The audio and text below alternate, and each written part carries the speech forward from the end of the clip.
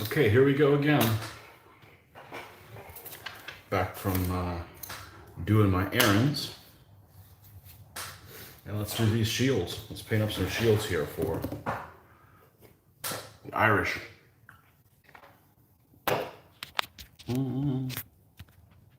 This thing out now.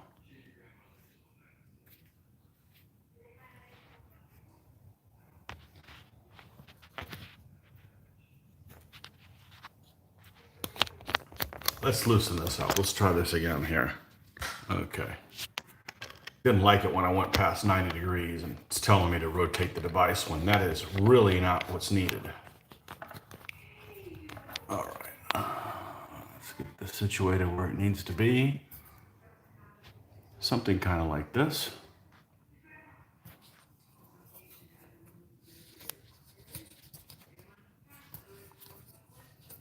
All right. Had it all set how I wanted, and the video gods didn't like that. All right, let's get a little bit of this. We're definitely going to need this for this next stage. Got a laptop next to us.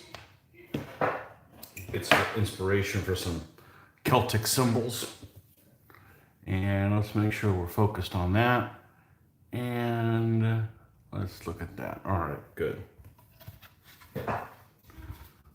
Let's put this over here. Let's find us a clean spot. All right, so we've got one shield that has the Celtic cross on there.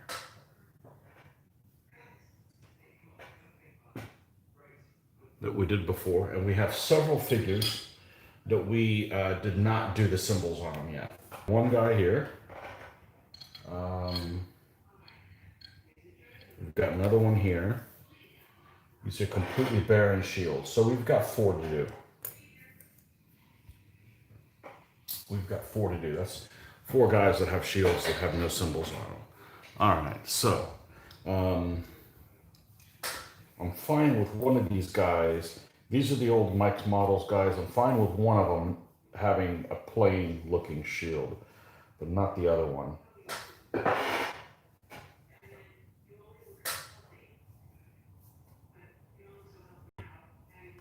Let's do that one for sure.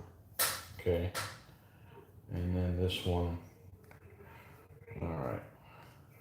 Now, if I remember correctly, this guy on the other Saloy, I've used this figure before. He had kind of a swirly shield on a dark background. So we're going to make sure we don't do that. We don't do a swirly symbol on him. Okay. So let's, I had my mouse around here.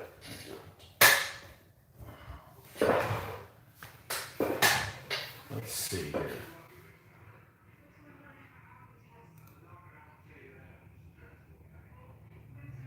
Yeah, that'll work. That's what we'll do on this one. Okay. All right.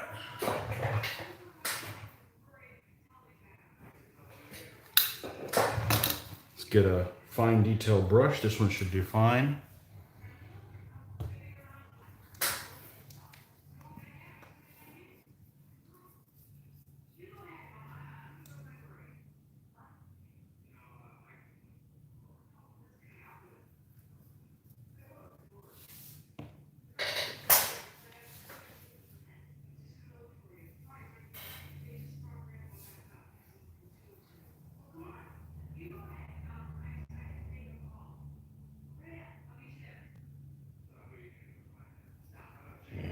We'll mix a little bit of black. Because we're going to put this down and then we'll highlight it as we go. All right, let's see how much coverage this is giving us. We don't need a whole lot. All right.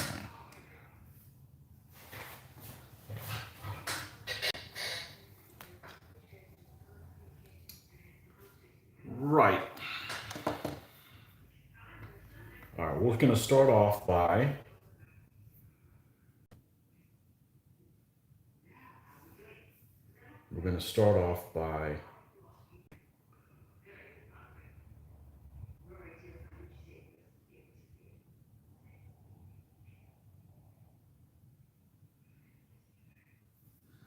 marking the center points here. Okay. Pretty easy. Now we are going to put a fake boss on here. On the shield. The shield has no boss on it, so we're going to end up putting one on there. We'll do one after the fact. And then let's just do that. And then we're going to put some end caps on it.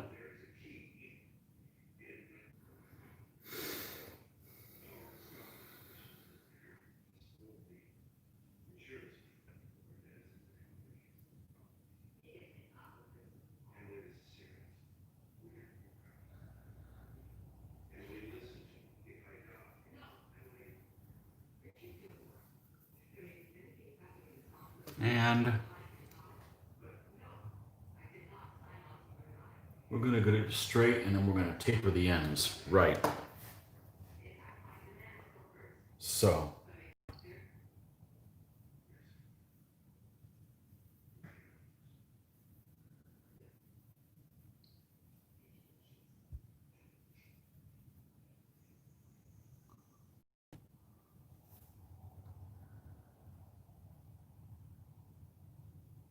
We're just going to thicken this.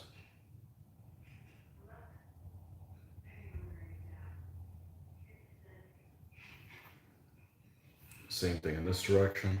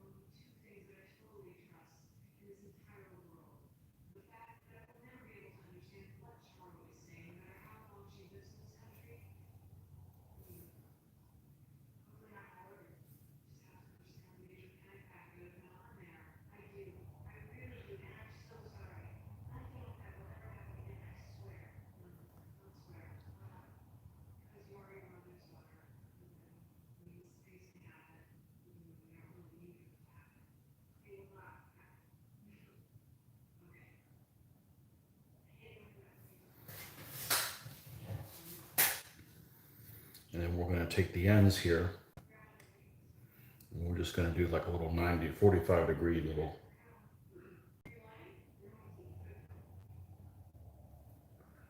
thing at the very end.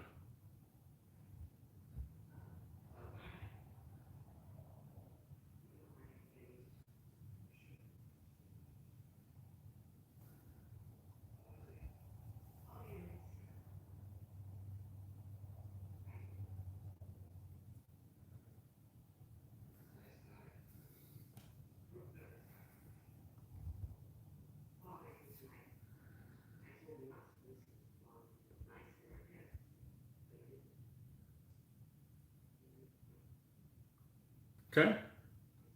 So we've got a kind of a Maltese cross kind of looking thing. All right. Now we're going to go ahead and put the boss in.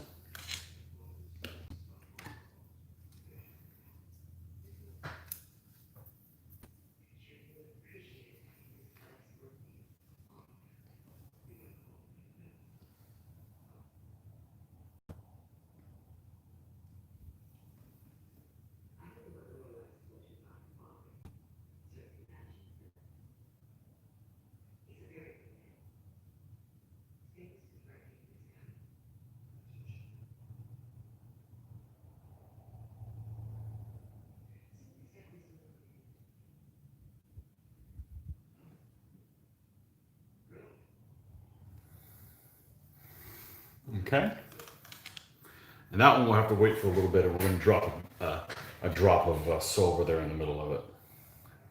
And that's going to kind of set the tone for everything else. Now, I think I'm just going to go with mithril silver right off the bat, make it nice and bright, make it stand out from the black, and should do well for that.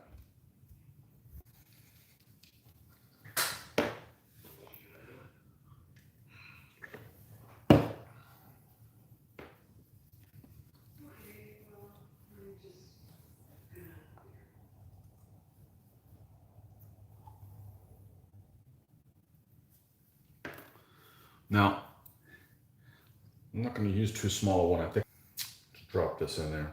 And it's totally dry now. So you come in here with good old Games Workshop dual silver from the 1980s. And we're just going to drop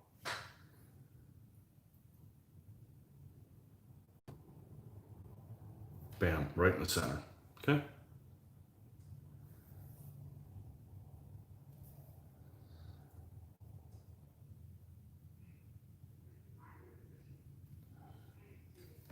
Okay.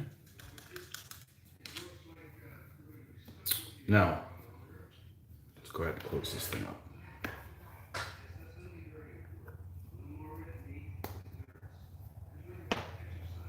Put this guy away. Things lasted me like 30 years. We'll see how much longer it'll last. 30 years?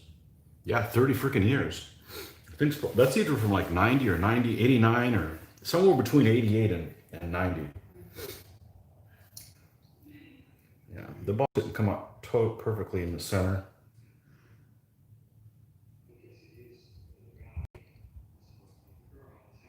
There we go. No, fixed. That's pretty close there. And you actually, if you look at the side view, you're not going to see this on the camera. It actually has a little bit of three-dimensional to it. I did that on purpose. Shields are weird. Sometimes they give you a boss and you don't want one, and sometimes you want one and you don't get one. So, anyhow, most shields are going to have a boss. This brush I was using, let's see if that's the correct one I want to use. Probably, this should be fine. Let's get some moistureness in here.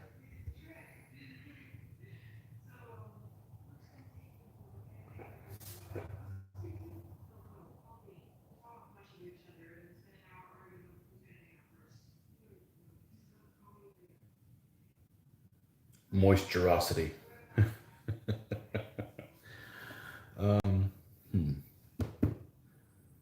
Let's see. I wish I had like a little tile thing.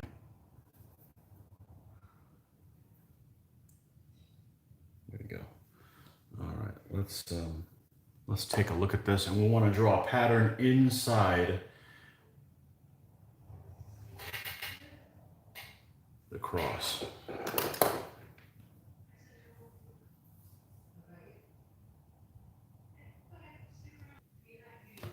Yeah, this should work.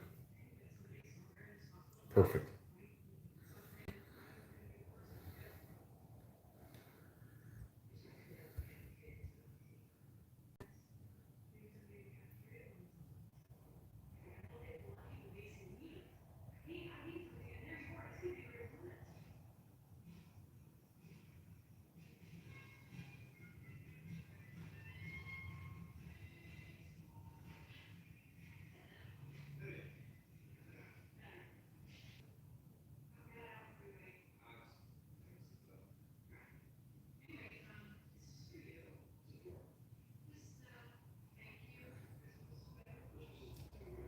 Okay.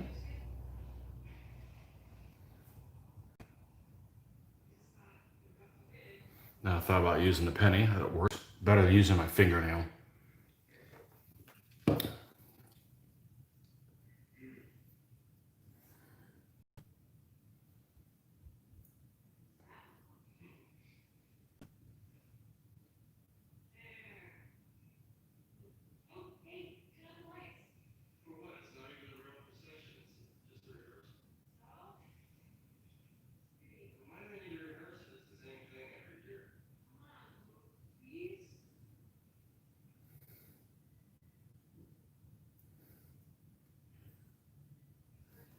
All right. I'm pretty happy with that. Now let's just go with pure white. Let's thin it down a little bit.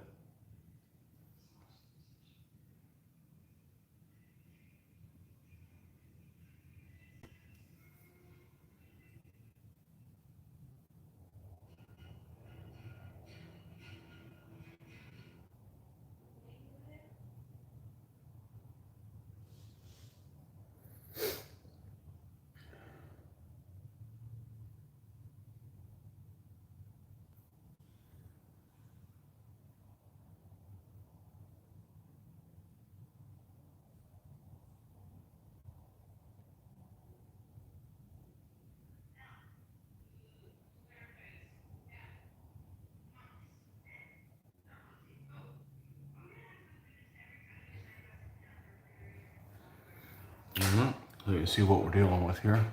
To give you the impression of what it is.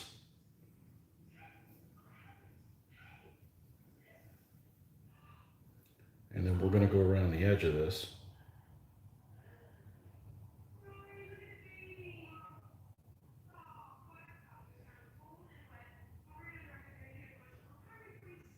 Straight lines are so much easier to do when you're pulling them towards you.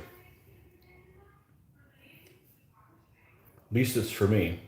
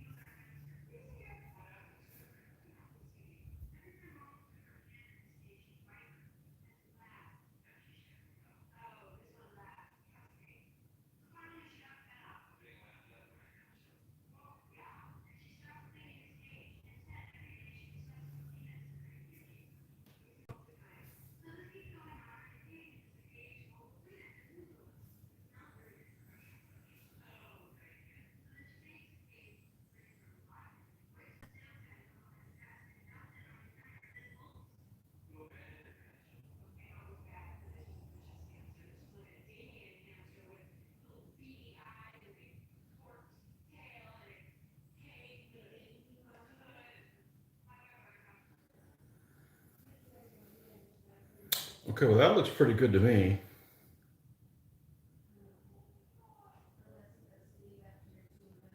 Now we're going to take, I'm pretty sure this is the leather brown that we have here somewhere. Just get a new little bit and just lighten up that all the way around them. Or was it this one? It could be this one. I'm not particularly having to be one certain one, so. Hey Joe, Tony's back and there's going to be trouble. James Shevlin, may I ask what fluid you're using in the Games Workshop paint cap? This stuff right here. The airbrush thinner. I got this to transfer over the Games Workshop paint into eyedropper dropper bottles. And that was kind of unsatisfying to do because it took a lot of time. And I realized that it works really well as a thinner.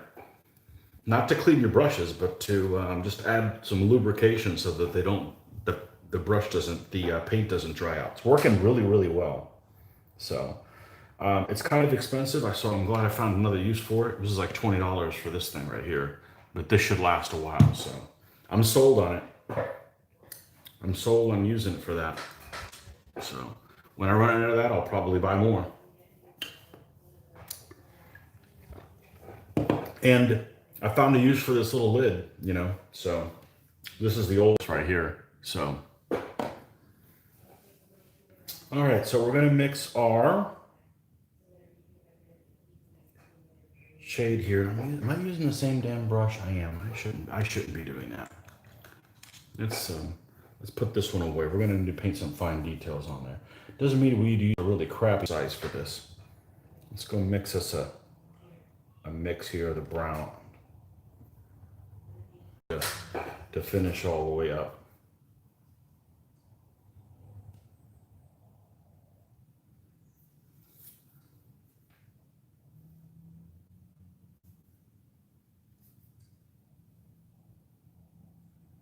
This brush is too incorrigible. I'm gonna go back to the one I was using. I try not to use these very detailed brushes for. Oh, we need more. We need more than that. Let's just use this straight and see what we get. We need more contrast than that.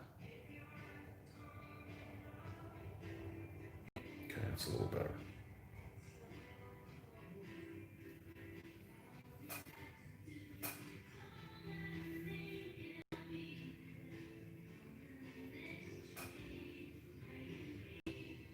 Yeah, I had to take the car to go get a service, an oil change. And I got there maybe 15 minutes later than I always do. And had to take the daughter to go swim. And then head on over there. And there's never seen so many people there. But it still was not until I got home was it available. And I'm like, you know what? I'm not watching TV. We're going to do some painting. We can watch TV whenever.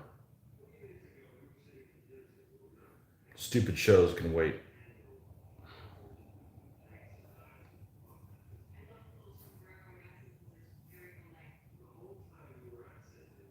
So Amazon shows apparently the opposite of Amazon shipping. Amazon shipping will say something should arrive by Monday, and it arrives on Saturday, right? It arrives early. Amazon shows are apparently late.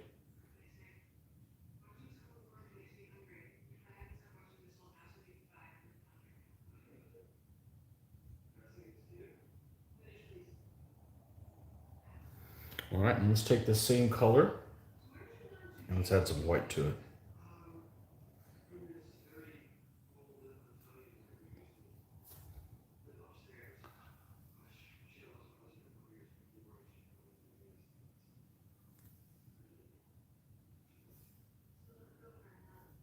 Now I want to be careful that I don't get too close to a true white on this because I don't want this pattern to get lost.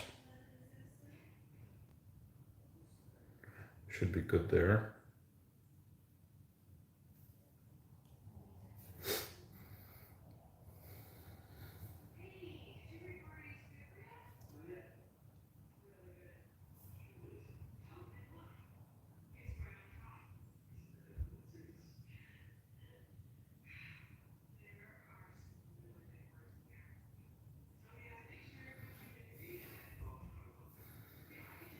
I don't mind giving away these tips or ideas that I have because there's a lot of bad information out there.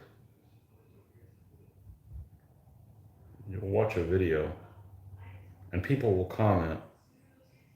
Well, it's the same thing. It's like when people comment on, like, say you got a question on a rule set and there's rules. Somebody will say, hey, what should I do with this? And somebody's always really quick to jump. And not everybody's opinion is worth the same. Sorry, folks. But not everybody's an expert at everything. So some people just like to answer, and the first thing that comes to mind and end up being wrong. So I want to lead people astray. So some people will say, "Hey, this product is great," and it kind of sucks. So we got something coming in the mail today that hopefully it's something that we can improve things on, and we'll do an unboxing on it and see what. I'll let you know what I think about it. I've heard good things about it, but you know, I'm always skeptical.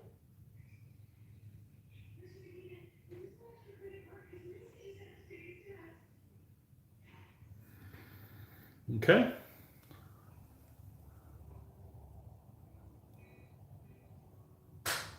Doesn't look great in 720 resolution or whatever you guys are seeing it at, but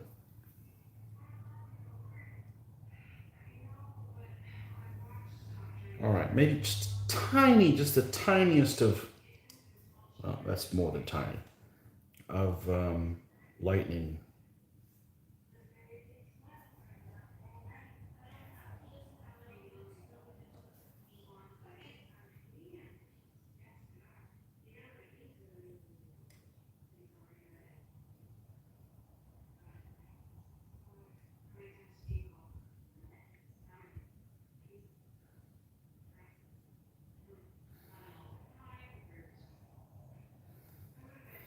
Ooh, that behaved weird.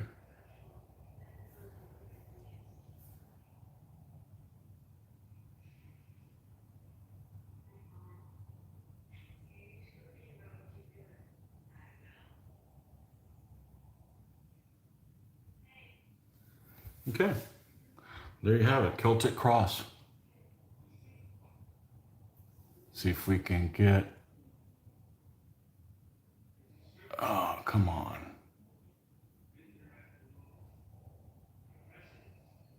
Yeah. Okay. Happy with how that guy turned out. Nice. Okay. No decals needed. It's a lot more satisfying than putting decals on something. All right. Got these other two things. This one's totally barren. Of course, that's got a nice pattern on it. We might leave it alone. We need a little symbol to put on here. I think we're going to do one of those Celtic knot type things that look like 3 footballs. Where'd my mouse go? Here it is.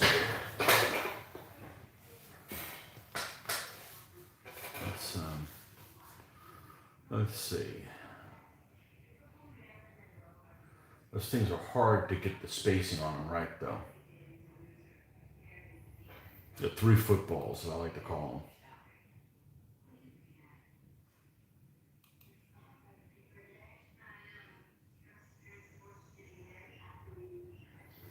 All right, let's give it a shot. What's the worst thing that could happen? I don't like it. All right.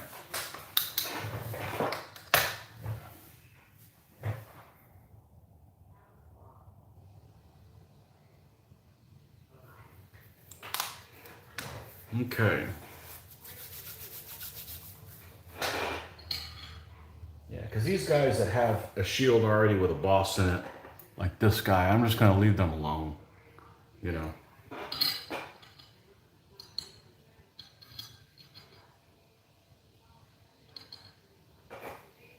I'm going to paint this guy up here. Give this guy one of them football things. Now, yeah, because this one's lighter. So we do the darker one. All right.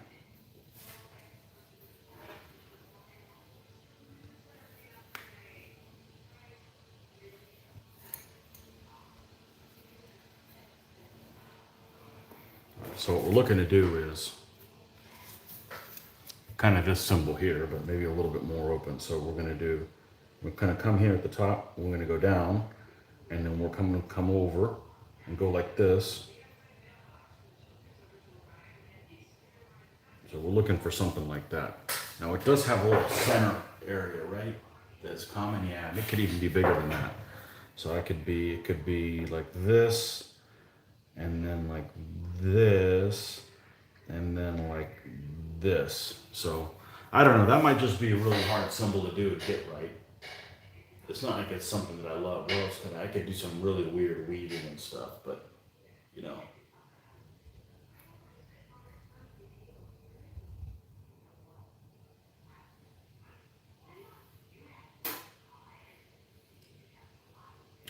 So it's a triangle symbol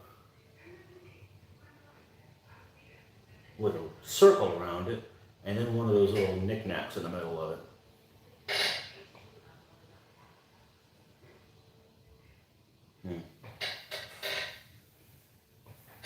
The other thing is this shield is kind of archaic and oblong.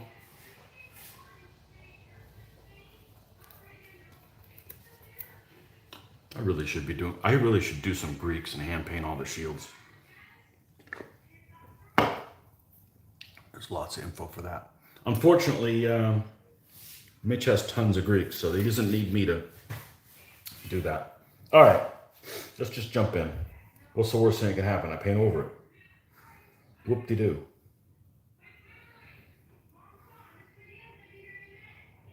All right.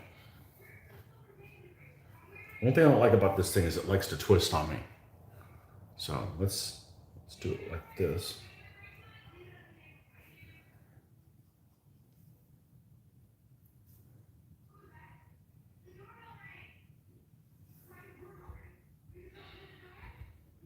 We're going to start here.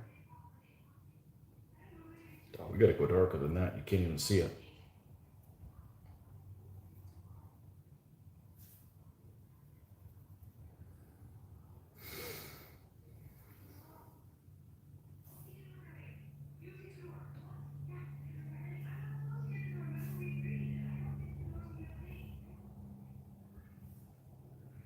All right, we're going to start. Let's do the triangle. F it.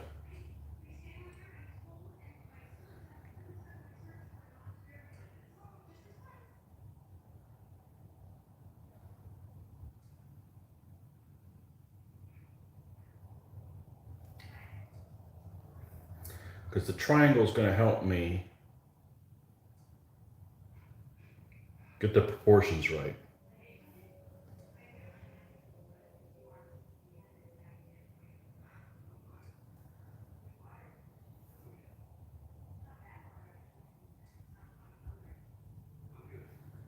All right, so we got a triangle there.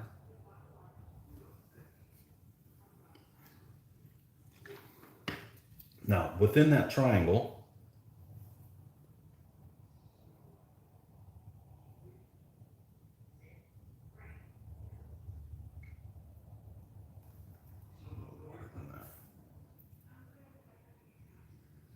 within that triangle,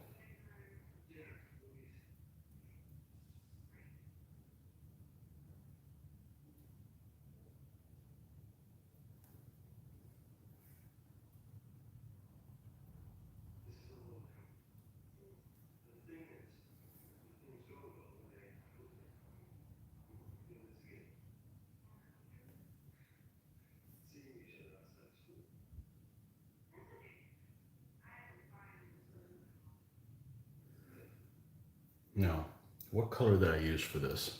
I don't have to get the exact same one. Let's, I'd say it's this one. No, it'll be close enough. Let's get some of this on here.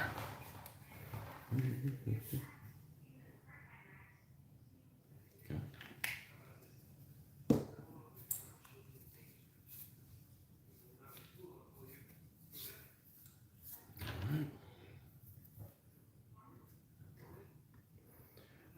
Let's borrow some black over here.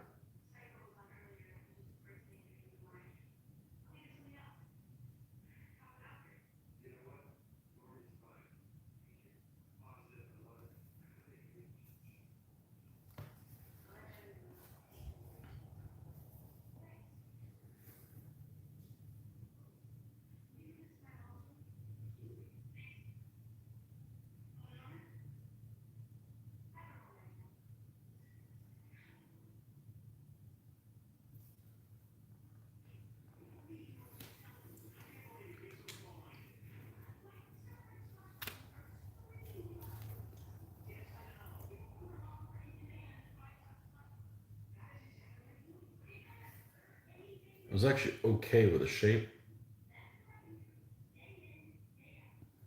It would just at the center kind of all blended together, so. We got that stuff active. Let's go, let's make this a little lighter and go in there and detail those things we just did. Let's get halfway to pure white on here.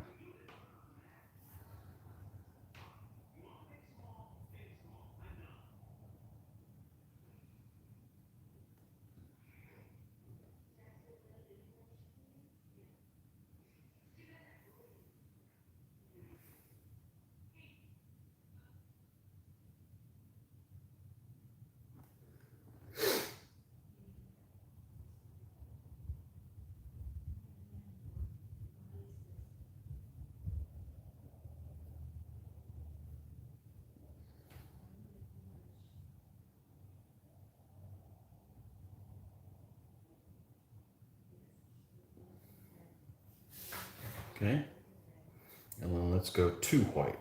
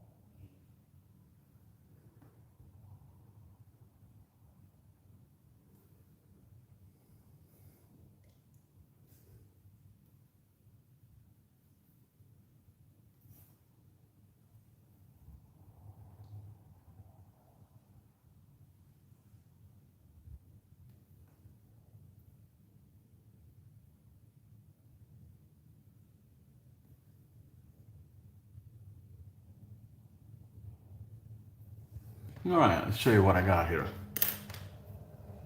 Oh, I can't see with a focus point. There we go. Not bad. I mean, if the guy's painting his own shield. Uh-oh. Yes? Okay, I'll be right back, folks.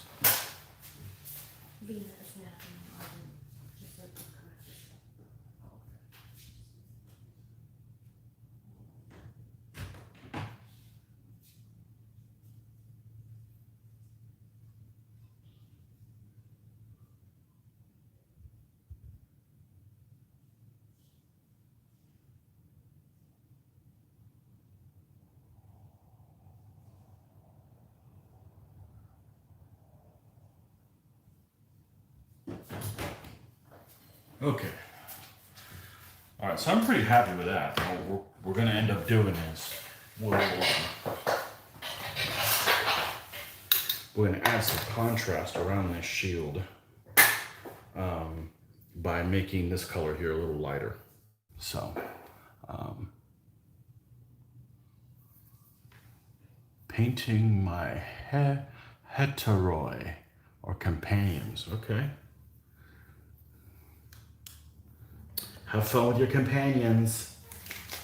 I would have already painted that army. Everybody and their mother didn't already have it.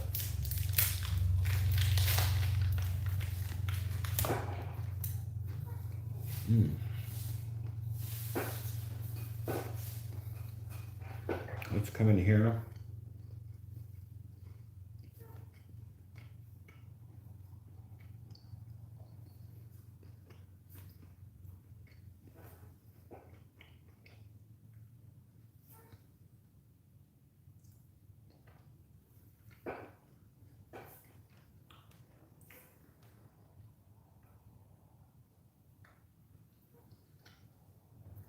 And then we're going to leave a little bit of this dark color around the pattern, make it pop some.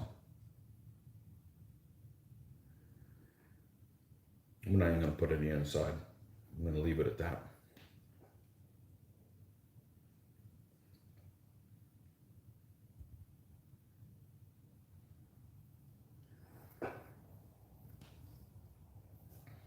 And let's lighten it up a little bit more.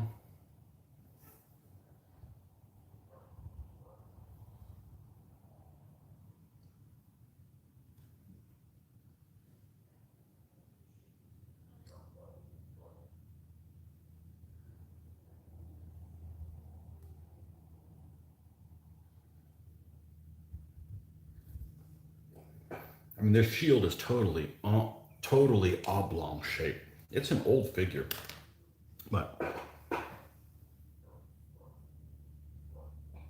think it turned out all right for what it is.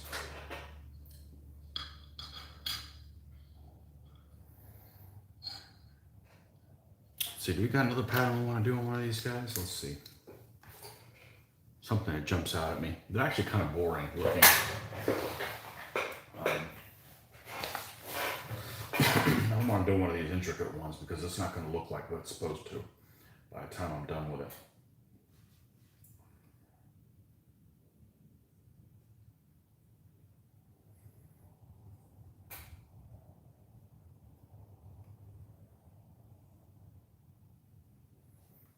They all have that little weave, little Celtic basket weave looking thing.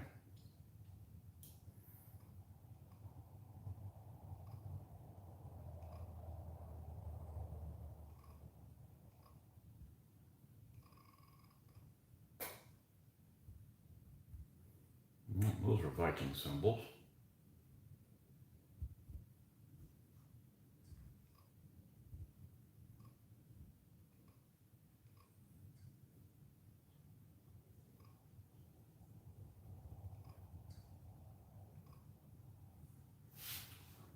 Irish shield patterns.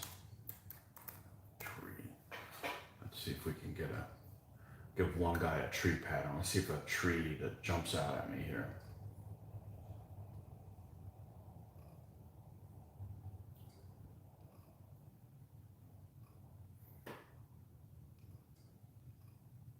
Nah, Yeah, we're not going to put a pentagram on them. Sorry.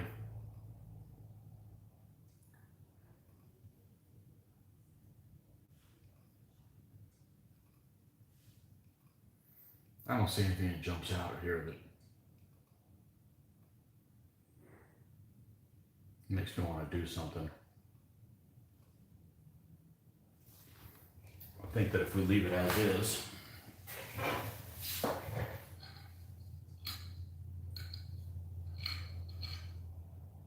you know, I've got 9 figures. They're going to go on 3 stands of auxilia. Each stand will have a figure that has a pattern on it. And let's see if we can get this to behave. Let's go down, and then let's tilt this. There we go. I don't know why this thing wants to tilt the other direction. Okay. Yeah, this is the figures of the auxilia.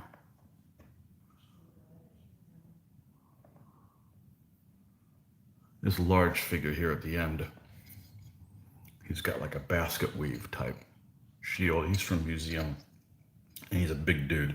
I think I'm happy with this. So I'm gonna, oh, we had one more guy here. This guy. Yeah, we're gonna leave him with that shield that he has on. It could be wooden looking. We'll save our creativity for the next army. So, nah, I don't want a heart pattern. It's a little bit later.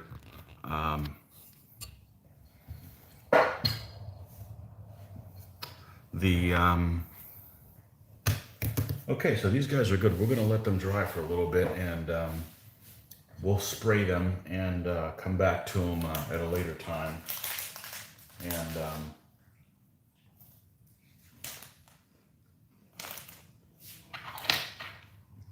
weather shouldn't be an issue to spray them in.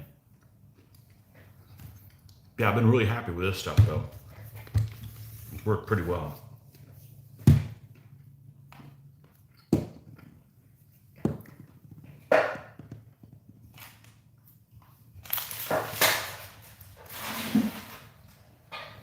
Had to have a little snack though.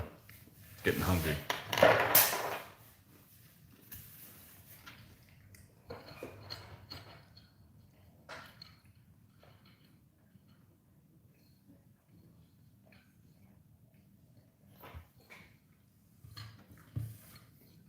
Well, let me close this down. Yeah, the computer is handy to have when I'm searching for stuff like this, because I normally would do all this stuff by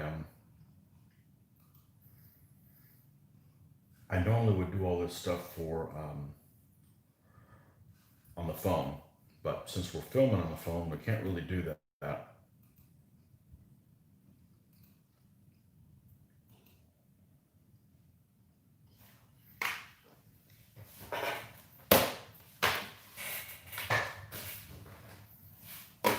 Yeah, so now the stage is, for those of you that don't know, I'm going to spray paint these guys gloss lacquer, Testra's gloss lacquer, and then we'll spray paint them Testra's flat lacquer. And then when we're done with all this, we're going to use the super dull coat, which is this stuff right here. It's brush on, and that makes them super dull. And that's served me, that has served me very well, actually.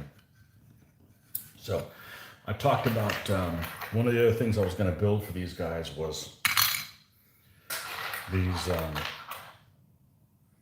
their allies. They can have the Scots Isles allies, and the Scots Isles, you'd have to take one stand of blade, because that's what the general is, and then the next most numerous element, which is also a stand of blade. So you're bound to have 2 blades, and then the question is what do you want as one of their other elements? And I just set up, like it's a third blade stand, because these guys need some punch power, some staying power. And you can use them to replace one of the Saloy. I don't think I'm going to get sidetracked on painting these guys, because even though I'm excited to paint their shields, they all have like the same face and beards and stuff. I'm ready to start working on the next army, so we can always come back to these guys. So we'll just set them off to the side. I don't think I'm going to build the entire Scots Isles army. I mean, if I want to use the allies, I can always use my medieval Norwegians as 3 stands of blade for those guys. And I want to do flags. Flags is what I want to do. I want to colorize some other flags in there and use them in the next army. That's what I'm really excited to do. So,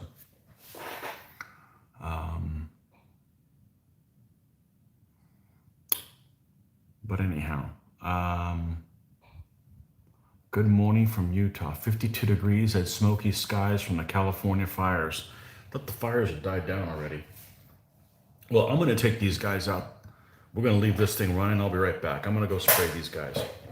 And we don't do that in here.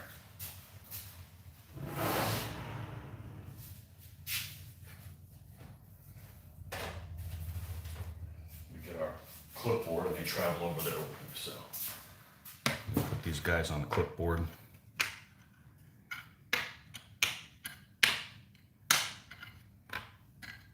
And we'll be right back in about 5 minutes.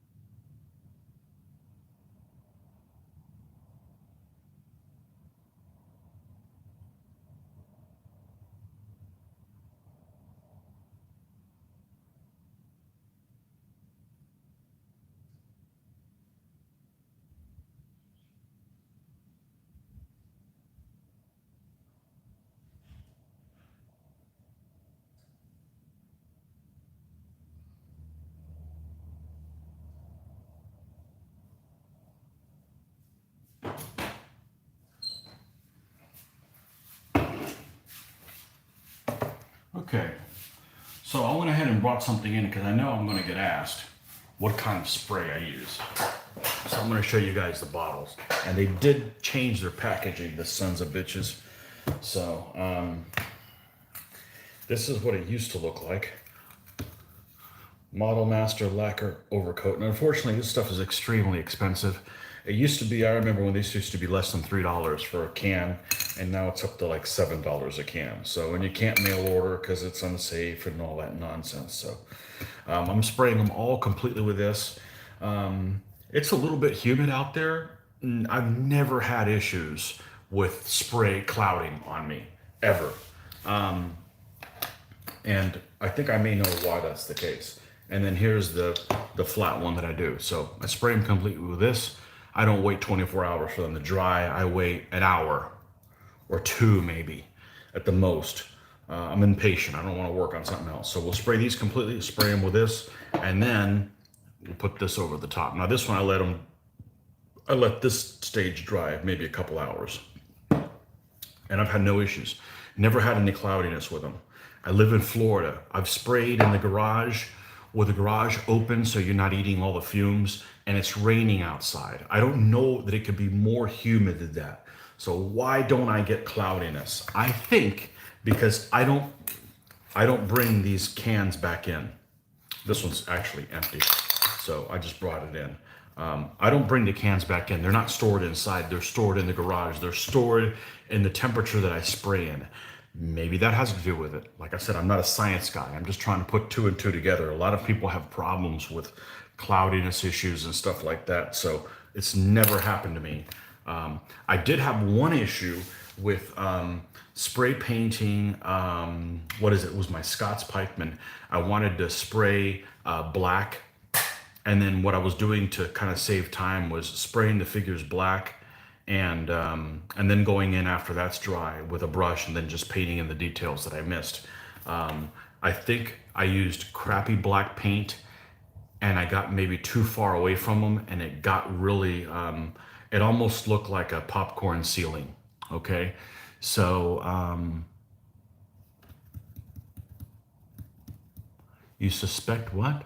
Suspect clouding is due to over application. I don't put a whole lot on there. I don't put, I mean, I'm going to get 3 coats, so I don't need to put any of them on really tight. It could be, that could be what it is. But I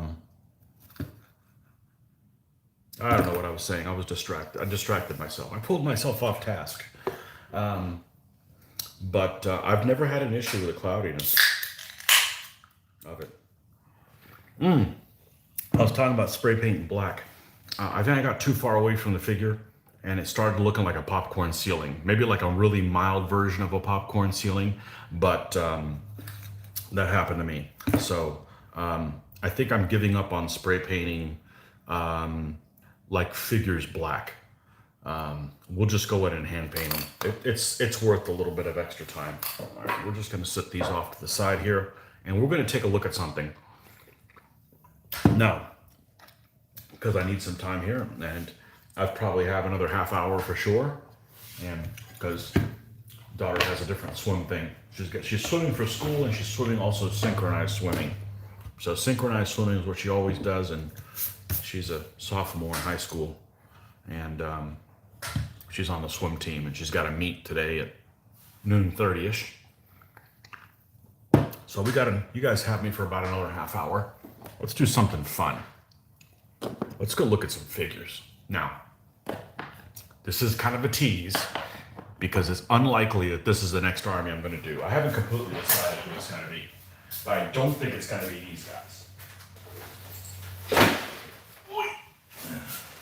I weighed this. It's 44 pounds. It's 44 pounds of pewter, lead, whatever in here. So I watched a video.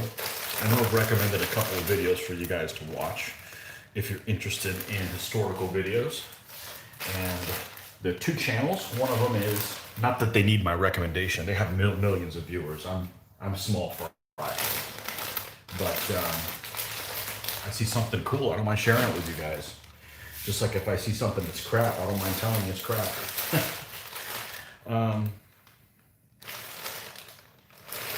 I saw a video, one of the channels that is Kings and Generals, and the other one is Baz Battles, B-A-Z Battles. And I hadn't checked Baz Battles in a long time, and I came across a couple of things that they had on some battles of Anglo-Normans. And it got me thinking, I could build an Anglo-Norman army, right? I can't build a Norman one because I already know two people that have one that I play with frequently. No point doing that. But I started thinking, I've got a ton of Norman figures. And I'm wondering, can I build an Anglo-Norman army that I would like with the figures that I have? So let's take a look at my Norman figures. Okay. Now, it's unlikely I'm going to do these guys next. So what I'm looking for is I'm looking for guys that actually have the chainmail. When you start doing the later period Normans, like when you start getting around 1100, which is the time period I'd be doing, you're looking for chainmail that goes all the way down to the sleeves, and you're looking for long suit stuff. So maybe a guy that looks like this guy's a good candidate. This is an Old Glory figure. I happen to like Old Glory quite a bit.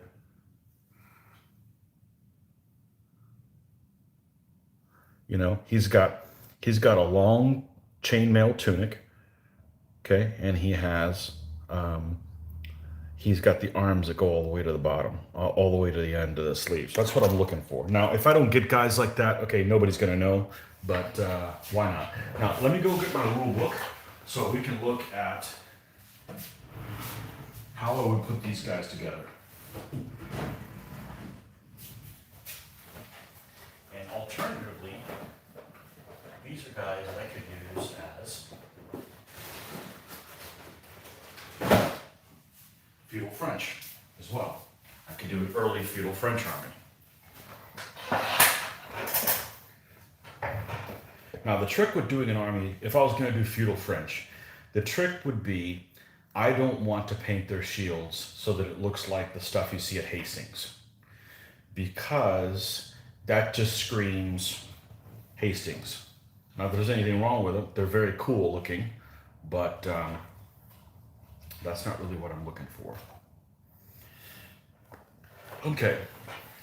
I guess I could build an army that is Anglo-Norman or feudal French and morph it from one to the other. Hey, there you go. All right, let's get a little post-it note. That seems to be pretty helpful. And write down what the army list is. All right, so Anglo-Normans, you get to watch me write upside down. Get these guys out of my space here. Anglo, yuck. Let's try this, there you go. Anglo-Normans. Book 4, 3. Okay, the army consists of a general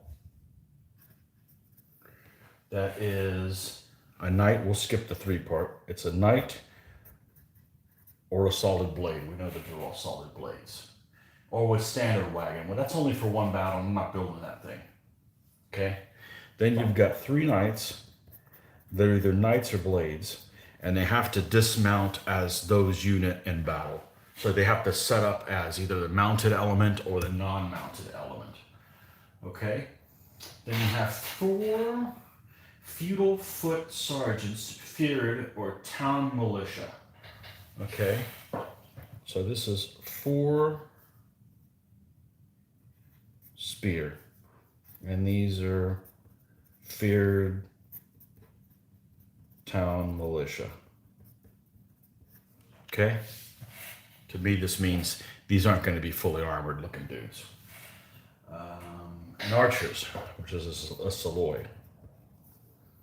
These are archers. Okay?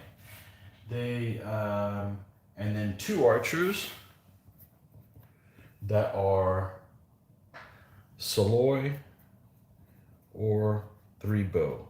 These are also archers.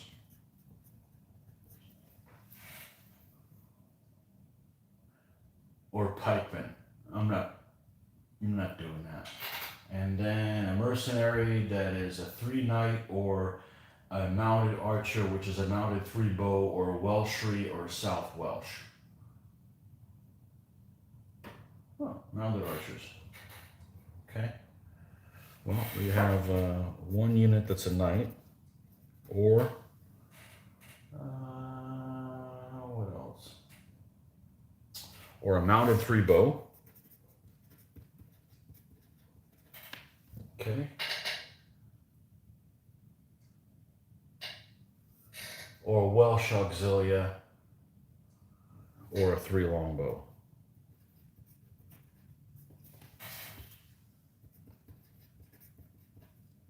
Or. Okay, so this is what I'm looking at. All right, so let's take a look at some guys here. Okay, this is kind of my basis for, yeah. And now the feudal French is, yeah, let's just take a look at some figures here. We got to kill time anyways. And we're going to take this.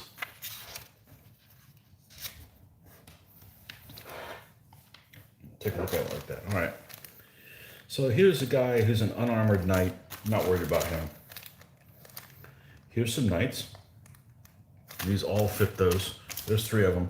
This is one of the first armies that I did, so I put them in bags based on the pose. So when you have a small bag like this with 3 guys in it, all 3 of them are exactly the same pose. So, you know, it's like if I'm looking for a mix, I take 1 from each bag, so you have a variety of poses. So there's some knights.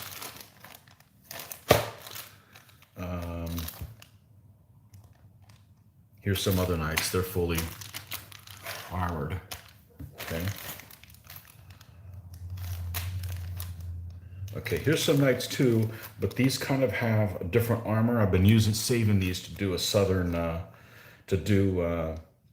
Italian Normans. So we would not use those in the army.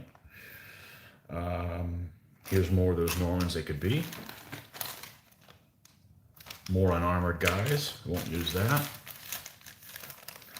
Here's some bowmen, but they have the Norman haircut. I honestly don't know if they still would be using that haircut during this later period.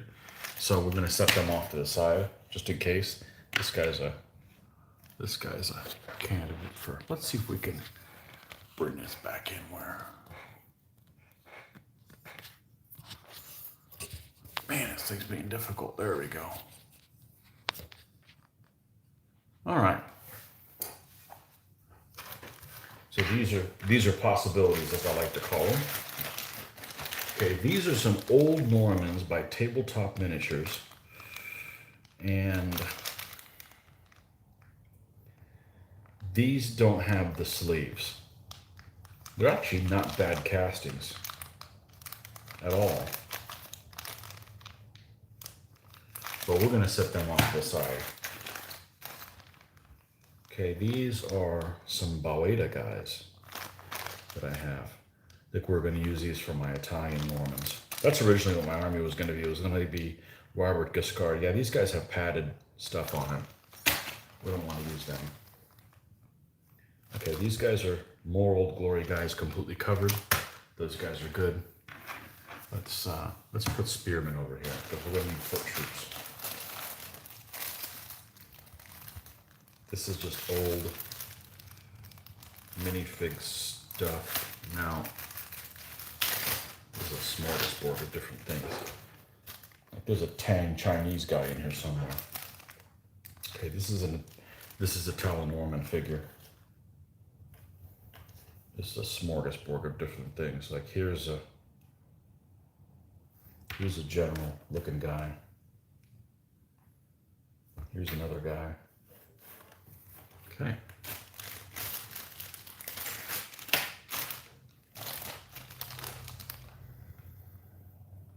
Okay, foot guys. These are all flag bearers and they all would be appropriate.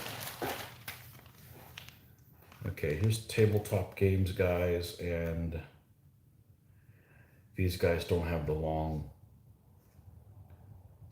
tunic. So no, maybe all the tabletop games, none of them will be appropriate for that. These guys have some of them overhand, and they also don't. I like these tabletop games horses. I like the style that the horses are cast in.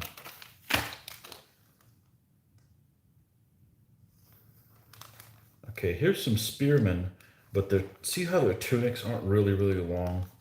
They're kind of short. So my preference would be not to use guys like this. Like the spear guy. Okay, here's a good example. Look at the difference between these two.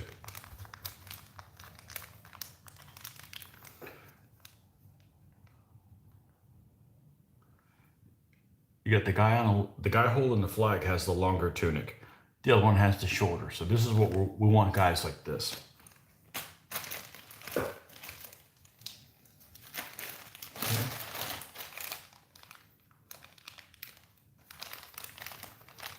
All of this infantry looks like it all has. This is all spearmen guys.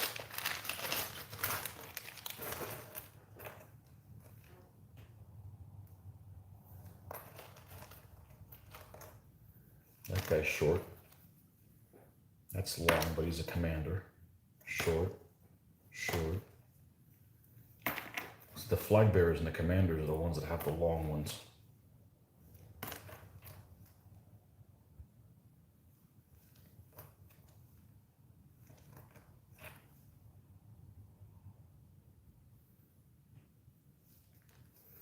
This is kind of a long one, but he's got a different pattern, almost like a scale. I haven't seen these guys in anything other than Italian Normans. So I'm hesitant to use them for something up in Northern Europe. A lot of it is just guesswork. The information that we want as war gamers to build an army just sometimes doesn't exist. So, yeah, it looks like these guys all have the short thing. Let's see, if I build them, I would have to probably, looks like I may have to use the short tunics for the infantry. It's looking that way. Let's see, let's continue taking a look. All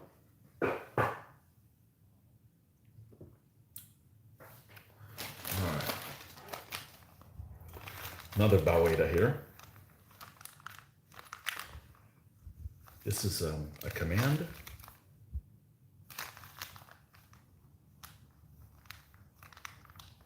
Oh, these guys have hand weapons. They're like dismounted knight guys.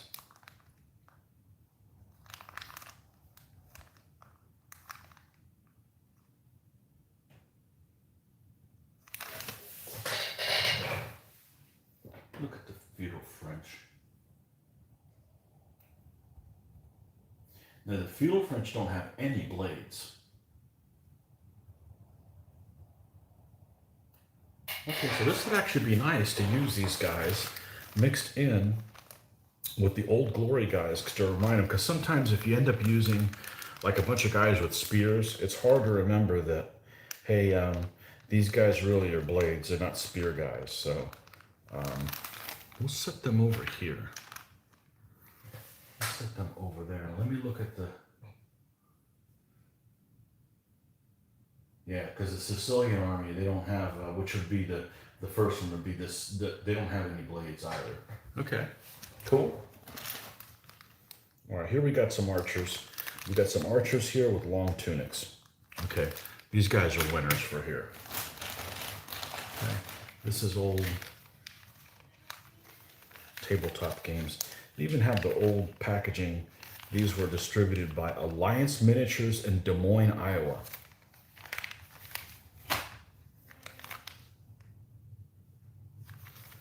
Yeah, here's some guys with swords, but they've got short tunics, so let's not resort to that unless we need to. Here's a couple more Italo-Norman looking guys. Okay, here's some more knights. Yeah, I got a lot of Normans. These tabletop games, I had no idea, I had no intention of getting them, and somebody like gave them all to me for like, okay, if you give me $10, you can have them all. I'm like, okay, well, I'm not leaving them there. This is another guy. Those are minifigs. Short tunic. Oh, what's this? Oh, we got ones from Essex that are one piece. Interesting. I didn't know I had these guys. These could work, but let's put them over here just in case. Here's more bowmen with long tunics. Good.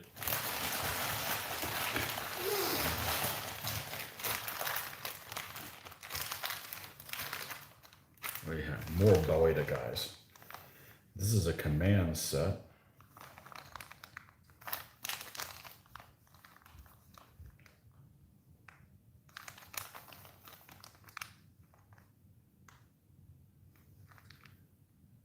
These have long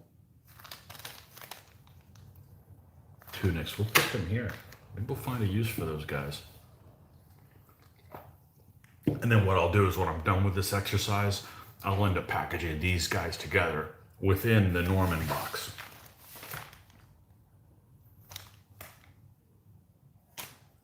And then that guy's an unarmored horse guy. We don't want them. I mean, sure, we can mix one in, but I've got other uses for them.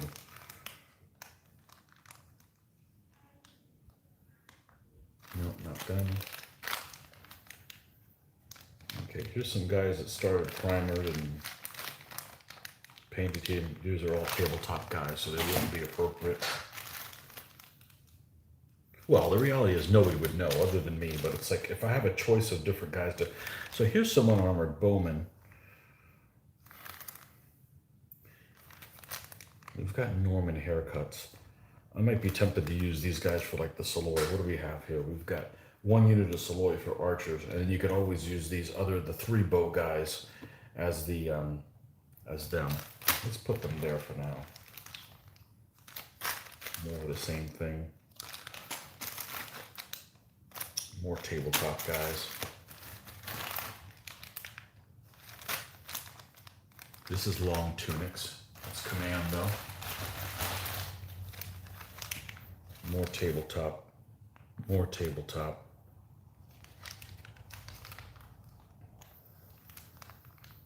Okay, this is the guy. We're gonna pull this guy out of here.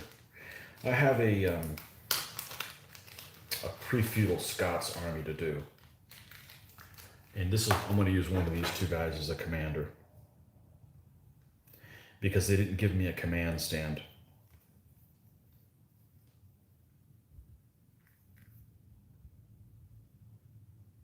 No, I don't have to decide right now what I'm going to do. I'm just going to put these guys off to the side and throw them in the pre-feudal Scots box.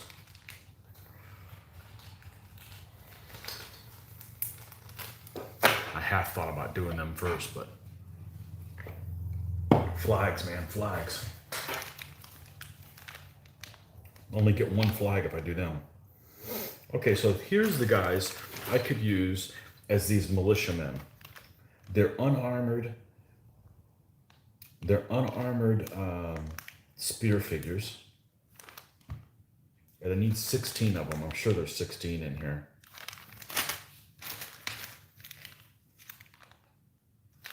Nope, not them. More long armored guys. Long tunicked guys.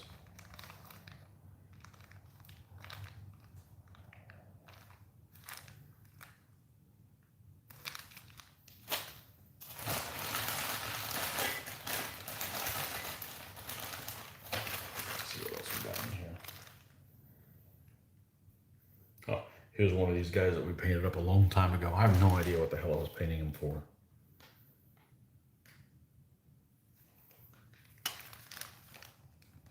This is the Talon-Norman style. Here's more swordsmen with the short tunics. More swordsmen with short tunics. Okay, here's another infantry guy with a short tunic.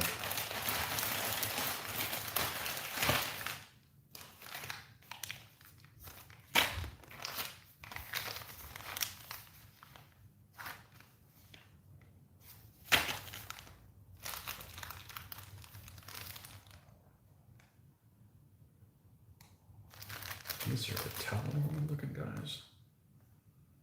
No, Not necessarily. These guys are. The general's not.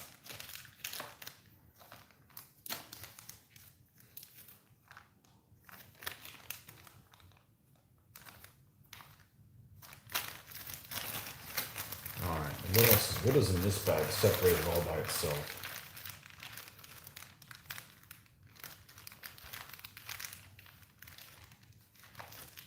Just random stuff. Oh, these are guys for. Oh, these are guys for the army that Joe's building right now. The Franks, Eastern Franks. That's why they're all together. That's some leftovers of them. Okay, so let's take all this stuff out of here.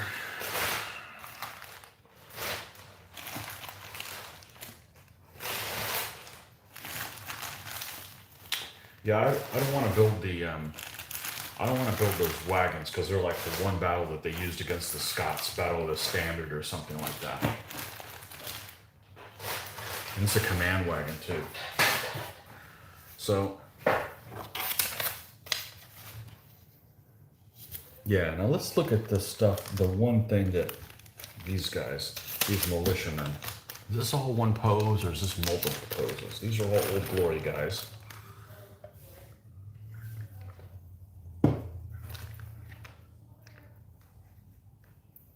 No, the different poses, that's cool. 1, 2, 1, 2, 3. Now this is the typical Old Glory spear. This is what they started before. Now they're really flimsy. But these are very rough hewn spears. If you look, they almost look like they're cut out of a log. They're very strange shaped, so. You need me? Yes, of course I do. Yes.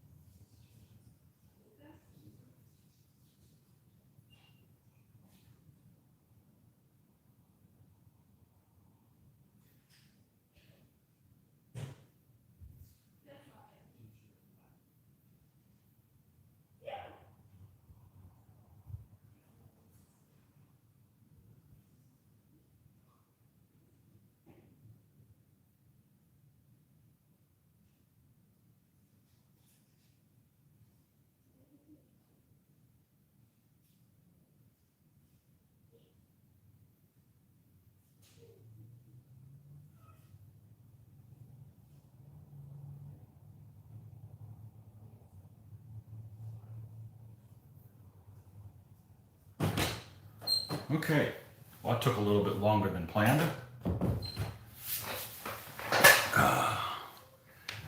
You guys are still here? Jeez. Well, I got some good news for you, or maybe it's bad news.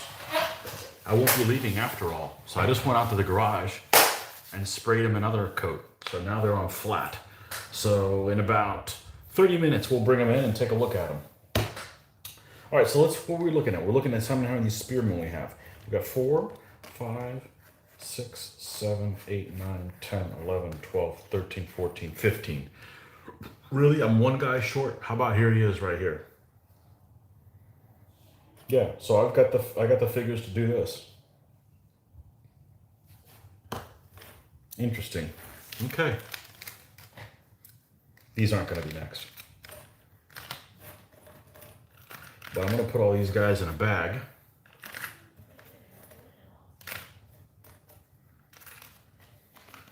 This is too good. This is too good an army. I think this is too good an army. Now the interesting thing is I can actually build this army, and looking for this mounted 3-bow, we'd have to go somewhere else for that. And I've got the Welsh in a different place. They're in the medievals. I've got Welsh, 1 unit of Welsh longbowmen. I've got Welsh longbowmen from museum, and they have really, really long bows. So that's kind of handy that, you know, they stand out different, which guys are the longbow guys. So you can actually build these guys and run them without any mounted guys at all. And so the way this works is you have these units have to set up either mounted or dismounted on the board. They set up as a knight or they set up as a blade. They don't dismount in the middle of play. And they stay as that troop type the rest of the game. So if you want any knights at all, it's kind of the same problem that my Burgundians have. The knight general can set up either way, and the core of the knights can set up either way, but you can't set up some or the other. You can't just dismount one. You can't have one blade dismounted as blade, set up as blade, and the other two is mounted. They have to be one or the other. So more than likely, well, these guys have some ground pounders. So it's likely that most of the time they're going to actually be mounted, because they have enough foot here with the spear to stop any.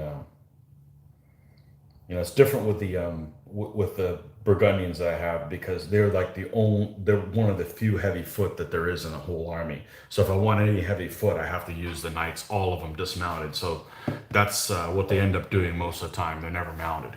So, but here you've got 4 spear that can help defend these bows and stuff. So you could probably run the knights in different opportunities.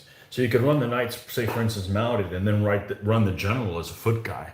A foot blade general is a badass. Now the big problem with having a foot general is that he just doesn't have the mobility to go and move over to a spot. But he is a badass. My samurai army in 2.2 has a foot blade general, and he's pretty brutal. All right, so let's take a bag.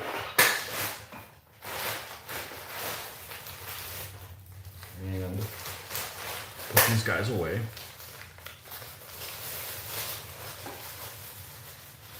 Tell you what, they could probably paint up really quick because all these chainmail dudes.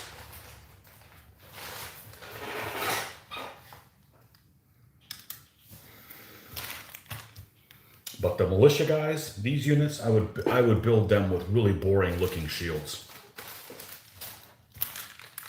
I don't know what I was doing with these guys. What army they were going to be for, but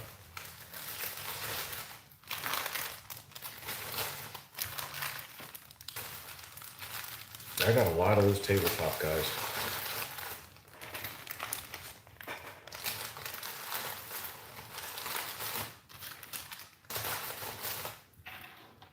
Now,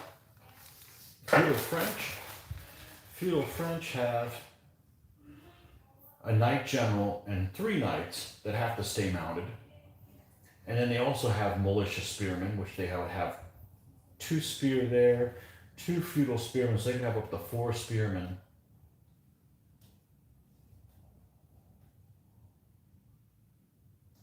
You know, I could almost build a Anglo-Norman / feudal French morph and do them both.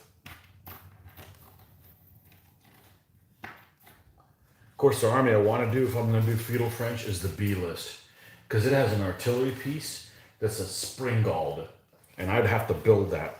I would scratch build that. And springald is just like it's a really early artillery piece.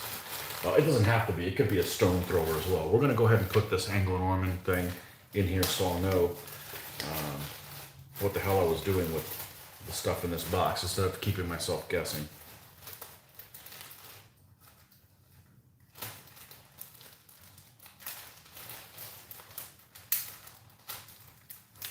Instead of keeping myself guessing. All right, now as soon as those figures get done, one of the things I'm going to have to do is I'm going to, let's go get some stands ready for them, because there are going to be 3 stands of them. Always a fun little distraction. I always like looking at figures.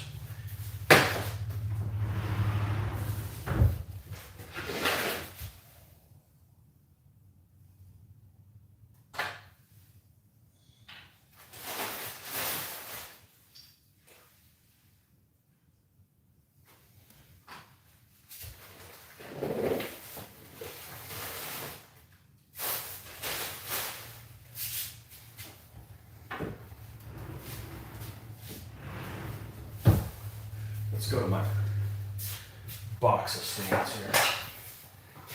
We're looking for 3.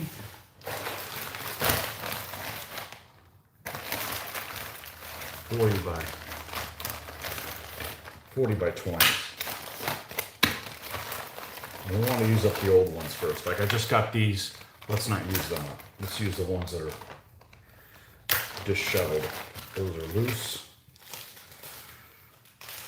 These are also loose. 2, 3 magnet bottoms.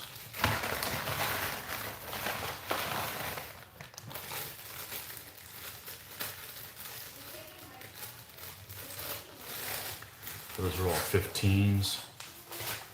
Let's put those 15s in with the new 15s. Are there 15 magnets? These are 20. There's the 15 magnets. Put all the 15s together.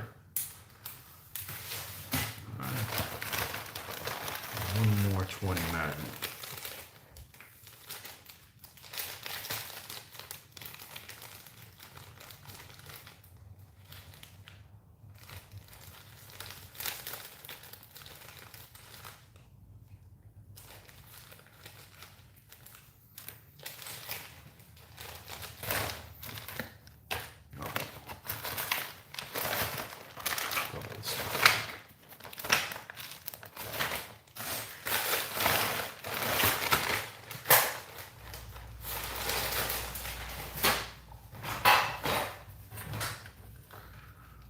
Where's our X-Acto knife?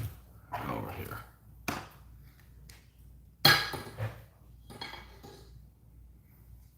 I haven't looked at the comments in a while. Says comments. Look at the base collection. Another plug for Litco stands.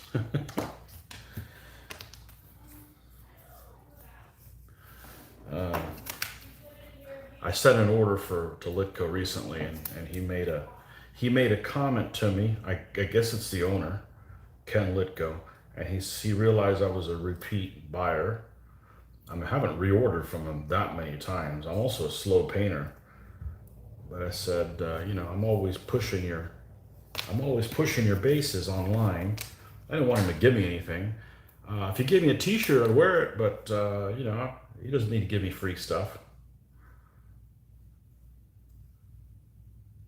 Fortunately, I don't need free stuff to do this hobby, thank goodness.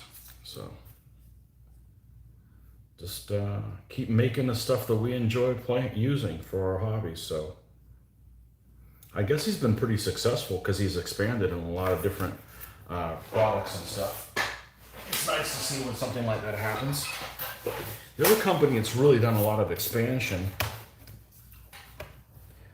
I mean, I'm just seeing this from the outside. I don't know. These companies may not be doing well for all I know. Is Coruscant Miniatures. Coruscant Miniatures started with a couple of figure lines, and now they've got, I don't know, 40. So he must be doing something right.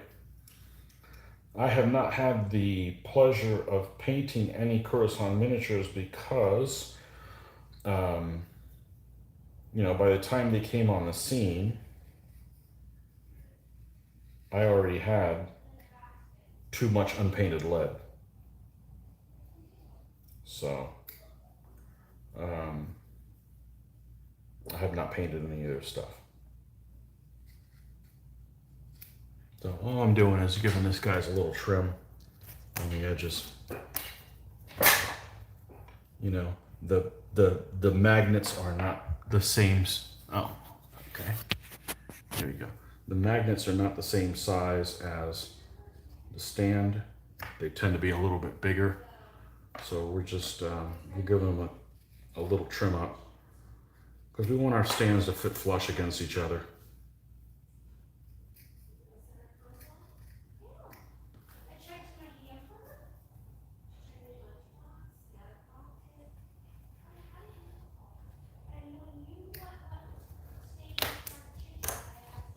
This is why I mowed yesterday. So I can do this. I don't have to be like, well, I gotta go mow the lawn now, folks. Done. Mother Nature has been sedated.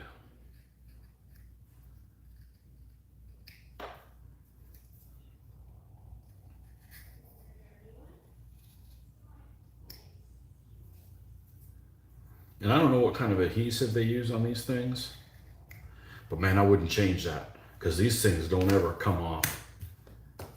Because you think that it's got to be a really good adhesive to have figures stuck to these, which adds extra weight, and then they get put in this tin. They've got a lot of pull and stuff on them, but I've never had any of the stuff come up. So I'm sure there's other great stands out there. This is what I started with.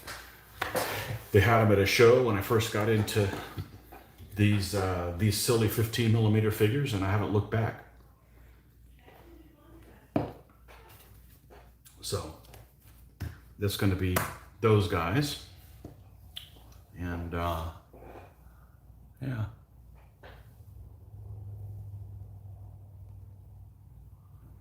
Are those magnets are adding? They are, and they actually, Lipco makes two. They make magnet bottoms, which is what they started with, and then they have heavy-duty magnet bottoms, and these are the heavy-duty ones. They have, well, I don't know what the science behind it is, but maybe 30% more pull, more holding power than the standard ones. So, yeah, I prefer them to have as much oomph as they can have. So, this is what the figures are going to go on. So, I didn't exactly check when I sprayed them, but they may need a little bit longer. We're certainly not, you read the instructions on that varnish, I'm sure. Wait 24 hours. Screw that, I ain't got time for that.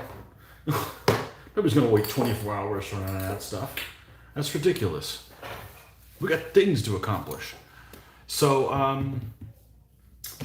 yeah. Let me make sure I've got no notifications.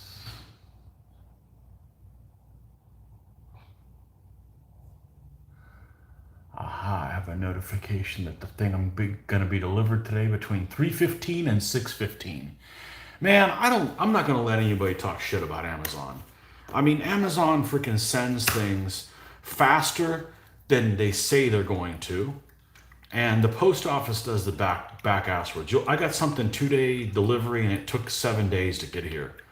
And Amazon says, I'm gonna get something Monday and I'm getting it today. I'm like, I don't know. I don't know what maybe we shouldn't, maybe if the post office wasn't funded by taxpayers, they'd do a better job.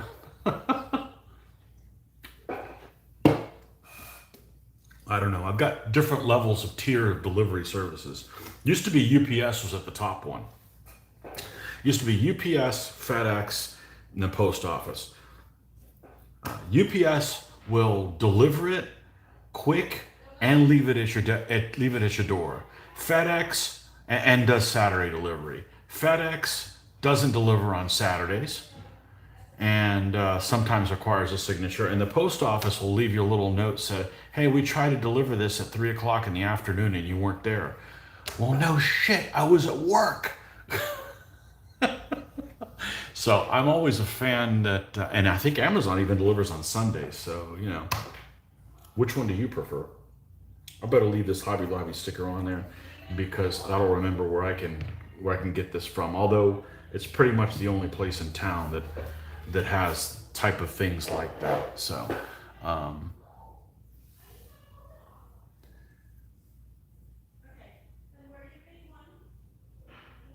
the Nacho Man Candy Savage says NVBC. So I guess you're excited about Nevada or British Columbia. Just a guess. I'm not sure what those codes are, but thanks for being here. Anyways, okay. I'm impatient. Let's go find these guys. Well,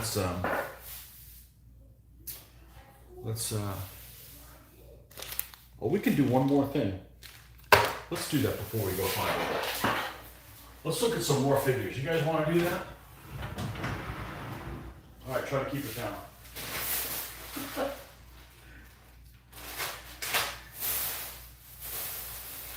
Let me grab my pre-feudal Scots. Let me sort them as well. I'm gonna go get a sandwich bag. Unless this is one. Yeah, and it is. Oh, but these are in the wrong sack, so let me go grab a sandwich bag.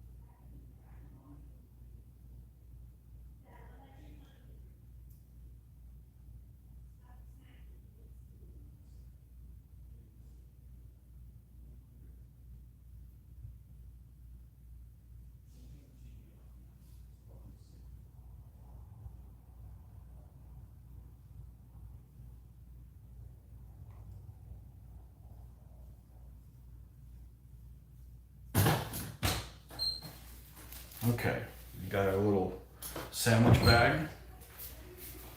And let's turn to pre-feudal Scots. Let's put these boogers together.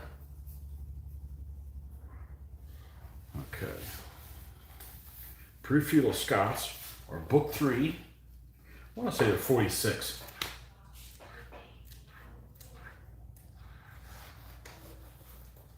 Nope, that's Norse Irish. They're 45.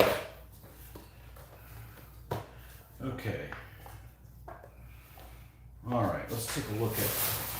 And these are the extra mounted troops that I had in getting the Irish Light Horse. I ended up getting them for them as well. I believe this is the bag that they're in. Yeah, because here's the Norse Irish fellows. And here's an oddball figure.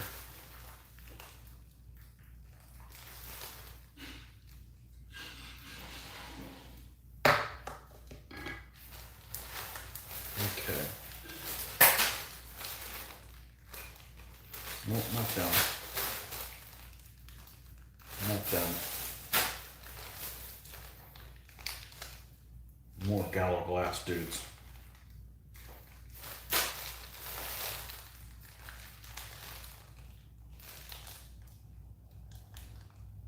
Okay.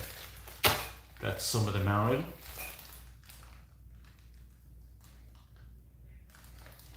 I think these are the Welsh horsemen.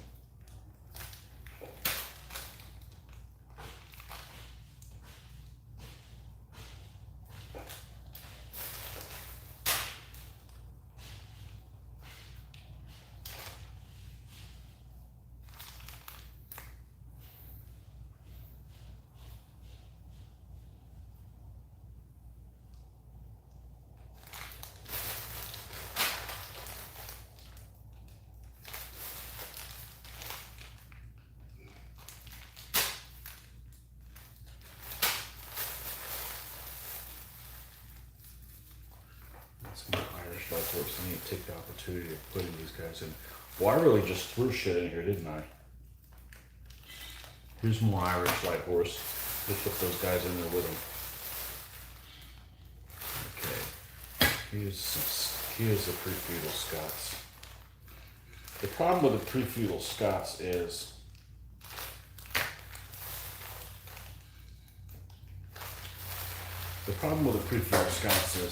I don't have all the troops for them. I'd have to order some warband, and I think I'd have to. Maybe I can get away with not doing that if I went and built them. I really don't want to order any more figures than I need to.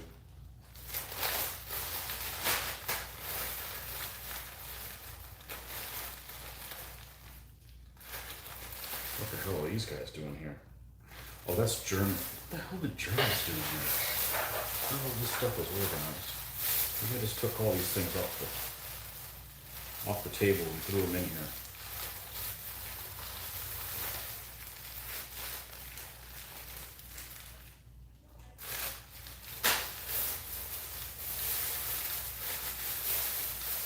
No. Great, a bag with a hole in it.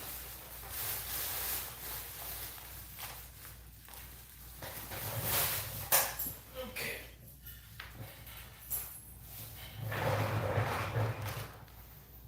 These are Irish. No, they're not. Oh, crap. This guy's in the wrong box. Alright, time to boot the computer up. Time to boot the computer up.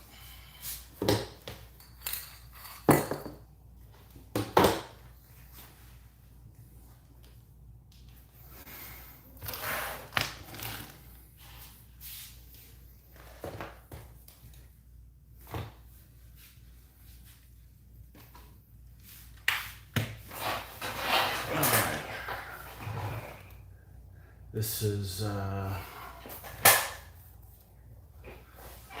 we're gonna go to QRF 15 millimeters, a manufacturer of those guys. QRF 15 millimeter. Okay.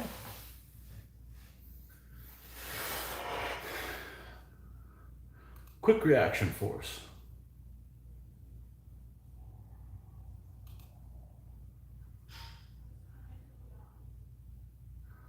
And these guys are under feudal.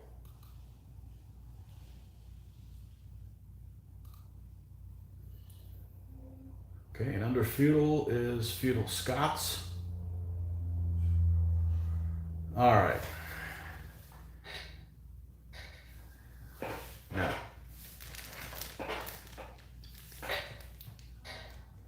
these are the Scots male guys.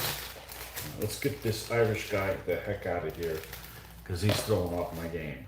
So this is what we're going to use for the cavalry, okay? And then the ones that have the little buckler are the light horse guys, which are these guys right here. So that's the cavalry for them. So these are guys that are Welsh. Got it. All right, so we'll throw them in with them, and these are Irish, so we'll throw these extra Irish guys in here as well. And we'll put the Welsh away because we've got Welsh that we can do at some later point as well. And get all the people in the British Isles to go at each other.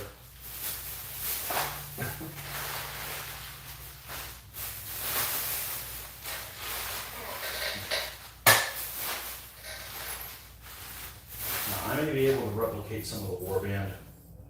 Maybe not using ideally the guys I would have wanted to. But I really don't want to order any. Now they've got some pre-feudal like warband guys that QRF makes that I'd be perfectly happy with. But you know, it took forever to get my order from QRF. And I don't think it's their fault. I think just the world conditions just suck for shipping things right now. I don't have anything against them. I really like their figures. I think their figures look better in person than they do on the internet. I would buy from them again. Okay, let's shut down Mr. Computer. I don't think we need you for, we'll just close it and move over here. And now we'll bring the book back. Because I know we have a cavalry general. And by the time we finish doing this little escapade, I'll be able to grab the figures and we'll move to the next step on them for the Irish. So we got a general on horseback that is a cav or a 4 warband. All right, so for the cav figure, I would use, there's these mailed guys here. All right.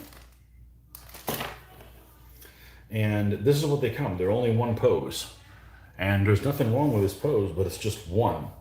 So I think what I would do is I would take one of these guys here. Thank you, laying down on the job. I would take 2 of these guys and flank a general. Okay. And then I would take one of these figures and I'm going to cut his javelin off and we're going to put a standard for him to put on there because we've got those extra leftover standards from that I got for the Irish. So I've got a nice one for the pre-feudal Scots, okay?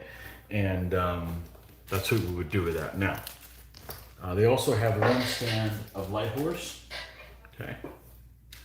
One stand of light horse would be 2 of these guys. Okay, these are both the same pose. They just have a guy with a beard, a simple helmet, and a little targe or a buckler. So there's the light horse stand. Put these away.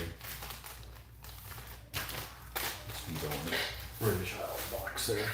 Those guys. Now, he pulled these guys in because I'm doing something that would be like Macbeth time period, not the early stuff, but we're talking about the Normans are already around for this time period. So they would have Norman style stuff. One of these 2 guys I would use as the general, and he gets to raid a big shield because he's the head man. And it'd be one of these 2 guys I would use as that him. And size-wise, they fit in there just fine. These are QRF, and this is tabletop. And if you put these guys in here next to each other, they would be just fine. Okay, so one of these 2 guys will end up being the commander, and we could give him a fancy shield or something like that on there. So, yeah. Now, what else is in the army? The army has a warband, which you have to create, which is solid. 6 units of spearmen that are fast spearmen, and then 2 more or 3 warband and a Saloy. Okay, so let's not worry about the Saloy. Let's look at the fast pikemen. So we need 8 stands of fast pikemen. I love fast pikemen. I didn't think I did until I had my bamboo freight train for my nan chow. They were a lot of fun.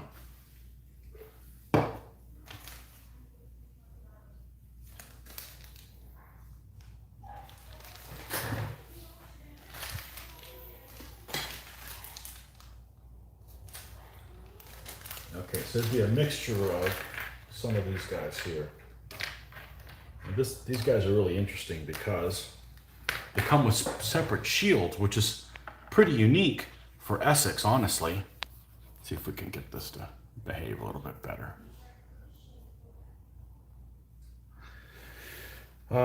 It's kind of unique for Essex because you got a guy with no beard, you got a guy with a helmet with this guy's the same pose. This guy's the same pose. This guy's the same pose. Ooh, a lot of the same thing. Oh, this guy's different. And this guy's different. So we got 3 different poses here. Let's pack. Let's see what we got on this one. This one has. See, this one's a little different. Is all this on the screen? Sure it is. Okay. This guy's a little different.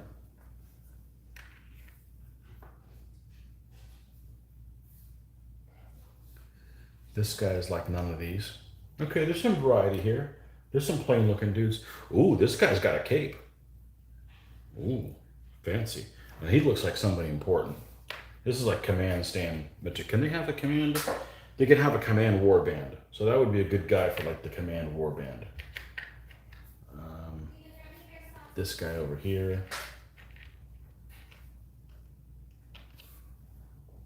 this guy here. Now, I probably would not replace these pikes. I would just leave them be. Now, the nice thing is you could have, well, here's yet another pose. Okay. This would be really boring looking guys as well, just like my Irish, but I'm sure they would paint up great. I mean, I've never noticed that Essex has really good faces. They really do. At least these figures have really good faces on them. They would paint up well. You gone? We're leaving. Okay. Hmm?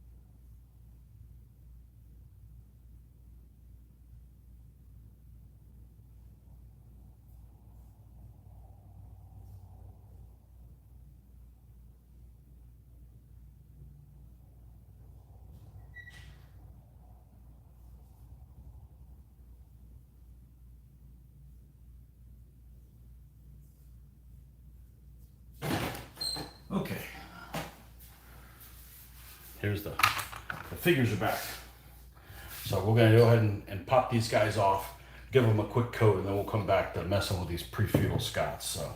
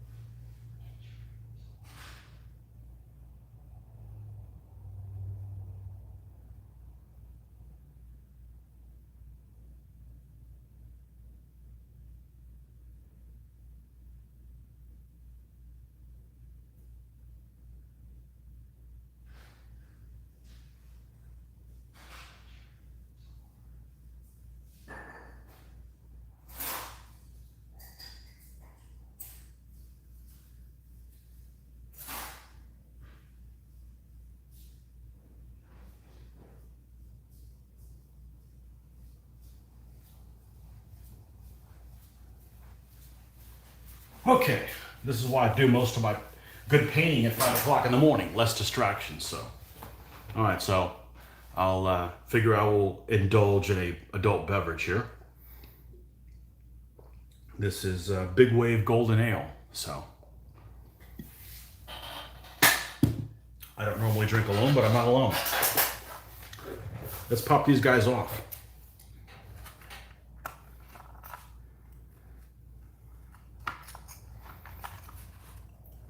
I've actually had ones where I can they're actually stuck to this because of the spray.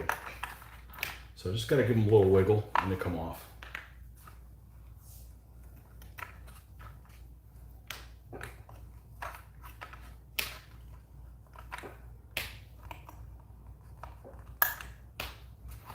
Okay.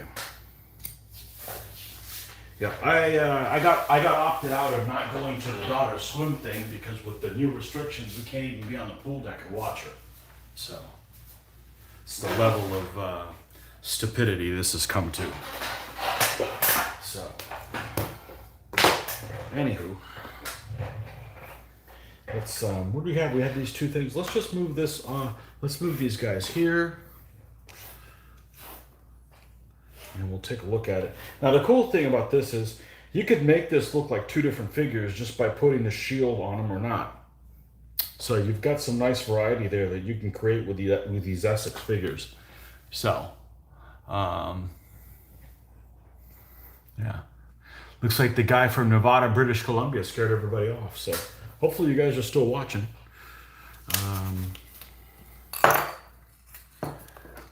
These are... I think both of these are empty, so I'll need to dispose of them. Got the tiniest wastebasket known to man in this room, so as soon as you get one container in there, it clogs everything up. All right. And this one's empty too. All right.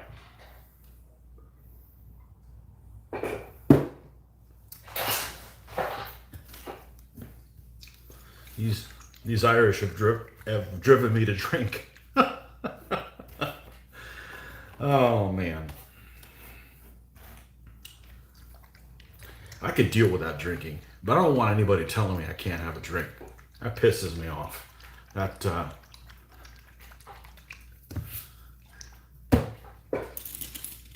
offends my sensibilities of freedom. Okay,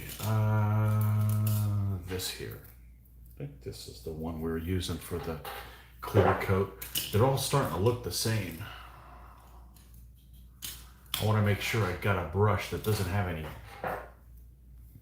extra stuff on it before we go and do this. So, let's see here. Are you going all fast pikes? Or you're going to add the 2 Galwegian? Or well, I would probably paint them all and then do the Galwegian option. You know, so you can you have a couple different things. You know, the nice thing about fast pikes is it's only 3 figures. They have hardly anything on them, and bam, you're done. I mean, hell, they're even barefoot. I mean, it's like the other Irish. So I think I've got Warband I could make work for them. I just don't want to order any more stuff when I got guys that could work. So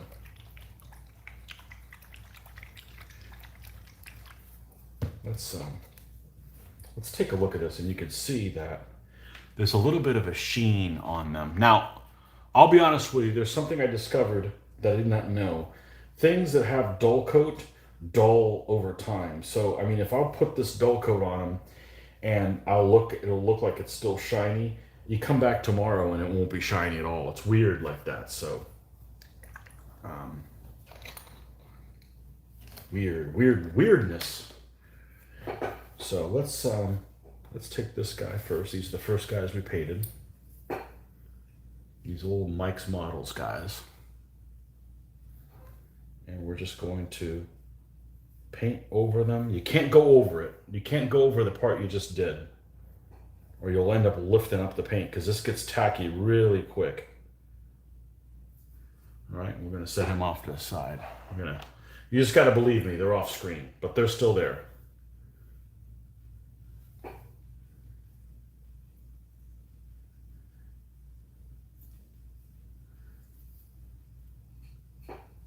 I'm glad somebody was here. I thought that Nevada guy just scared everybody off. Nevada, British Columbia! And jumps out of a plane. Yeah. Some good faces on the Essex figures. I'd never freaking noticed that. Like, really enjoyable to paint. Really enjoyable to paint. This thing mixed completely. It probably is, but I'm going to give it another shake. This has the original one that I had of these got really, really, really, really thick. I mean, like really thick. So much that I ended up buying another one of these. And it's still pretty thin throughout.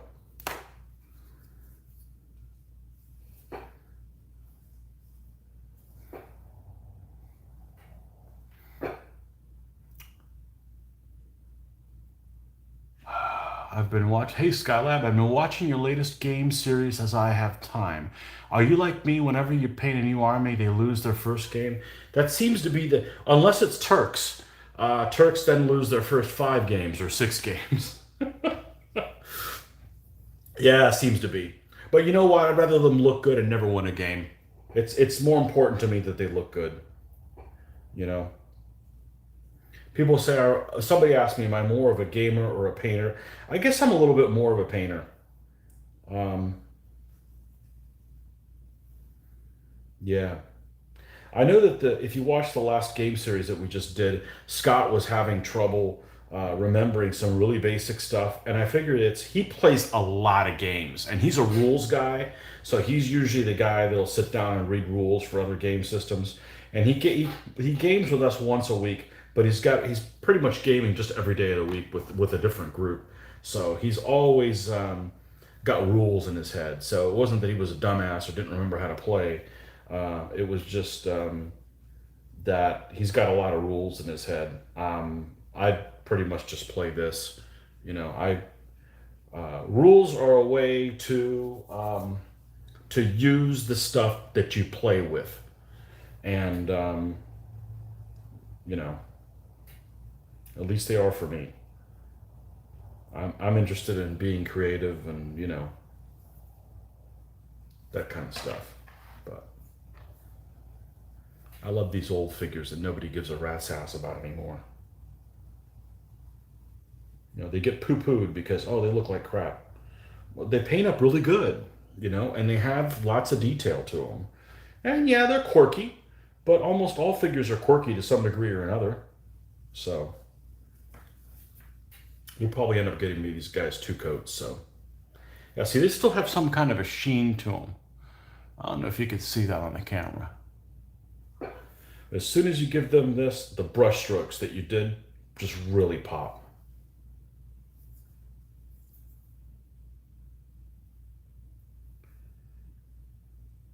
This guy looks like that guy off of, this guy looks a little bit like the principal off Ferris Bueller's Day Off. Don't leave that guy near your kids. And where's that one figure that I said he looks like the character off Bob's Burgers?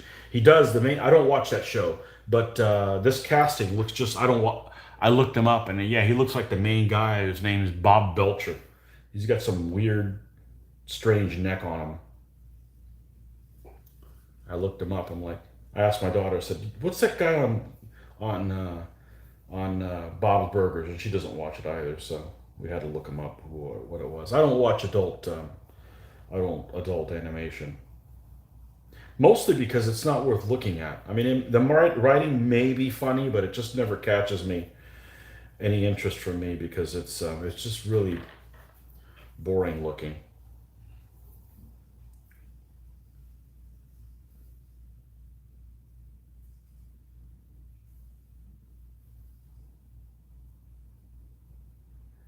This is the magic step that I call it. You put this stuff on there and it ties everything in.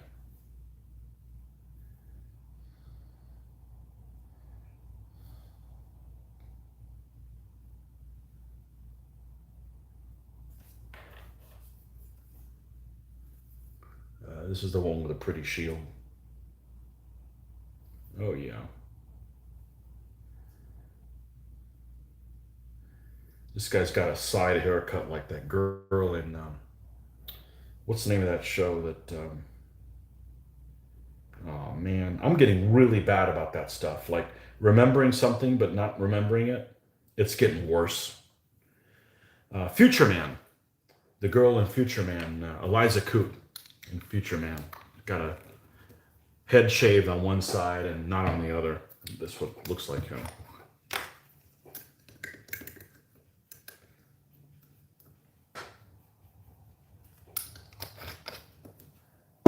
All right. Sip, drink. That was fun the other night, making everybody drink for stuff.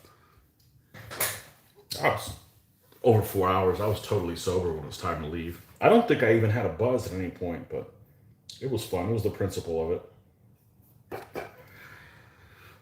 Whatever. Okay, so let's go back. We'll let these guys dry. Let's add some more dye to these guys. All right, now where were we? Okay, this guy has no beard. That the guy doesn't. He doesn't make a good Scotsman. These three are looking the same with no helmet. Okay, what do we have here? We got hands on their hips. Simon says, "Put your hands on your hips." And is this guy a little different? Oh, these guys are different. He's got a beard. And these guys just have a mustache. Okay. This guy is kind of part and parcel of him. They're non-helmeted with a beard. Okay. And then over here, these guys have, this guy is one of them. And these guys are over here. And then this guy is his own fellow. And then these are the guys that have a cape or whatever. We don't want to get crazy using those guys because they definitely look like they've got a symbol of authority or whatever. But yeah, I'm not going to replace these pikes. These pikes would be just fine. So let's see what we got in here. Yeah, and for variety, what I end up doing is grab one from here, one from here, one from here. That pile so that you have a good mix. All right, what do we got here? We've got another pose. How cool. How cool. Some really basic looking guys, but this guy looks like he just got out of bed.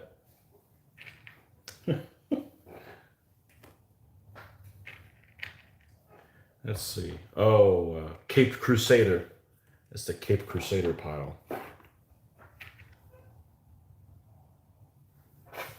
And this is one of the guys up here.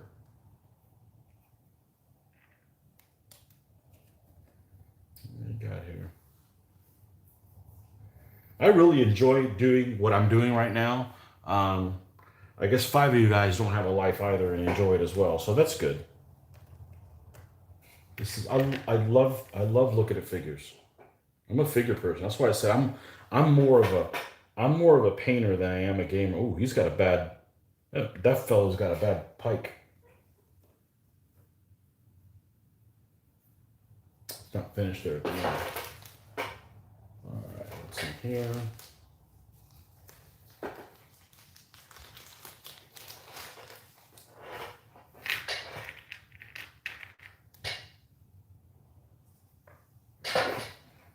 Yeah, and then I guess the enemy of these guys, among many, would be Mitch's Normans. So we can. I know people in the British Isles aren't fond of the Normans. I guess they'd be siding with these guys. The pre-feudal Scots would be the good guys. I know it's a lot of responsibility to be running the good guys, ones that wants to win. I did one battle one time in the Crusades, and some guy wrote in. I was playing the Middle Eastern folks.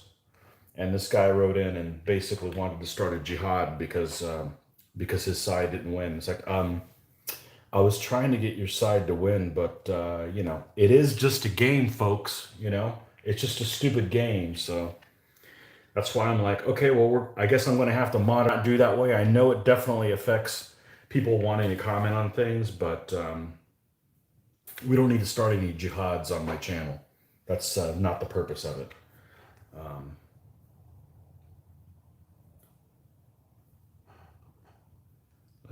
Let's love one another in real life and kill each other on the battlefield here in the game. So how about that? This guy looks like somebody stepped on him. I think this is he might have been at the bottom of my lead pile and just really. Is this the same figure as this one? Yeah. That, and I'm getting a lot of spam mail too. Not a lot, but I've had it a few times, like pushing porn sites. They'll be there'll be a comment that has like a timestamp. You know, you figure, oh, it's something really important, but then it has a link to some, you know, Asian girls or anything like that. Like, you know, that's all well and good, but we don't. That's not the purpose of this channel.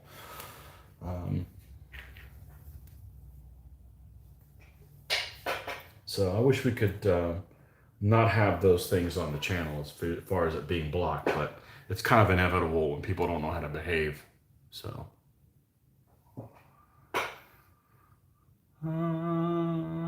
Do you ever use casualty figures in your games? I don't. Mixed.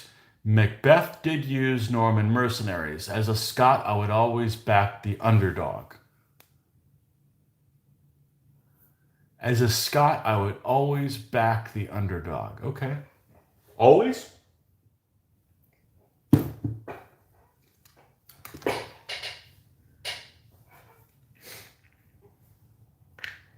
I think there's a natural tendency to want to play the underdog. Because it's well, if they would have had me at the helm, this is how good they would have done. So there's some of that in it. I don't play American Civil War. I don't like the period. I think it doesn't suit me. But here in the South, people like to play the South because it's the South, and also they're the underdog for the same reasons that they're just, you know, well, let's see how good we can do with them, kind of thing. But that's also we got some guys mixed in here. Well, hold on. This guy goes here, beards up here, mustaches below. Got it. All right, cool. Yeah, people like to play the underdog for that reason. You know, as long as there's a chance of winning, it's not like you're outnumbered, you know, 1,000,000 to 1. I mean, you have a chance of winning, but, you know. That's, I think, that's another reason why Germans are popular in World War II. Although they're not always the underdog, but, you know, as a whole, they would be, I guess. But.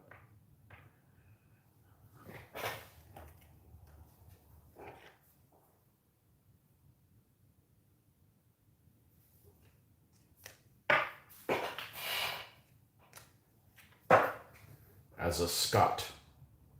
Although Jeffrey Smith is an English name, not a Scottish name. Uh-oh. Maybe it's both. As I like to say, nobody gets to pick where they're from. You know, it's all cool. I don't know anybody who's Scottish or Irish. I mean, I guess there's lots of people that are a little bit of this and a little bit of that over here, but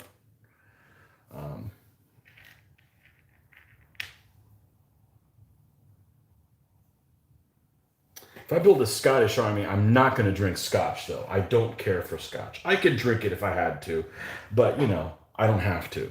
So I know there's all kinds of different ones, but it's a little too harsh for me. It's kind of like drinking a really strong IPA. I could drink an IPA, but, you know, given a choice.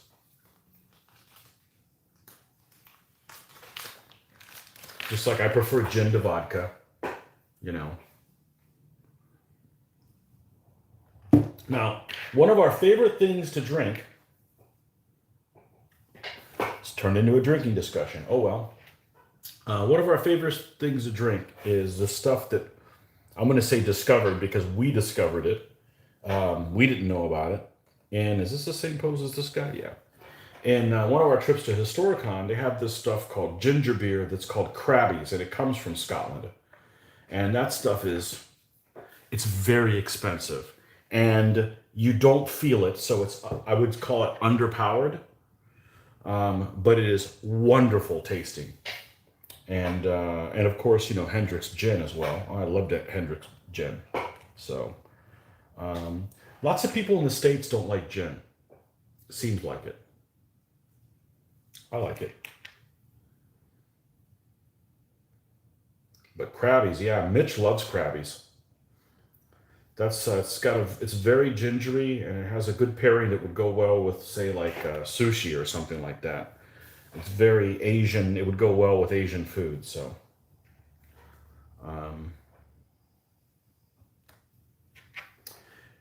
you know, there's Essex. Somebody was talking about this morning that every miniature manufacturer has kind of a blend that they use for their metal, which is really interesting. Essex original blend was horrible. It was too bendy. Like you'd get these pikes that were like almost like tied in knots and stuff like that. Let me make sure I don't have any notifications here that are pressing. That's not important. That's not important. That's not important. Okay, cool. I want to make sure nobody's on fire. I have to come to their rescue. Not that I'm a firefighter, but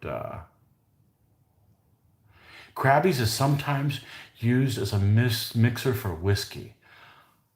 Cool. Crabbies is fabulous. You know, there's things that just freaking taste good, and that's one of them. The other thing that really tastes good is that German concoction with the grapefruit juice.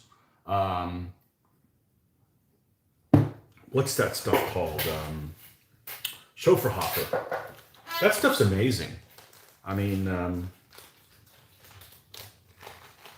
some things can taste too good, though. And the next thing you know, you've drank a gallon of it. It wouldn't happen with Crabbies because you'd go broke first.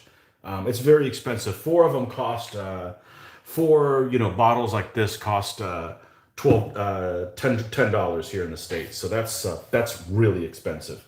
But you know, if you're going to have one, it's fine. You know, I've seen it as cheap as maybe $8.99. That's what we do here in the States. They want to make things seem like they cost less money, so they end everything in 99. That's probably all the world over, everywhere. But you know, that's the stupid thing that they do here that makes people think that things cost less money. Okay, I'm not that ignorant, you know. So I would prefer that they would end everything by the time you end tax in an even dollar amount. That would be. I'd use cash then. I don't use cash at all. I use invisible cash because I don't want to walk around with change that makes no sense. So you see, we got plenty of these guys to make armies out of.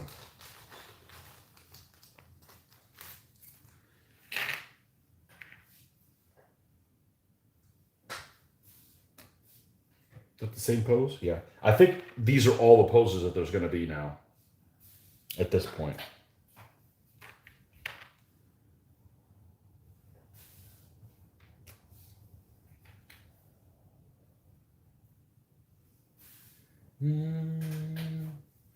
And then what I'll do is when I put these guys away, they'll get put back in a bag with only these guys all in the same bag. So, useful, right?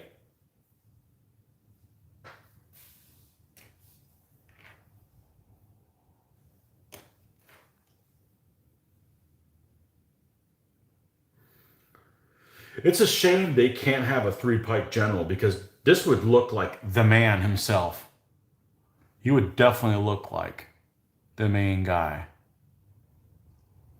Nice casting.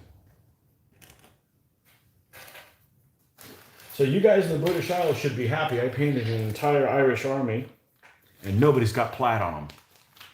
Or as you guys like to say, tartan. We say plaid here, but we mean, tartan. Just like people say buffalo, but they mean bison.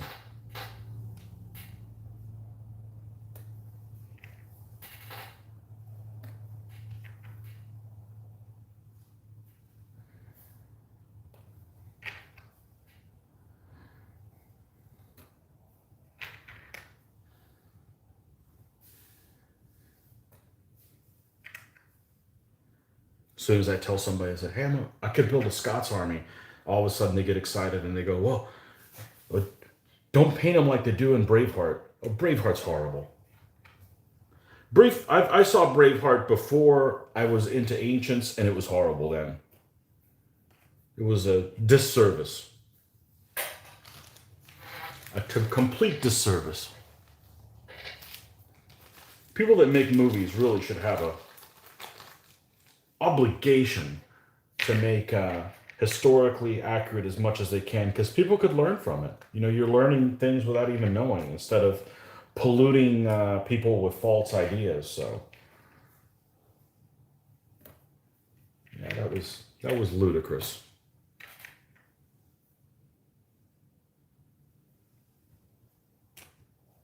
And not just the woad.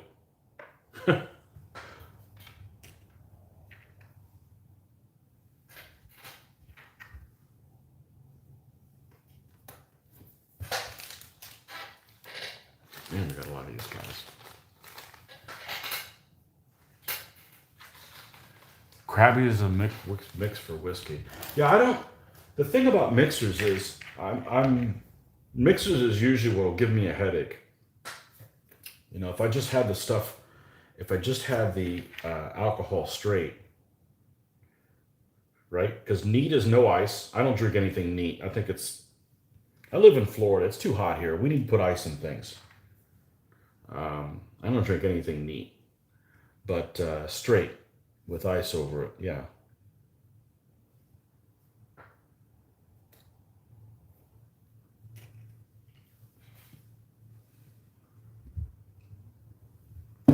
It's the bad thing about beer. You take beer somewhere and it's not cold, you're screwed.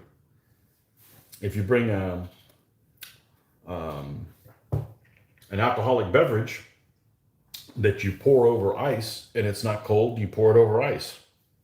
You can still have it. You don't have to wait until it cools down. So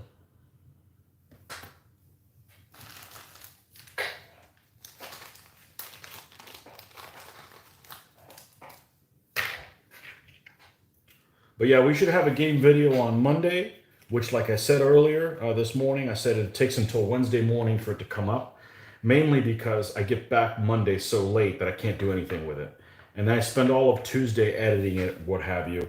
And then I upload it Tuesday evening, but it takes somewhere between 10 to 12 hours, it seems like, to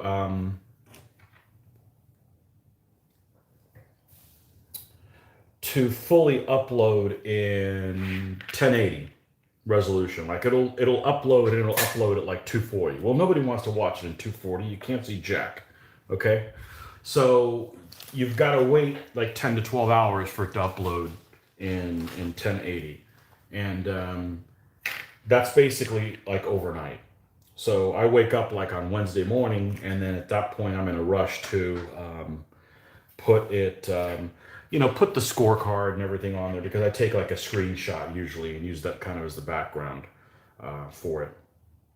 And it ends up being Wednesday morning here, so that would be what, noontime or so there in Europe before it's up. So we'll get that up there as soon as we can, but you know, hopefully we don't have too many people show up and there's not too much background noise. If not, I'll buy some mouth gags there at the dollar store, and we'll gag some folks so they can stop yapping.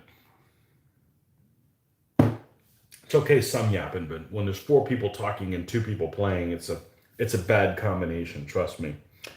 So I'm sure we'll have some good battles, and I'm sure Mitchell mentioned rutabagas. Dumb bastard.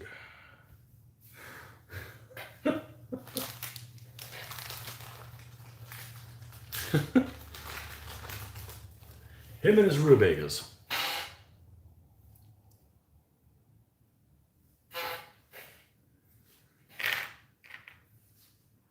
Yeah, I did read that, what's his face? Macduff, I almost said. No, Macbeth had some Norman mercenaries, but they're not included in the list because they don't count as enough folks. They're not plentiful enough. That's a shame. Could have used it. Did he even have an ally? Let's see.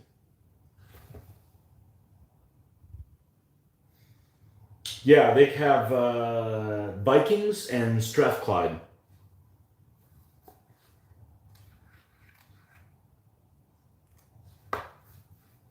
They devote like a whole freaking page to sub-Roman British.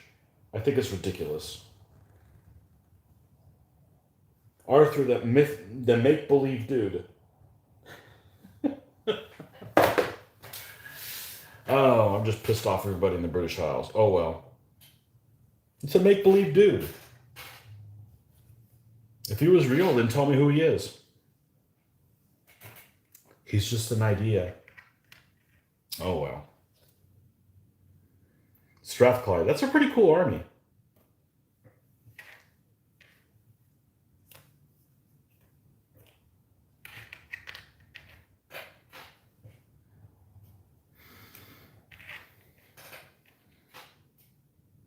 Which guy is this guy over here? We almost to the end? Jeez.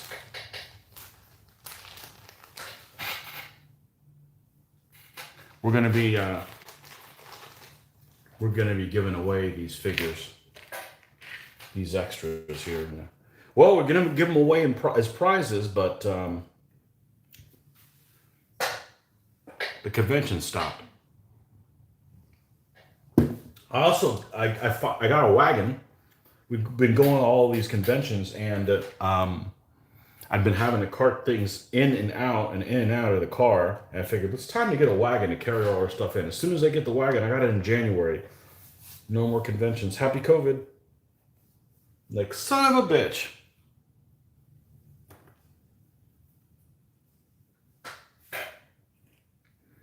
I don't know when we'll have another convention. And I think that's pretty much the world over. Nobody in the world knows when there'll be another convention.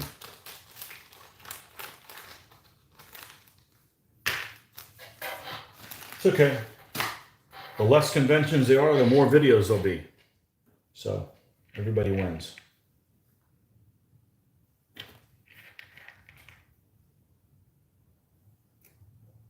We needed to do this anyways. These guys dry yet? Yeah, we're going to give them a second coat here.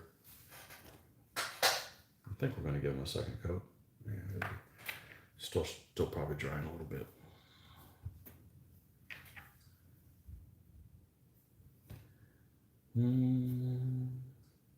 I'd stop, but you know, I'm kind of already on this boat. There's a bearded fellow. 1, 2, 3, 4, 5, 6, 7 more packs, and then we're done.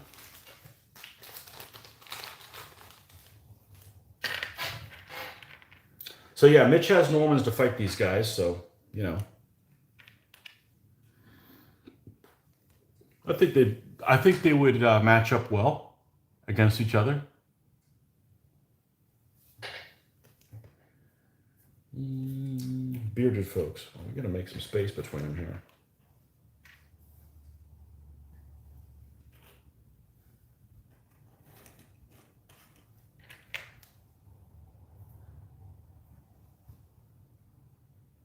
This guy almost looks like a shepherd.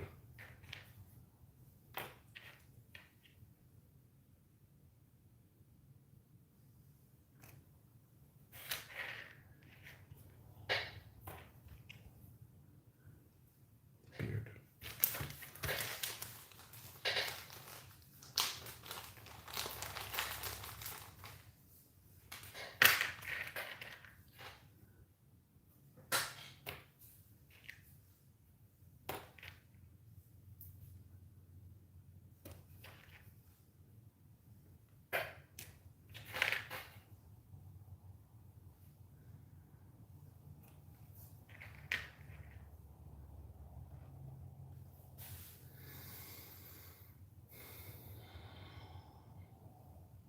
Where is this guy? Oh, he's over here. And 2 more shepherds.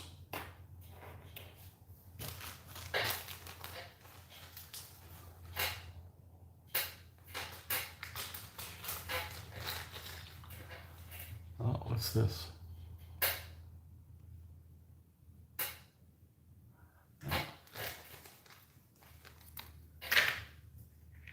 I got 2 things coming in the mail, and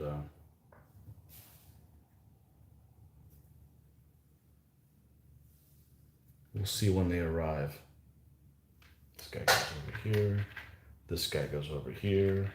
This guy's a general boss man.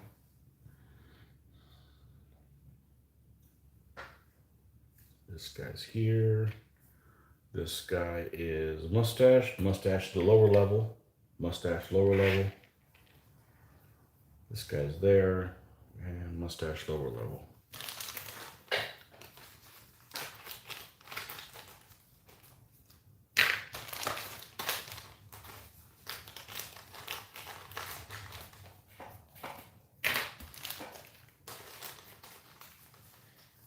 It's gonna rain today. God, we got done with the thunderstorms. That was getting absurd. Thunderstorm every single time. Okay, so that's all the packs of these guys. All right, we got a general. We got a general. We'll call him the general. Oh, this poor bastard's beheaded. Whoops. What? A colder draw. Whoops.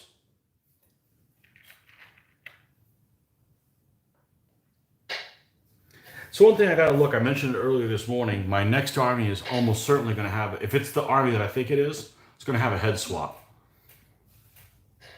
Never done one before. My only concern is chopping off one guy and not, I think the chopping off part. Like this guy, if I was gonna chop this guy off, hold on, got that button coming up. Okay, if I was gonna chop this guy off, I gotta be really careful that I don't, never mind, this one doesn't actually look that bad. But yeah, I'm gonna do a head swap. For the general, obviously, is what I need it. There's a certain look that the general has. And you have an alternative camp for my pre-feudal Scots when I use a 4-blade general as Macbeth. It has 3 witches.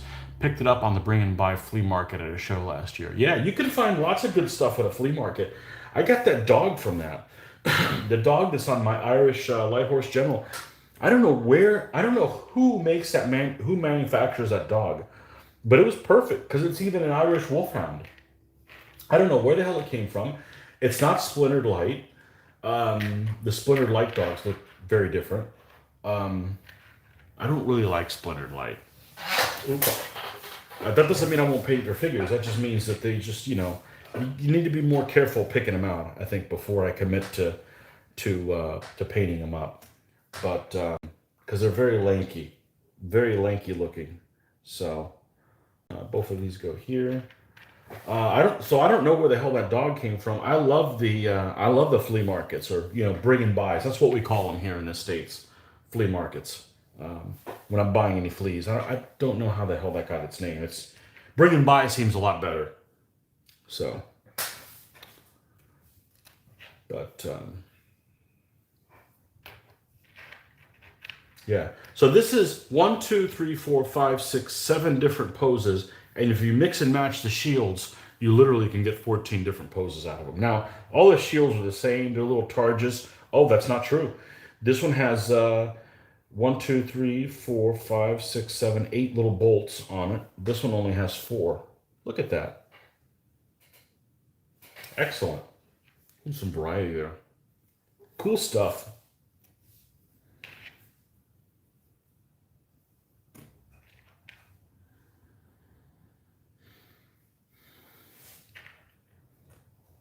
The only Shakespeare thing I enjoyed in college, or at any time, was a Macbeth thing, and I think it was done. It was in college when we did it, and I think it was I don't know. It made sense. Most of the Shakespeare stuff is just so hard to read, written in the way that it is, and yeah, of course, the Shakespeare Macbeth is not the real Macbeth. It's significantly different. So,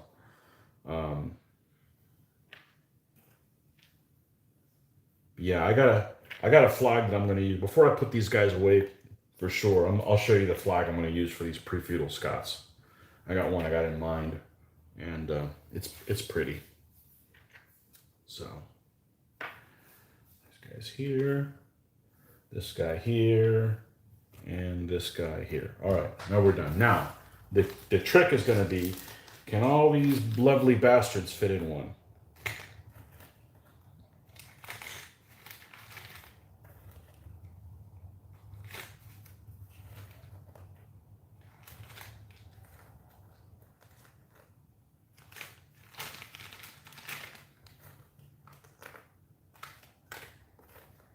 I'm glad these pikes aren't like super long. Okay, next.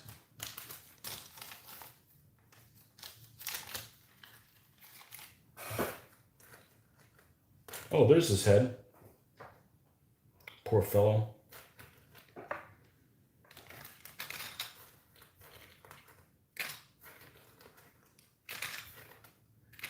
Yeah, I forget somebody makes the witches. I want to say it's Chariot makes the witches. Or whatever the hell they're called now. Magister Militum.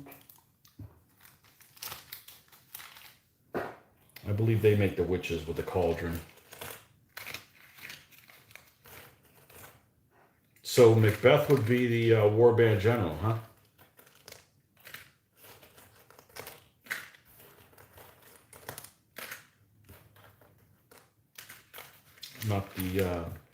Not the cavalry general.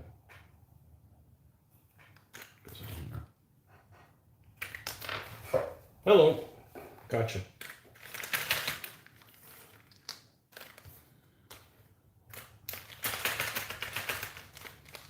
Okay. Sorry for the sidetracking here, but it looks like 4 of you guys didn't mind.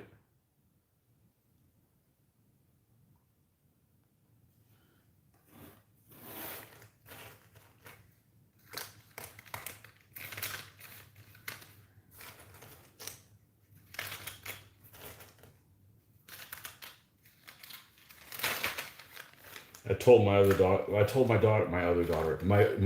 that's the only one I have. Yes, I told her the other day, it's like, hey, she wanted to watch Brave again, the Disney movie. And I'm like, man, I'm going to be building pre-feudal Scots if we do that. So an interesting thing is, I know that's kind of pre-Tartan period, but supposedly Disney created a new tartan pattern for the main clan in that movie and registered on the tartan Scottish site. You could, I guess, make up tartans and register them officially. I thought that was pretty cool. has like green and purple in it or whatever. So I thought that was pretty cool they did that.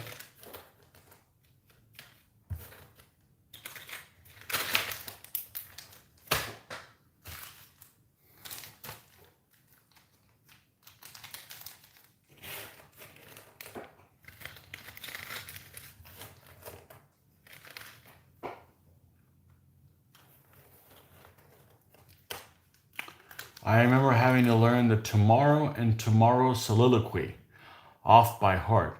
The historical Macbeth was killed at Okay, all right, hold on a second. Lumphanen, less than 30 miles from where I am. Oh, Lumphanen. How'd I do?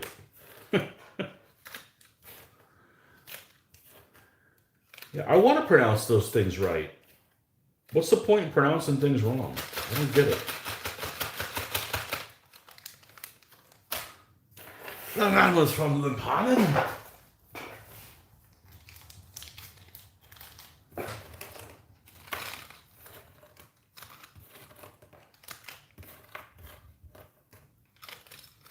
It needs to be more historical stuff. You have to make up the story. The story's all there. You just have to pick, you have a pick of which ones you like. So we're not going to get into the war bands, but I think I probably have the war bands to do it. I probably don't have a war band general, but I could probably use one of the Norman guys that's dismounted as him. But I don't, with an army that only has 2 units of mounted, I don't think I'm going to be using a dismounted general very often. They need some mobility, some flank closing. Because that's what I generally use cavalry for, is to go around the flank and threaten flanks, not to hit head on like Mitch likes with knights. That's why I'm not a knight. I'm not a fan of knights. So, all right, let's look at these. Let's look at these guys over here. A ton of these plastic bags. Let's just put them down here for the time being. People think I'm a Coke seller. Nope. Sounds like Lumphanen. Oh, so you do pronounce the PH. Interesting. I would have never guessed that would have pronounced the PH. Lumphanen. Excellent. Excellent. Excellent.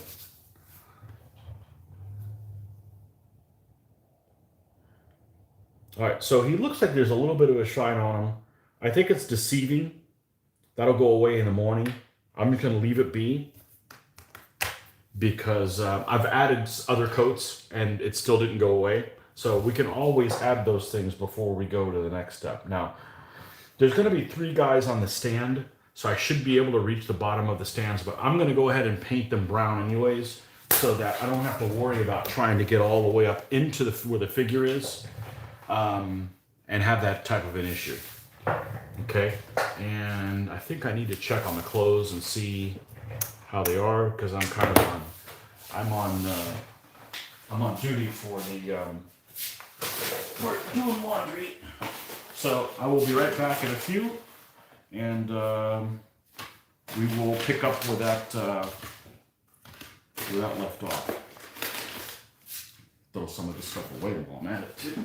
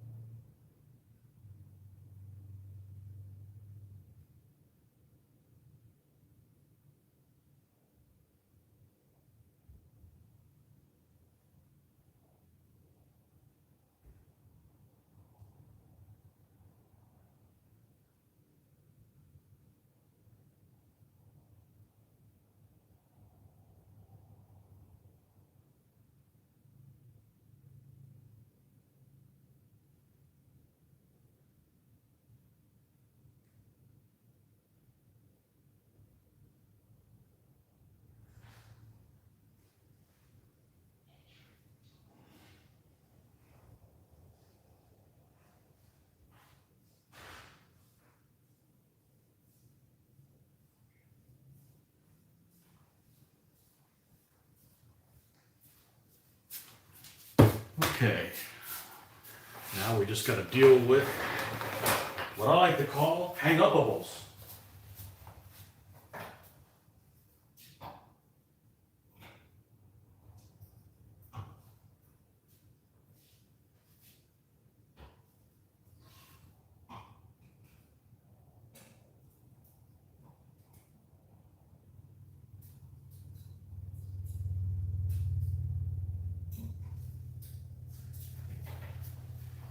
Hang-upables are things that you do in the laundry.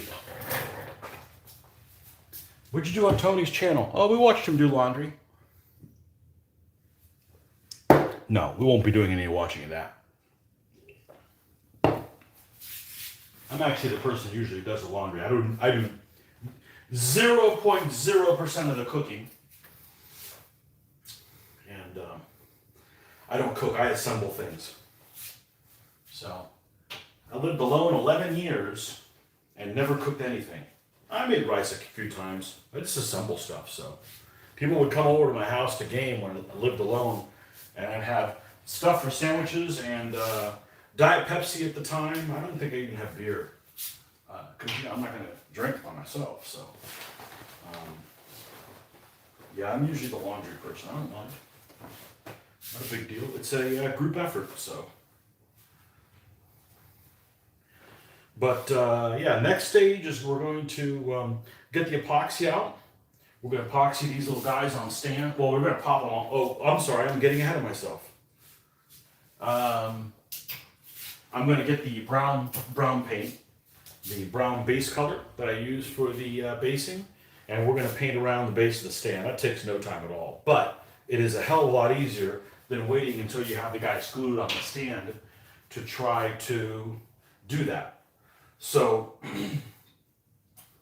so we do that next, and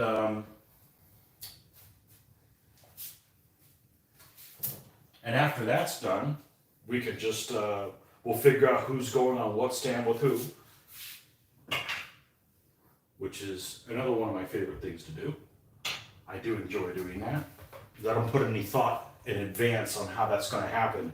You just kind of wing it when it happens.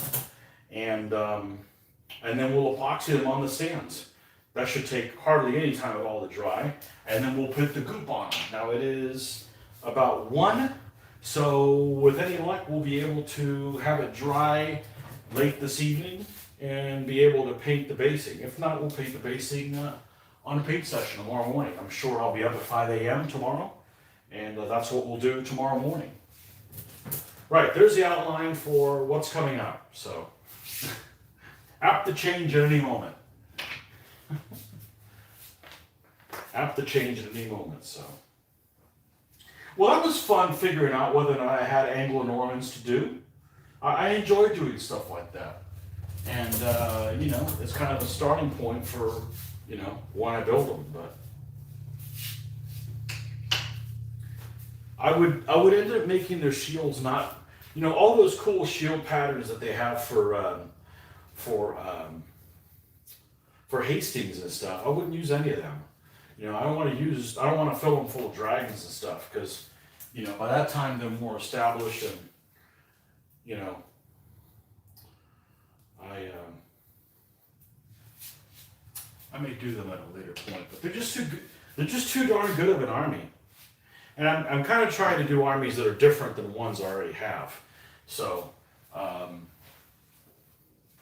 don't want to sit there and build a bunch of the same troop composition armies. So, especially if they're like a different terrain type. If they're a different terrain type than something I already have, or maybe a terrain type of an army that I don't have any of, that's a big plus. So, this stuff's all together. I'm going to move this over to the other room.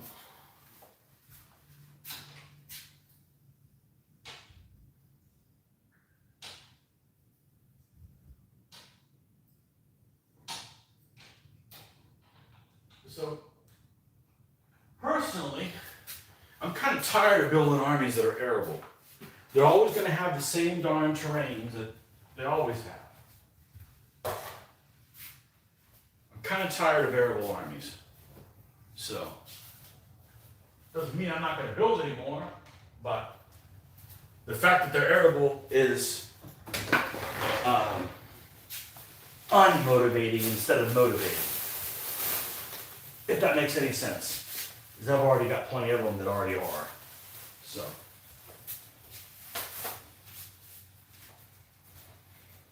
I'd like to build some non-arable armies from now.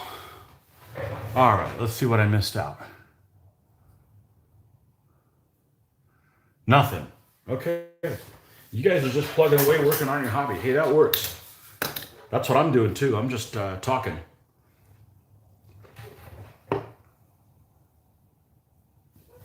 All right. Let's get the brown out. Let's have a brown out. Chocolate brown, to be specific. And yes. I know that's out for delivery.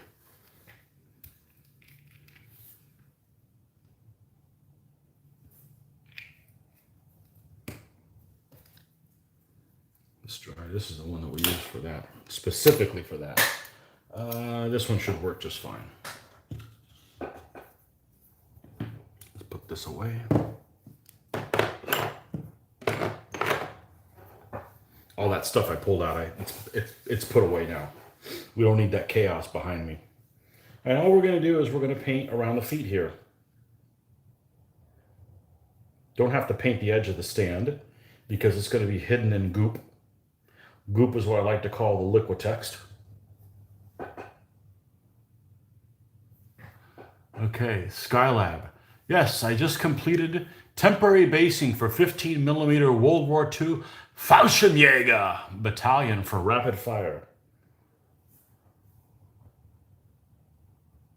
I played, one of the guys runs rapid fire at our convention. I don't like it because of the, you know what I don't like about it? I don't mind the scale. I like 1 to 5 scale. I don't like the, every chance, any tank has a chance of knocking out any other tank. So I believe that's what it has, at least in the version that he played, or the way he ran it, that was the case. So you could have a Stuart tank take out a King Tiger from the front, from a front hit. And I know that they rationalize it somehow, but I didn't like that. But that's what I grew up playing, is 1 to 5 scale tank stuff.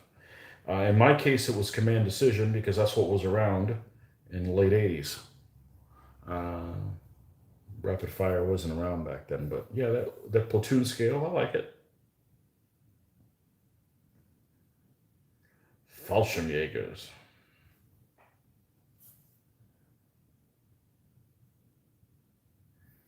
I still have some Fallschirmjäger.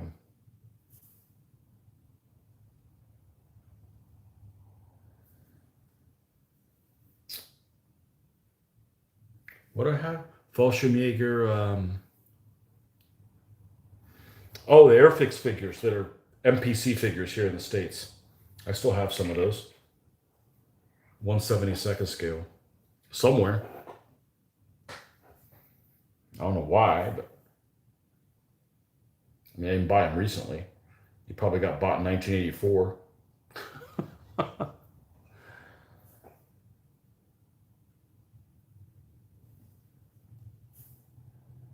When I was a kid.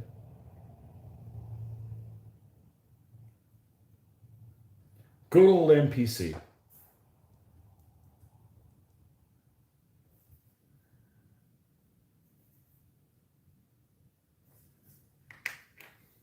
Had lots of their stuff.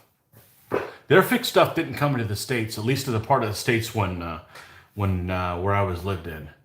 You went from Command Decision to Blitzkrieg Commander, which is now my favorite rules now. Is it the same scale? Is it 1 to 5? I've heard of Blitzkrieg Commander.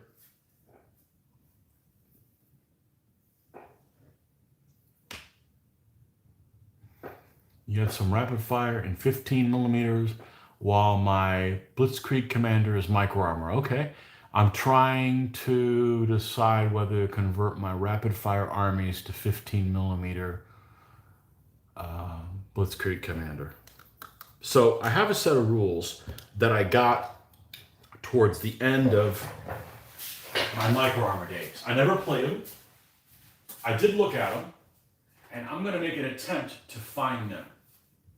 They're softback, and I should be able to find them relatively easy, but you never know. I'm not going to destroy my entire closet looking for them. I'm just going to give up that I don't find them here. They're actually by a set of rules. There are a set of rules that were actually play tested. One of the play testers was somebody that I knew. That's actually got them before I knew that. But and they're called Clash of Armor. They're made by I want to say Clash of Arms, and their mechanic is really interesting. The core of their mechanic is that every unit kind of has an activation number. Think of it kind of like Lion Rampant, if you're familiar with Lion Rampant, where certain units have different units to activate or whatever. And it's so, you know, the more elite units have it, they're easier to activate, but you can actually activate them multiple times in a turn, but they start degrading you start wearing the units out. So if you've got like a unit of tigers or something like that that's very powerful, you might want to activate them multiple times because they're heavy hitters. And yeah, that looked like a really interesting concept. Like you'd have some really interesting decisions to make, but I bought them towards the time period when I wasn't really into Micro Armor anymore. I got them in the mid 90s, and I haven't played anything Micro Armor since about that time. So I don't know Command Decision on what version they're on anymore, but we played the original one, and then I have version 2. I haven't played Test of Battle or the 3 or any of that stuff, so yeah.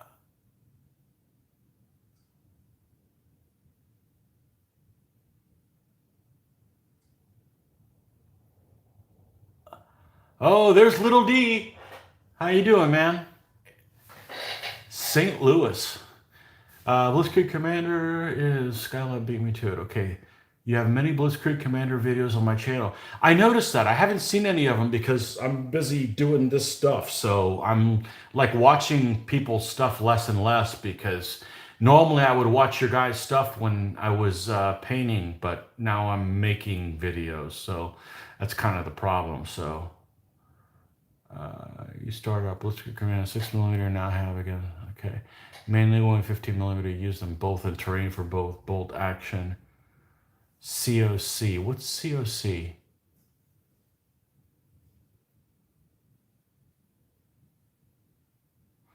So I was using for Command Decisions on 4.1. The only thing I hated about Command Decision, there was a couple things I hated about Command Decision. The best thing about Command Decision is it seemed like the penetration values of the vehicles, like their armor and stuff, was almost in centimeters perfectly. Centimeter equivalents. So if you took like, if you took like a Panzer IV, it would have like, their front armor would be 8. And if you figure it out, it's like 80mm of armor that it has. And, you know, it's very, you're using terms that correlate to something in reality. And I like that. I like the correlation between real numbers. What I disliked about it is the infantry just sucked. It was total lack of detail, and it was extremely boring to play with infantry in that game. It's very armor dominated game. And also I like the idea of putting down orders, but you had a lot of flexibility in how you carried them out. I think there was, I like a game where it's easier to screw yourself. I felt like you had too much flexibility to get out of a mess. And anyhow, I guess it's simultaneous turns. I don't know. I like more uncontrollable things than that. So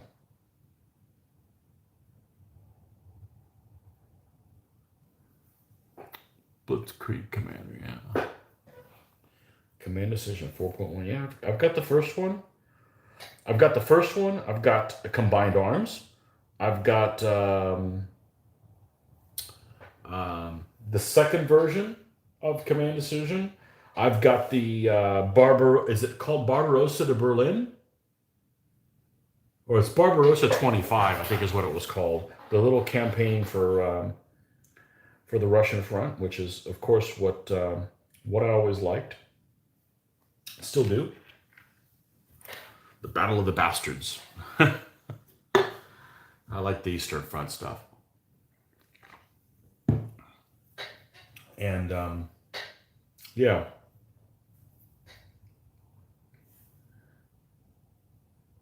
But I haven't played it so long. I'll probably never play it again. That's all right. I got, there's some stuff when I sold my old naval miniatures I bought. I've never done a damn thing with them. One of them was I sold all my naval miniatures, mainly because we weren't playing it anymore. And they kind of, I did not like what they were looking like. And I bought all of the World War I airplane game stuff, all the Wings of War stuff. A long time ago when there wasn't the alternate version. You know how many times I've played it? None. I've played it. I had a group that was doing it online. They were kind of posting all the cards and stuff, so I got it for that. But face to face, I've never played it. I even have both play mats, so I've never played it.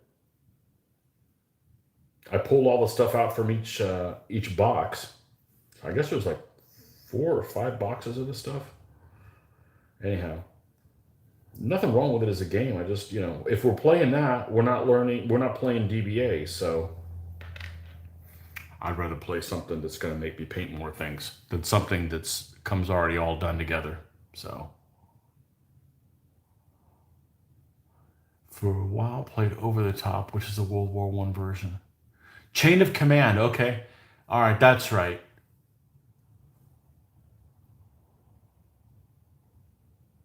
Okay, I've watched a couple of videos of Chain and Command, and I've played one game of Chain and Command, and I liked it, but I didn't like it. There was something just missing in it. I don't know. I'm real picky about World War II stuff, so it's best if I don't play World War II stuff. Let's put it that way. I'm the guy that thinks ASL doesn't have enough detail. I want to simulate stuff that's really in like a squad size battle. So that's I'm fine staying away from it. I'm fine, I'm fine never playing World War II miniatures again. I'm actually okay.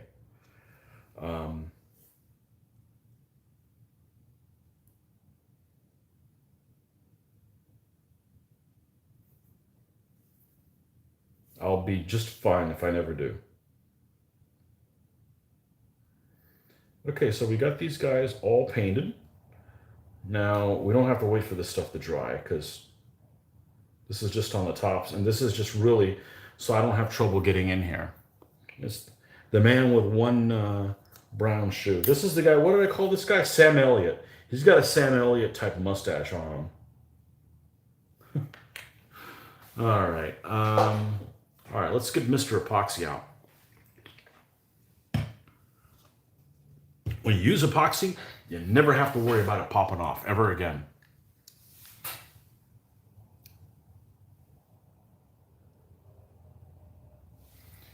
Wings of Glory. Rarely get to play as well. Sometimes use the balloon busting scenario, which is solitaire. Since I solo a lot, Command Decision doesn't solo well for me because the games tend on the big side. Yeah, I can see that. So Blitzkrieg Commander solo is okay then. I take it if that's. Oh, where did I put my epoxy? Well, I got my new cart. My new cart. I haven't epoxied anything on this since I moved everything to the cart. I just gotta find out where the hell it's at. It's more organized, which means it's harder to find. What?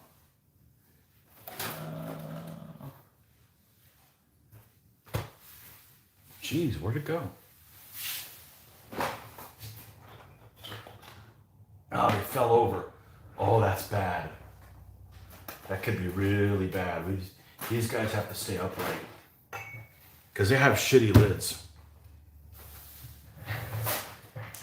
They have shitty lids, so see if I got a... There we go. We got some cardboard that we're just ripping to shreds. Alright. And we can go ahead and close this paint thing. We're not going to be painting anything for a little while.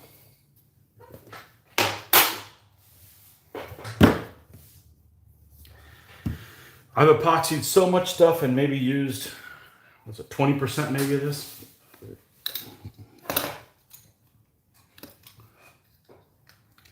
Let's see where my little dowel I like to use for it is. Maybe we can just use a shitty brush.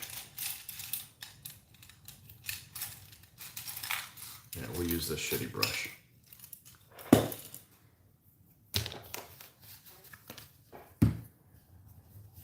All right, first thing we got to do is let's pop these guys off. They're super glued on, so.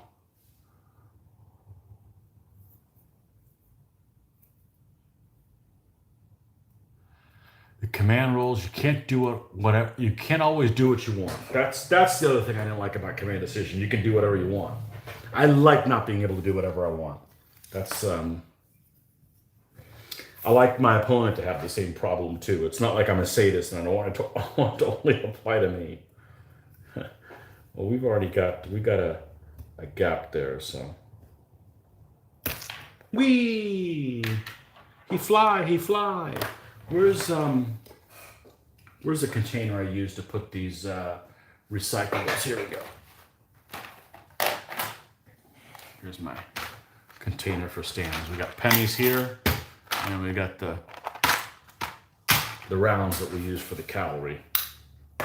So just throw them back and recycle away.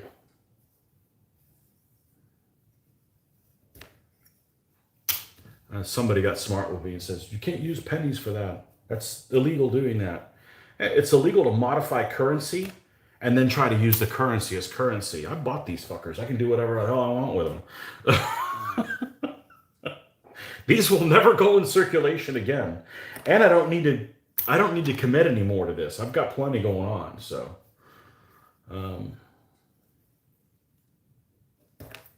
Yeah, it's illegal if you're modifying currency, if you're making coins, if you're grinding stuff off of them. I mean, that guy just boop, came off. Yeah, this is that shield we painted this morning.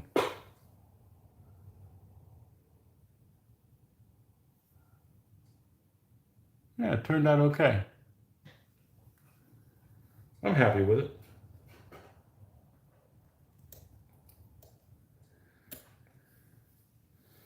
That's good. That's the guy that's got that haircut like Eliza Coupe in Future Man. I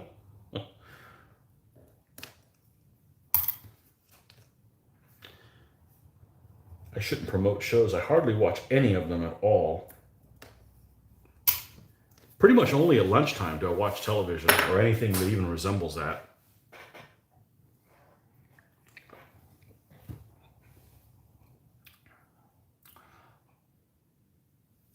You think the command system for Blitzkrieg Command is much better at creating an interesting narrative to the scenario battle story? Yeah, I like narrative a lot. So the only way I'd probably do World War II now is, because what I'm interested in doing is micro skirmish, is set up a battle in the back room, play it solo, where I'm playing both sides, film it, and have it create a narrative. And just crazy shit that happens. That's not enough. Oh shit, I'm doing this all wrong. Okay, well I didn't mix them, so this should still be alive for a while. We need to organize these guys in stands, okay? Let's move this stuff to the side. We're done with all the coins. You guys can go back to sleep again. All right, so they're all individual figures. None of them, well, I was gonna say none of them look the same. That's not true. That's not true at all. So we've got 3 figures that are the same figure. They're old Mike's Models figures. That's this guy, and this guy. One each will be on 3 different stands. Okay, you got 3 stands these guys will go on. One guy will go here, one guy will go here, one guy will go there. All right. This guy has a detailed shield. This guy has a detailed shield. This is the only guy with no shield. All right, so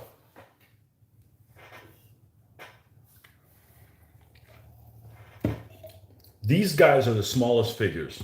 This guy is the largest figure. He's got to go on the same stand, but I'm not going to put him right next to him. I'm going to put him on opposite ends. So whatever stand this guy's on, he's going to be on an end. Okay, so let's just assume that he's going to be on the middle stand on that end. Okay.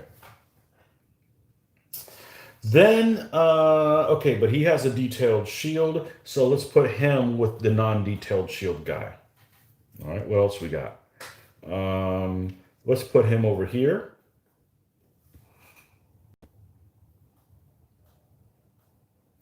And let's put him here.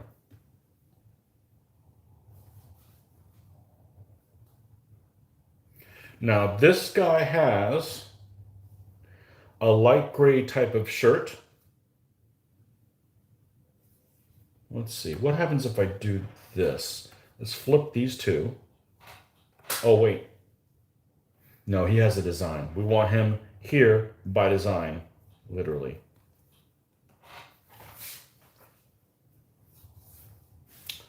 Now, he's on this end. Cool. Let's move him to this end.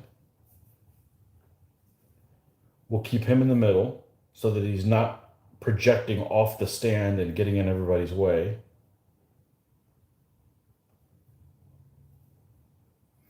This guy's got a weird look. He looks like he likes children, and I don't mean that in a good way.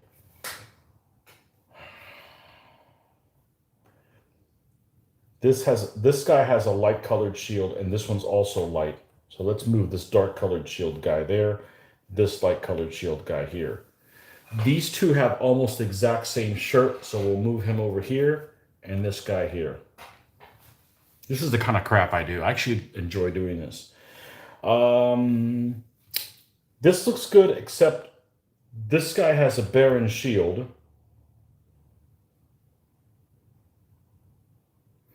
Everybody on here has kind of a boring shield. These are okay. We have two crosses here. So we're going to take this guy and move him over here.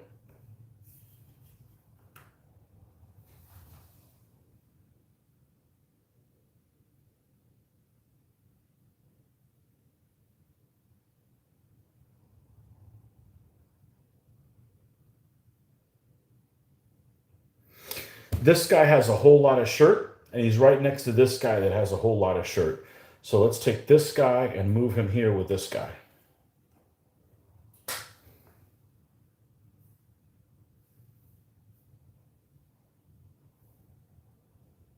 I like that. I think this is what we're going to go with.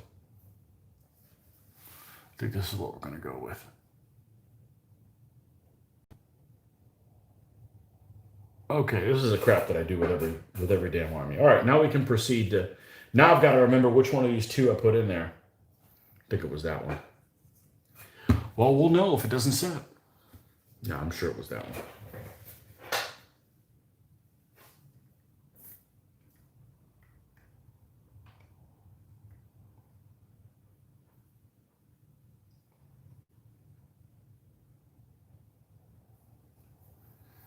And I do that ahead of time so that when I go to this stage and this material is setting, I don't run out of time. Okay, so we're going to mix these guys together.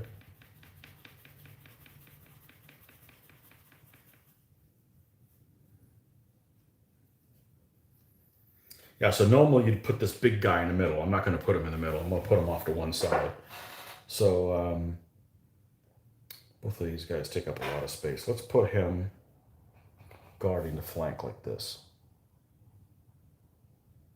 Okay, and then this guy here.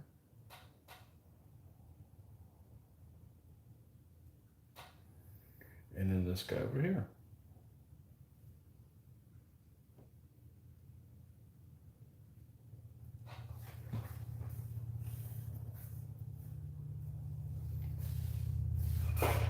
All right, same thing over here.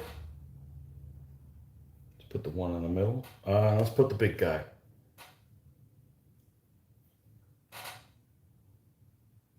What do we name him? Colin the Barbarian.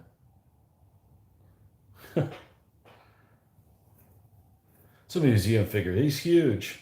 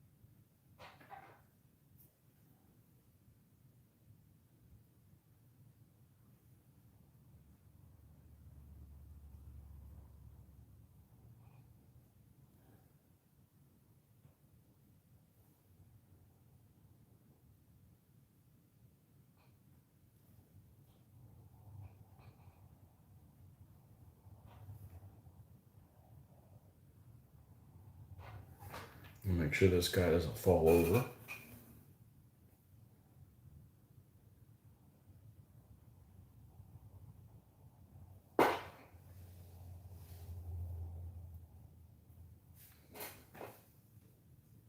Okay, here's the 3 stanzas of Auxilia. For the medieval Irish. All right.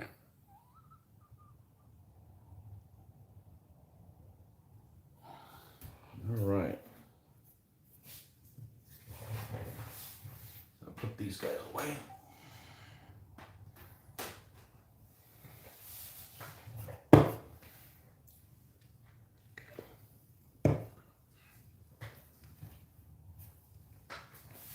And get out the Liquitex.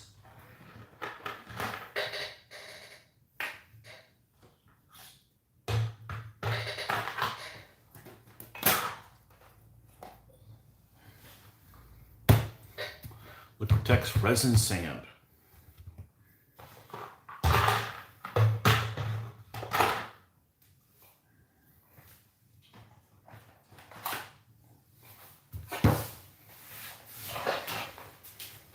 Use the restroom. I'll be right back.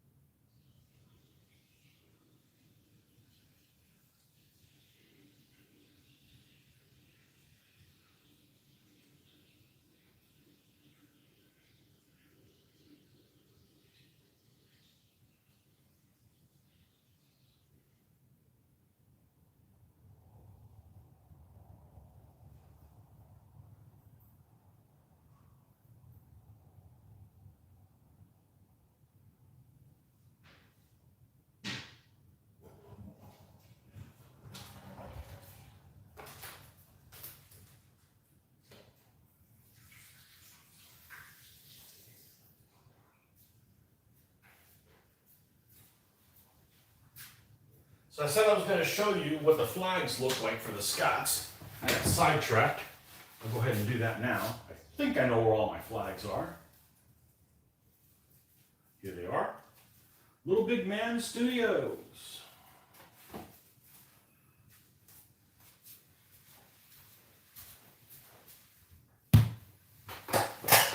This is the set that they have.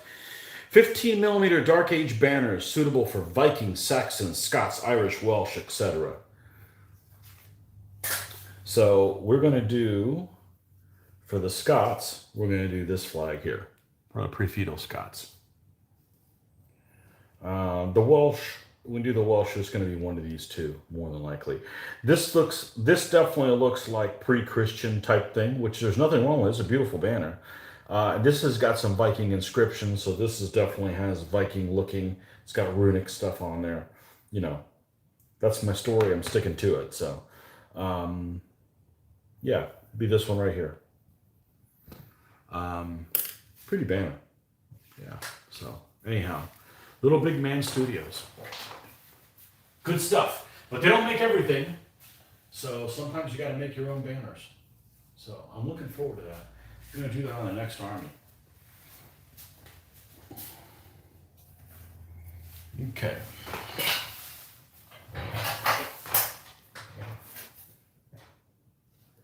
Let's get the stuff that we normally use these guys with. So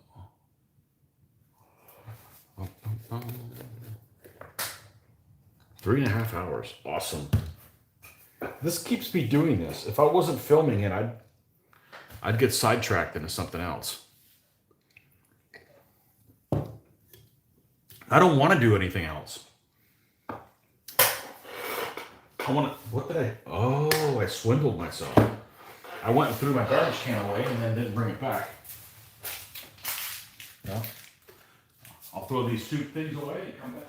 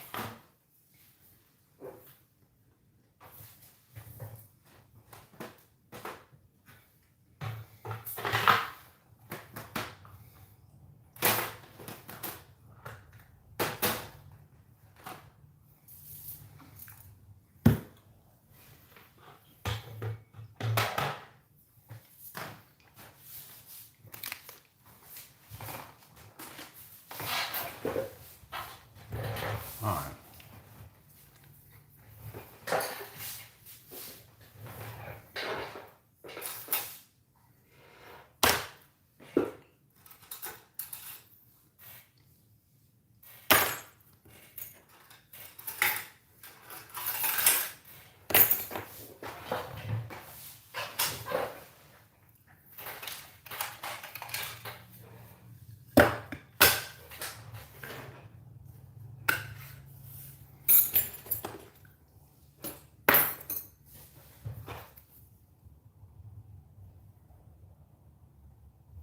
All right.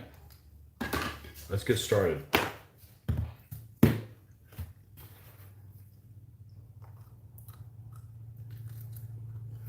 These are the little sculpting tools there by Army Painter. I decided to spend it was $8 or something like that. I don't sculpt things, but they're really handy for this. It's nice when you go from, I don't know if I'm gonna waste my money on this, but I'll go ahead and give it a shot, to, I should have bought this a long time ago. This thing's awesome. That's kind of pleasant when things like that happen.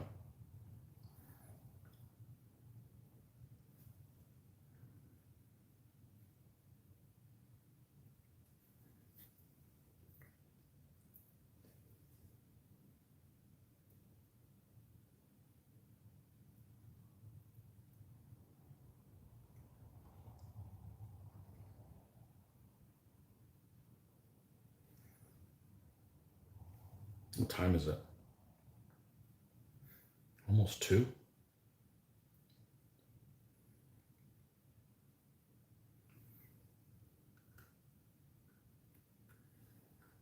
Yeah, doing this also keeps me from eating the house. I stay busy.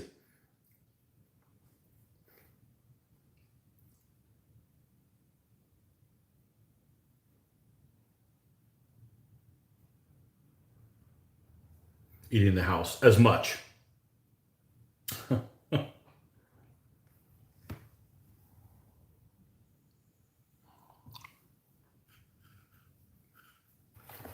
Get that out of the way.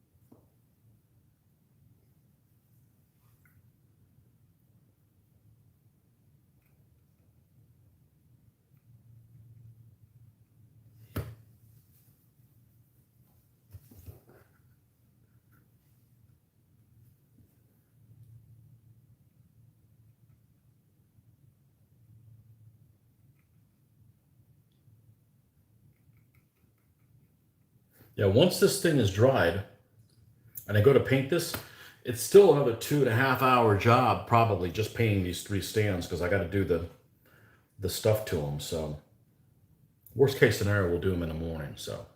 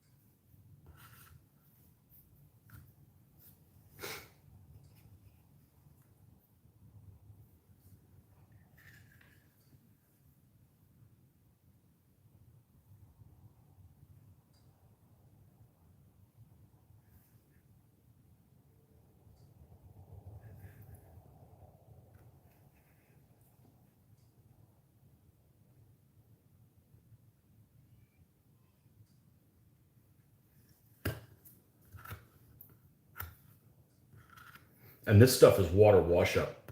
So like one day I came and I forgot to clean my tools off afterwards. Wasn't a problem. It came right off. As soon as you wet these, it just comes off. It's almost like Elmer's glue, and that it'll reactivate and just crumble off. No problem at all.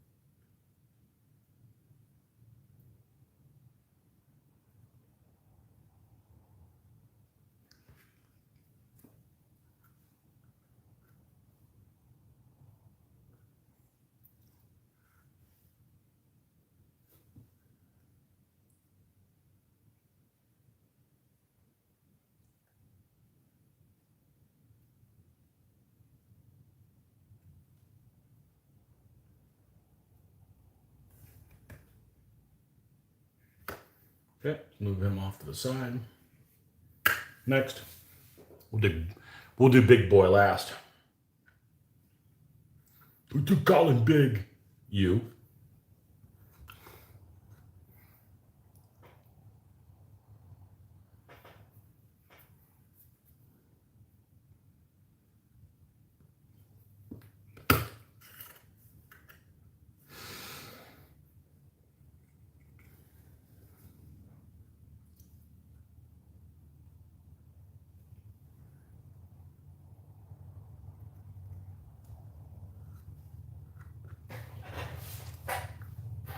That was cool. Got a chance to play with some figures today.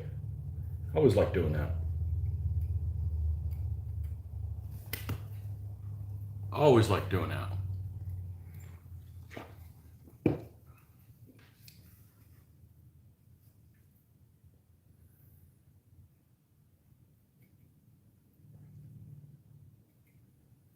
And for those of you counting, I believe the medieval Irish is my 32nd or 33rd DBA army.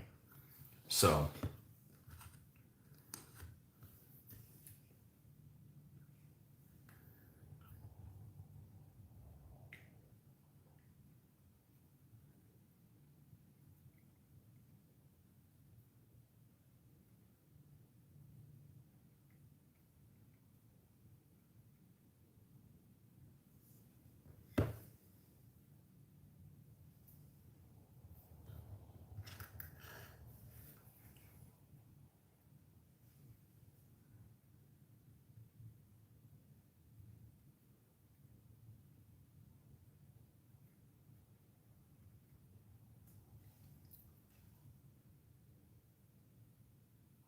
Mitch doesn't paint. Mitch does not paint. You don't want Mitch to paint. Mitch doesn't do a lot of things. Mitch is actually working right now. So we play on Mondays, which is his Saturday. No, he doesn't paint. He doesn't paint and he doesn't get excited about figures. So I had the opportunity last Historicon to go with another painter, and we walked around the vendor booths, and it was really cool walking around with somebody else who was a painter, because get excited about things that painters would get excited about. And yeah, he doesn't paint, but he does buy painted stuff. So most people do not paint. For every 10 players that you have of DBA that I've encountered, I would say, if you're lucky, 3 of the 10 paint. At least in this area. It's unusual that they paint.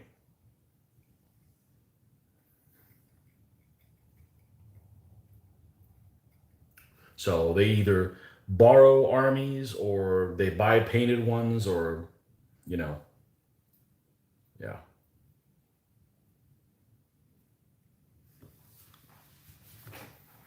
Mitch has 1 unit of, I don't remember how many stands it was. Maybe it was like 4 or 5 stands of Confederates that he painted. He claims it's the only thing he's ever painted. And I guess he didn't enjoy it. But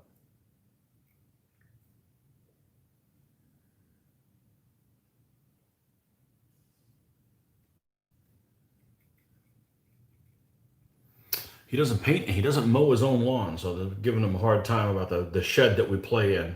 That's really all it is. It's a shed. It might be 10 by 20, but that we play back there. It was getting really difficult to get to it, because I said, man, you need to do something about these weeds, man. They're all over the place. Oh, well, you know, the guy that cuts my lawn, somebody in his family. I'm like, why are you having somebody cut your lawn, man? It's not like he's high society or anything. I'm just not, I'm not going to pay somebody what the going rate is for mowing lawns these days. When I mowed lawns as a kid, I got $5. I'm willing to pay somebody double that rate, 20. I'm sorry, 10. I ain't paying nobody $20. If not, I'll just freaking do it myself and then get some exercise. So, do I enjoy mowing lawn? Hell no, but I'm not going to pay somebody $50 to do it.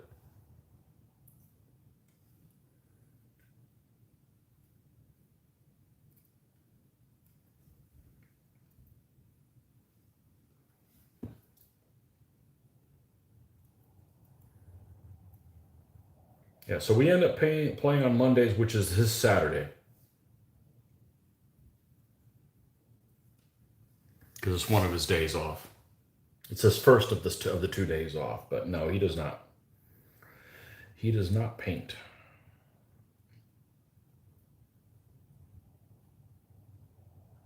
And I'm painting more than I ever have now.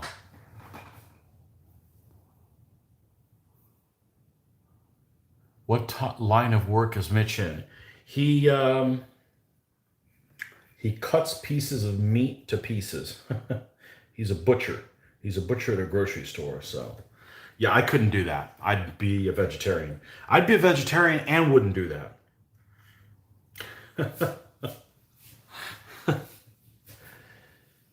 Yeah, but that's what he used to have up north. His family and still has a farm where they raise animals and make and cut them in tasty sizes.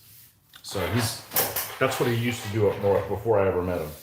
So he's got, just like some people can't be surgeons. I'd never be a surgeon.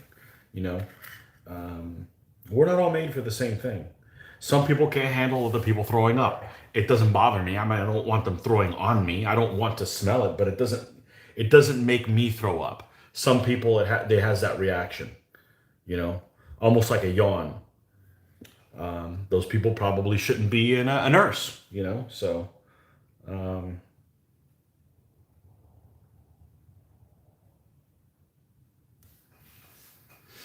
yeah. So he's been in a grocery store for a while, and he is a butcher.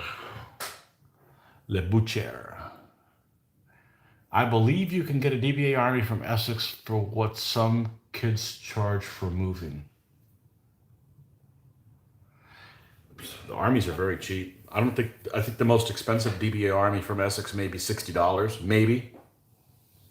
Maybe more than that if it has like a lot of war wagons or elephants or something like that. But yeah, they're relatively cheap. But the going rate for selling an army painted is like less than $200. So I'm like, yeah, no, I value my time a hell of a lot more than that. A hell of a lot more than that. So I can't paint for people. I got to paint for myself.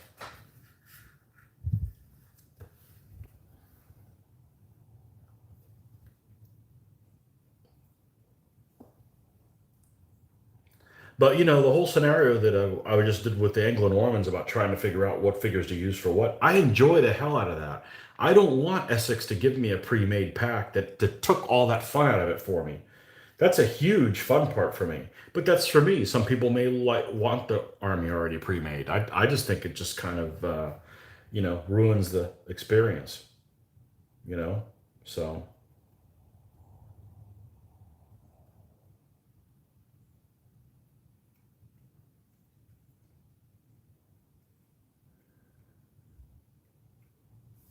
Here's Biggin.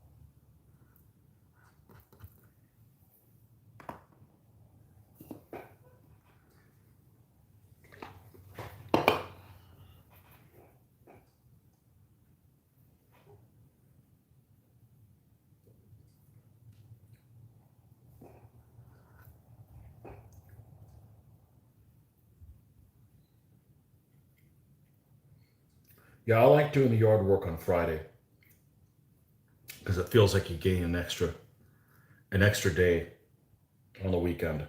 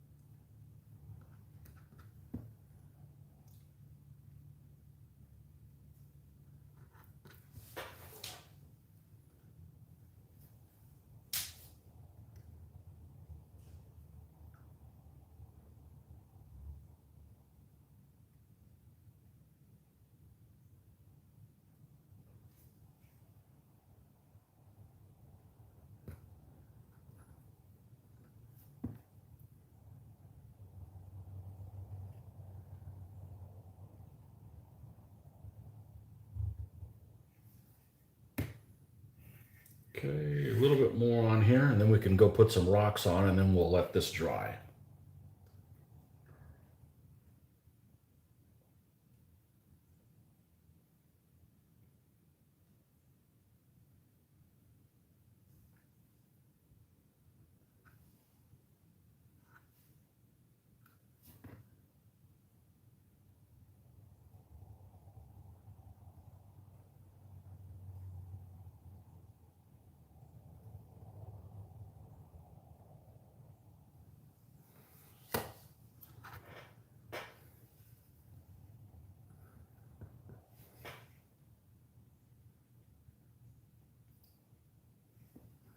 Yep, I got too close.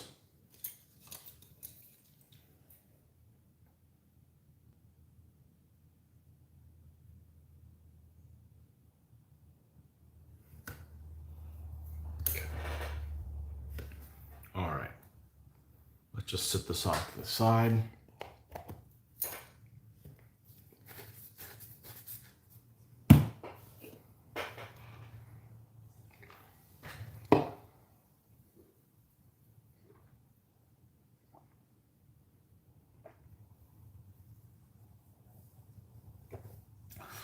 Bought a few painted armies for reasonable prices on eBay and bring it by shows. Yeah, that's where Mitch gets them. For sure.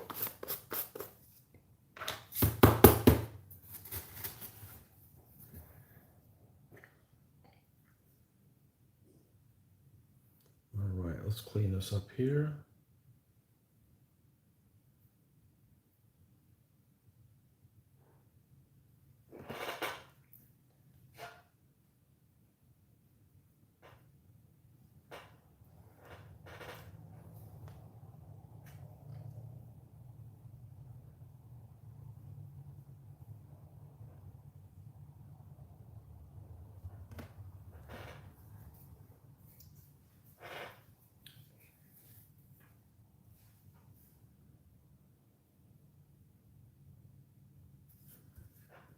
All right, let's get Mr. Tweezers out.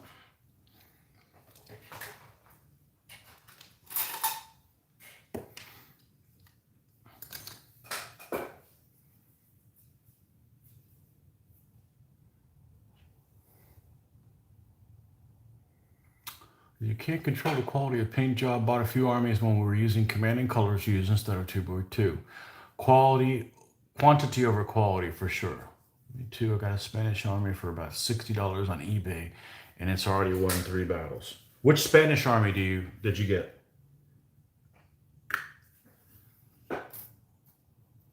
Ooh, this is a big old rock. Should we put the big old rock on the stand with the big old guy? Hell yeah. There we go. Sold.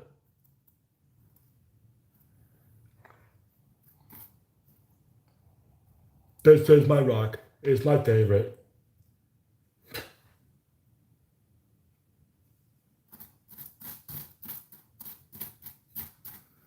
I will love him and pet him and call him Rock.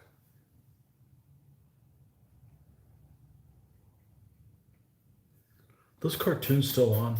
I bet they're not. They're too violent. Yeah, they can't show Looney Tunes cartoons because they're too violent, but they can show sexually inappropriate cartoons for kids.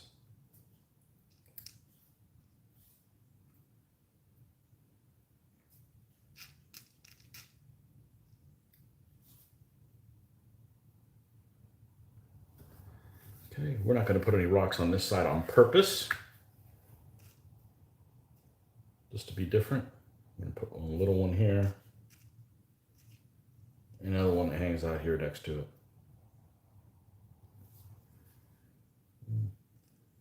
Maybe a big one over here. Okay, he's done.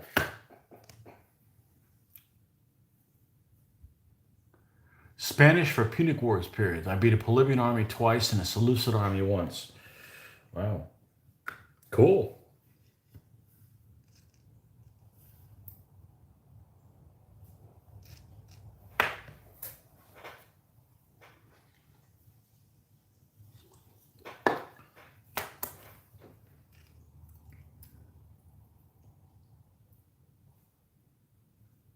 Bolivian armies are tough. Tough, tough, tough, tough, tough. They can win without taking any risks. That's what makes them so tough. They're really cheap on pips to move around. Really cheap. And, you know, having the spear can come in handy when you don't want to have blades.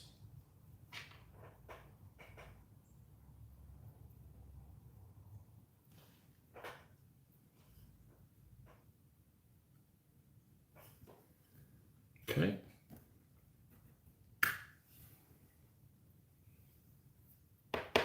It would be a candidate for Saloy silliness. Yeah. So Iberians. You have an Iberian army. Cool.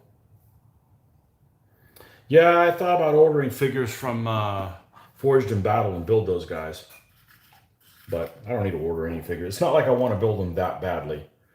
You know, if I had to build that army, then yeah, I would use those figures from Forged in Battle because they look darn good.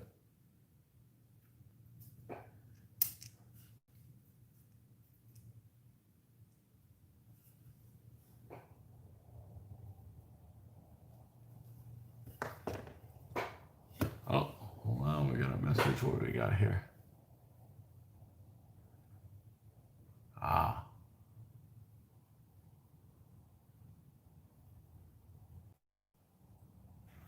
Okay. I don't know if that feed got interrupted with that, but I had to send a text out. Let me know if you would, if the feed got interrupted. I'd be curious to know. The wife sent me a message, so I needed to reply to that. If I knew what was good for me. No, it's not one of those things.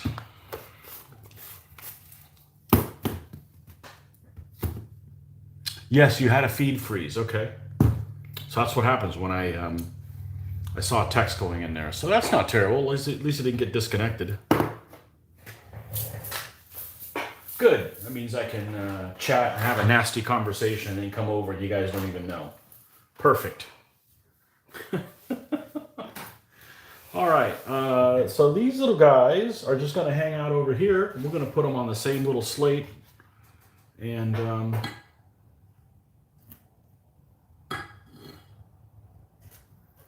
let them dry. All right.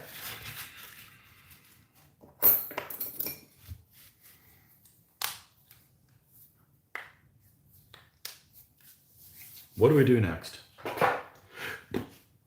I feel like I need to make a decision and decide and finally decide what my next army is going to be. You guys would like that, wouldn't you? Let's I'll be right back. I gotta go assemble some lunch. I'll be right back.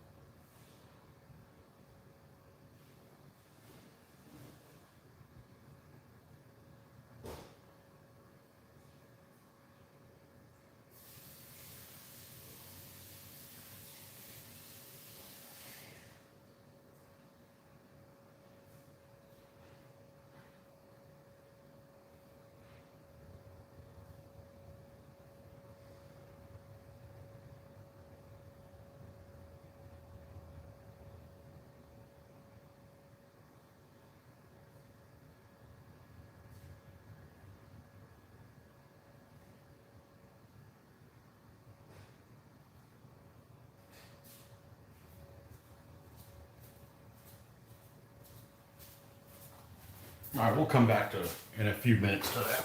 It's cooking. And what do we have here? Don't need to see that. Yeah, okay. So,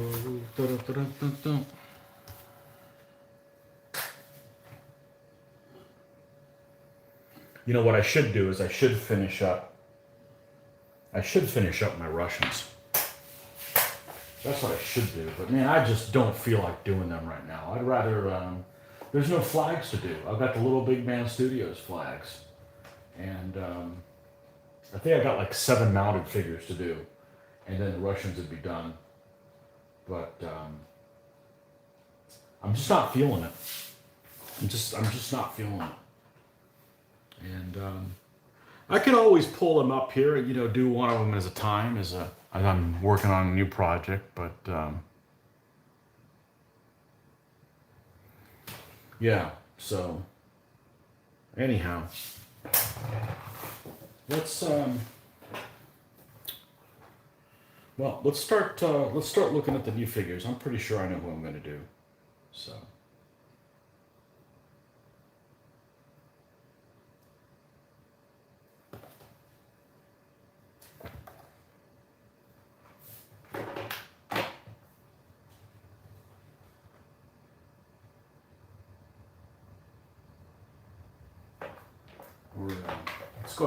Let's go ahead and pull them out.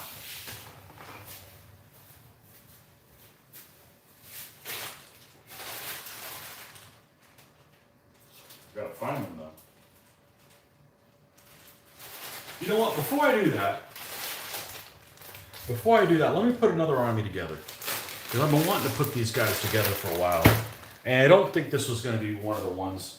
I don't think this is the one I was going to do, but I've got the troops to do book 445, Mameluke Egyptian, and let's look at all the figures and put them together.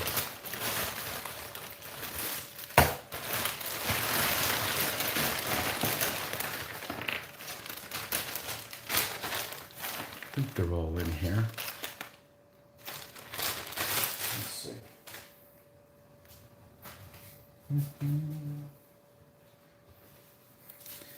I kind of want I want to get something in the mail. I want to get my thing in the mail before I commit to who it is that I'm going to work on next. Okay, so Mameluke Egyptian. And that's handy because they fight the Turks. And this is book 445. Mameluke Egyptian. Okay, they got a cav general. Okay, they have 4 cav. They have 2 cav or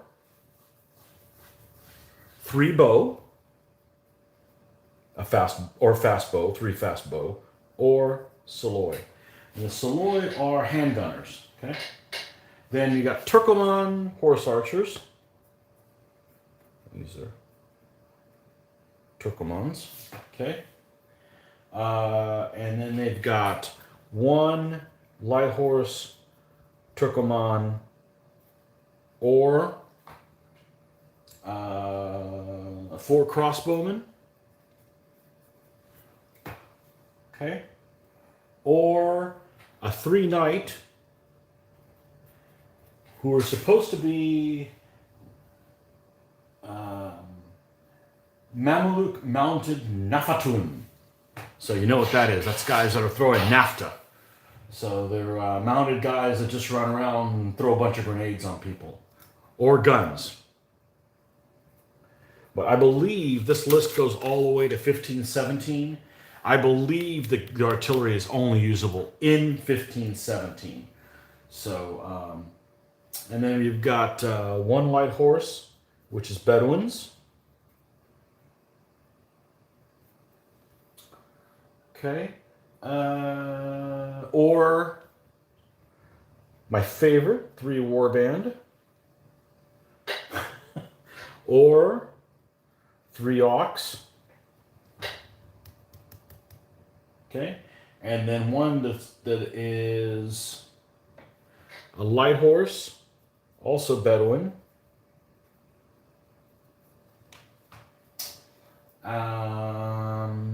Or Saloy,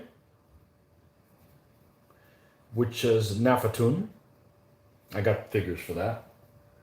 Or handgunners, okay. And then one stand that is a Saloy archers.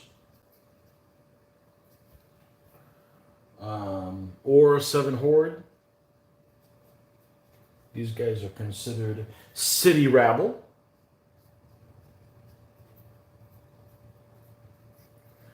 Or a fast horde, which are Mutatawiya.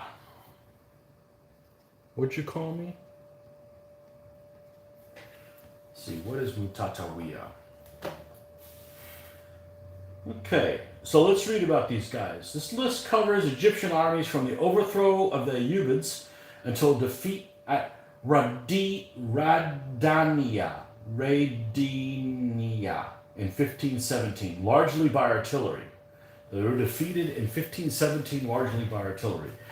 Brought Egypt under Ottoman rule. Troops called Gulams, boys, and later Mamelukes, slaves, started as surplus boys from pagan steppe horse archer tribes, brought by entrepreneurs, converted to Islam, and formed into military units of highly trained and disciplined soldiers that became self-perpetrating corporations. Sure. They're widely used by Muslim states that could afford them and prize for their efficiency and loyalty. The Abbasid Caliph al-Muntasim elevated them into a military aristocracy capable of being promoted to the highest offices of state. When the supply ran short, recruitment shifted to Kipchaks and Circassians. Becoming indispensable, the Egyptian Mamluks seized power in 1250 and henceforth appointed their own sultans. The corps now segregated into the thoroughly drilled royal Mamluks, the Mamluks of the emirs. All had helmet, body armor, round shields, Amir's Mameluke shields with heraldic designs. Okay, so that's the... Okay, cool. Bow, lance, mace, and sword, but not uniforms. Okay, that means they're all going to be different. Cool. Some horses had Persian-style bards. All others decorated long saddlecloths. Quality fell late 15th century, though from a high peak. Slave recruits had to be bought for cash and were getting more expensive. Halka started as probably lance-armed cavalry recruited from Arabs, Egyptians, and sons of Mamelukes, but by 1315 had degenerated into foot archers. By then, from 1490, were encouraged to rearm as handgunners. Okay, so this list here, where you have a choice of the cav, these guys are actually Halka. The 2 cav. So eventually they became these and then Saloy. Okay, cool.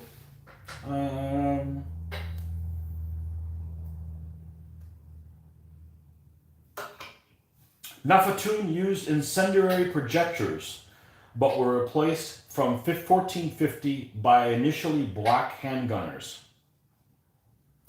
If used, handgunners were deployed in front of the cavalry as a screen. Foot were otherwise disdained. Ghazis fought for religion, Mutawa'i for loot. Artillery were first used in battle in 1517. So they were first used in battle in the last year that the army list goes through. So that tells you that they're only good for 1 year. All right, so if I built these guys, it would be to face the Ottoman Turks, okay? The Ottoman Turks ended up defeating them. So right off the bat, I'm going to use, obviously, the cavalry general, 4 cav.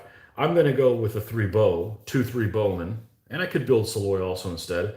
This is mandatory light horse. Yeah. All right, so let's put these guys together, although I think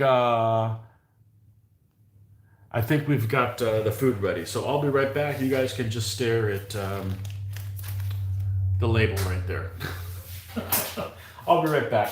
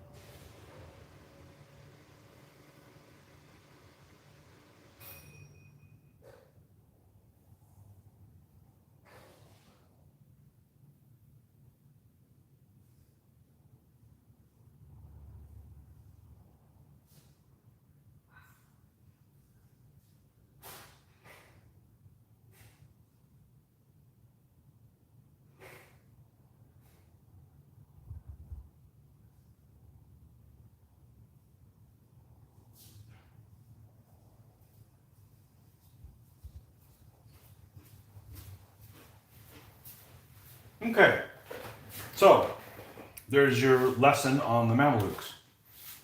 Yeah, I'd be interested in building them towards as an enemy for the Turks, not for the early time period, because I believe the early version of them is right after Saladin.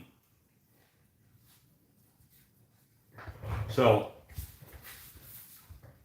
not really interested in building that time period, an early one, but more of a one that would be fighting the Turks. So, all right, don't mind me while I eat.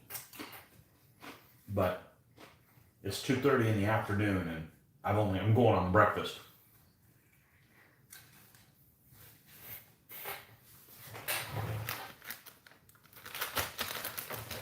All right.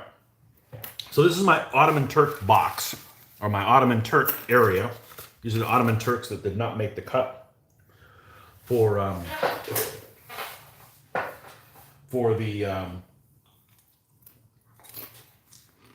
Ottoman army. But I've got Mamelukes. I believe they're in here. They're not blue labels. That here they are. So I'm going to put these guys together. I've got a little bag here, and that's what we'll put together. So I want to see how much of this army I already have. I can probably build the whole army and be happy with what I have, but let's take a look. All right. So this is our guide. These are Mameluke Bedouin light cavalry with javelin. So they come 4 figures to a pack. Let me get rid of this text thing in front of me. I guess you guys are interested in what I'm doing here today, or you wouldn't be watching. Good, I appreciate it. Okay, these are railway figures, which are, you guys aren't going to find pictures of these guys online. So we got a guy with a buckler who's got a turban on his head. And yeah, cute little guy. So this is the light cav. And where's the little baggie they were in? There's 4 of them in there. So that would take care of this Bedouin and this Bedouin. Okay, so that knocks out this option. So they're definitely going in the, this is part of the Mameluke army thing. Okay. Last time I ordered from Roundway, I knew at some point I wanted to build Mamelukes because they fight my Turks. So we're definitely going to put them in with them. Okay? Definitely a sure thing. All right. Looking for the other Mamelukes. I have a handful. Okay, here we go. Mamelukes, cavalrymen, laminate armor, lance raised. Let's take a look at these guys. 4 mounted figures in here. These are all Roundway. Okay. Nice, completely armored horse. Beautiful casting. Beautiful casting. And then these guys have their typical Mameluke helmet and a buckler type thing. I got 4 of those figures on there. Excellent. So this is some of the ones that would be in the cav here. So we actually need 3 on the command one, and then 4 more calves. So that's a total of 5 cav units, 15 figures. So here's 4 of them already.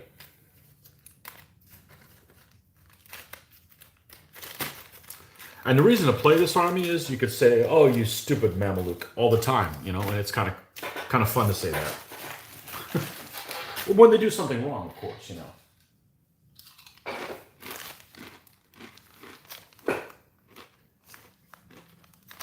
Mameluke foot soldier firing bow. I didn't know I had actual Mameluke bowmen.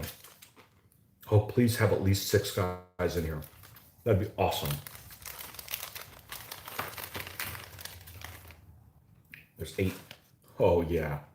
Here's my tooth fast bow.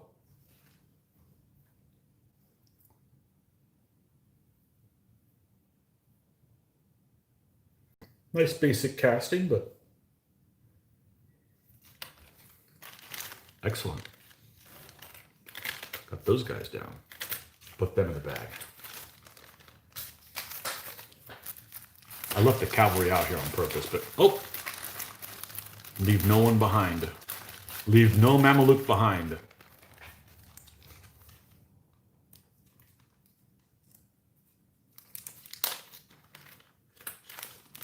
Yeah, I don't know why there's not any pictures of these roundway figures online. It's ridiculous.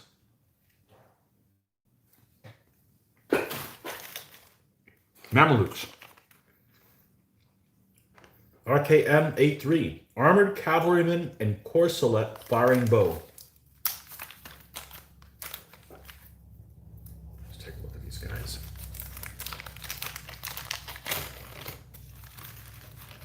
So we got an unarmored horse. And these are wearing kind of a helmet here. We got a buckler slung on the back. Nice casting. Okay, 4 of them. So now we're up to 8 mounted figures of the 15 that we need.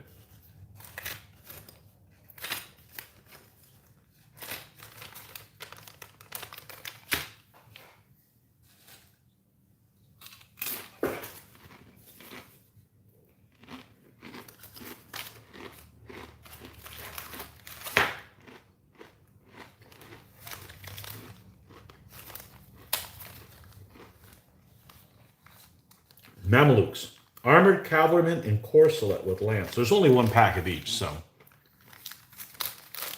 I know it's going to mix and match. We got some armored horses here, completely armored, but a different pattern armor than these guys.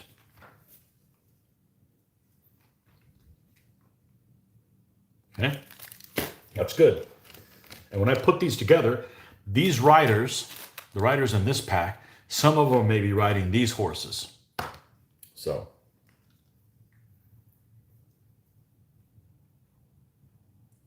Oh yeah, this guy looks badass, man. This is a nice looking freaking figure. Nice looking figure. 4 of them. Now we're up to 12. Of the 15 that we need.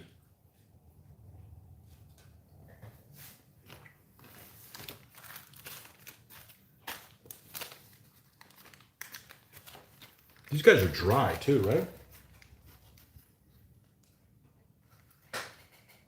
They're dry too? Yep, they're dry too. Talk about guys I wouldn't be able to win a game with.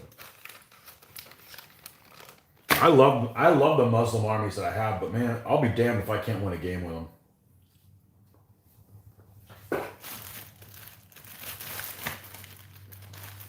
Now, that may be all the Mameluke packs I have.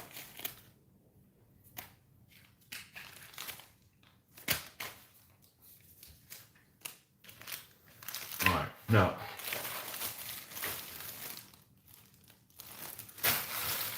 this is some foot guys. Let's not go there yet. Let's go get another. Let me go get a baggie.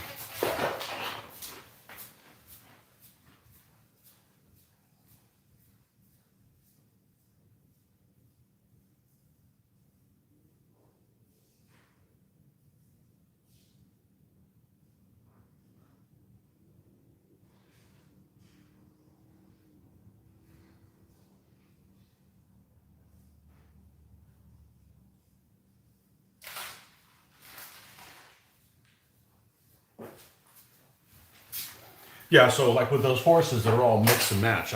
I'll mix and match all the horses. So you have a really varied appearance.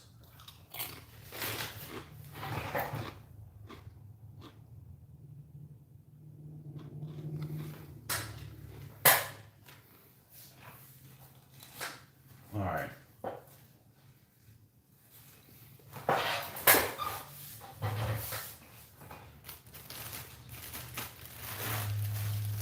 We're going to take the guys that are definitely Turks, and we're going to put them in a bag. This is going to be the bag that we're definitely going to put them in. Okay, so I'm looking here, and here's some horses. These are Sipahi guys. So we're going to put them away. Okay. What's in here? This is some Ottoman Arnauts. These are Mike Models guys that have arquebuses.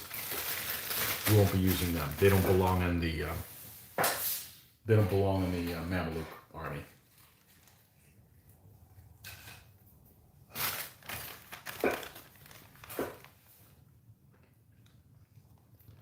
Azabs with arquebuses. They don't belong in the Mamluk army. Ottoman Azabs with bows. I could have used these as the bowmen in the Mamluk army, but since I actually have ones that are actually labeled as Mamluks, we'll use them instead.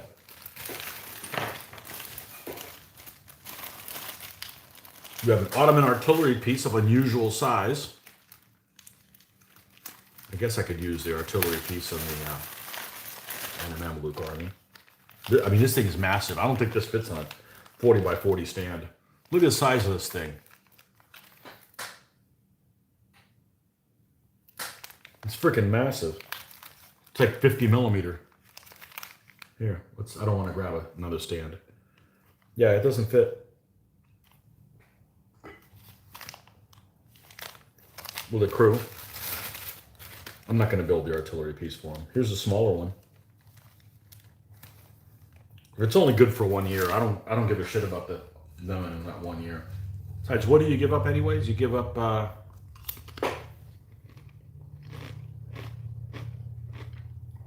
4 crossbow. Nah, I'm gonna run with a 4 crossbow for sure.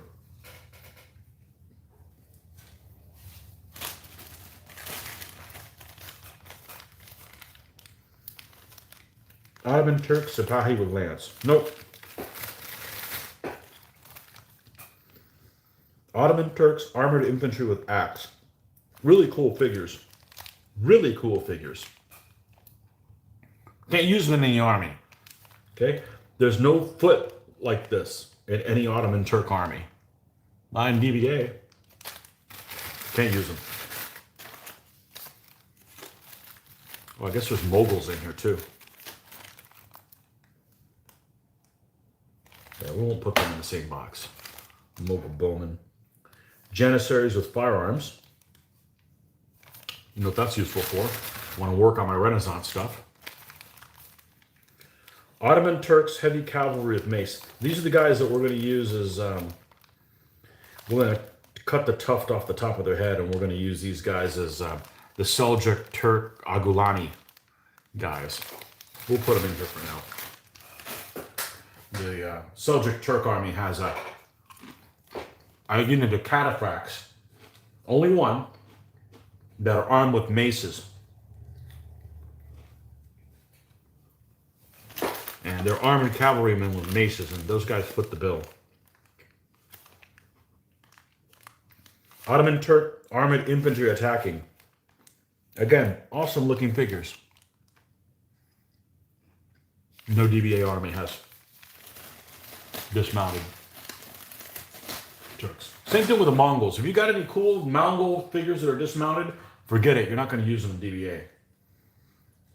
So.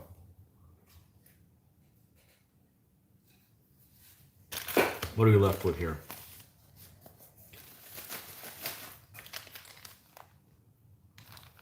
More bow janissaries.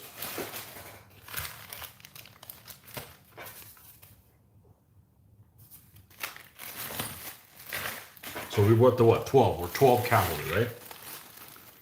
We'll start getting into the weird stuff here. Let me take this last bite. Okay. These are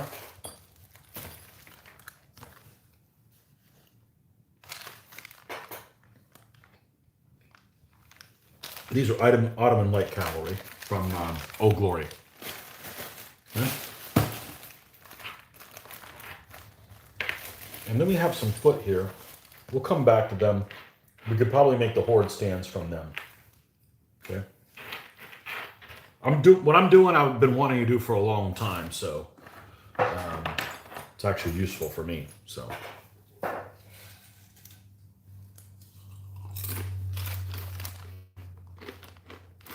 All right. These are all foot guys over here. Move them off the side. These are all mounted. Just throw all these guys together. What this is a smorgasbord of different stuff. This guy's farther away.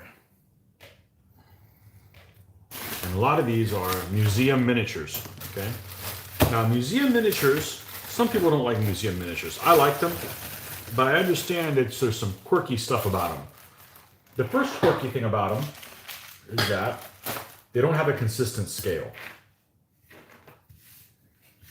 which is okay. I mean, look, I put a monster guy and a little guy all on the same stand. Look at this.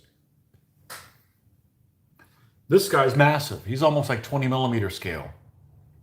This guy's small. They'll look fine, okay? But I didn't put them right next to each other. So, in here, most of these are museum miniatures. What Museum Miniatures likes to do is list their Ottoman Turks and list all their figures that go for Ottoman Turks and put their codes in next to them. And then you'll flip to Mamluk Egyptian. And a lot of the same codes are in there. And it makes it look like they've got figures for Ottoman Turks and ones for Mamluks, when in fact, it's the same one replicated in both places. Okay? So, a lot of these figures are useful for Turks, a lot of them are useful for Mamluks, a lot of them are useful for Islamic Persians. So, let's see. This particular hat, you see this particular hat? This is a Mamluk hat. It's almost a helmet. Well, it is a helmet. And it's very typical Mamluk. So we're going to take all these guys and set them aside. Okay? This guy is a Ottoman Turk Janissary. So I'm going to set him off. This guy is definitely Ottoman Turk. So we're not interested in that guy right now. We'll just take him off screen. Okay? But this guy's almost like a leader. So you could almost use this guy as the Mamluk leader guy. Okay? This is an Ottoman leader. Okay?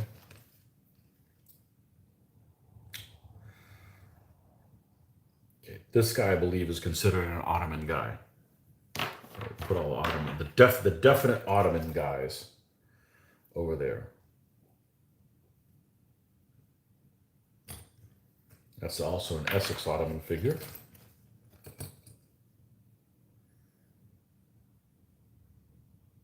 Guy's an Ottoman guy.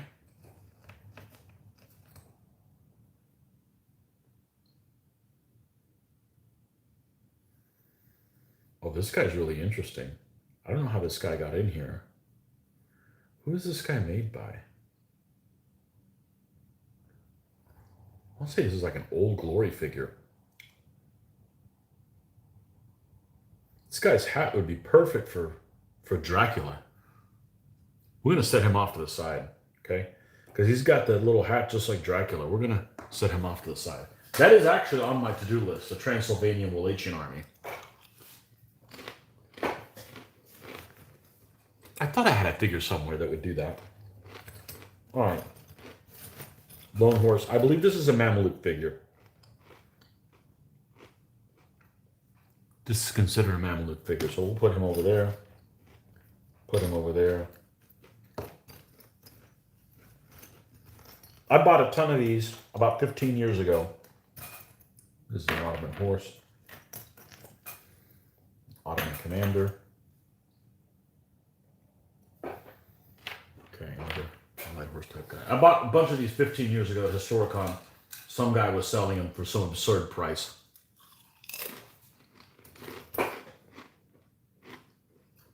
I was like, I'm not leaving them there.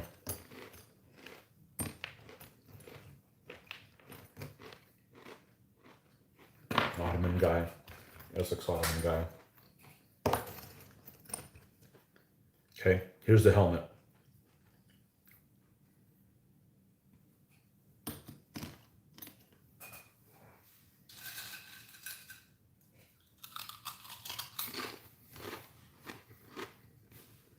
I said I had 12. That's 4 stands of 3. So if I use this guy as a commander, along with him, and along with this guy who can carry a banner, that's perfect. That's looking like a winning combination right now. One of those commanders, another Mameluke. These are guys that are useful for. Here's another one.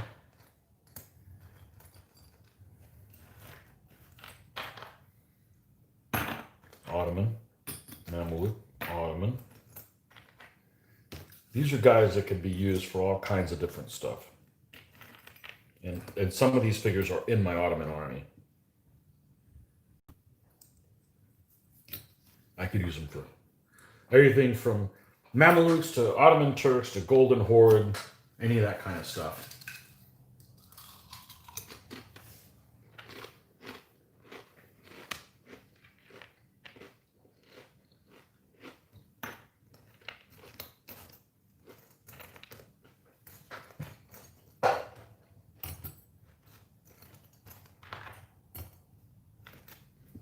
This is a regular miniatures guy. It looks really cool, but I feel like we got a better purpose for him. He's got a kite shield. We'll have to use him for something cool. He'd be a good commander for, say, figures that don't have a commander, like my Kite and Lao. They don't have a commander. That's an Ottoman horse. Ottoman horse. Ottoman horse. Now, let me see if this unarmored horse looks exactly the same as this one. He does. Okay.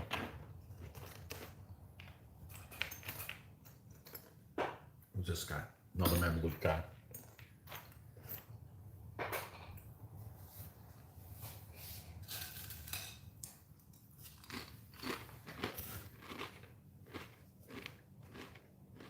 So, I could mix some of these guys in along with them,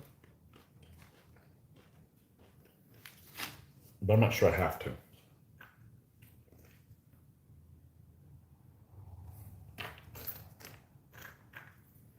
Okay, I think what we're going to do is we're going to take these guys here.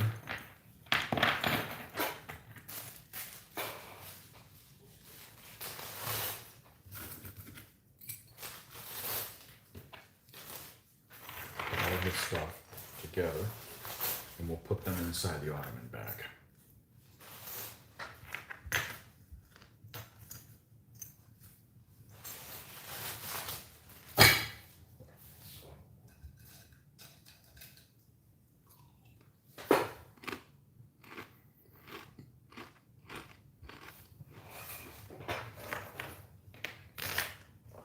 Foot guys.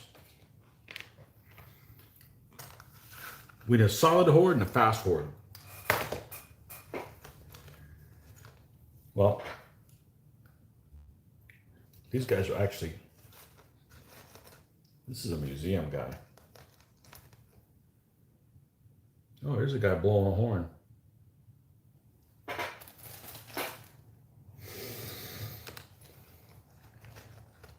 You got lots of little horde guys that can do this. So I would use anybody who does not have one of these little Turkoman hats. There's lots of guys like this that would work just fine. I have a nice cast shield. That sort of thing. Yeah, it should work nicely. I'm going to put these guys all together. We'll put them in a bag.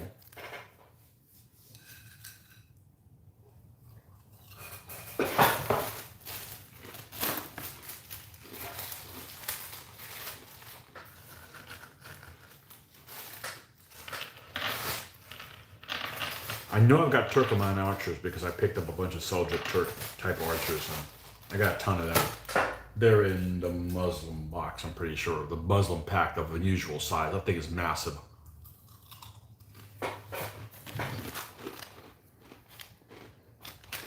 These guys are a type of troop called Delis.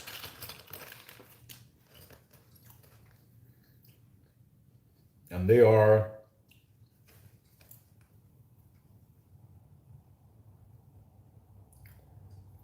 I believe they're considered light cavalry, Renaissance type rules.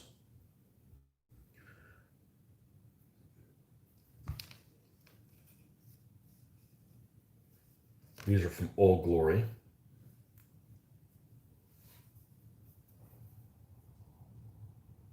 And really nice castings.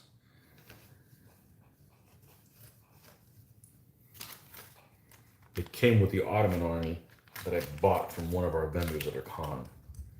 But they're too late for this time period.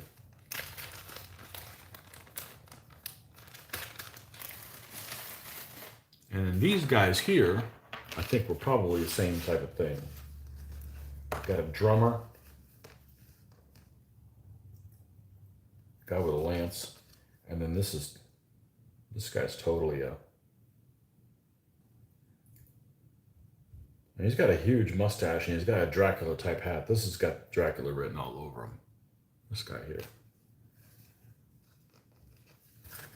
Anyhow, we're gonna set them off to the side because they don't really go with anything. So I've got all the cavalry to do Mamluks for sure. That's excellent. We got all these guys together.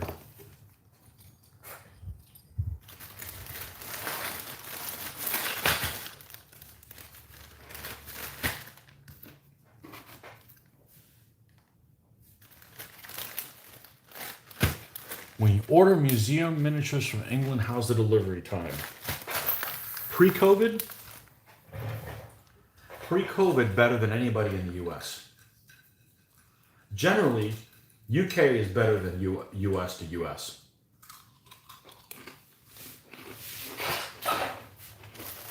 Museum is one of the best, shipping wise. Easily a week. You order it on Monday, you get it the following Monday. Almost to a T. Pre-COVID. Post-COVID, all bets are off. The worst order that I've had, there's 2 people that I've ordered from in recent memory that their shipping was not very good. Let me finish off this last bit of chips.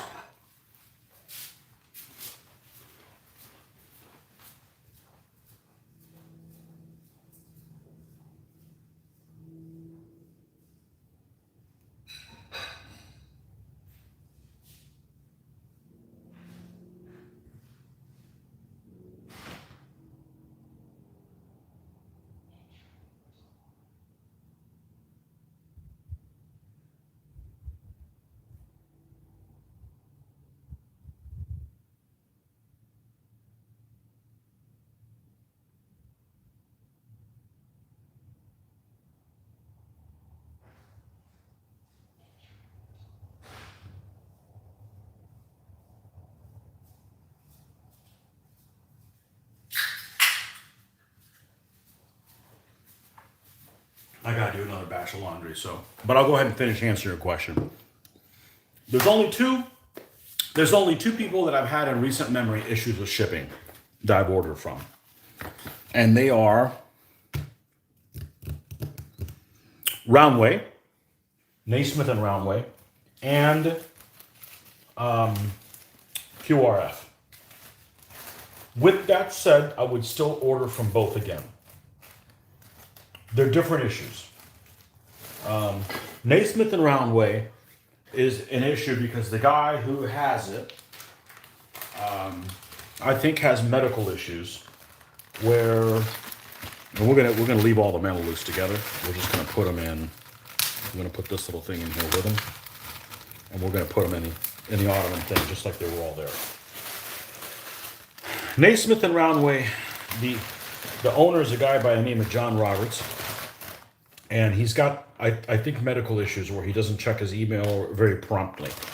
So you'll put the order together and he won't communicate with you, and you think that he's just fallen off the earth, and he really hasn't. So he's a good guy. I've ordered from him 4 or 5 times, and he's very, very slow, and he doesn't communicate with you. with that said, I love his figures. The other issue is QRF, which was, oh, by the way, the experience with Roundwood was pre-COVID. QRF, my first experience is, well, I got these horse for the Irish. It's post-COVID, and a lot of the issues that they had seem to have to do with there's only one person working there. They have a backlog of a lot of casting to do.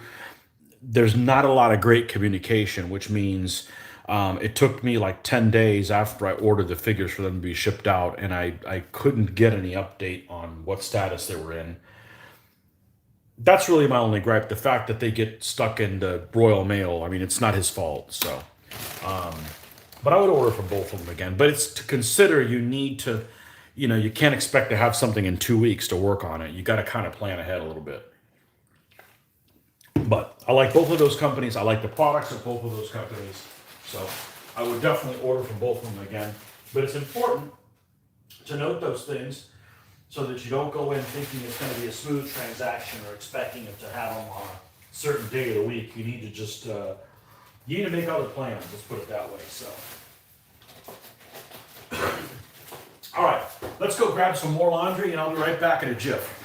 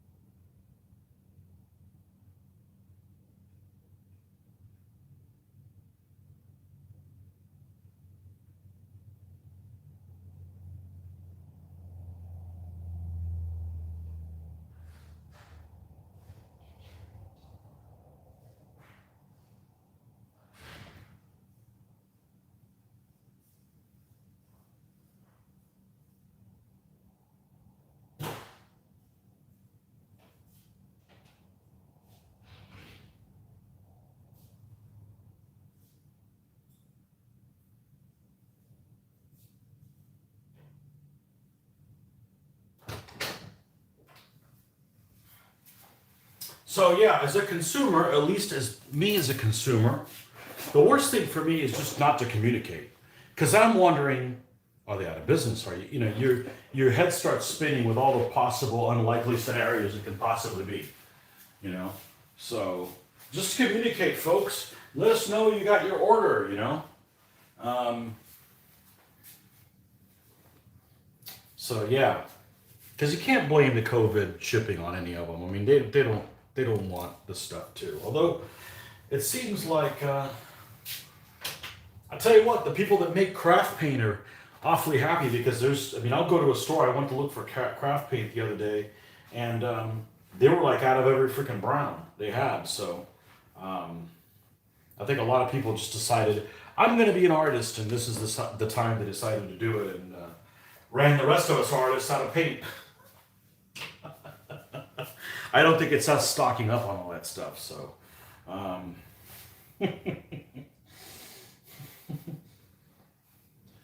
But yeah, there's definitely a shortage of craft paint. I've been to Michael's, I've been to Hobby Lobby, I've been to where else? Hobby Lobby's not in a lot of stuff, but they don't have the best prices on things. I'll buy stuff there if it's if I can't get it anywhere else. Because the other thing about Hobby Lobby is they're only open on half the days I have off because they're closed on Sundays. So I get to think, oh, I need this. Oh shit, it's a Sunday. I can't do that. And that's when you go, ah, hell with it. I'll just go to Chick-fil-A instead. Oh, those sons of bitches aren't open either on Sunday. Oh, man.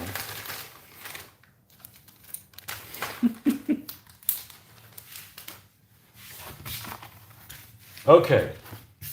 For those of you across the seas, you have no idea what the hell I'm talking about. So, sorry, American joke. Man, 5 people. You guys are entertained. Awesome. Let's see. Different UK manufacturers are working in different ways.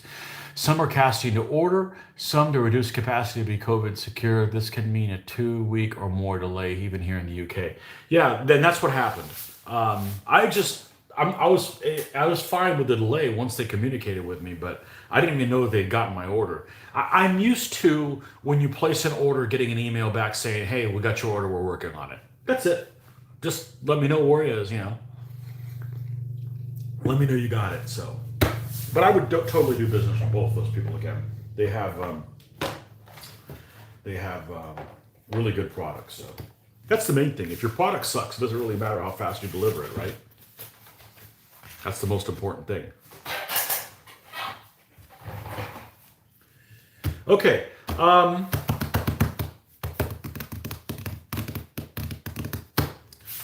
Let's pull out the new army.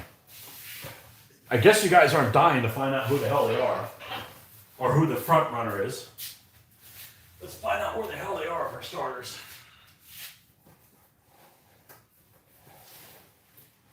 They're all over the place, including some of the stuff that Marty gave me. So let me find that stuff first.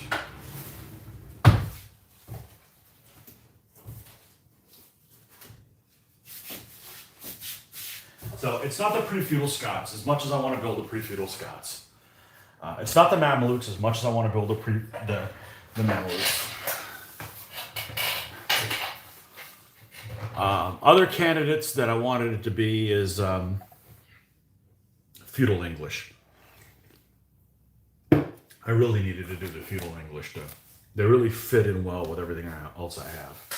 And I'm going to pull these guys out and kind of figure it how we go.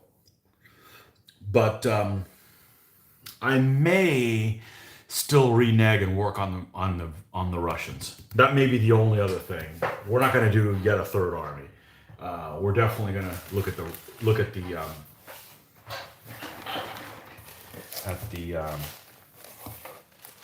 Russians. What did I do? Did I already pull some of them apart over here? Well, that's awesome. I didn't think I had done that yet. Okay, this is,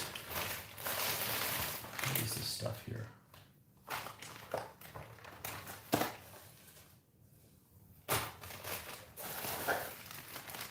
Because that's what I should be doing. I should work on the Russians so they can be in pictures. What's this? Bunch of poles?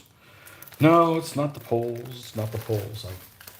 I found out that these Renaissance poles that I got are like 1600 period Renaissance. So they're going to have to sit dormant until I feel like I'm working on my Renaissance rules, and that's not really the main focus of my area. And this is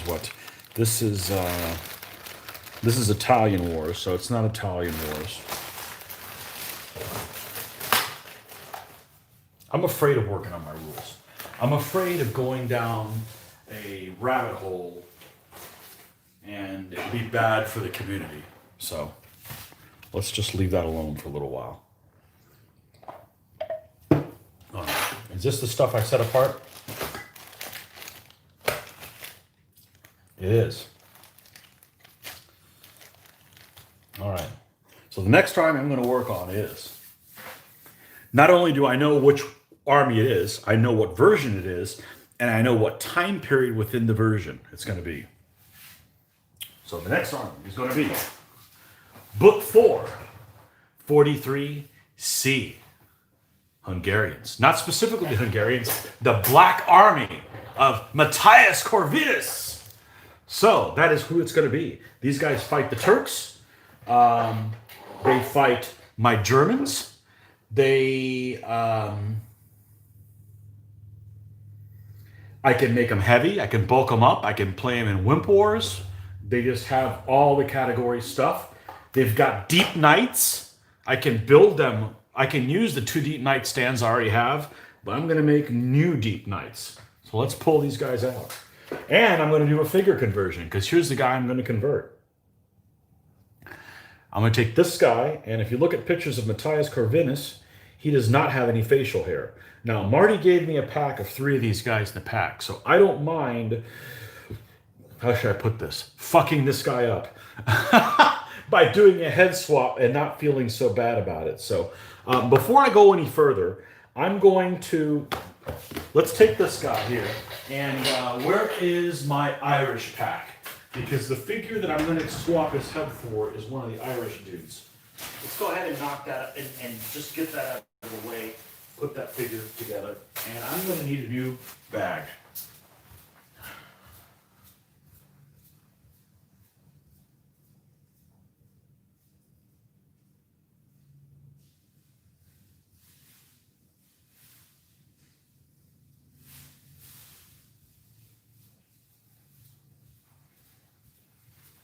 I'm going to need a new bag because this one has a damn hole in it.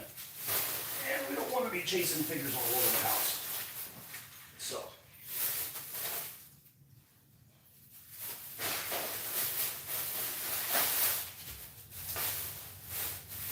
Now, the figure's head I'm going to use is this guy that looks like he's selling spears. We ended up turning out okay.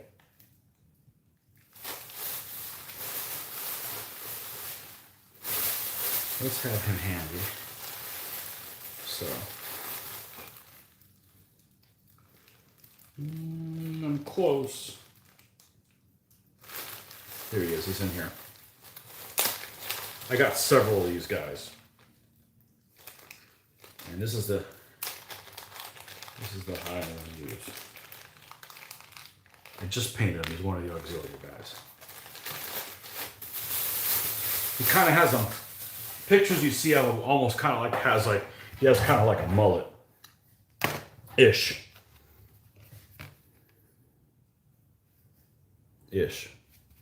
So I'm going to replace this guy's head with him. So anyhow.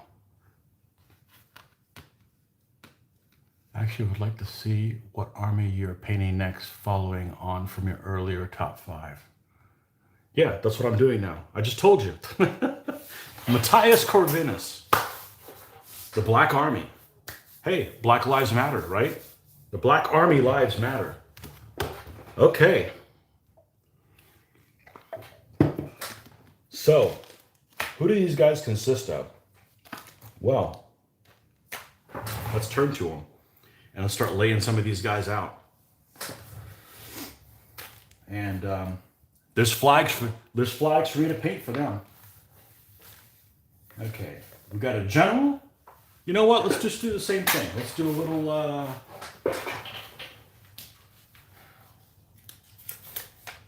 Let's do the. Well, you can put these owls in the way. Yeah. Put these guys back in there. I didn't want to jump and do this army and then halfway through realize I don't want to freaking do it. But, you know, they fight the Turks. You know, they just have everything going for them. I can wimp war them. They fight the Turks. They fight my Germans. I can bulk them up so they're good. They're a good open army. They've got war wagons, which I don't have any of, and are like a little mini diorama in itself. They've got flags that there's none made by like Pete's Flags or anything. So I get to make those flags. I mean, they just have everything going for them that I want. They're a step army. I don't have a step army. You know, just everybody wins. Now, I've gone through the DBM books and realized, you know, there's lots of options. This is 1397 to 1525, okay? It's a big swath of area. I'm focusing on an army that is from his reign, which runs from, we're going to say 1450 to 1490. That's the time period that we're interested in. 443C. Hungarians. Okay, so all his knights are basically mercenaries. Okay, so you've got a knight general. I don't know why I put a 1 in front of it, like you're going to have 2 generals. Okay, they have 2 6 knights. Yeah, baby. Okay, or Hungarian nobles, or 3 KM. We're not. We're building them with the 6 knights. Okay, because if you look in the DBN, the deep knights fall into this time period. Okay, you've got 2 horse archers. Okay, you've got horse archers or Serbian hussars. So another light horse. We'll just call this 3. Okay, 1 armati, and I did some research on what the hell a armati is. It's a solid blade. They're fully armored, 2-handed weapon guys. So like pole arm guys. So not guys with sword and shields. They're pole arm guys. So I got lots of them in the other Renaissance box as well. You know, I got lots of those guys. Those guys look super cool. Okay. So they got the armati, 2 peasant spearmen or clipiati spearmen or marauding peasants. Okay, well, I've got guys that actually look like spearmen. They don't look like peasants. Well, they may be peasants, but they're uniformed looking. So they can have 2 solid spear or 5 hordes. I don't have the 5 hordes figures, so we're not going to be doing them.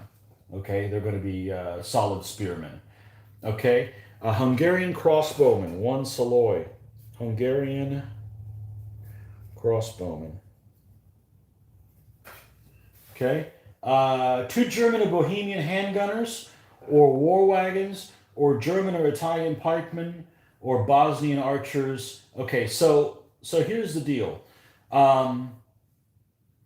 During this time period, the Bosnian archers weren't used. So this is going to almost certainly be 2 war wagons. This is what we're going to go with. So this is let me make sure, 1, 2, 3, and 3 more, 6, 7, 8, 9, 10, 11, 12. This is what the army is going to consist of. Okay? Let's start laying these guys out.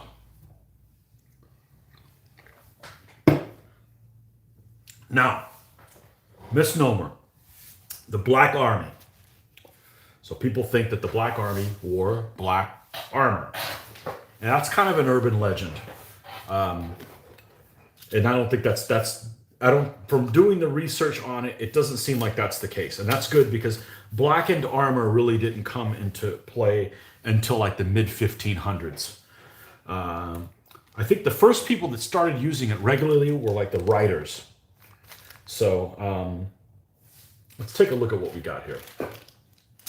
Okay, these guys are axemen and they've got that kind of stuff. I may end up using these as the armati. I may not. Because I've got to convert my German army book 4 13C to 3.0, and they need a unit of blade, and these guys would be perfect candidates for that. So I'm going to set them off to the side. I may not use these guys for that. I don't know what these stands are doing here. Oh, I know what they were for.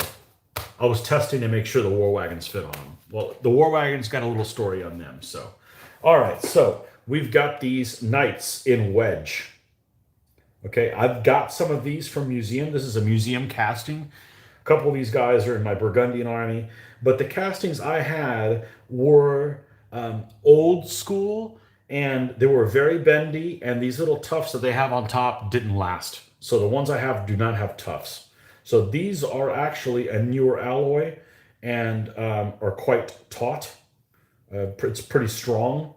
So these are the guys we're going to use. So we got a knight here. We got another one here. We got another one here. We got another one here. This is the pack that Marty gave me. Marty gave me 4 of these guys. All right. Let's get a deep nightstand out here. And the other thing I wanted to build this army is these guys are just gonna be gorgeous. So that's what I do. You know, next army I do is going to be a boring army. So maybe we'll do pre-feudal Scots next. Nothing against the Scots, but you know they're not as fancy as these guys. Sorry, facts of life. Okay. All right. So what I envision with 4 of these guys is these guys are going to be in a wedge, and I've got 4 of them. I got 4 of these guys.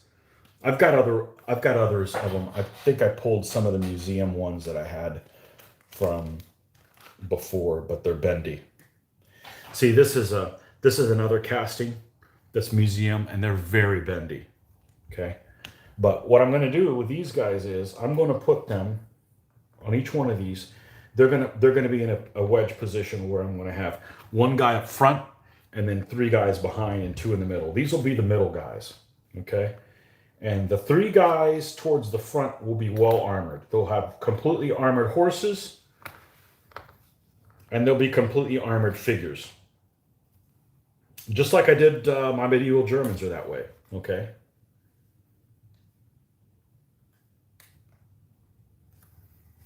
So that's where those 4 figures are going to go in, all right?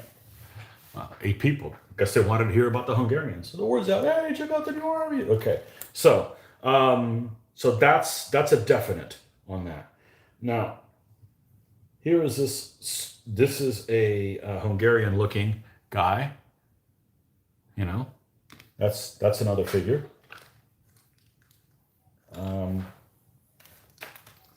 Let's get all these knights here. We know we're going to do the figure conversion for him.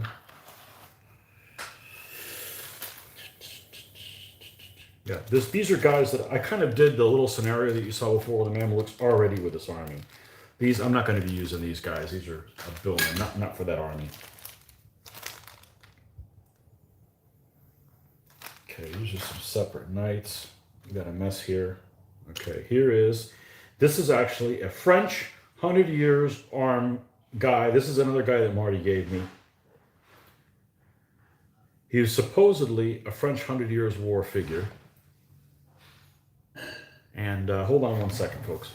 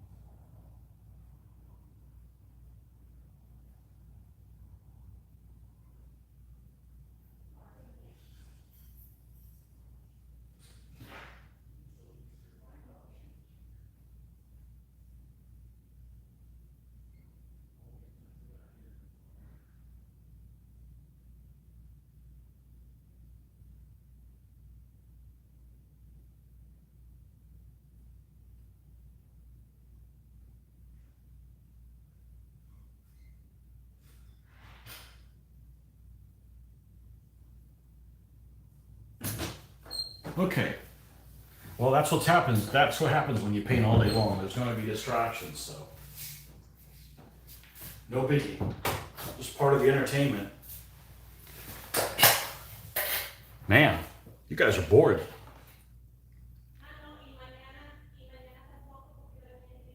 Ever play DBA and other scales? I'm working on some 6mm armies using irregular miniatures. Think I will label the bottom with the bases to differentiate between 3 or 4 6-figure scales. No, I've never. I've played it in 25s, but 28s, but I don't care for 28s. If there was more figure variety, I'd do it in 6s. But there just isn't enough figure variety because I can tell the difference. But anyways, I think we were talking about this is a French 100 Years War guy knight that Marty gave me. Okay. But now look at his shield. Totally Eastern European. Okay? So this guy is going to be a candidate for one of these nightstands, for sure. He may actually be the guy holding the banner because look at the size of his minifigs lance. Minifigs makes extremely long lances. This guy looks like it'd be a good candidate for that. So he's part of it as well. What else do we got here? Some of these are like minor knights. Put them to the side. Here's some Bosnian archers. I'm not going to worry about that stuff right now. Who's this? Italian and Venetian light cavalry. Yeah, this might be some commanders that we could do. But anyways, we're yeah, okay. Here's the other guys that I had. It's the same figure, but as you can see, their lance is very bendy. You actually can't get it straight. So I got some of these guys in my Burgundian army. They're the same figure as this. They're exactly the same. It's just this has the old alloy in it. Okay, so I just kind of pulled everybody to the side that I might possibly use. I got some of these round-way Venetian heavy infantry. I thought I might use these guys as the armati. But then I read that the armati were used two-handed weapons. I guess these are two-handed weapons as well. I don't think I'm going to use these guys as the unit of 4-blade. Anyhow, let's pull it. Man, I got a lot of stuff in here. Let me just take everything out. So I got really excited when I got these war wagons from Marty, and then I did research on it, and I realized, oh, these are the protected wagons that actually the Poles use. So we're not going to use these wagons for this army. We're going to get the wagons these guys use were the Hussite style wagons that have the slope ends. Okay, so we'll order them at some other point. Okay, we don't need to go and order a bunch of figures right now. All right, so don't we use? Let's see what we got here. We got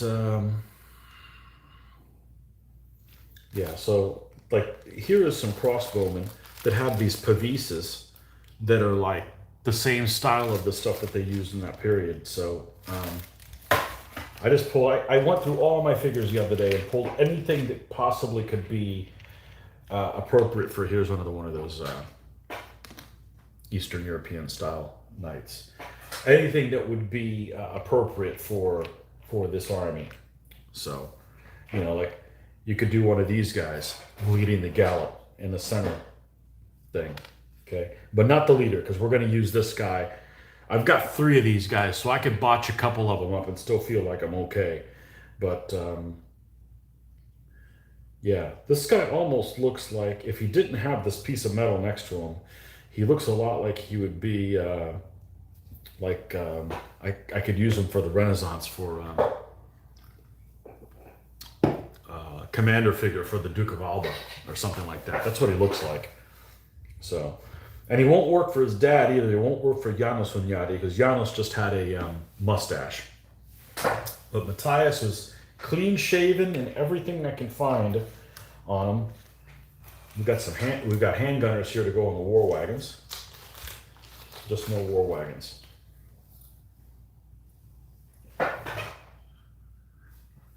Got guys that sit there and shoot over the edge and they're, yeah, anyhow.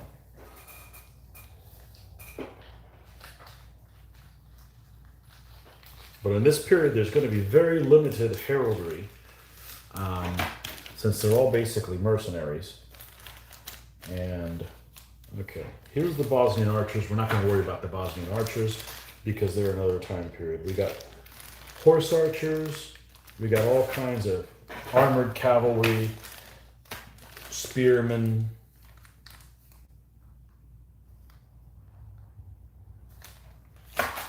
And they ended up using a lot of mercenaries that happened to be Hussites. When the Hussites ended up getting crushed, they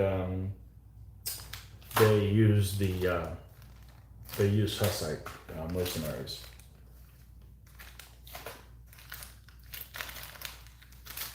So here's some spearmen here. So I just got to decide what it is that I'm going to work on first in the army. And this is what I was thinking about doing. The guys that are in the back, on the back row, there's going to be 3 guys in the back row. You end up putting guys like this in the back. Oh, great. I got the one pack that's different because these guys are actually Lithuanians or something like that. These guys here.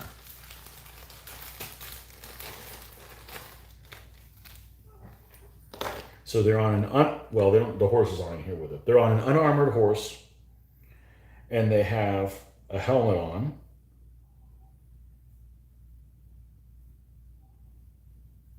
A sallet style. And the shield. And they go 3 abreast back here.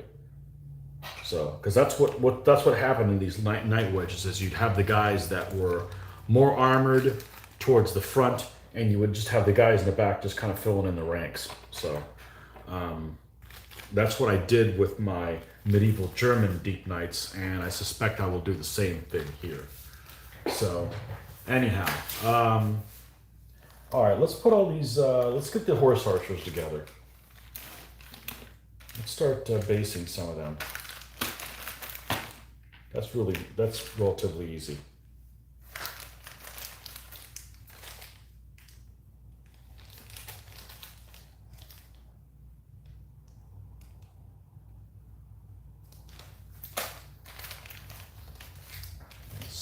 Spearmen.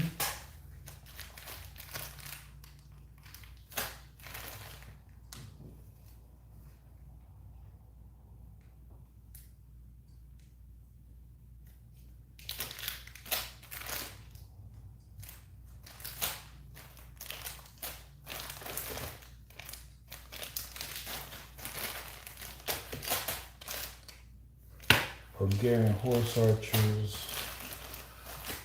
Bosnian archers, a crap ton of night horses. No artillery in this army.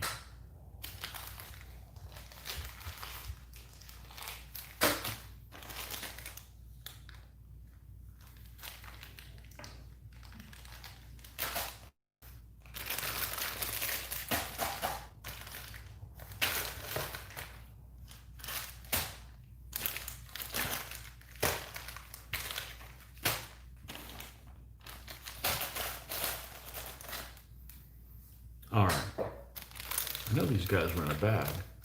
Oh, they must have been in this one.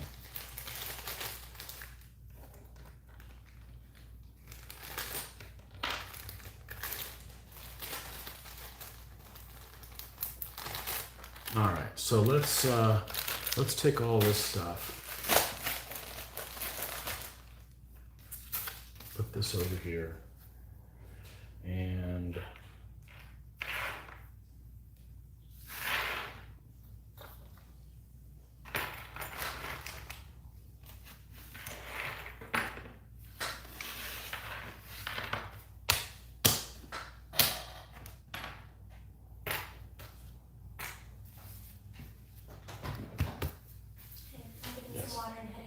okay. We might call you to meet us somewhere for dinner, okay? We may call you to meet us somewhere for dinner. Just send me text. Okay. Okay? Love you. Can I go like this? Yeah. Okay. And I'll be in sweats. Okay. Okay. Okay. That'll work. Love Love you. you. Okay. All right. So let's look at, let's get our box of our little roundels.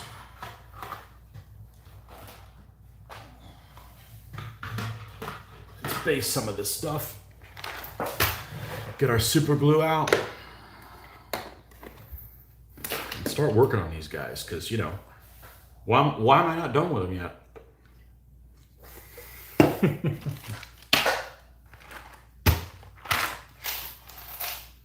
1, 2, 3, 4, 5, 6, 7, 8. Okay, 8 of those. Don't these guys have a mandatory Saloy? Hungarian crossbowman.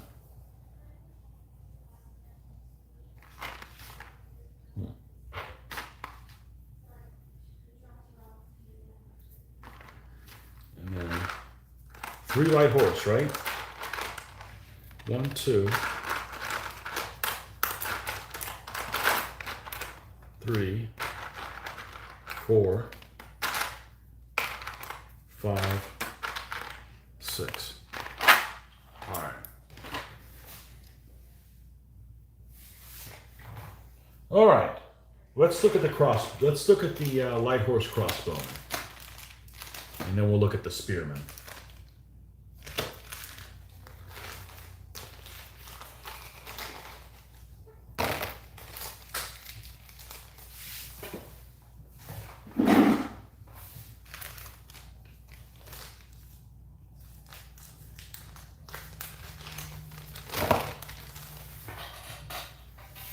Guess I can order the war wagons now. I didn't want to order them, and then change my last minute. I wanted to do the pre-feudal Scots. No, there's a point of no return at this point.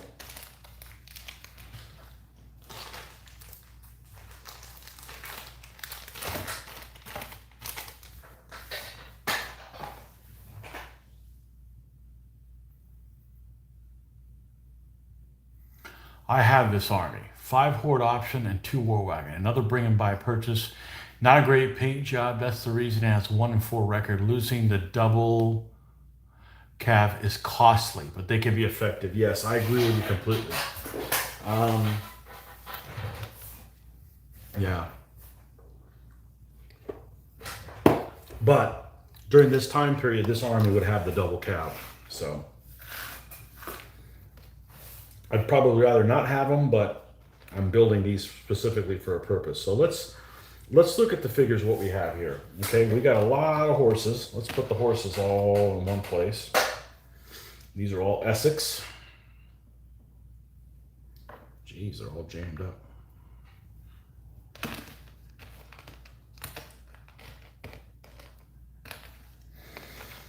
Horse with no man, horse with no man. These have a built-in rider. That's fine. That doesn't bother me any.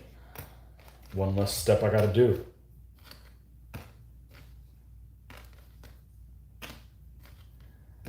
All right. So the riders, we got a guy with a bow here, just sitting. Okay. All right. 4, and then we got 4 of these guys. Now, these guys with the sword raised in the air, I don't want 2 of them on a stand sitting next to each other like this. That just seems dumb. Okay, so what's this guy? I don't want 2 of the same figure on a stand. So there's a total of 6 in 3 different poses. So it just seems to me like you would just paint 2 of these guys, 2 of these guys, and 2 of these guys. Problem solved, right? Unless I don't like this guy in particular. Now, because these guys seem like it's 2 different poses of the same figure. This guy's kind of an oddball out. Whee! Whoop. Lost a guy. There we go.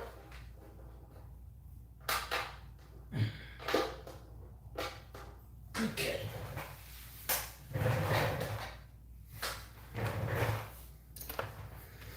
I think this guy will be fine. It'll be nice. It'll be nice for variety to have this other guy with a sword in the air. No doubt he's some kind of hussar. Hussar! Okay. So we'll have 2 of these guys. We'll have 2 of these guys and 2 of these guys. Okay. We'll take the rest of them and shove them in a bag.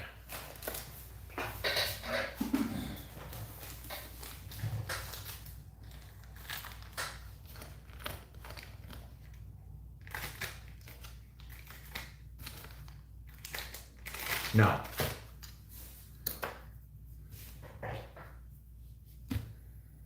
what did I do wrong? Oh, these are extras. Gotcha.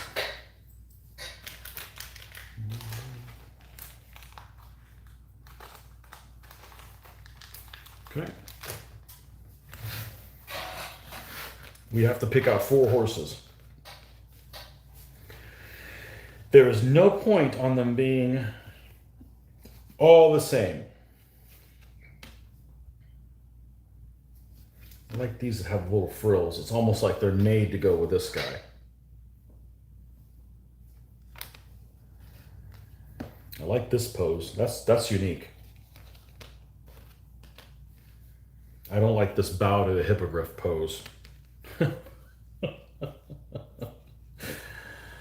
Oh, it's the same. It's a similar one to this one. Let's just do a regular guy at the trot.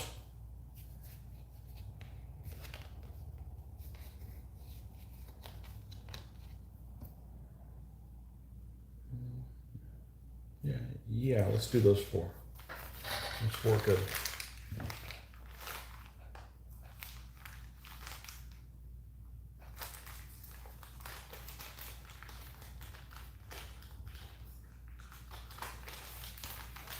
All right, now we get to do the thing I hate to do the most.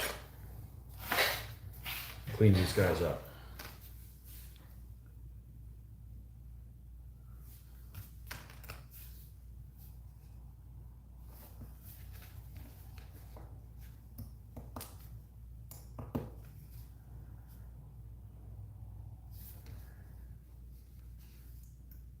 I'm taking that off the leg. I don't want that still attached to him. A little bit of this flash to clean here.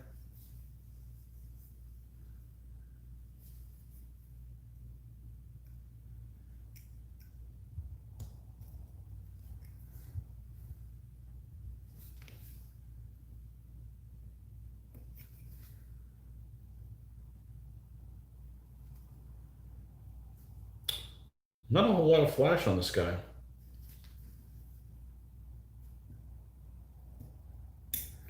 I've gotten to the point where I sometimes will base something in black and then realize, oh crap, there's some flash I didn't get. I'll just deflash it at that point. It's not a big deal.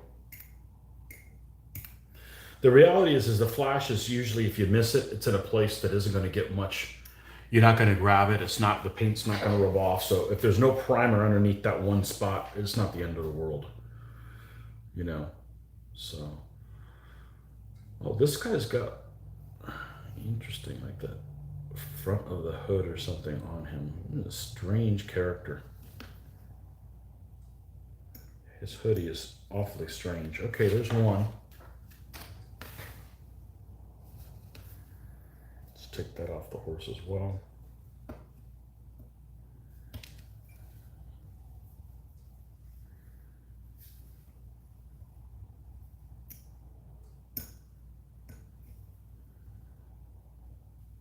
Yeah, these guys have reasonable allies too. They've got, they can have 422. Who the hell is 422?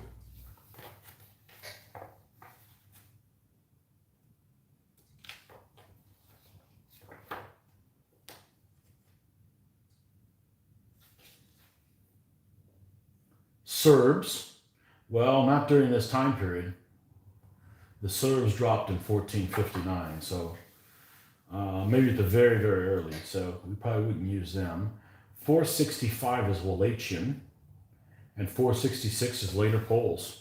Now, I'll have to look and see if any of those guys were allies during this time period.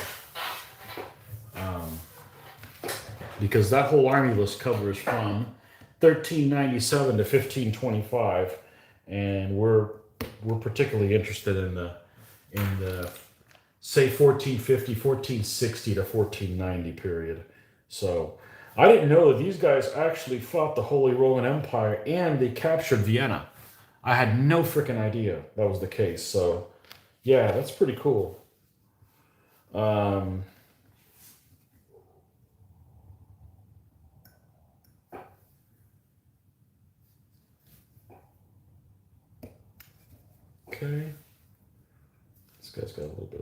here too.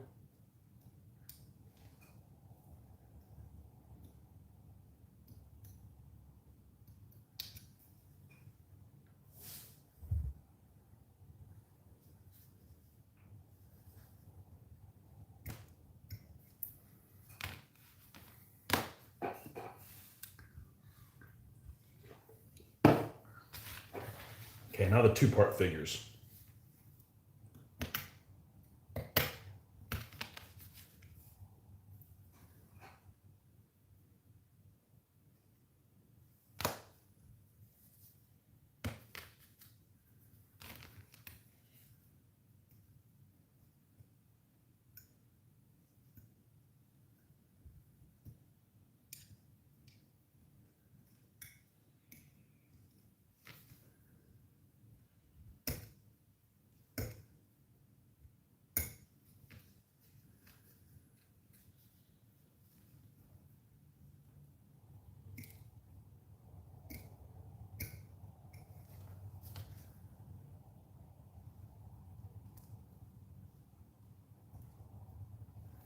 Yeah, all those other armies didn't make the cut. I still want to do them. It's not like, but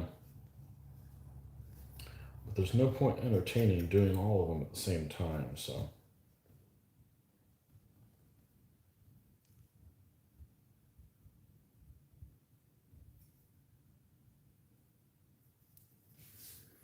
This isn't flash. This is actually a piece of a strap that goes there, so we'll leave that alone.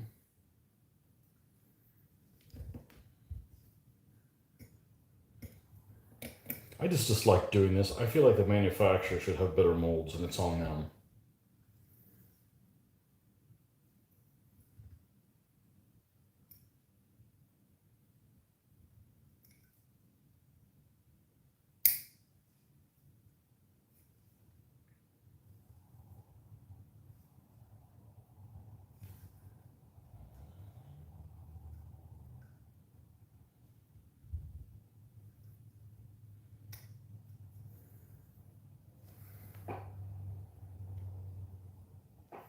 Now, we need to make sure that whatever base we put this guy on, it sits pretty level.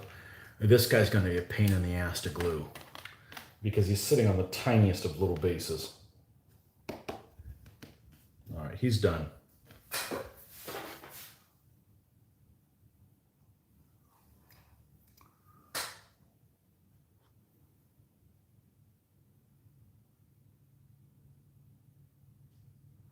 Huh.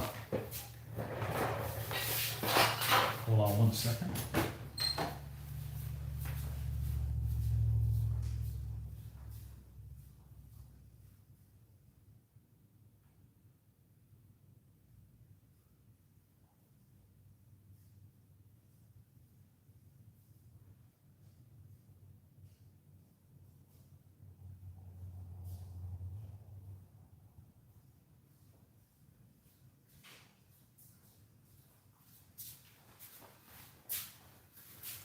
Got a notification. Oh, I got a notification that one of the two things I'm expecting today was delivered. I'm not going to go out to the mailbox right now. Besides, we want to do an unboxing on that thing, so. Both of these things that I'm getting are useful for these folks. They would have been useful if I would have picked one of the other folks as well, so. Not necessarily Hungarian specific. Yeah, see, this guy's not like sitting there. Come on. There we go. Bend his ass back in line. This is a soft alloy. You can just...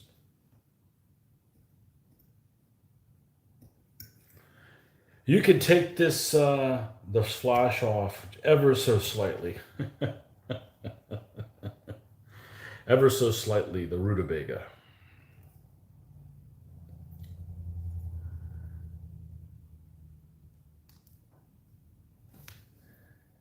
And take this off the horse's leg. We don't need it stuck to it like that.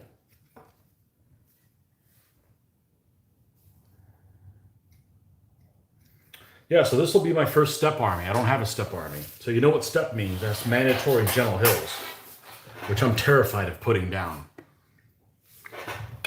I'm terrified of putting him down and then my opponent picking that side and it helping him. So.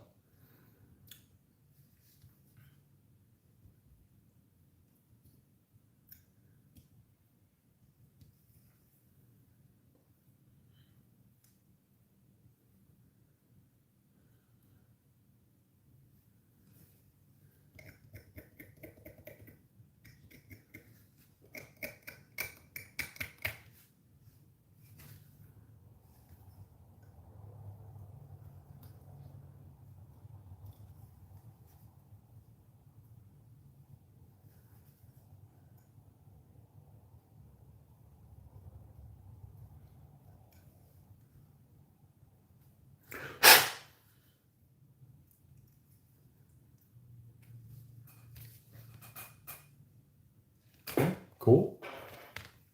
This guy here, also with his leg sticking out like a fancy horse. Fancy schmancy.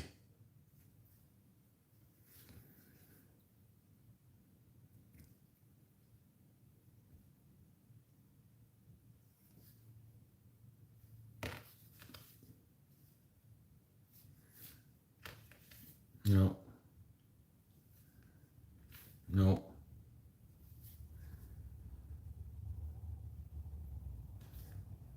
Nope.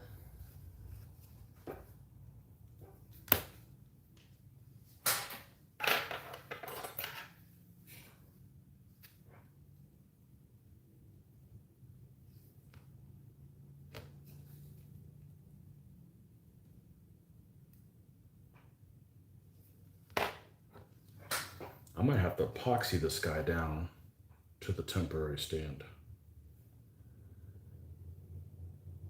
He might be sitting a little bit of an angle. I don't want to bend him back and then end up squishing the horse's legs.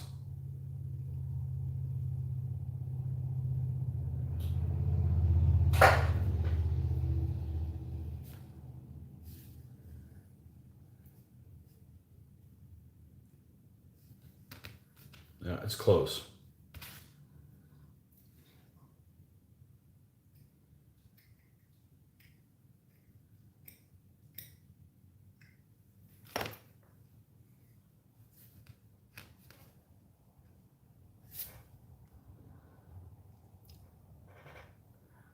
Almost 6 hours. Woohoo! Of course, some of it is, hey, hold on while I do the laundry, but hey, better than a bunch of 2-hour videos. That's pretty close to that center. All right, one of these horses that I don't have to take off one of the leg pieces from. Perfect. Does he stand up? Yeah, he does. Go figure.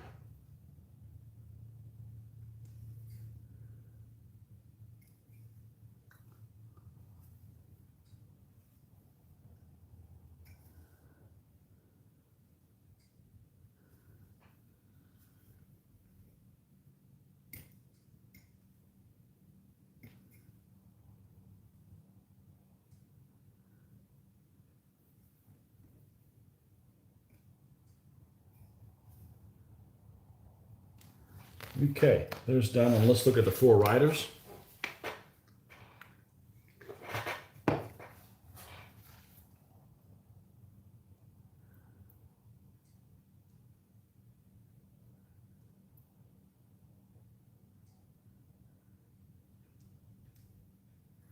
And it's pretty much flash free.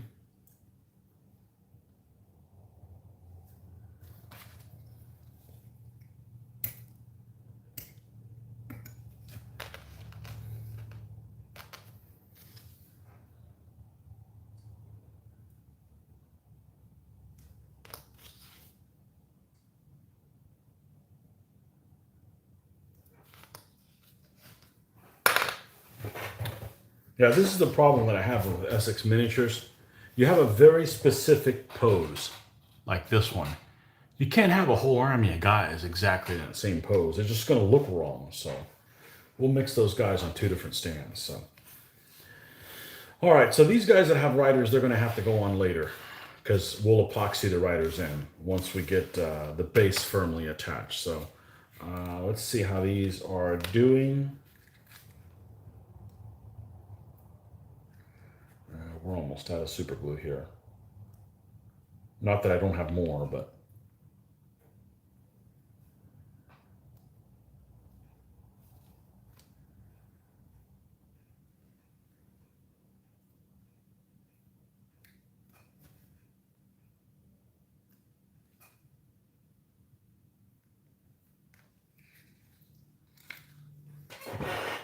I think we're done with that one.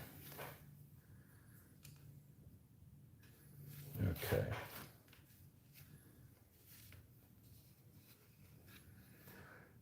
This is it. These things are at an angle because there's still super glue on the back side, so I make sure that if I do that, I'm going to glue him. It may not work.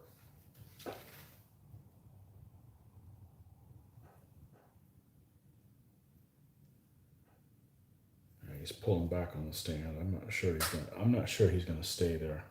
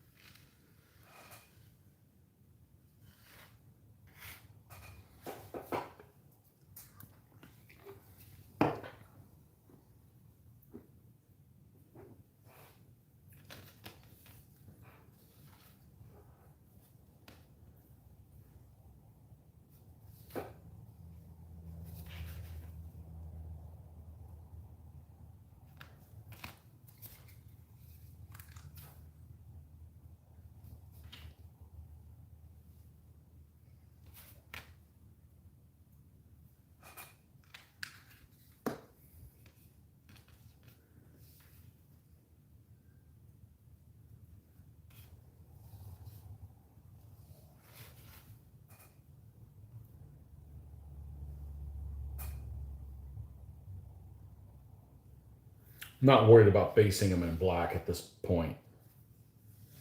That can wait. I just want to get these guys. Oh, this guy's gonna be a mofo.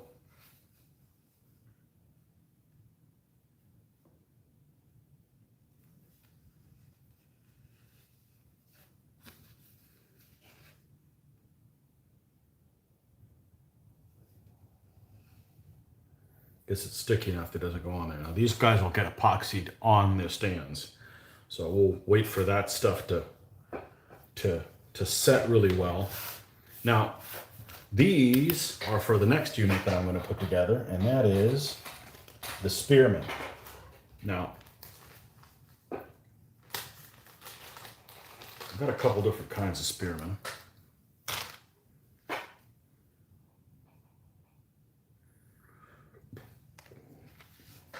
And I think these are all the same pose. And that's okay.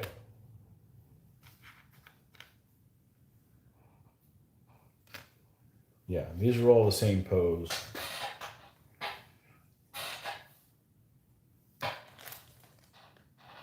With the shield with the little notch in it.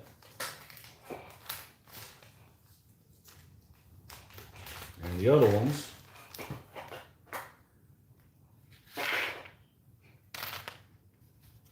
have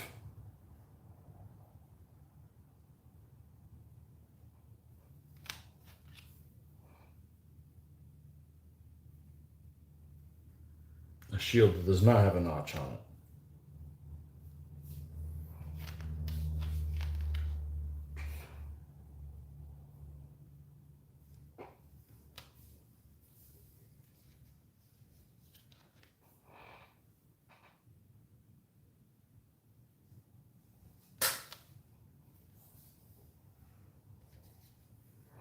Since I figured these guys would be equipped by the state, we're going to make sure that they all have the same equipment and the same poses throughout the same unit. Okay? Now, let's see if any of these guys have any flash. If they do, it doesn't seem like they've got very much.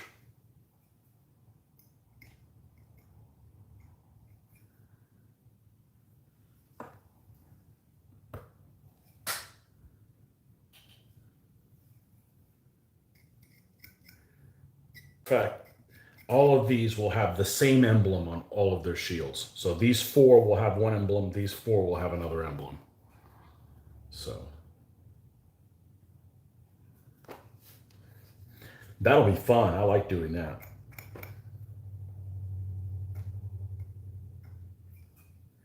We might even paint these guys first to get kind of spirit of things.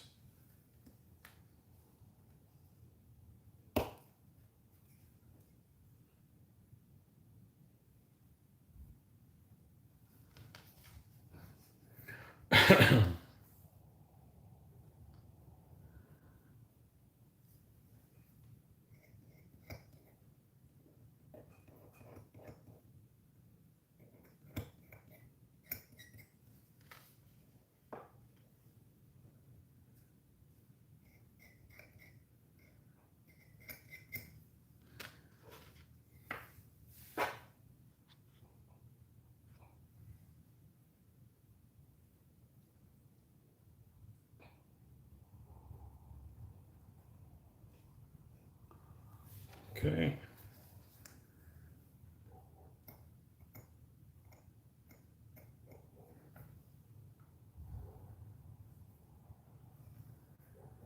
I actually like the shield with a little notch in it better. Makes it kind of unique.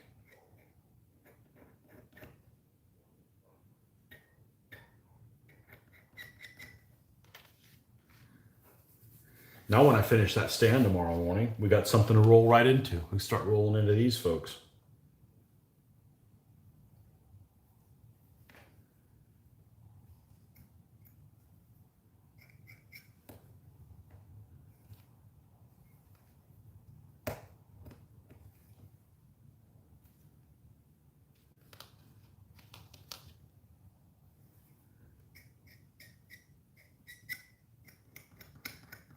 Mold lines that crisscross the shield. Like, geez, really?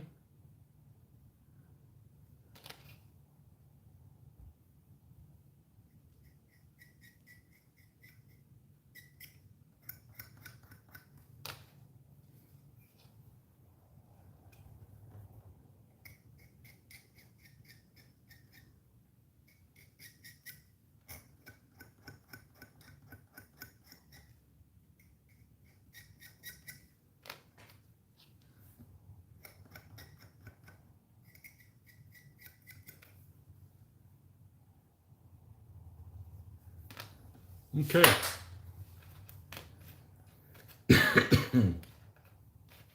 8 squirts.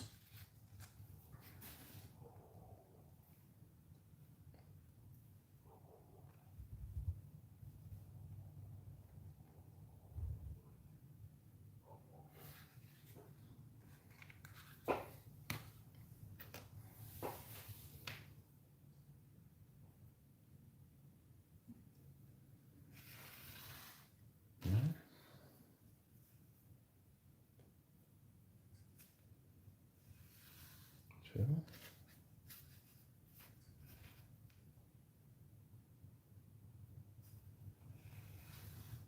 3.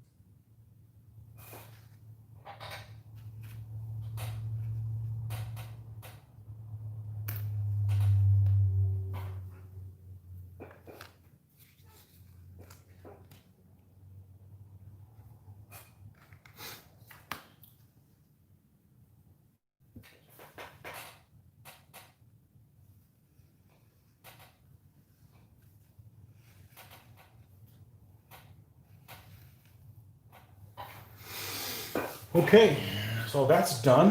Let's pack these other guys back in their boxes.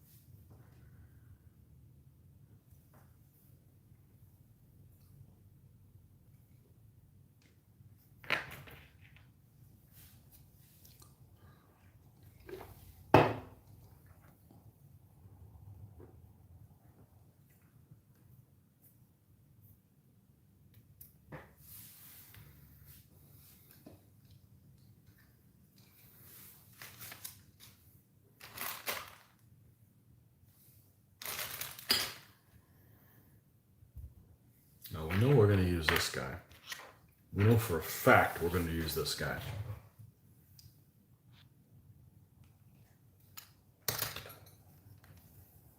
This guy just fits the part so well with that shield of that shape.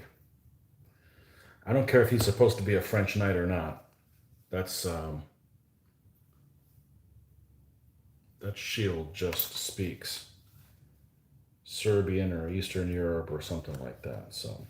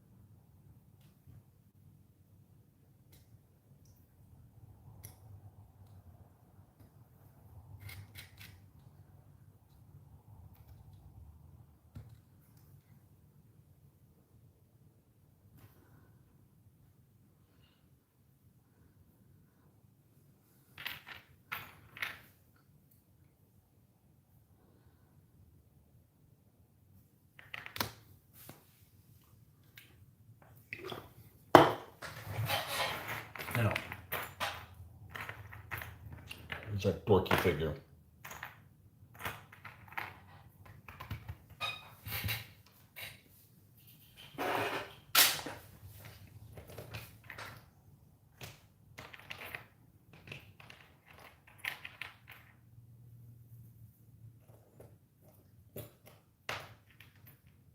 Here it is.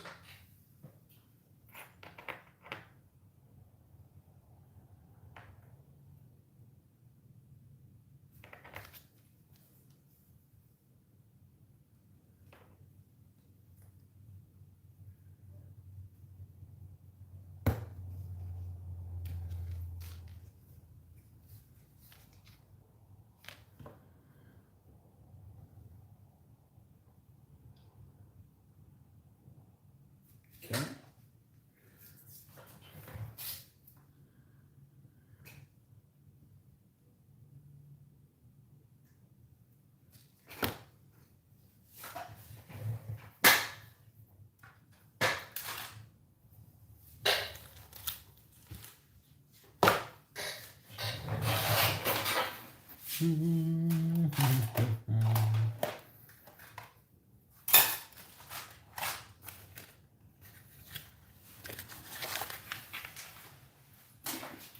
piece of gum, I'll take it.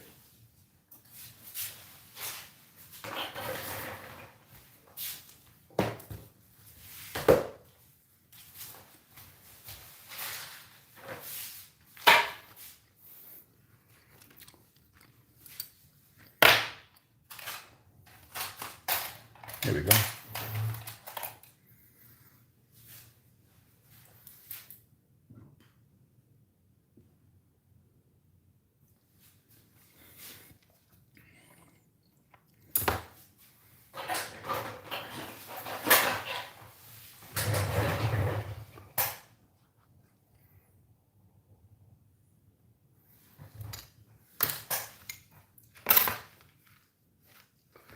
Let's leave this stuff attached here to the bottom for the time being.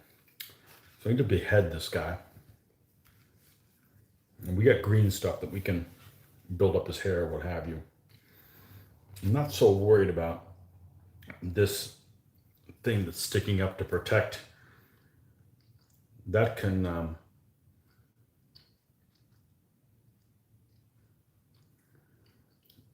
pretty much come off.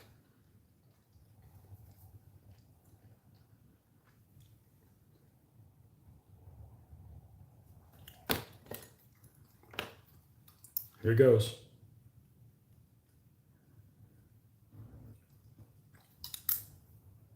It's an old set of clippers that I use for stuff like this.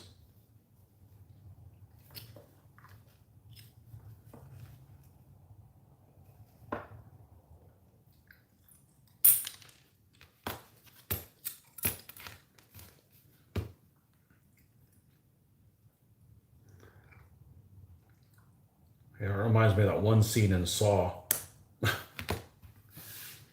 Ooh. Bad things. Okay.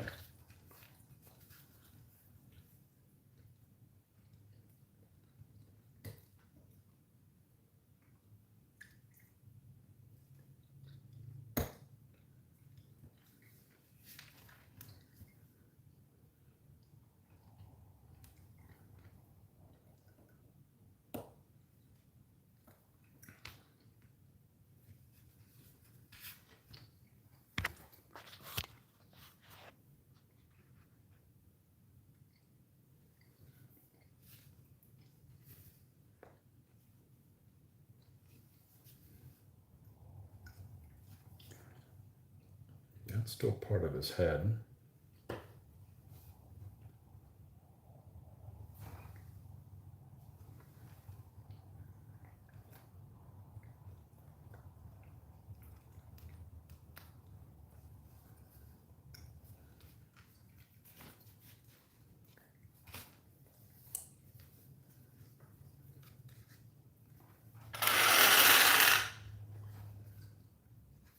Let's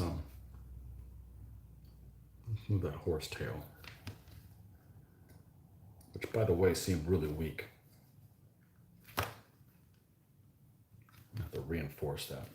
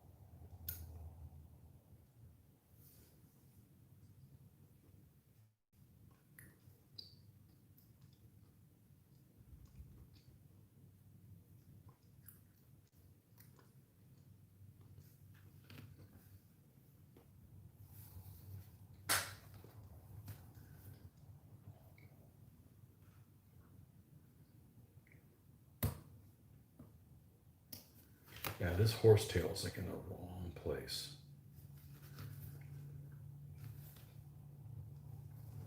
In the wrong place.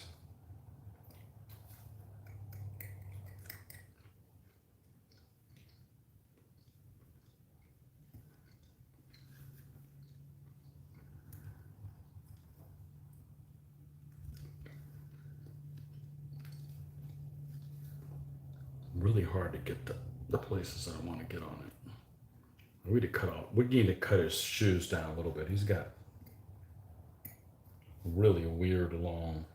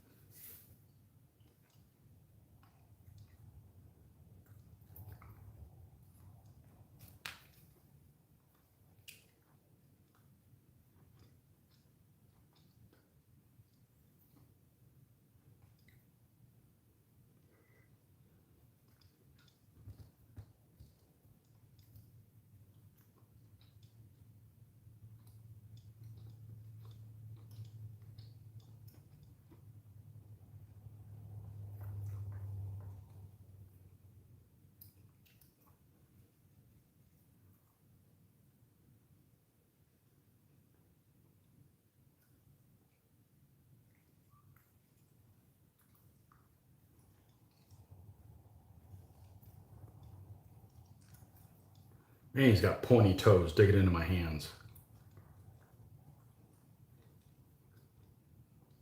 We're getting there. Patience, young grasshopper.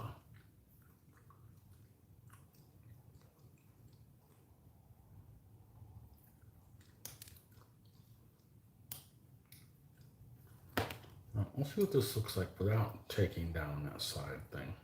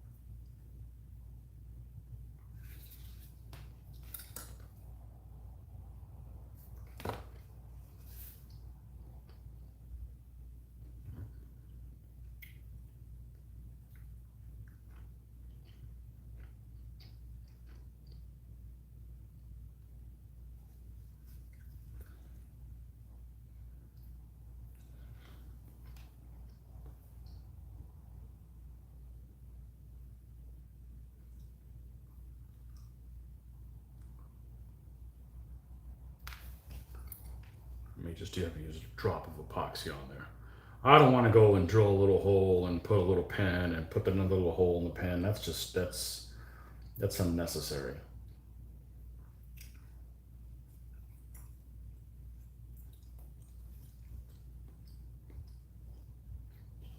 That's unnecessary. I think a little bit of epoxy would do just fine. Okay. If we can go ahead and take this stuff off now.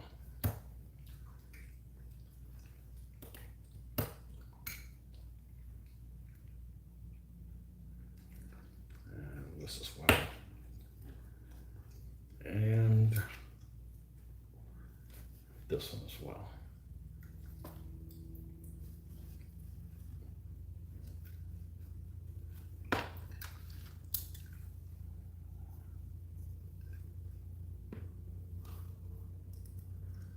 Head transplant. It's the first one I've done. I think it'll be okay. It's the closest head I could find. It looks like Matthias Hunyadi. So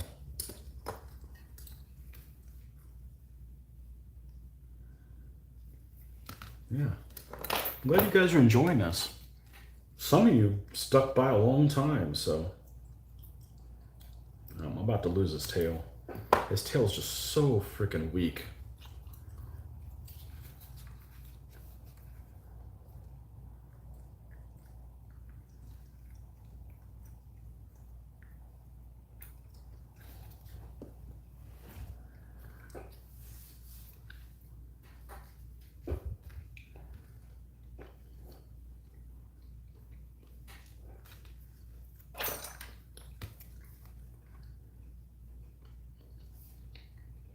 I thought I was going to have to take this little piece of metal and take it off, but it doesn't look like I'm going to have to. This guy's, oh shit. Well, that's what the supports were on there. There is, yeah, tail's gone. Yeah, I'm going to have to epoxy the tail on too. This guy's falling to pieces. Okay, let's, there's so much flash around his feet. I may just have to just paint it black and move on.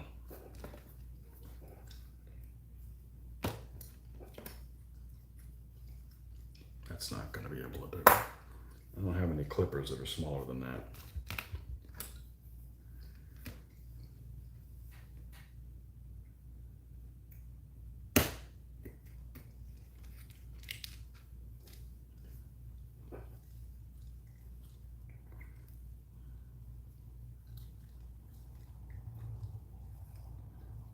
This is where you wish this was the soft alloy.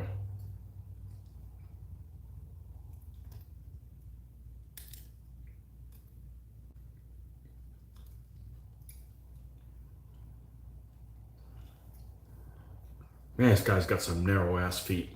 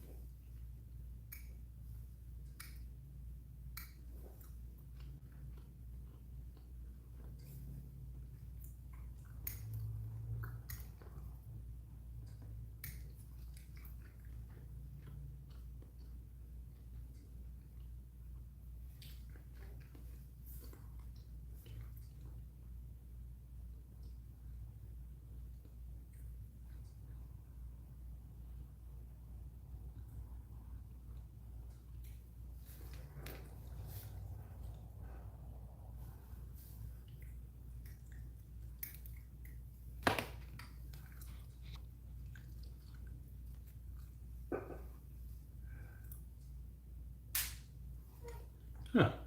The time check on this got screwed up. It says it's only been on for 4 hours and 23 minutes, and I know it was over 5.5.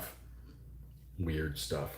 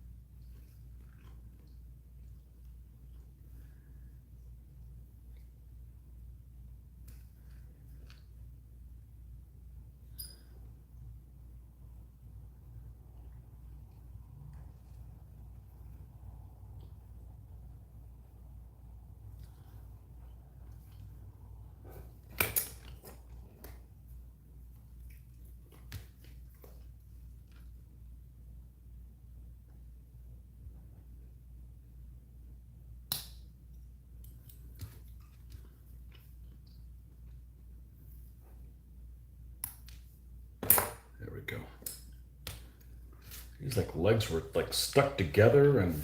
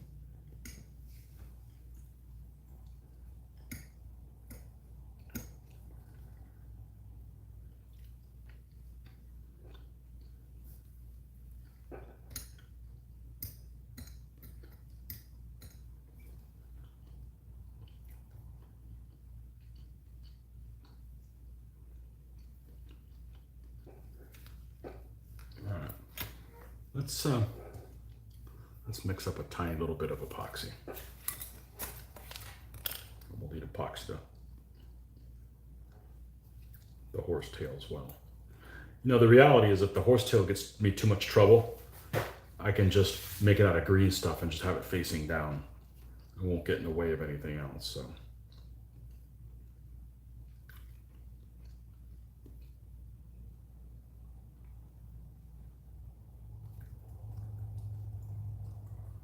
I could just glue it down like this. I think that's what I'm gonna do. All right, epoxy to the rescue. Dun, da, da, da. Don't need very much.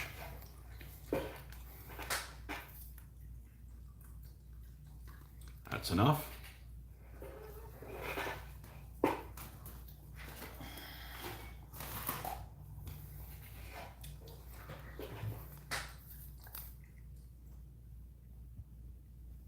That's enough of that one.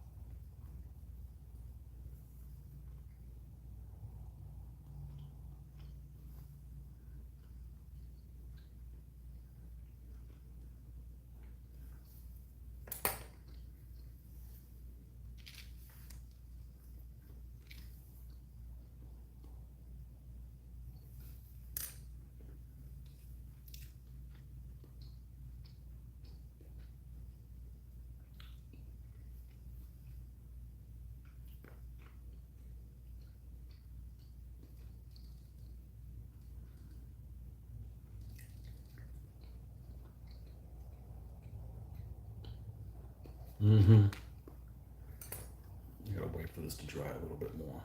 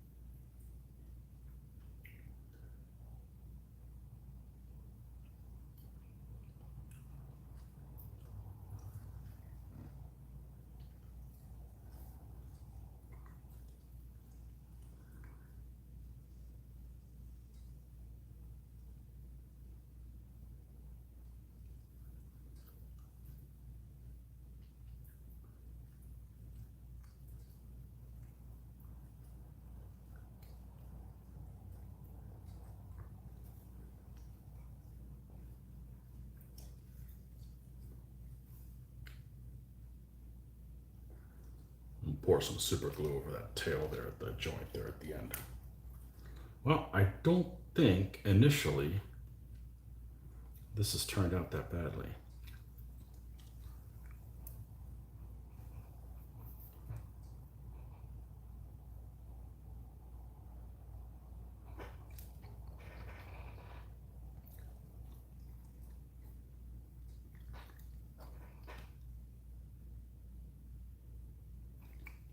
Huh. Anyways, that's Matthias. All right, let's put him on a thingy.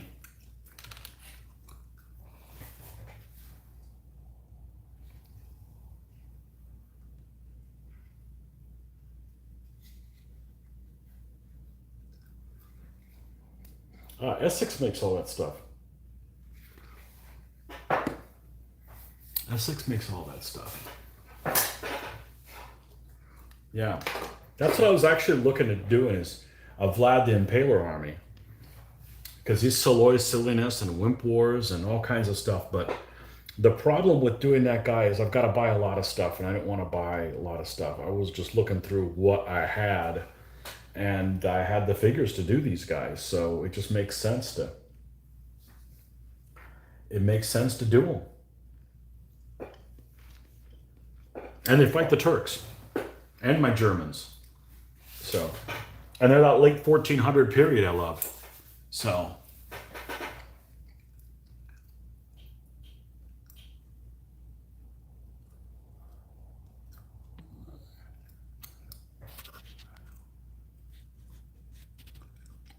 Okay. Now I goofed. I should have mixed stuff up enough epoxy to do these riders. Well, we'll do that now. Let's plan ahead who's going to be on what before we get there. So, okay, we've got 2 horses with the little frills thing. So these will be the 2 Hungarian guys. the hussar looking dudes, and the other ones will be those two. Perfect. It's mixing a little much up. No big deal. This is a lot easier to deal with than those stupid syringe things where you're trying to squeeze two things at once. I'm never going back to that again, ever. This is the way to go. It's more cost effective.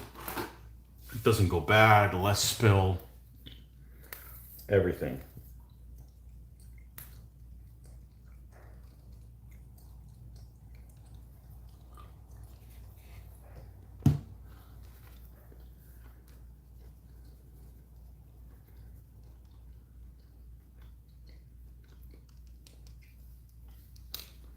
All right.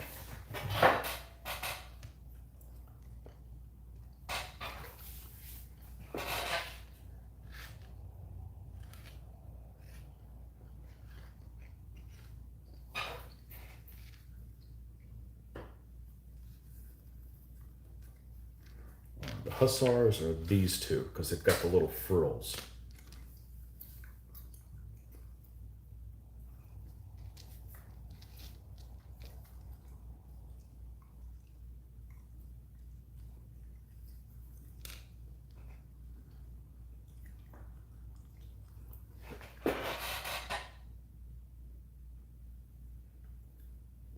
Huzzah!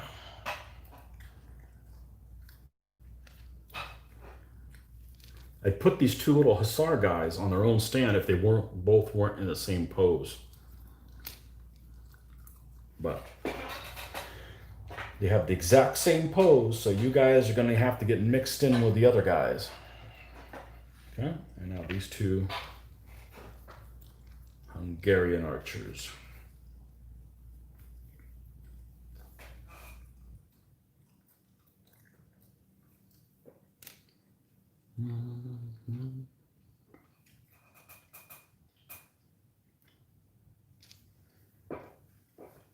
I'm not a fan of Essex horses, but these are just fine. I don't like the poses of them when they're like holding their head down in shame. Or they're not animated. These are animated and they're animated well, so I'm all for them.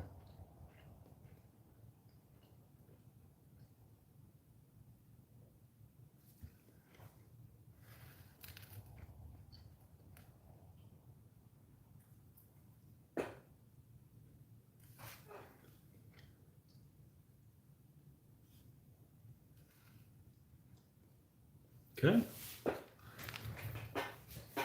Anybody else needs to be epoxied down? No. All right, let's look at some other options here.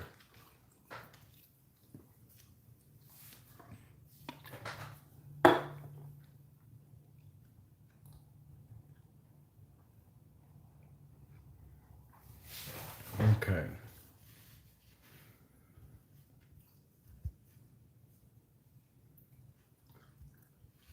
And this is cockeyed a little bit, so we're going to, there we go. That's better. Excellent.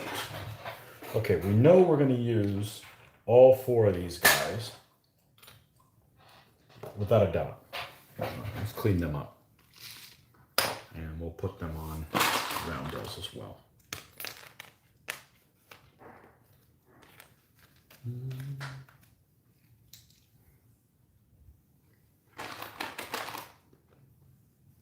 Yeah, the thing I just received today, supposedly in the mail, was supposed to arrive on Monday. Good old Amazon.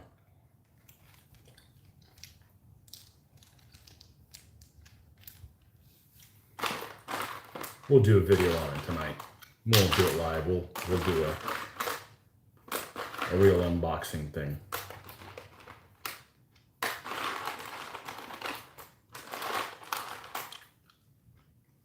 Now, trying to find one that's flatter than the others. I guess this one will work. These guys aren't likely to keel over. And hopefully these little tufts they have on the top of their heads last.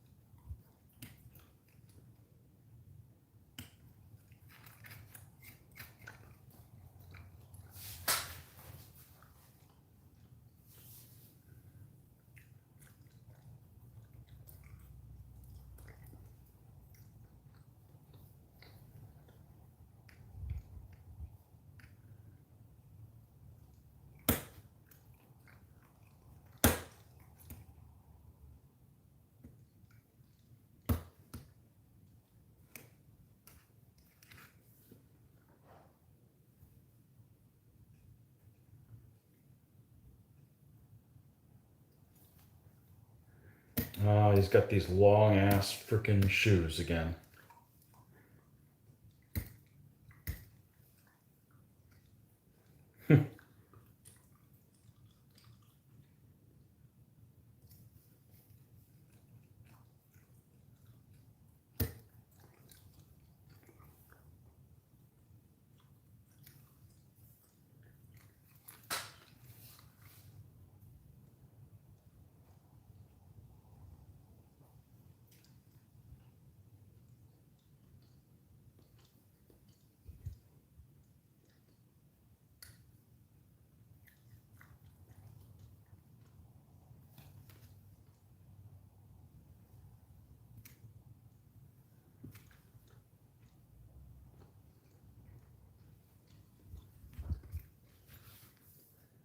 There's one.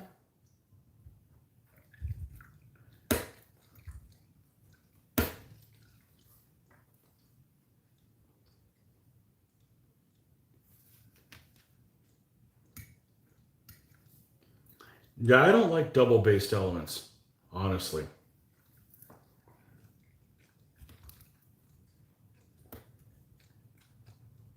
But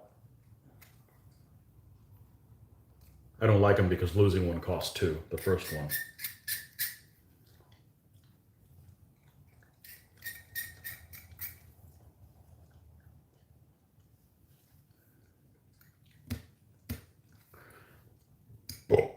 Oh, excuse me.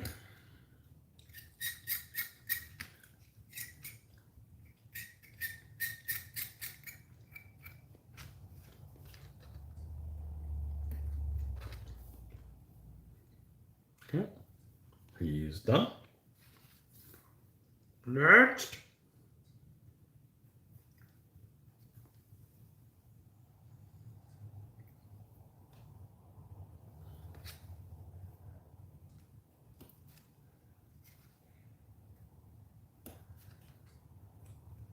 The other people that make Wallachians is the company formerly known as Donington Miniatures. But some of their molds are pretty old. And they sell figures by the each, but they're really expensive for us here in the States. Some people ship more economically than others. And Donington's not one of those that, well, they're called something else now. They're called like ancient something suppliers or something. They have a strange name, but I still call them Donington because that's what they used to be. So.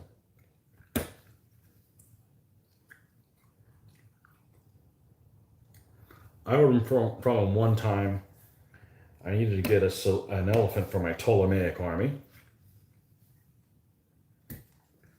And I went ahead and ordered a Seleucid elephant because I wanted an African elephant for my Ptolemaics. And they actually made an African forest elephant for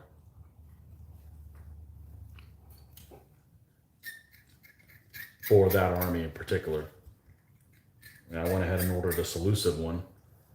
And I think the shipping of both of the guys was like $25. They were very expensive. It was like $50 total for 2 elephants. But by God, I got the elephant I wanted to get and painted them. I haven't painted the Seleucid army because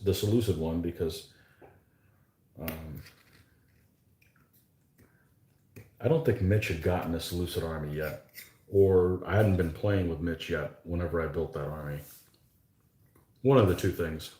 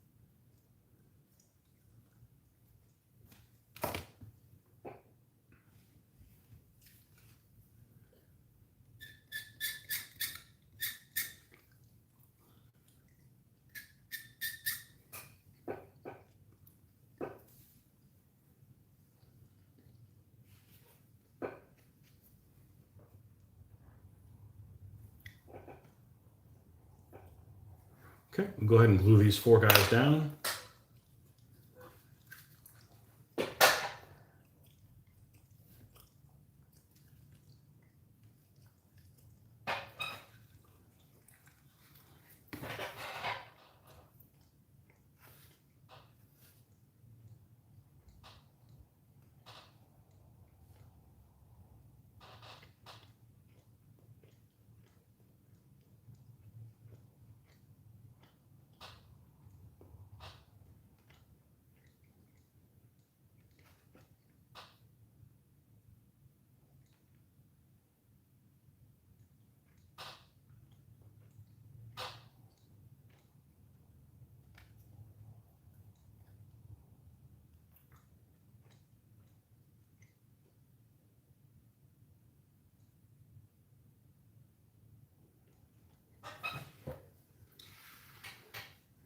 It's funny, they make an Osprey book that's Hungary in the fall of the, I forget what it's called, fall of the East or whatever to the Ottomans. What's exactly is it called? I don't know, but it's damn near useless book. There's like no illustrations during this period, but you really don't need them. I mean, it's this is the kind of period where everybody was using these type of knights. So we're definitely using those 4 knights. All right. What else do we got here?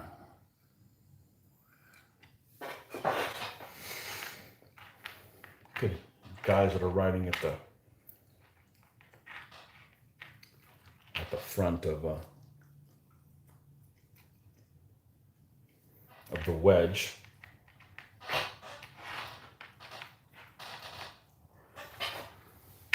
Here's another one.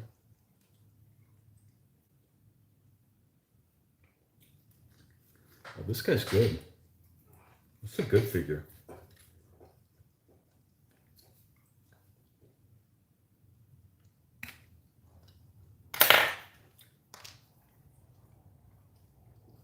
This is a tabletop, or what's the name of those guys that aren't tabletop? Shit. Asgard.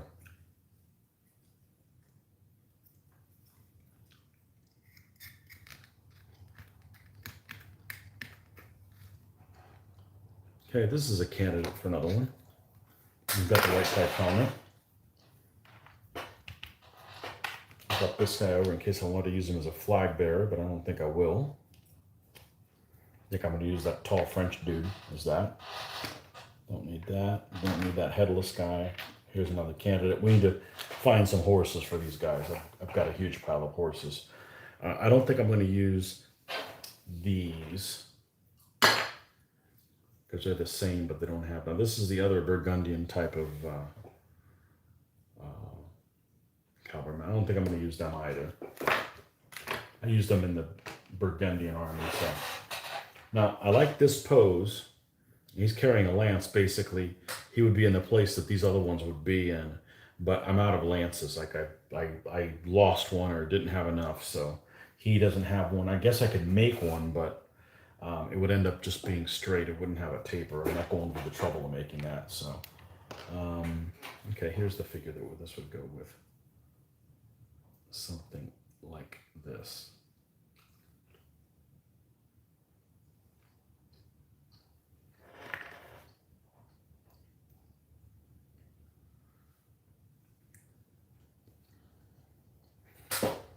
So this guy would be on one side, and this guy would be beside him.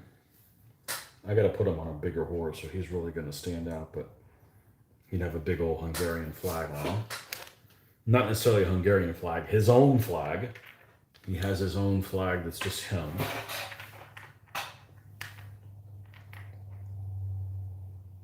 I could use these guys as the Armati. I'll just set them off to the side, not make that decision right now. And of course these guys, we're definitely using these guys.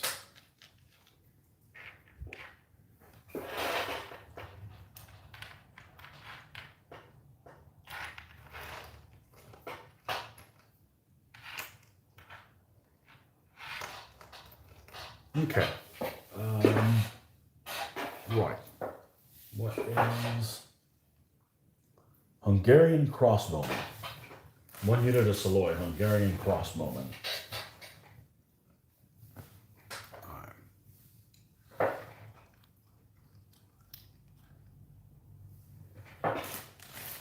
Let's see what we got here.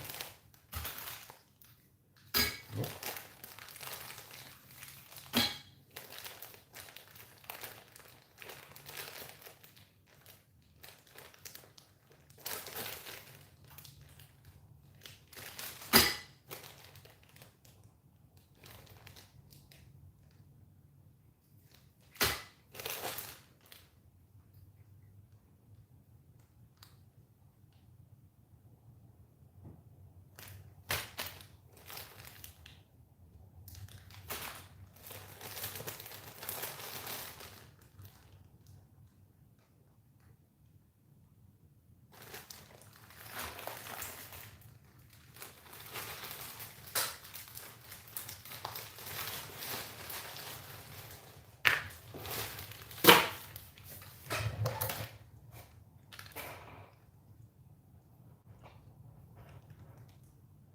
Of course, that'd be okay.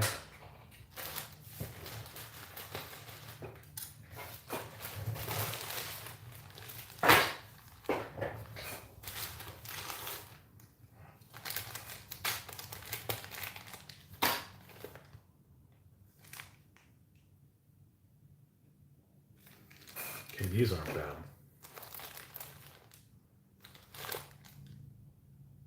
And these aren't bad.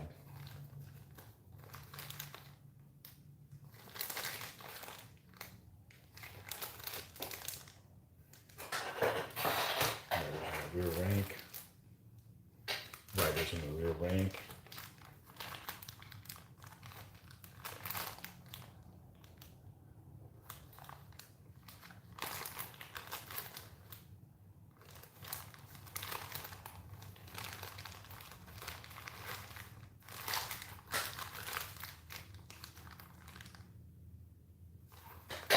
Alright, let's look at these crossbow guys we pulled out. Got these rear rank riders, we'll address that in a second.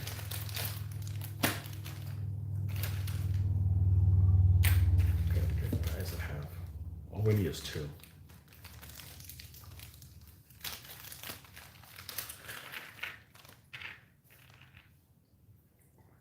Not him. This guy would be all right. And this guy would be all right. That might work.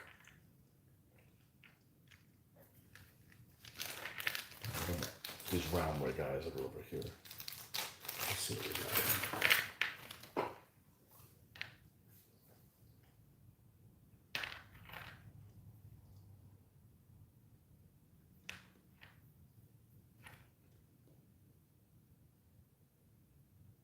These guys would be okay too, but I think I like these 2 better. Let's go. Whoa! Oh. You know, they have that stupid separate crossbow that Essex likes to do.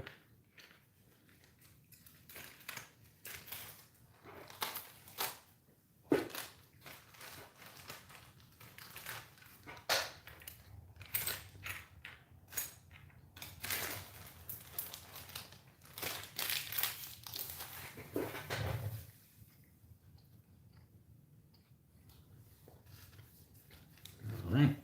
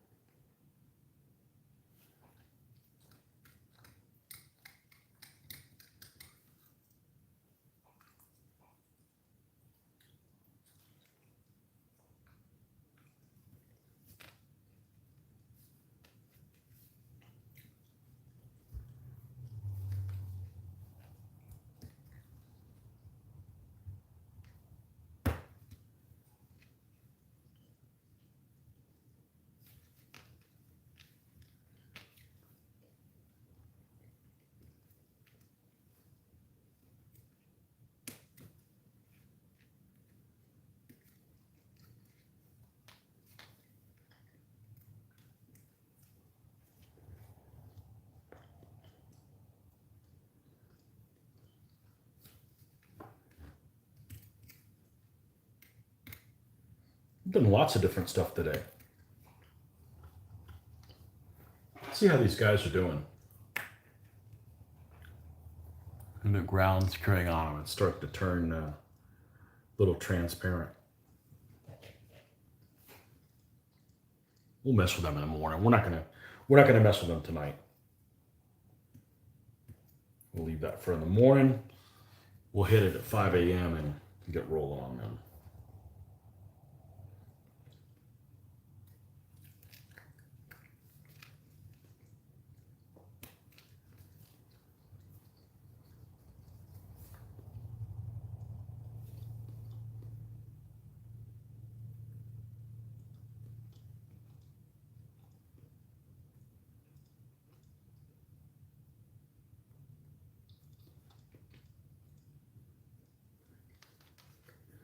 Okay, so this fits,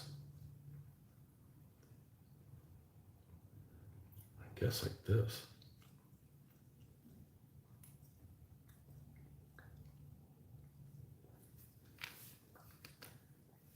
Alright.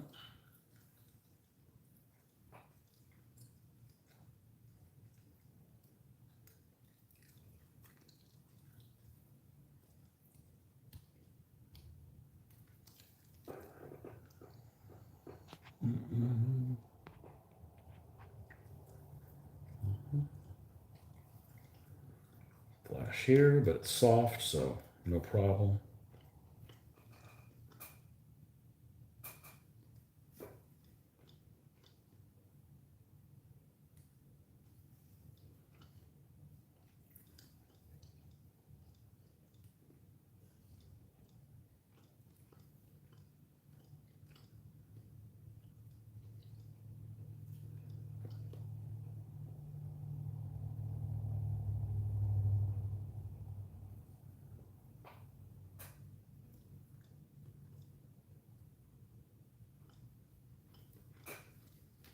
Two more pennies.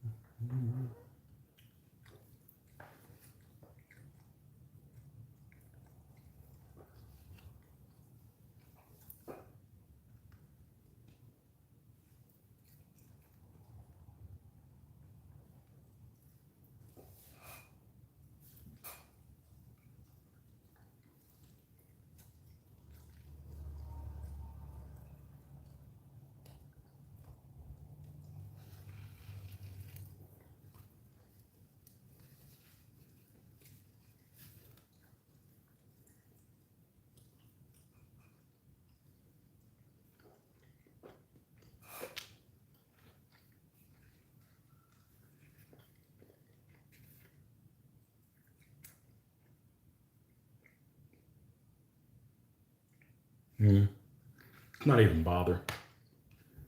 It's not even bother doing that. It's just not going to hold in the long term.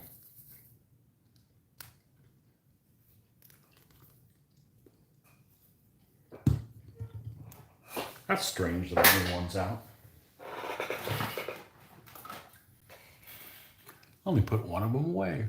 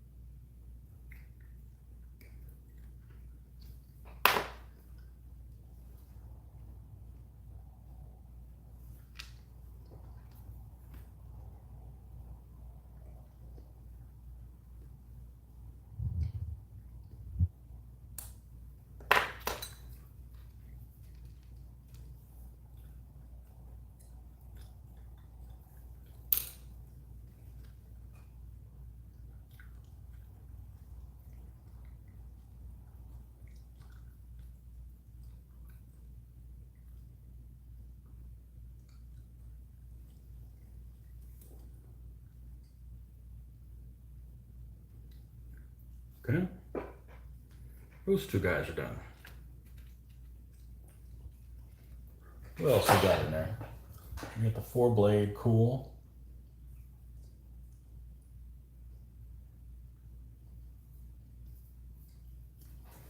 Let's go look for the Armati. How about we go look at that?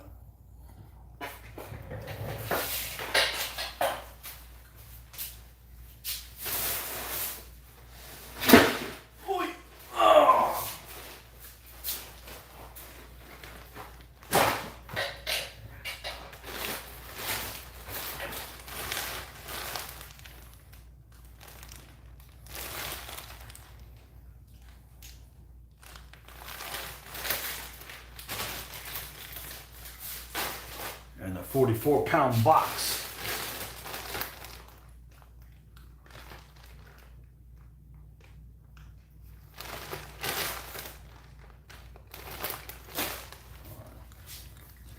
Let's move this off to the side.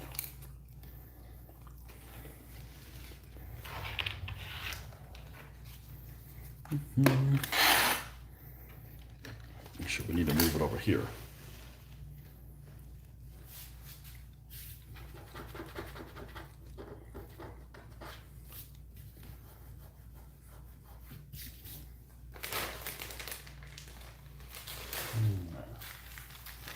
Let's see what's in here. No. And this is Venetian light cavalry with sword. I'm going to save this for the Condata. Yeah, we're going to save those guys for the Condata.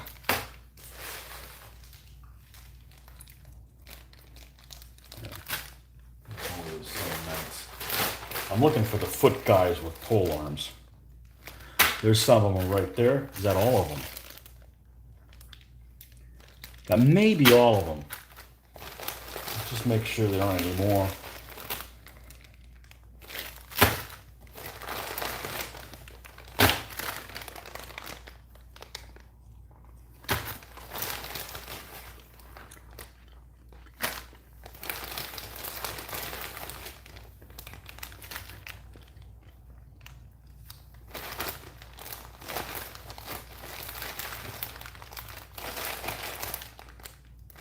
I think that's them. Makes sense that I would put them all in one thing because I used up a whole bunch of them doing the dismounts for the Burgundians. Let's see what we got here.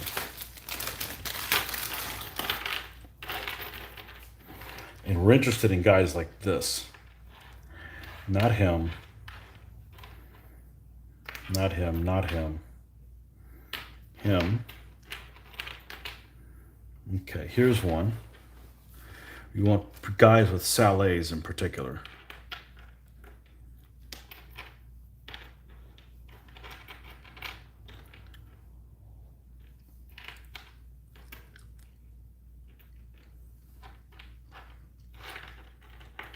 Okay, these guys. No, we're not going to use them. Not because I don't like them, just because we're going to use guys that are in salets. Okay, so I have 5 to choose from.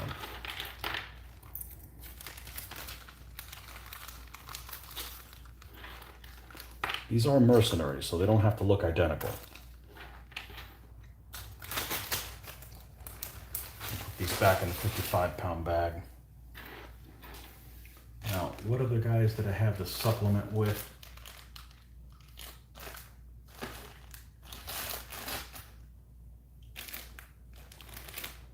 Oh, these guys.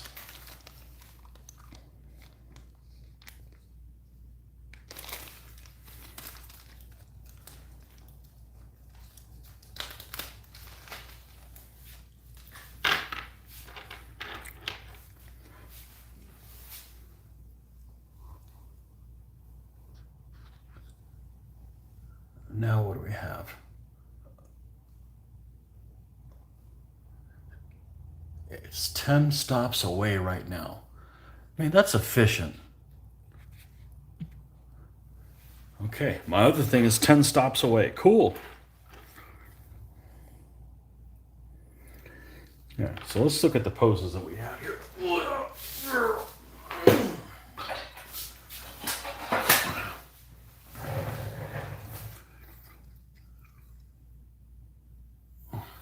Okay, so we know these guys are candidates.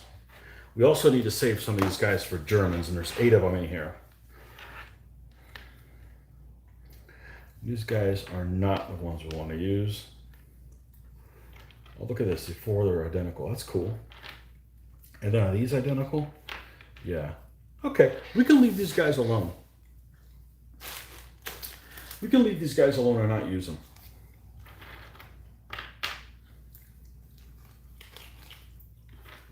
We'll use them to supplement my, I need to do one of the German armies, convert them. I believe it's to make my book 413C into a B also. All right, so what poses do we have here? These are all the same. This is all the same. This one's different. And this one's all the same. So all these are the same pose. This guy's a little different.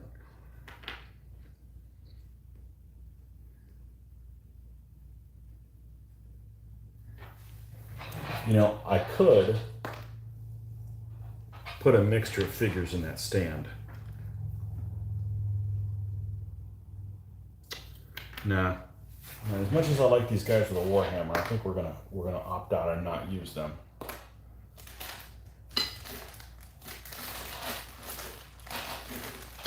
Now, I like this other guy that I have one of, but it looks like I can see why I didn't use him. His two-handed weapon is kind of gimped. So, which Kandata army was I going to do? So I was going to do Kandata pretty soon, and then my buddy Joe decided to do Kandata as well, and then there was no point in me doing it right then and there when I could be building something else. I was going to do Milanese, because they have the coolest flag. So, you know, I'm all about flags. So,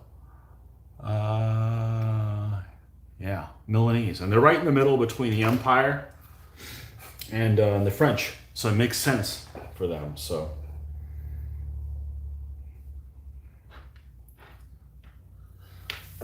yeah, we're going to not use this one guy.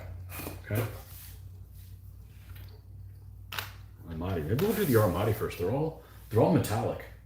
Should be freaking easy to do them. Of course, they're not just going to be all metal and that's the end of the story. No, they're going to look cool. You know, like guys you don't want to screw with. You know? Don't interrupt them. They're busy hunting turrets.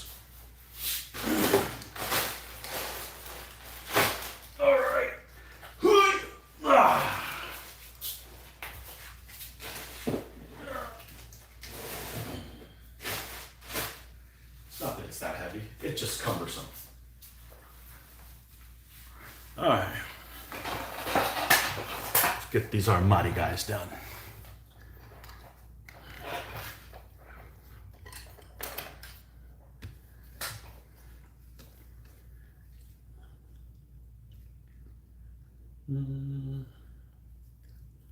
Good old Roundway guys. Lovely figures. Lovely, lovely figures.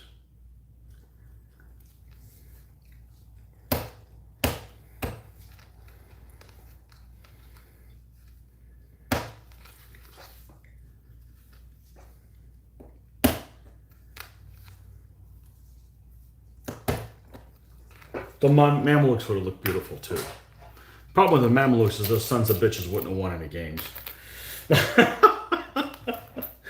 Oh, it's a shame. I really like the Muslim armies. You can make them really look really pretty.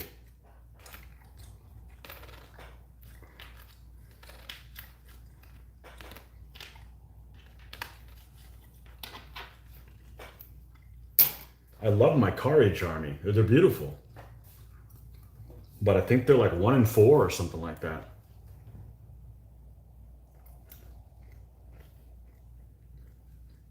Warband Knights, what could go wrong? How about everything?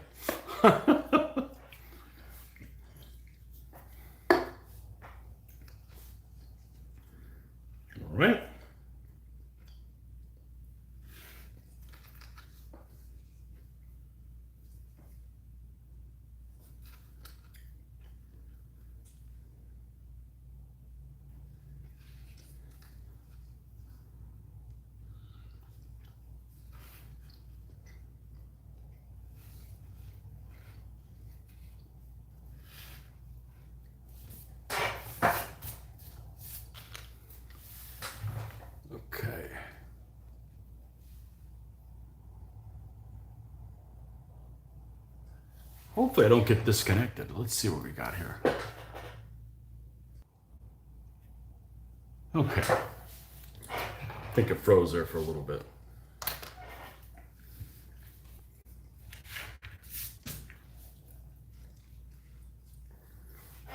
Okay, so what do we have ready to go so far? We've got, well, I'm off the map. Let's fix that. There we go. We've got one, I'm still off the map. What the hell? Okay, I've got 1, 2, 3, 4, 5. I can't count. I have 6 light horse. I got the general. I got the stand of Saloy. I got the stand of spearmen of one style shield. I got the stand of spearmen of another style shield. I got the stand of blades. And I got 4 of the knights. Okay, I think that's good for now. We're not going to pull more stuff out just this moment. Let's, as a matter of fact, do the opposite. Let's put these guys away so we don't have a big chaotic mess here. And I'm going to go ahead and move these guys to the staging area. This is a little tile that my wife got chocolates or something. I don't know. It's some kind of gift basket type thing came with this a while ago. And I'm like, claimed. Claimed. I don't want this stuff. I want the, that's my staging area here.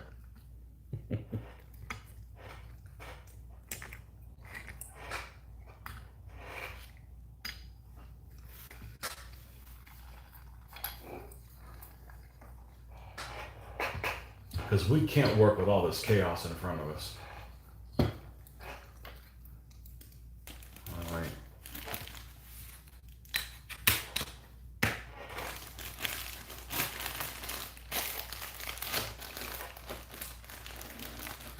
Well, let's take a look at these guys and see what they're looking like these right now. Are they, I bet I could paint these guys up if I needed to.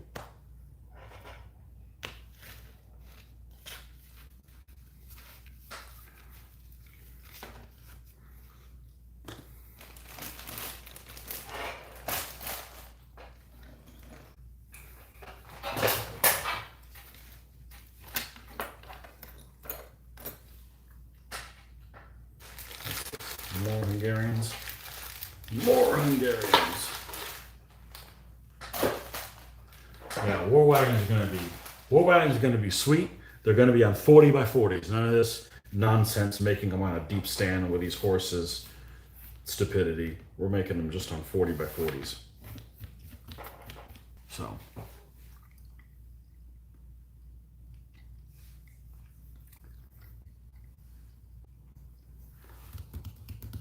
Okay.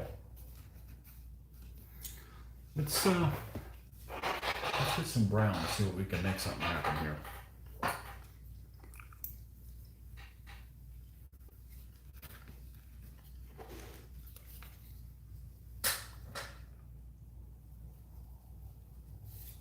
Tony the Iron Man. Why, has I been painting a while? Gotta do something.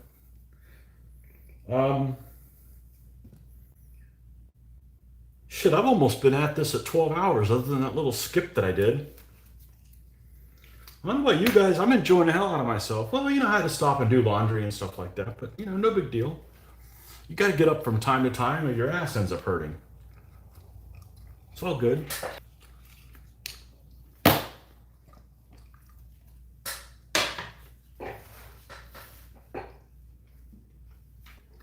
So, when in doubt, don't risk it. I don't think it is. It's probably close enough, but.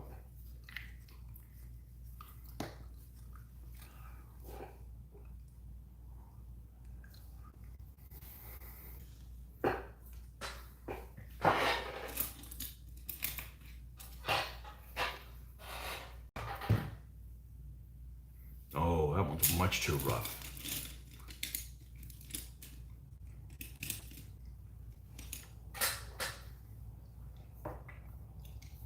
Yeah, there we go.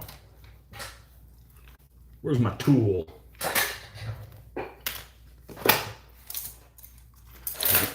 Hello. Damn it, man. All right, that's it. Tools away. Get your ass out of here.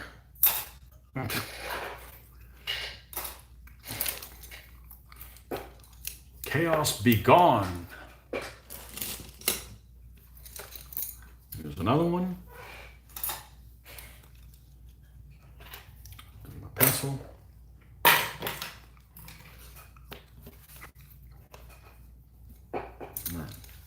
Everybody gonna behave now? Alright. Oh, I still don't have my tool. Damn it. Where is it? It's here it is.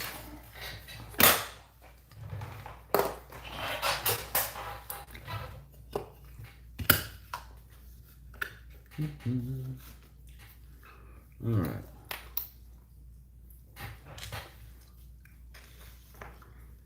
Hey, this stuff's paid for. It's free now to do all this stuff. Once you've bought the figures, you might as well use them.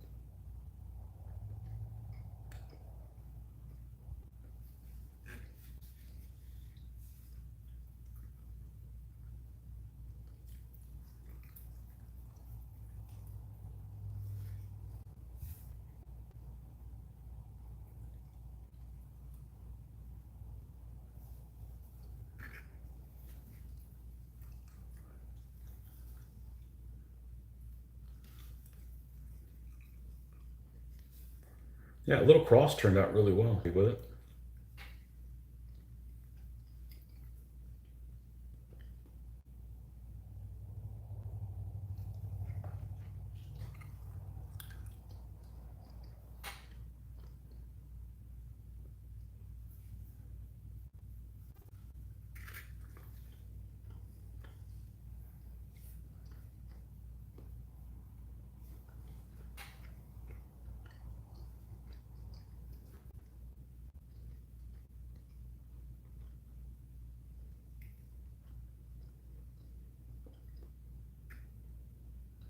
Note to self, never mow on Saturday. Get it over with on Friday.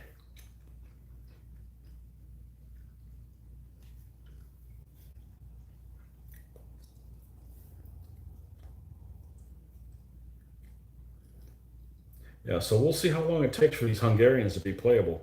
I'm guessing probably 2 months. Maybe I'll do better than that. We'll see. I can't get much done Monday through Friday. So it just boils down to weekends. Mondays have become damn near useless. Did I say Mondays? I meant mornings.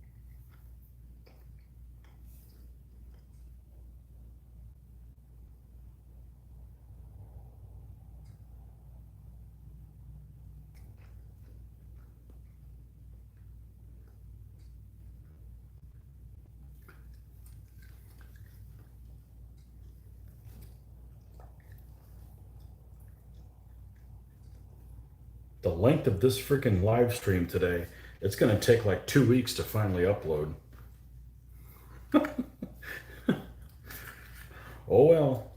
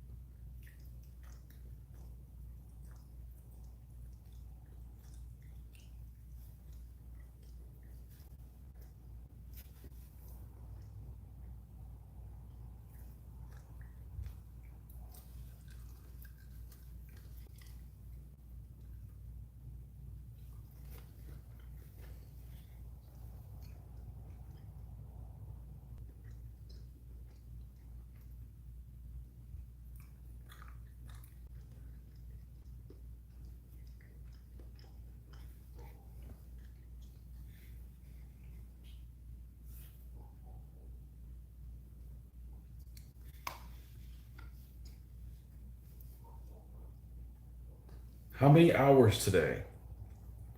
Well, from 5:30 to 7, and then I got back about 10:30, and I've been on since. That's a lot. But I've had to, take breaks to go make myself some food, did some laundry, hung some laundry up. So, I broke away from this for, I don't think any break was longer than 10 minutes, but I could be wrong. It's all a blur. I painted so long, I even had a beer.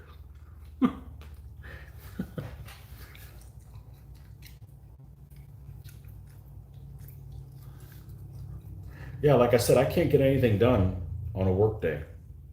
So I need to make hay while the sun shines here. And if I do get a chance to do something after work, I'm burned out. I can't start at best case scenario on a work day, I'd start an hour and a half later than right now. I'm just tired by that point.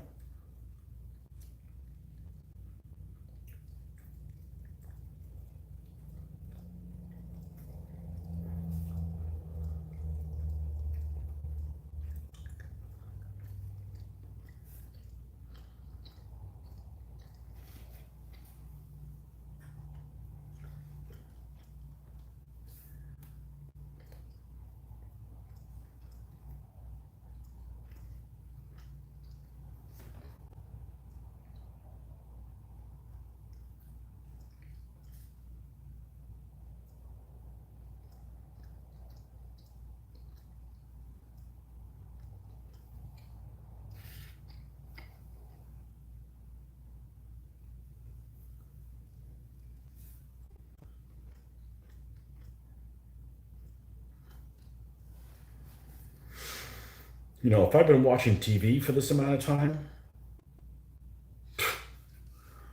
my brain would be jello. Right now, I'm like, this is cool. I could do this for another 20 hours.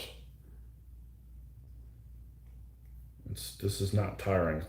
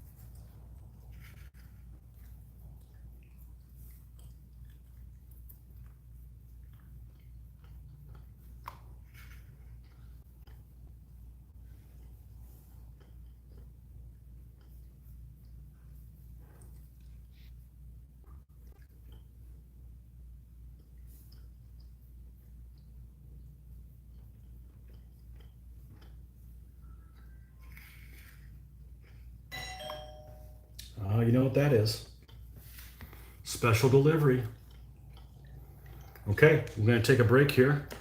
We're going to go to the mailbox too, because one's at the door. Go ahead and clear this, because we're not going to talk about these Irish guys when we come back.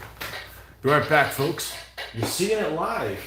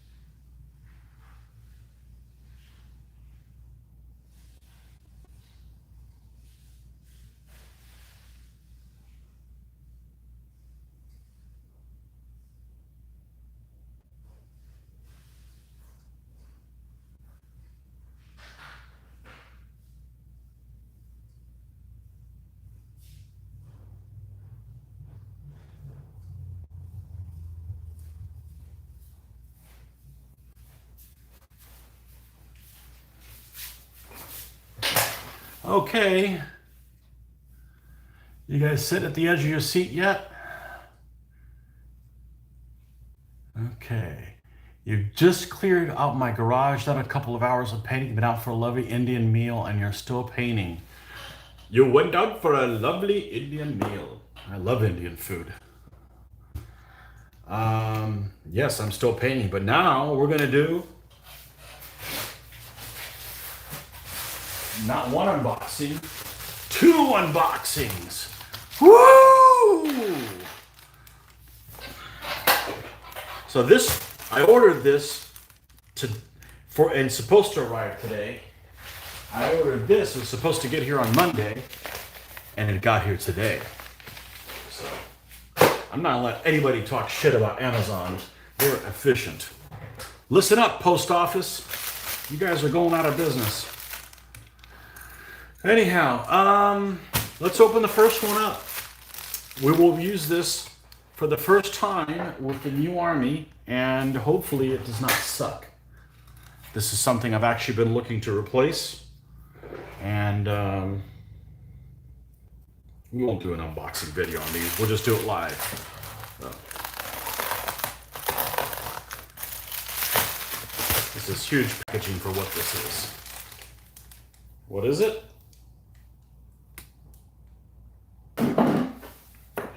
I've been looking to replace what I've been using lately.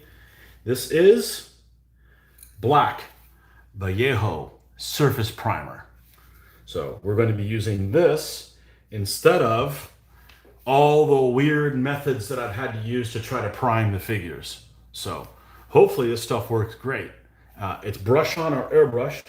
I don't believe in using an airbrush anymore. I had a cheap one and it crapped out, and I don't want to spend the time cleaning it. So hopefully this will do the job. So we'll probably see this tomorrow morning. Watched a couple of videos, and anyhow, this is rather expensive, but it's rather a huge amount. So we'll see. If it's anything like the last thing I bought in the same size container, I'm gonna love it. So, and right, the next one. This is something I've been wanting to get for a long time, and I noticed that it was available on Amazon. So that's when I decided to get it, because I could be available in really all of them. I just got this one. Let me do this backwards so you guys can see. The Army List for DBMM Book 4. Now, I'm not going to play DBMM, but I've been using the DBM books to kind of use the description for what the units are in DBMM, in DBA. So let's turn this party around a little bit, because at this angle you're going to see everything backwards. So that's going to suck. So let's not do that. Let's see if we can get away with doing this. Let's do this. All right, let's do this. Hopefully the phone does not freak out and bitch that you need to turn it around, need to turn it around. All right.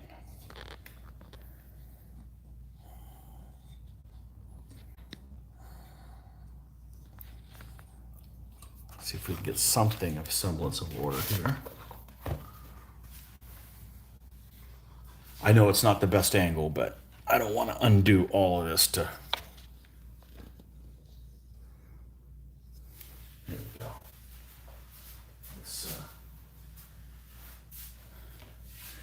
So yeah, this is the details that the DBA books are based on. So let's cut the crap and go right to... and it was pretty affordable. It was only like $18 or something like that. So, ooh,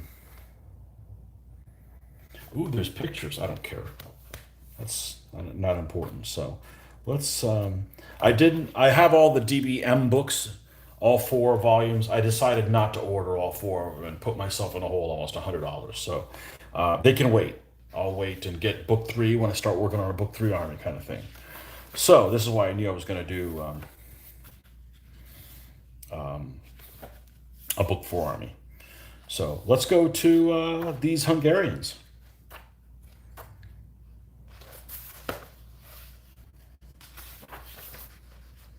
Later Hungarians.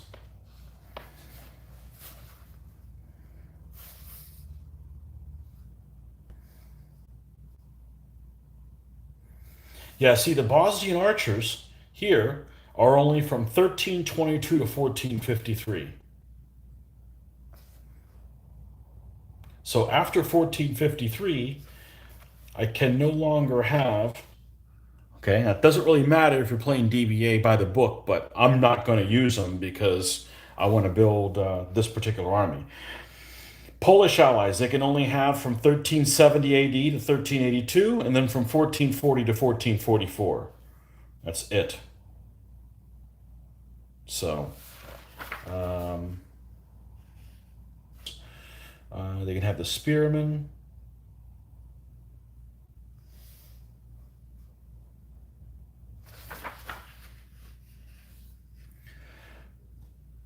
From 1442, there's the armati, the Saloy,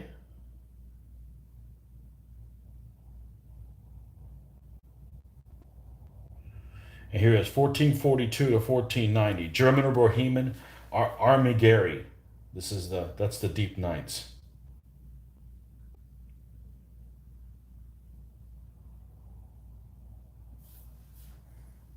All right, so let's read the details about these guys. Well, I got them here.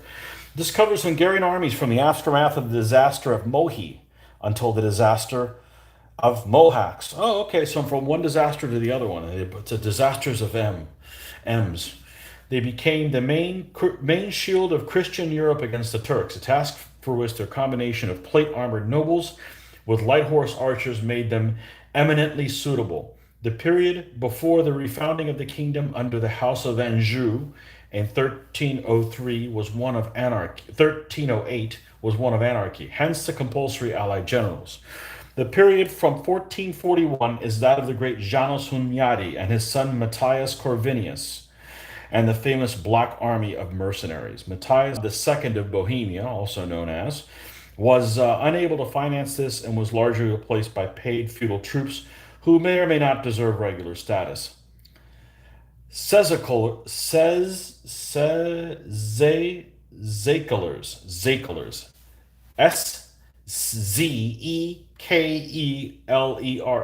Dear God, Zakelers must outnumber Tatars by at least 2 to 1. Mercenary subgenerals cannot command Hungarian nobles or an allied contingent drawn from this list. A late 15th century writer describes the Hungarian scorpion formation, in which war wagons supported by cavalry moved against the enemy wings, while the infantry in square formation held the center in front of the camp, which was fortified with ordinary wagons. Minimum marked asterisk apply only if any Bosnians are used. Bosnians cannot be used with other allies. An army with Paduan allies need not include otherwise compulsory foot from this list. Okay, so this has all of the good juicy details of all of the Book 4 armies, which of course is where I have most of my dreaming. So anyhow, good stuff here. Never gonna play DBMM. You know how many games it would take to get it right? No, not gonna go there. Perfect. You guys want to see this Vallejo surface primer, don't you? You don't want to wait till tomorrow. Let's roll! All right. Oh, we'll just stay at this angle then, damn it.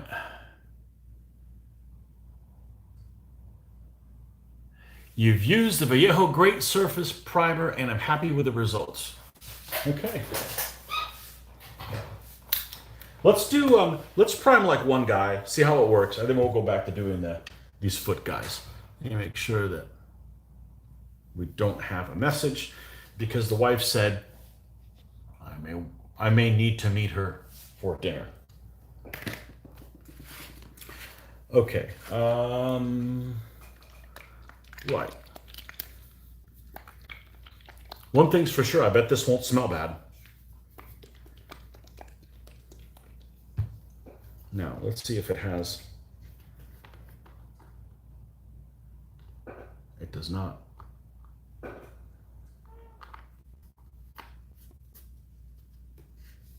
Acrylic polyurethane. I don't know what the hell that's supposed to mean. Let's make sure this stuff doesn't dry out on us. This is like $20 a pop, so. What's this say? 12 hours. What? Apply on light coats. Allow primer to cure 12 hours before beginning masking process. We don't mask. That's for cheaters.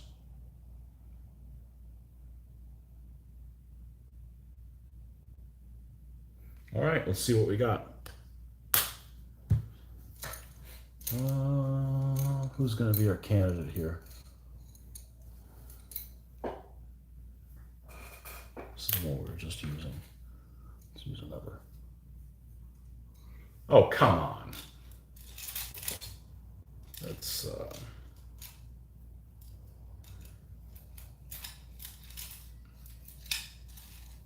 use this one.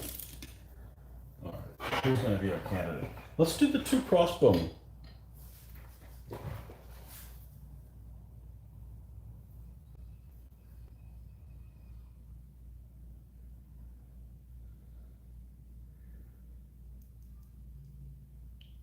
Well, it applies really thin.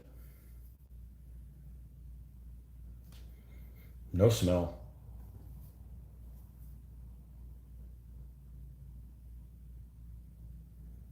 And it's very lubricated. And what I mean by that is like when you use like thinner with like an enamel, it flows really well.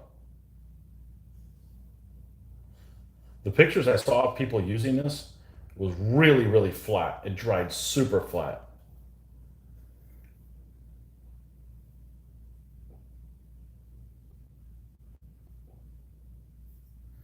So the other thing is if it flows really well, this process goes very quickly.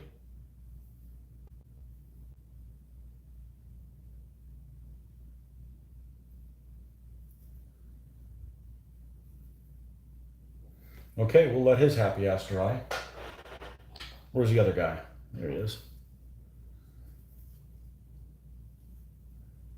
Now, I don't know what's different in this versus their regular paint.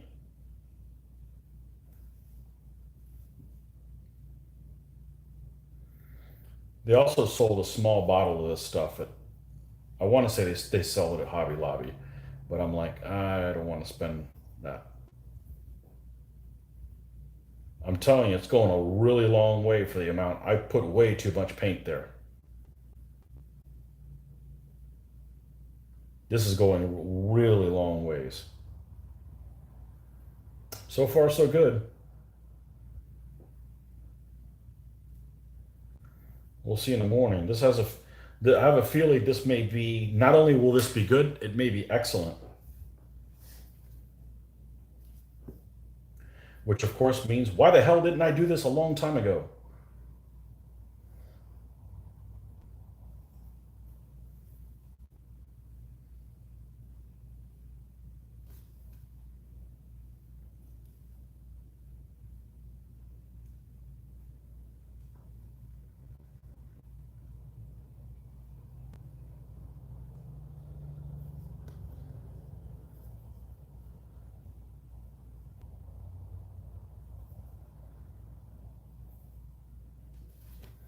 Okay.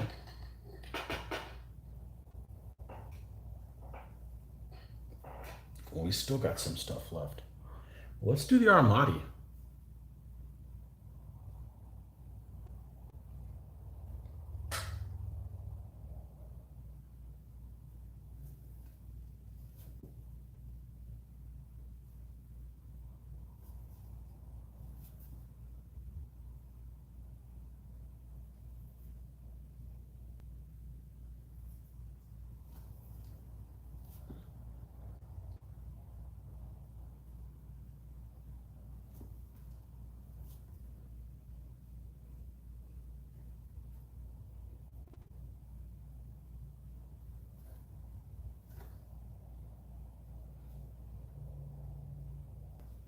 I had half a mind to do the Assyrians. But, oh well.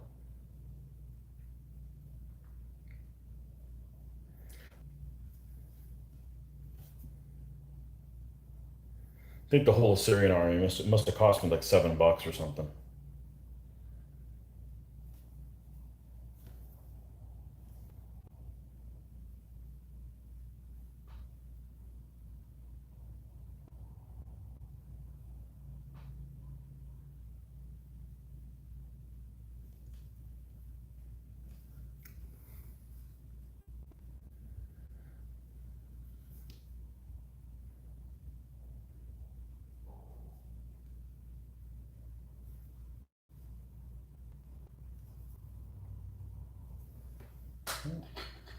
Next Armati.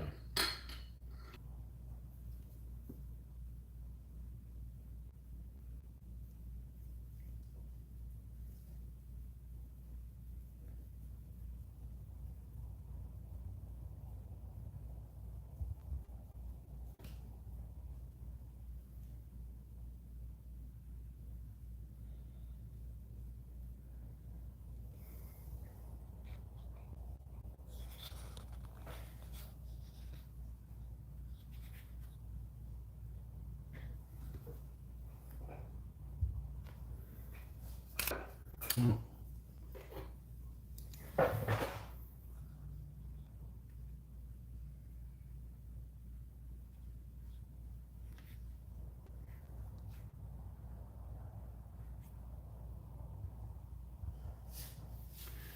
Almost has a plastic coated effect. Huh. All right.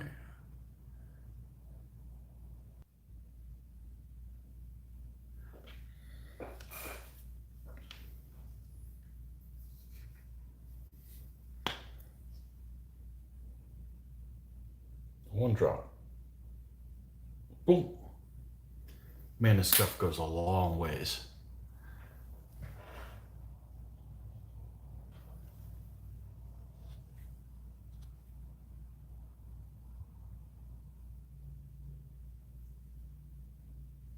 Well, I've been shunned all day long. The girls are going to they're going to dinner with the swim team. So you guys aren't done with me yet.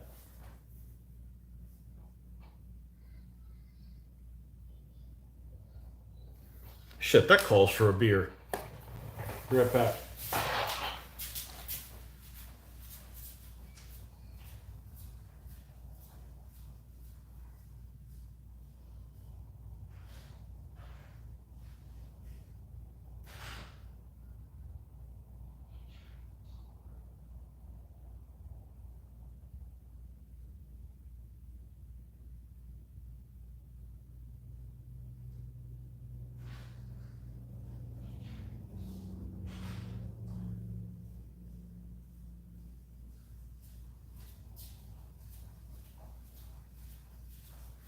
Well, it won't be a good beer. So sometimes I buy beer that was buy one get one free. This happened to be one of the free ones, and this isn't worth a damn, honestly. It's from New York. That shouldn't be a surprise. Maybe that's why. It's Imperial Sunshine.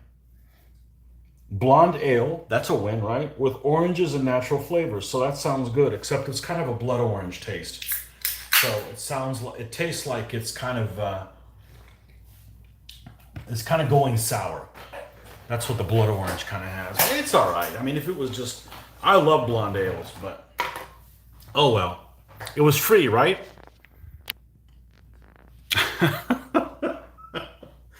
Frickin' New York. All right. What does New York know about oranges? All right, we're gonna finish these guys up, and then we'll go back to doing the other ones. So, yeah, so far, really liking this the primer. Really, really liking it, because I don't know if you guys watched the last time I had to prime some figures.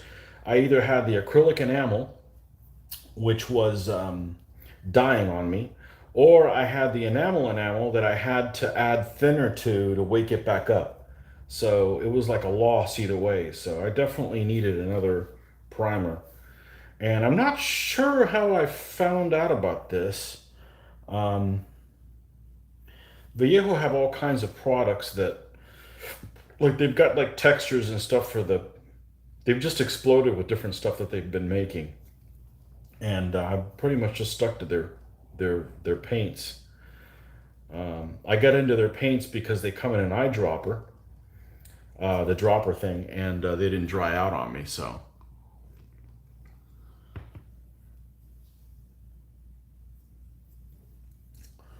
But yeah, so far really liking this primer. And that's good that this is quicker, because I got a crap load of guys to prime now, you know?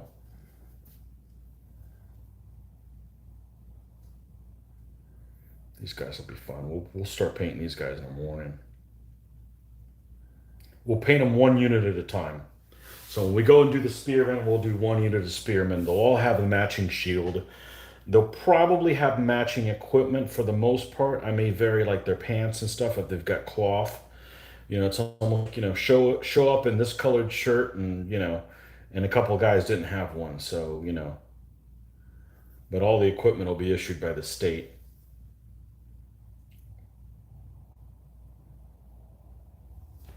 On those guys. Right. Are these guys drying up now? It's a little glossy, but the other stuff is...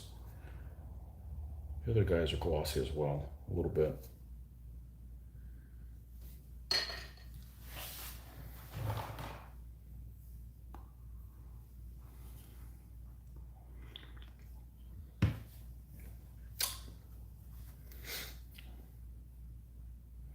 Yeah, that's the only problem with this beverage is that the orange in it makes it taste it like it's blood orange, which means like it's it's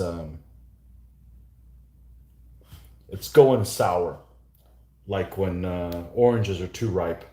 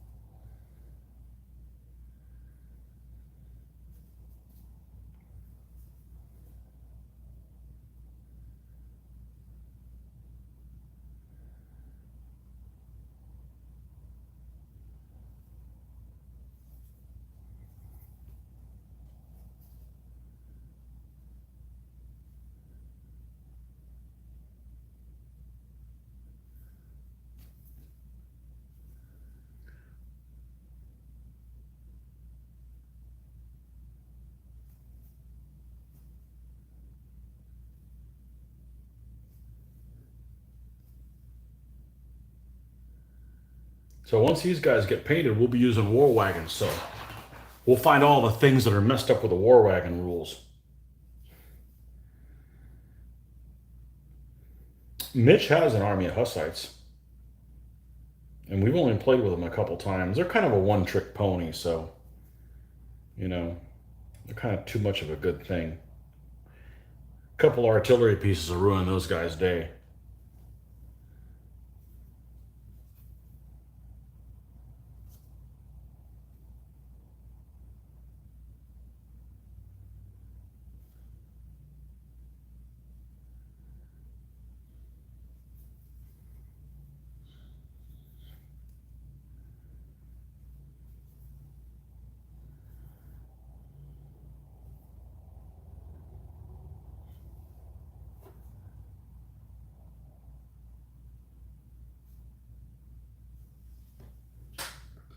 One got to go.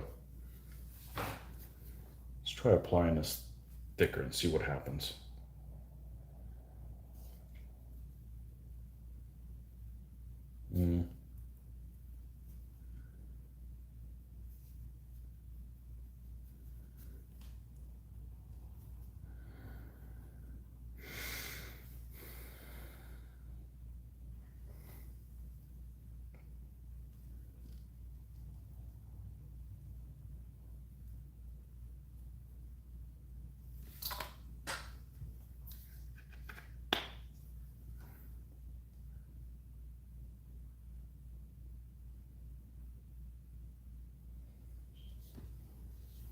I don't know about this.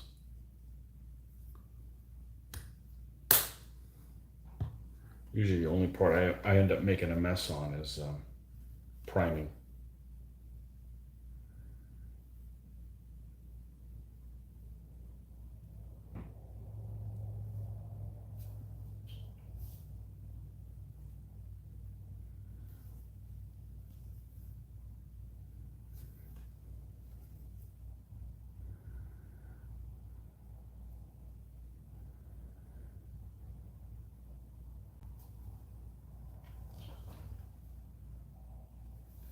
It's looking very similar to the Acral, to the Model Master Acral, which, by the way, is no longer carried in the store in flat.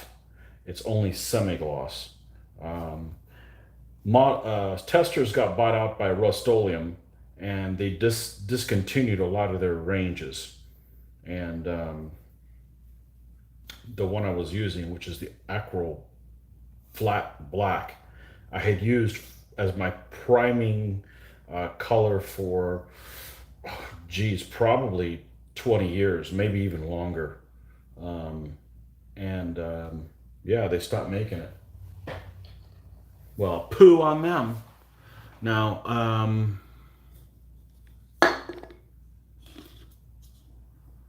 guess this will be okay dropping it in here. We'll see. Okay, so far it's a success. We'll find that in the morning when we paint some armati.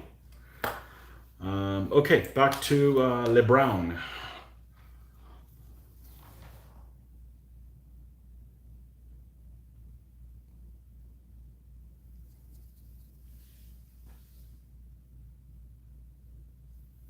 I thought I would join you, Tony. Okay. Cheers. What did you get? A bottle of Winchwood Brewery Dry Neck, which is a British golden bitter beer. Every refreshing with Indian food. I know I've had English beer, but the bitter is just kind of a, I don't know. I don't like the bitter finish. That doesn't mean I can't have it. It's not my favorite. I like a smooth finish on whatever it is. So, by preference, I can have anything.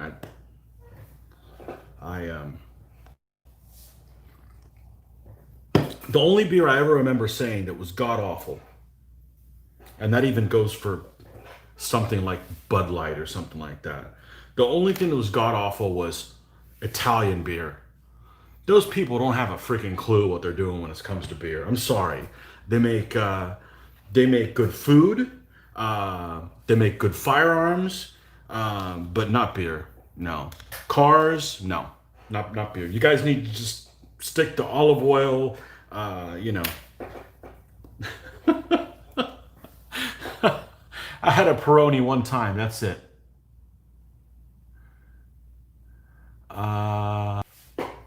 Yeah, Italians don't know what the hell they're doing when it comes to beer, in my opinion. Okay?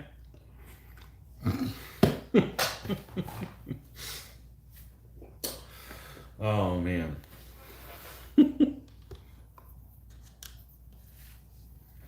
Not every country's good at everything.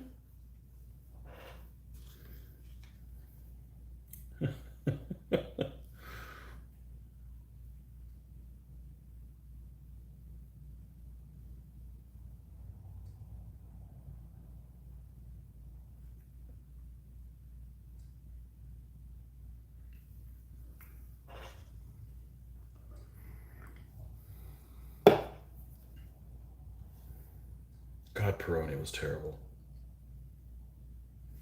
One time, we had it in an Italian restaurant. I'm like, oh, let's have a beer here. Oh, let's have an Italian beer. Oh, big mistake. Big mistake.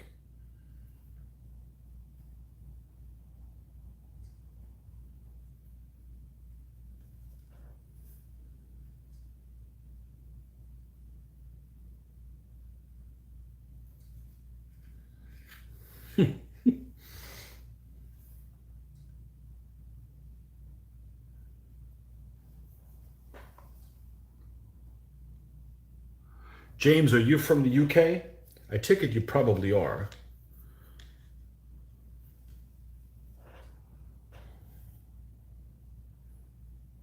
People from the UK are very defensive about their beer, I noticed. I don't think I've had French beer either. I bet it wouldn't be any good. Again, they got a lot of things down. I mean, you know.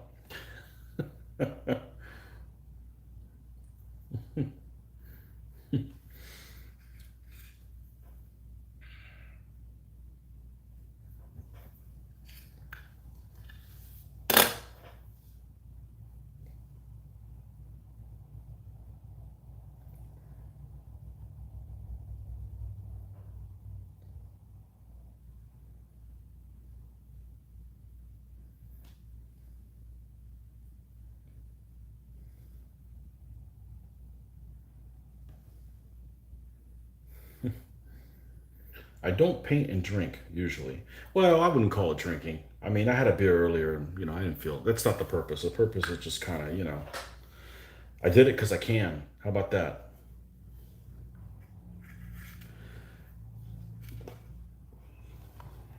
Because I like to say, I need to drink at work. And since I can get away with not doing it, if I can't drink at work, I certainly don't need to drink when I'm not at work.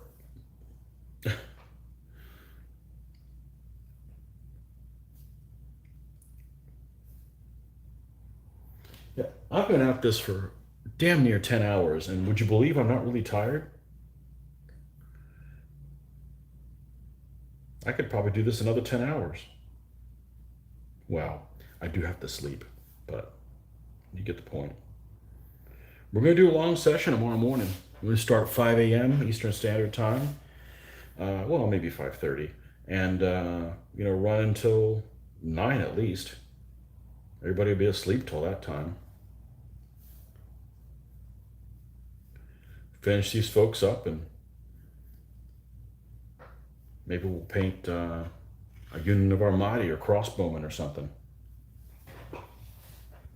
That'd be cool.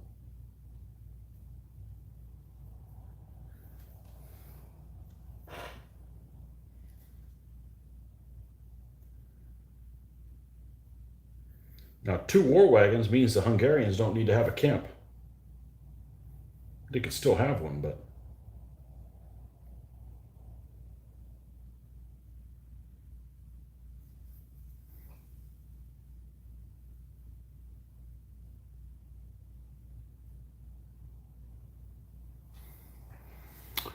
Gotta agree, Peroni is not a great beer. That's an understatement. Like you, I like the German beers, especially the dark Dunkel Weissbier. I don't know if I've had one of those, but that sounds good. You had me at Weissbier. I'm from the UK, but have an Irish heritage. Shh, don't tell them that. They'll never know. Yeah, Germans are good at beer, maybe not so good at winning wars.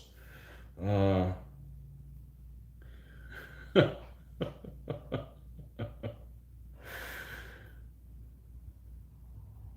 yeah, like the German beer. Somebody told me a while ago, it's like, I really like Mexican beer. Oh, you mean German beer?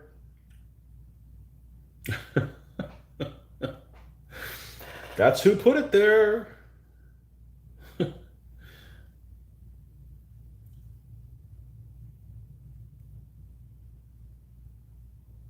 It's just amazing how much better things are on tap. It's truly amazing. Truly amazing.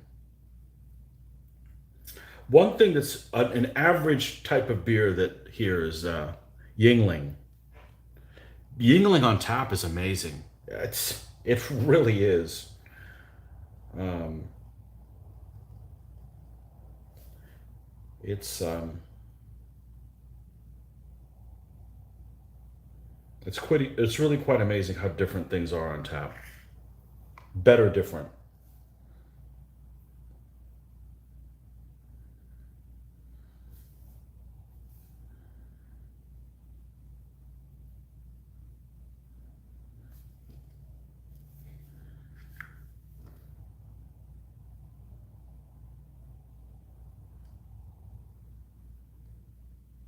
But I really enjoyed that. What was it that I was having the other night?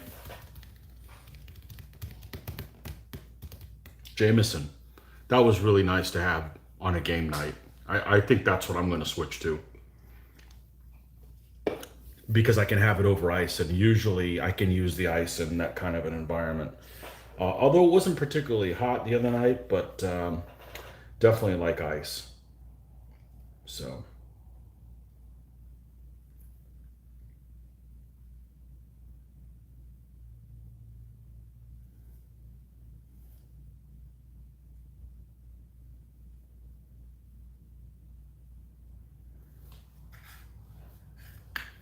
Okay, last little bit, and then we'll. Oh, let me make sure I don't have a. I don't. Okay.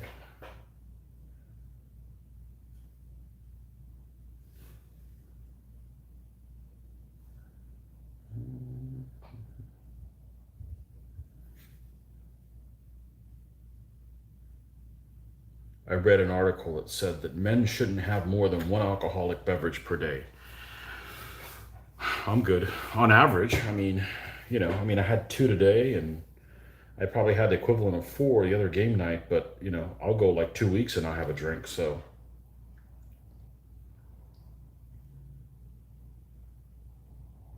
Makes me sleepy, so I'll more tend to have it earlier in the day. So,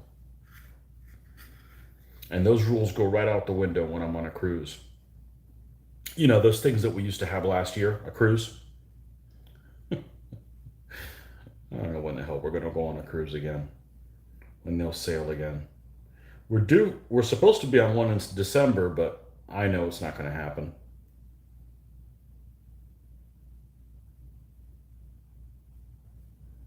But you got to sign up for one or they're not going to have them.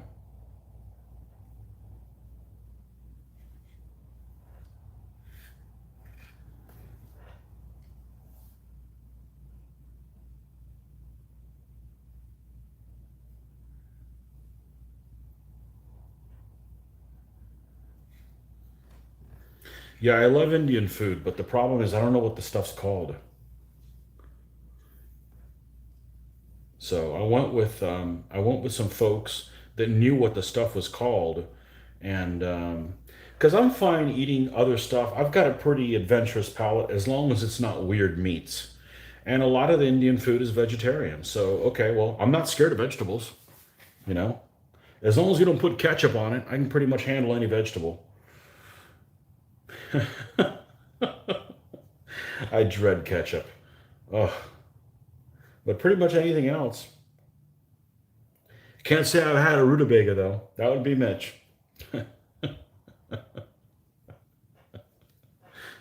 Don't know what the hell those things are. Yankee turnip.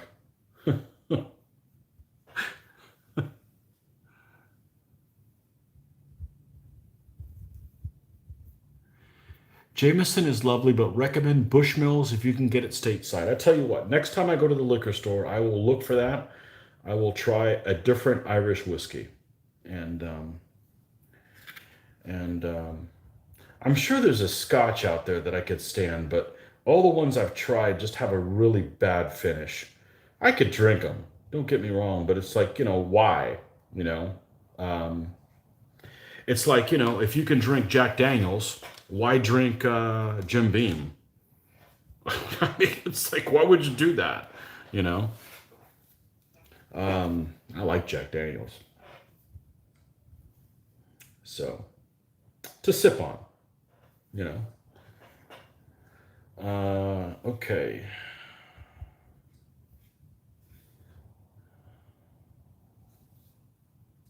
I think we're done here. Now we need to let these guys dry a little bit because it is kind of a dry brushing procedure. Now,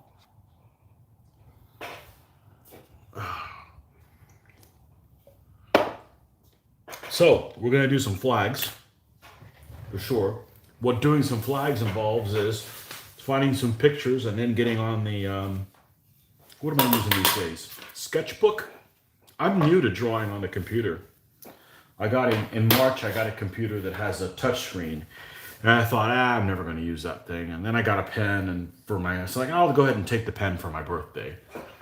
Figuring, and then I hadn't used it for like 3 months. And I'm like, I probably threw away $100.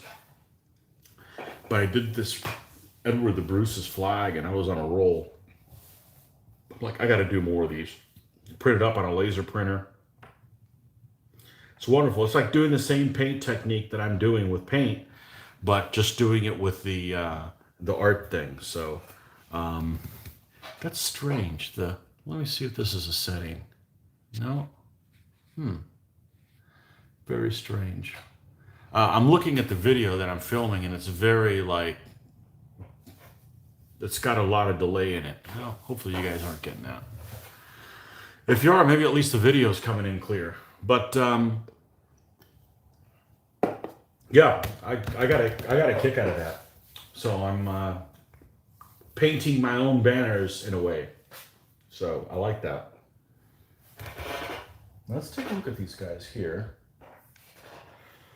Oh, I see what you mean about the plastic. Yeah. Rubbery maybe. That's cool. I like it so far. I like that it goes on pretty smooth.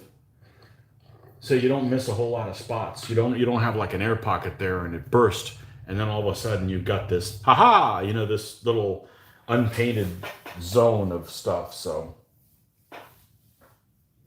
So far, so good. Let's we have one of these that looks like crap. Let's see. I guess this would be the candidate, so we can dry brush on it. It's gonna be mid shape.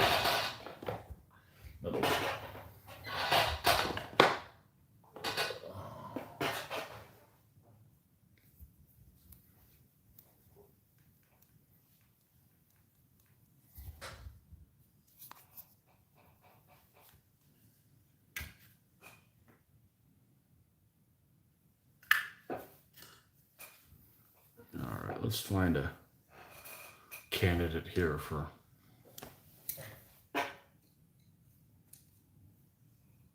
dry brushing.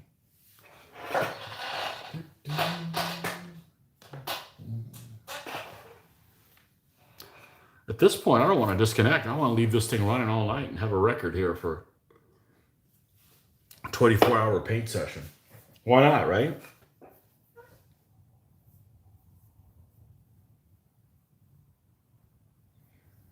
Beats better than those videos. The guy that 10 hours of the what's that guy? The sand people from Star Wars just going. I mean, come on, man. There's good stuff. There's stupid stuff on YouTube, but come on. For the love of God, folks. Put something useful on there.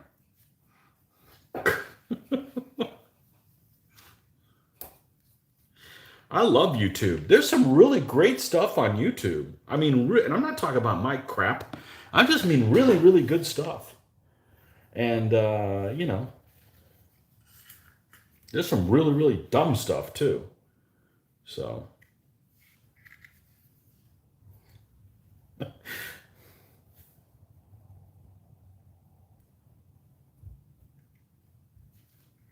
don't know why this is sliding all of a sudden. It's got a heavy-duty magnet, dude. You shouldn't be sliding. Dude. What's up with the sliding? I wish that wouldn't creak like an old ship. Yeah, here's the flag, the shield I painted this morning with a cross. Was it this morning, this afternoon? I don't know. It's all a blur. Love painting shields. I'm looking forward to painting all the shields on these spearmen.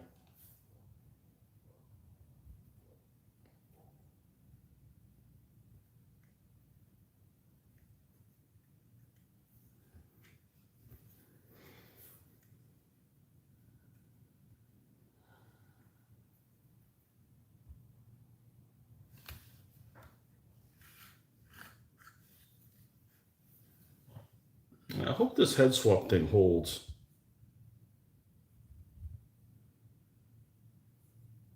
I think it'll be fine.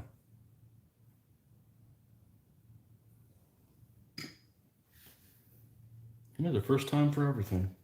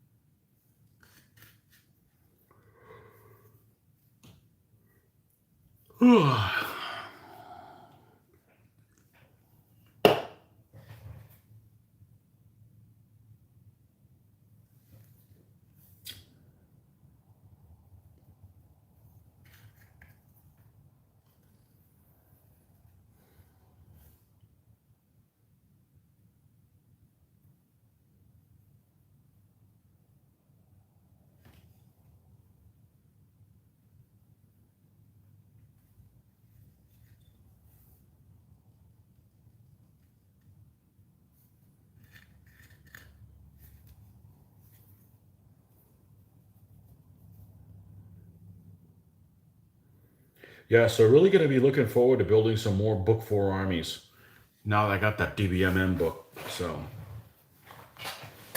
because I can use guys from a certain period, it makes it legal. You know, I don't want to, you know, I don't want to be doing that crap. So,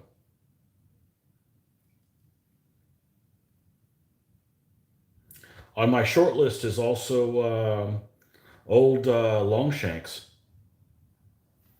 And I will build one of his armies, not just one of the entire feudal period. So um, I've got a figure that I've always thought looks exactly like him, and that's who I will use as him. So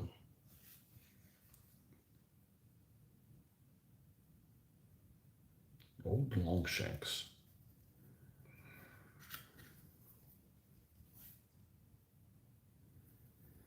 That was fun. Today we put together some armies too. The Anglo Normans and the Mamelukes, and that's cool. I enjoy doing that. That's good entertainment. Looking through figures, and sometimes you discover, oh, I had all these. I didn't even know I had them. It's like freaking Christmas.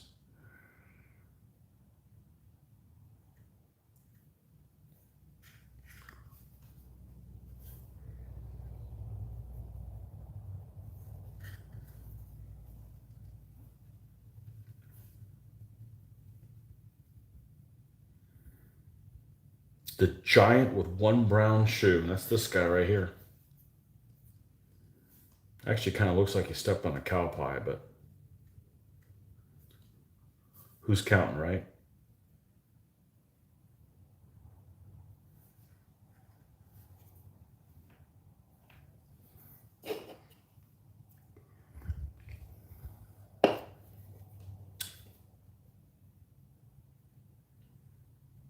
What a great fucking day.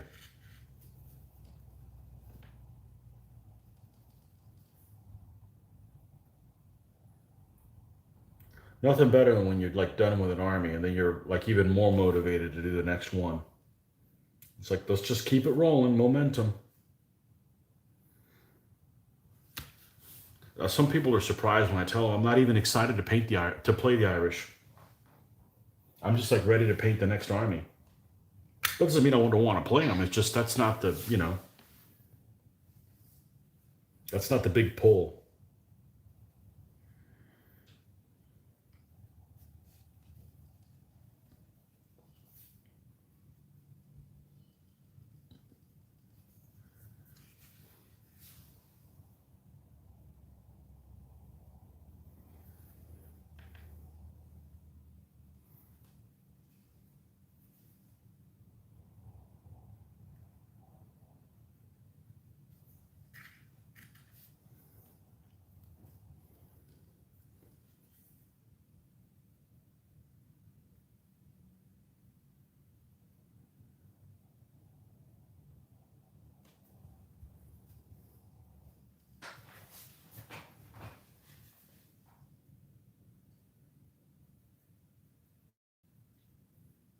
So that's what makes this game really good.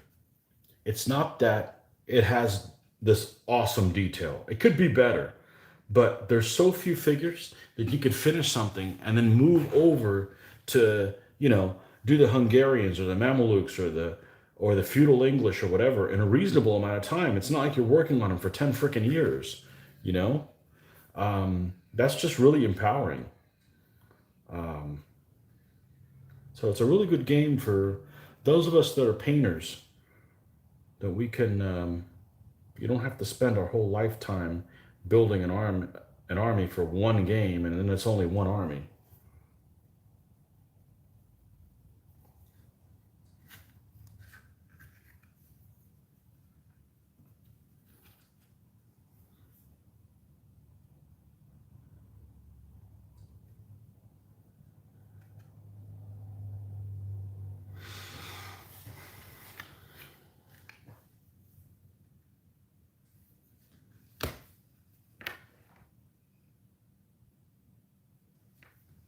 All right, light as shade, Iraqi sand. Sand in Iraq probably looks nothing like this, but that's what the paint's called. Iraqi sand.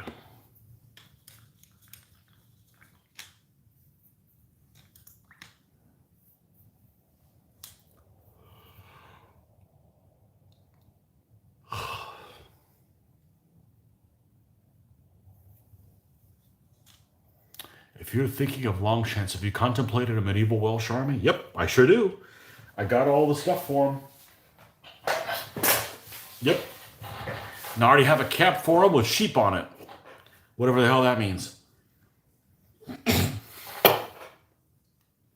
I think that gets swapped around between the Scots-Irish and the Welsh. I think that's common to all denominations of people that are, let's call them country folk, you know, because that happens even here in the U.S. You know, West Virginia, oh, you must like sheep. What?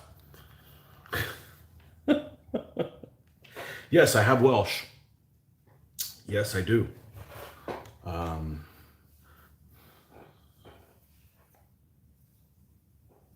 Absolutely.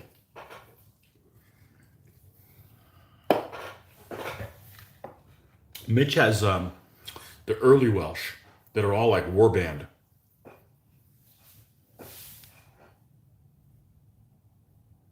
He bought them from, I think he bought them from somebody, or somebody threw them in as a kind of a prize, like, oh, well, you go ahead and take these Welsh too, because he couldn't sell them or something.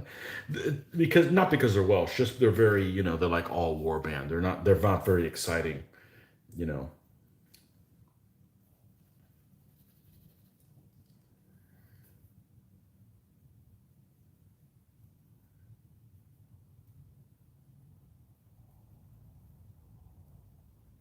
Welsh have some cool flags. Definitely. I think their flag now is one of the coolest ones around. That's kick ass right there. I remember there's a bar across the street from where our convention was in Orlando. It was I'm gonna call it an Irish bar, but it catered to all of it had a flag of all the stuff out there. So it had had UK, Scots, Wales, and Ireland on there. It had all their flags out there, whatever. And this, I'll use this loosely. This lady was sitting at the bar, and she was like 4 foot tall and 4 foot wide, and she had the sleeveless shirt or whatever on, and she had this tattoo of the Welsh flag, which is awesome looking. Okay, I'm not a tattoo fan, but the Welsh flag is awesome looking, and on it said "Kiss my Welsh arse," and I'm like, okay, yeah. I'll stay away from you. But the Welsh flag is kick-ass looking for sure.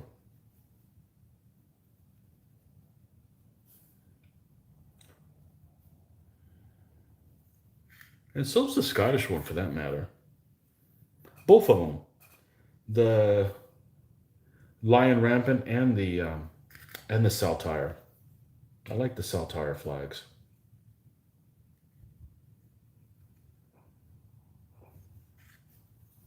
And the Union Jack.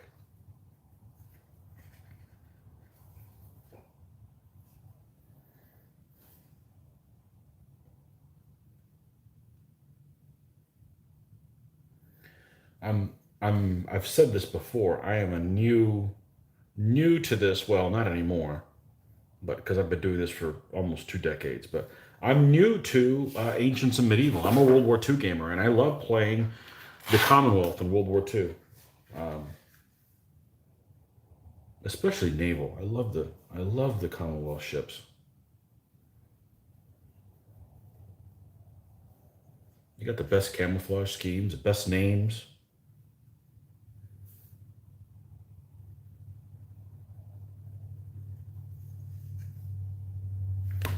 Okay, I think we're good with that one. I'm American, but I don't enjoy playing Americans because I'm already American. I can't do fun voices with Americans.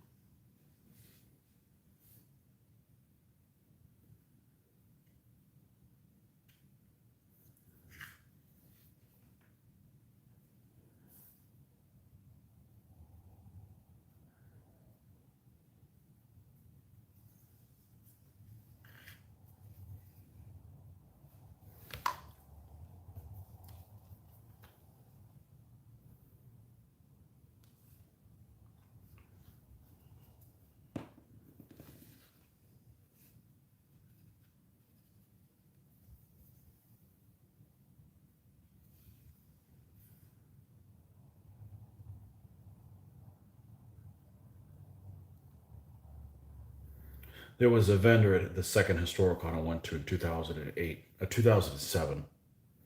The first one I went to was 2006. He was selling figures by the each in 2006, but he only accept cash. And if you mail ordered them, you had to send him a check. And even back then, I mean, that was unheard of. I'm like, I don't remember the last time I wrote a check, and I don't plan on writing another check, and I also don't plan on ever mailing anything with stamps. Okay, that's like the days of that are like over with. I'm not interested in that. But this guy, I mean, you could pay me by PayPal. Why can't a business be paid by PayPal? You know, okay, so they charge you a fee. So mark all your stuff up 10%. You know, they don't charge you 10%. You get to make more money. But no, this guy was living in the 1800s, and he was selling things by the each, and I had cash on me, so I bought a bunch of stuff from him. I want to say it was 50 cents a figure and 50 cents a mounted figure and 50 cents a foot. Well, he came next year and was trying to get out of the business, and then he was selling them for half of that. So he was selling 35 cents a mounted figure and 17 cents a foot figure. I loaded up. I bought a Mongol army and then some for like $7. I'm like, I'm not leaving this. I bought everything I could get my hand on. All my Ottoman Turks, all my Mongols, all that stuff came from there. My Assyrians, of course, I never done jack shit with the Assyrians, but you know, I'm not leaving that stuff on there. I've got pretty good self-control, but if you're going to give things away, yeah, I'm buying them. I'm taking them all with me because I never know when I'm going to need them. So, yeah. Yeah, he went out of business. I think the name of the place was Colonial Connection. They were like in Philadelphia, or they were in Pennsylvania somewhere. But he wouldn't take he wouldn't take, you know, because at that time, now it's like almost like I go right to the manufacturer, because I'd hate to like order like 20 things for a project and like 3 don't come in, and it screws up the whole project not having them all. So I'm like, well, I'll just go to the manufacturer, they'll have them all, and you know, no ifs, ands, or buts. But yeah, he wouldn't take PayPal. At the time, you could still PayPal me. I was already on the PayPal train. I started really comfortable using PayPal when I first used eBay. And eBay, I probably started using eBay around 2099, something like that. I don't use it very much now, but mainly because shipping costs is just really expensive. So, but yeah, I like that. Put an order in and pay them immediately so they can start getting the products to you. You know, that way you don't get it out. I mean, you may not be able, they might not go out the door the same day, but you kind of expect it to go out the next day. You know, if you're running a business, you're not buying it from some individual guy. Like if you, you know, if I have to mail something in the post office, it's a pain in the ass because I got to do it either during my lunch hour or on a Saturday. So, you know, my lunch hour is kind of holy. I don't want to, you know, it's not long enough as it is. So I don't want to do anything extra I don't need to on that time. And by the time I leave work, you know, the post office is closed. So it ends up being a Saturday thing. So.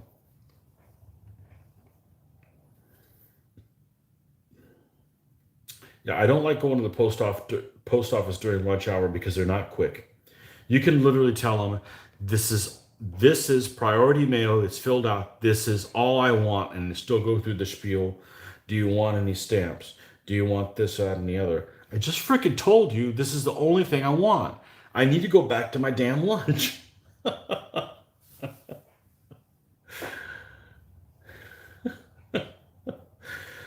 I couldn't work there. The kids stand not being efficient. I mean, be efficient and then screw around, right? Not take forever to do something and, you know, and screw around as you go. Take care of the customer, and then, you know, if you need to make a personal call, whatever, do it. I don't get it. I got the wrong personality type for it, I guess. Now, we're going to go ahead and paint the edge black. And we're not going to use this. We have no idea what the hell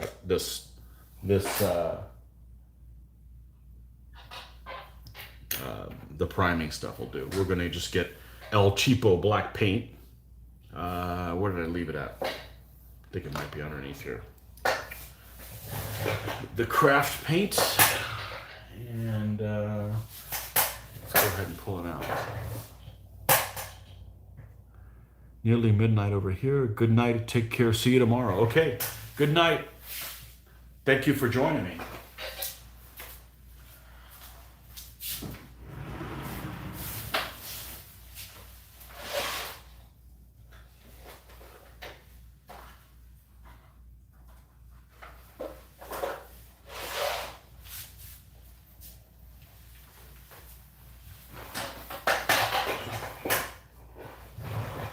Okay.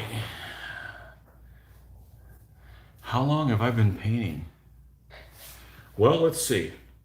I started at 5:30. I went from 5:30 to 7. And then I came back at 10:30, and I've been on since 10:30 a.m. And it's almost 7 p.m. But I've had to, go and do and switch laundry and stuff like that. But make myself lunch, So I've been on all the time except a few breaks that last for I don't think I need to do that on this thing. Let's just use this stuff is cheap. Oh, wait a second. So yeah, whatever the hell that is, that's it's 6:30. That would be 1, 2, 3, 4, 5, 6, 7, 8. 1.5 plus close to 10 hours. Would you believe I'm not tired? The first thing that's going to get tired on me is my ass.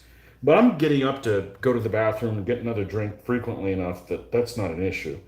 But the painting, vision, this is comfortable. I got my contacts out. This is all good, man. This is... Thank you. Big old black turd right there.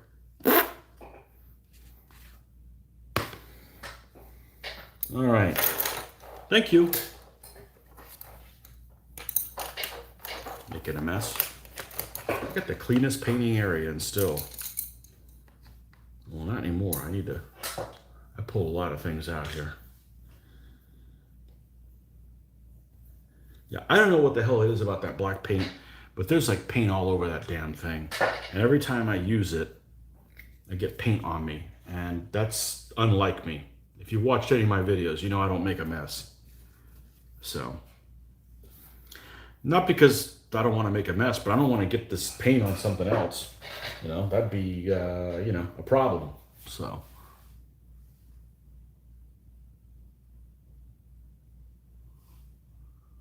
Hey, Paul, how are you doing? It is tomorrow where you're at. Yeah, just painting away. Painting away. Finishing these Irish guys and then get ready to start on my new project, my Hungarians.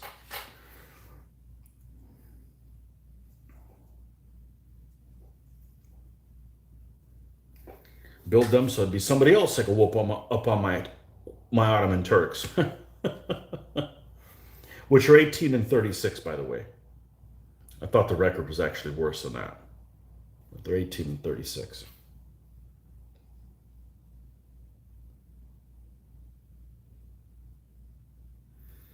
We'll paint this because we do not want to put any of this grass on while the edge of the stand is wet. So this, we definitely want the edge of the stand to be completely dry before we do any of the flocking.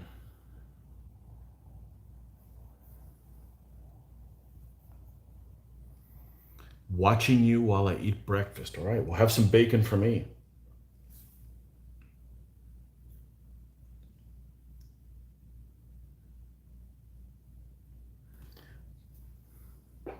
Only thing I don't like about breakfast is it doesn't stay with you. You can eat the biggest breakfast in the world and like 2 hours later, I'm like, okay, what's for lunch? And I mean, I have breakfast at 5 a.m. So, before I get on in the mornings, I've already eaten. So, and started working on my iced coffee as well. So, looking forward to tomorrow. Really looking forward to it. And paint some Hungarians in the morning. Looks like these guys will be done tonight, which is good. And we can just go, the full one Hungarian there for a while.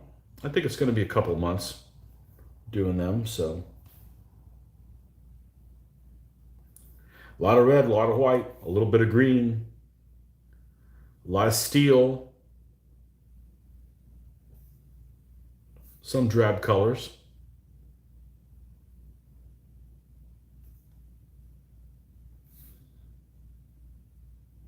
A lot of steel.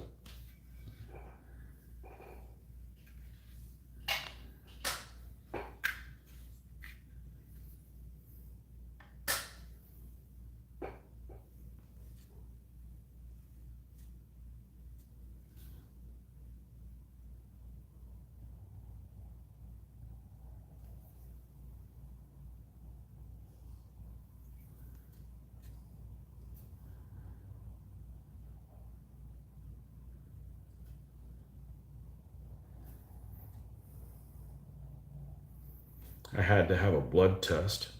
Nothing bad, just a routine blood test earlier this week. And of course, you have to go fasting. So I make my lunch that I take with me to work every day and in the mornings. And I had to be careful. I had to chew some gum or I was going to end up eating something accidentally while I was putting my lunch together. And, that would have been bad. Would have thrown all the stuff off. So, I like to snack while I put my lunch together. So I needed to chew some gum. I started chewing some gum. Keep my mouth busy. You're attacking your first ever Napoleonic ship. I'm afraid of the rigging. You know what? Okay, I got to pull it out. So this is probably 1997, 1998, one of those 2 years. A buddy of mine made a sailing ship game. He's like, hey, I've got some rules. Nothing really works out there that I like. Let's put a sailing ship game together. So at the time, I lived in a condo all by myself. I had a painting room, I had a bedroom, and I had our gaming room. It was, 15 by 30. It was a huge room. It was the master bedroom. And it was a huge loft room. And I spent the previous night, I was a procrastinator. I guess I still am to some degree. And I spent the entire night, I did not sleep for like 20 hours working on a 74-gun ship of the line. It was this little bastard right here. This is a GHQ model. And I did all the rigging, I drilled it. I created a couple of new cuss words doing the rigging. You can't tell, but it actually turned out okay. Looks like the last time I dropped it, it's kind of become undone. And then I realized I hated the game. I absolutely hated the game. So this is done, about 1997 or so, because I was already doing the painting technique that I use now with the shading and stuff. But it actually looks pretty good, other than the fact that it's fallen apart. But I absolutely hated the game. Never built another one, and probably should fix this up and sell it. Because right now it just reminds me of a thorn in my side. But didn't like the game at all. I didn't like the sailing ship. I didn't like the sailing ship games. It was like, okay, right, so plot your turn. I think I'll be here. And I was totally somewhere different. I'm like, and I didn't get to shoot while I was getting wailed on. So, oh, you've got that Black Sails game, so it's sailing light. Well, that might be okay. I didn't care for sailing ship games because all the ships kind of look the same. I think that if I did maybe like an Armada period or like galleys, like, with the Turks, might be okay. But there's actually one guy that has a website. Let me think of what his name is. If you look up League of Augsburg, they're in the UK. And I don't know I think he's coming up with his own sailing ship rules. But his pictures are just salivatingly good. He has a bunch of like 1600 time period stuff. So you're talking about like Portuguese, like colonial stuff, and he's got some Anglo-Dutch war things, and they're just, the pictures are just salivatingly good. You know, there's pictures that are like, I'm not really interested in this period, but I'd be all over this if I saw this. Yeah, that's the kind of stuff. You know, the War Games Illustrated type pictures. Yeah, his stuff is beautiful. I'm pretty sure he's in the UK, and they're 1/2400 scale, which means they're half the size of that one ship that I showed you. I'm not sure what size Black Sails is. I think they're probably bigger than 2400s than 1200 scale, but yeah, hopefully you enjoy it. Hopefully you've played the game before you go and build a lot of stuff for it. But if not, there's other rule sets for it. The rigging, I'd probably be able to handle it a lot better now than then. I remember rigging a chariot. I have one chariot army. It's the Terracotta Warriors, the Qin Chinese, and I I rigged through the straps of the. I drilled out the guy's hand, and all the straps come through the hand. There's four of them. It wasn't difficult, but you know, it does require patience. And it looks a lot better doing it than not. So I don't know about stringing bows. That's too far, you know. But yeah, played Cruel Seas. Similar. Yeah. So if you like Cruel Seas, should be fine. I haven't had a chance to play Cruel Seas. Might actually enjoy that. If it was larger scale, I'm real picky about my World War II stuff. World War II is kind of my religion, and you know, I accept no substitutes. So yeah, I'm a lost World War II gamer, but I've played a lot of it. You know, if I want to play something in World War II, I'll play a video game or something like that and I don't mean a shooter. I mean like a strategy game or something like that and get the level of detail that I want out of it. So, but a game just, you know, I want the kind of detail that just, you know, makes it unplayable.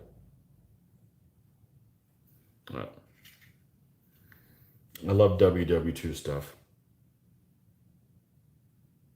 But I've done a lot of it, so I'm fine not doing any more of it.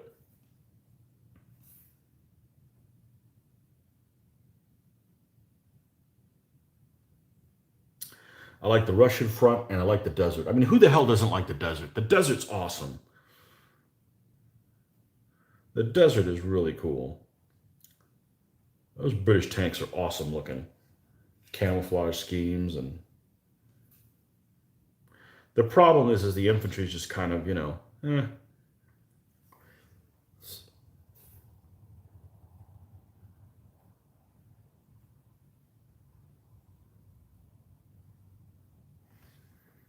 lot of these engagements take place in ranges that make infantry kind of unplayable instead of it being that combined arms type of thing. So at least on a game, not necessarily in real life, but you know, in a game, so to speak.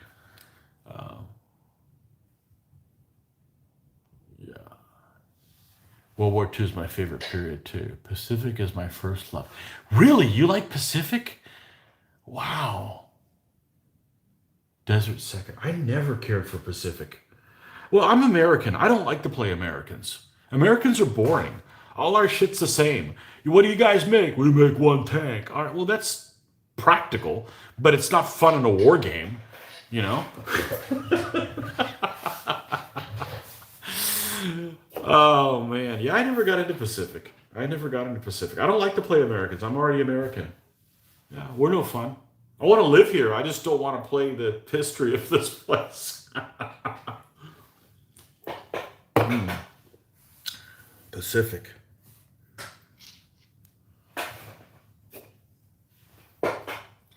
Play Australians, British, Indians. Okay, if you're going to play in Burma and stuff, sure.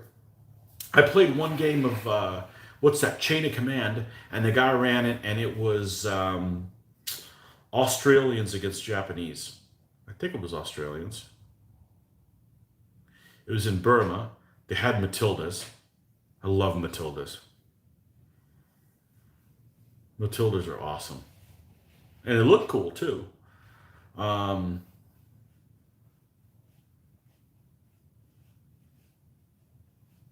yeah, I've got. When I did World War II, well, of course I've done micro armor and stuff like that, but now it's skirmish, so I'm doing 20 millimeter. I'm the one guy that does 20 millimeter in the United States, you know, because that's the UK scale. But you know, when I was doing it, that's every vehicle was available in 1/72 or 1/76. So why wouldn't you do it in that scale? And I got some Japanese, but I haven't painted them yet. I got a little Hago that I haven't painted, but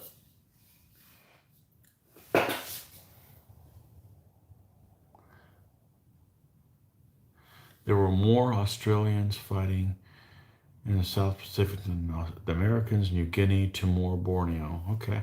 I do like, we did a lot of naval, and I do like the ABDA stuff a lot.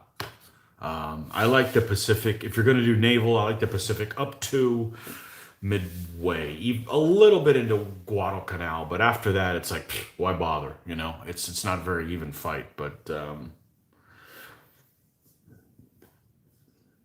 yeah, it's hard to get into. I find it hard to get into playing the Japanese. It's easy to get into playing anybody else, but I just find it hard to get into playing the Japanese. Um, I don't know why. I just can't get into the spirit of it, you know. So, um,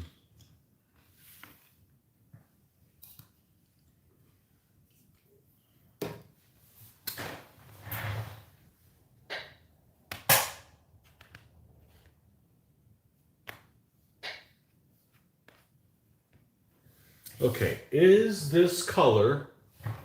Do I need to do any more highlighting to it? I think I may need to do a little washing with the lightest color under the feet, and then we're good to go to the to do the grassing and tufting. Make sure I don't have a message here. Okay, no. So I think the lady friend wants to go out to dinner. Lady friend meaning wife.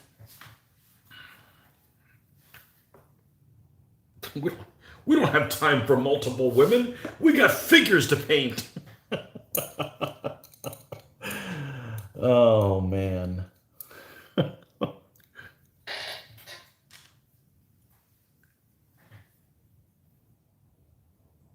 Uh-oh, morning chores. Okay, well, good luck to you. Stay well. All right. I have a feeling tomorrow's going to be a chore day. Tomorrow's going to be just a chore. It's all good. That's why I paint first thing in the mornings, because at least I get a couple hours to do whatever the hell I want, you know, while everybody's wasting their time sleeping. So, ooh, maybe a little bit too watery, maybe a little bit too much.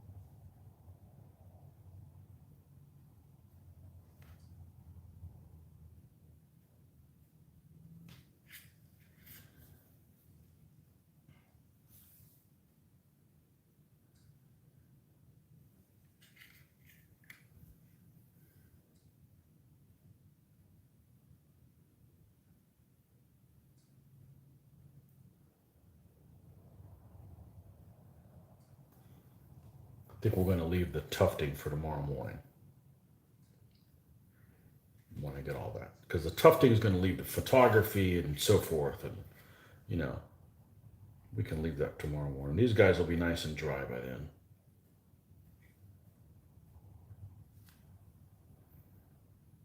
Yeah, this little pattern on the shield, I wasn't too thrilled about it when I was doing it, but I think it's going to turn out okay.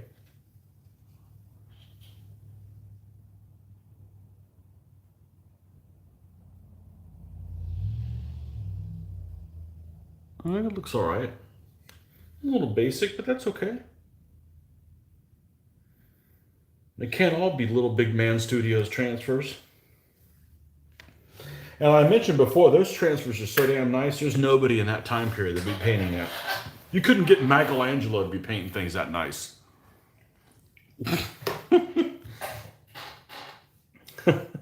They're unrealistically too good looking.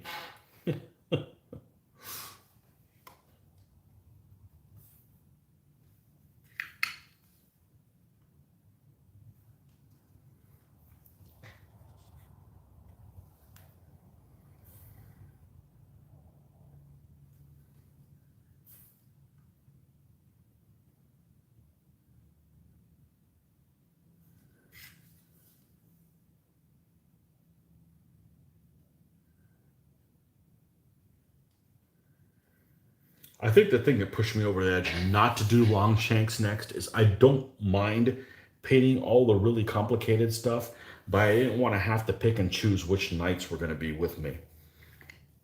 I got the heraldry for them, but I didn't want to get into that cogitation. So maybe we'll do them next.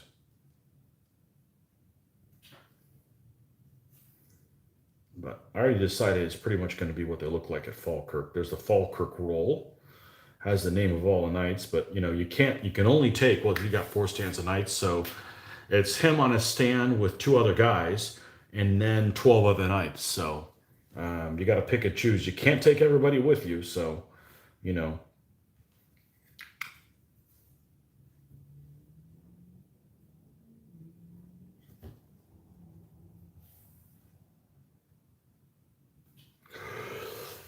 Woo!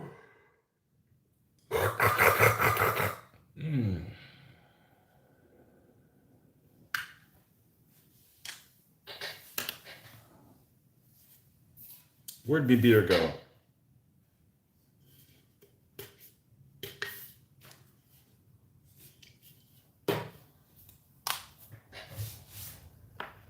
All right. Let's see what this stuff dry out at. Definitely looks plastic-like a little bit. I like it.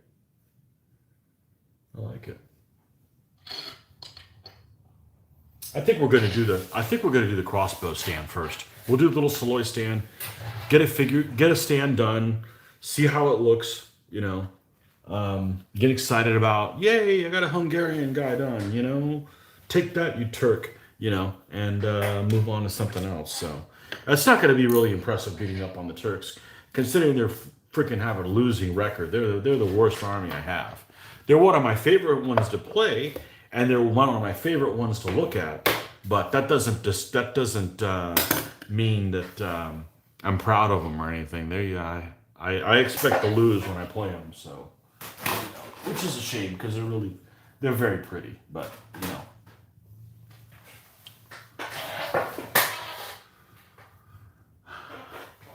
But it's not such a bad thing finding out the Turks aren't going to take over the world.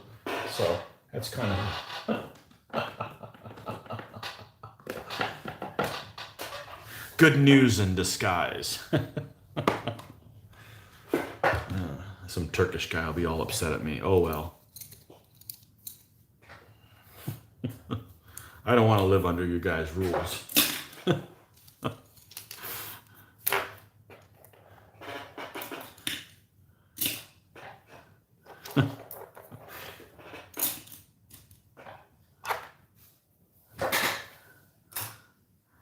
All right.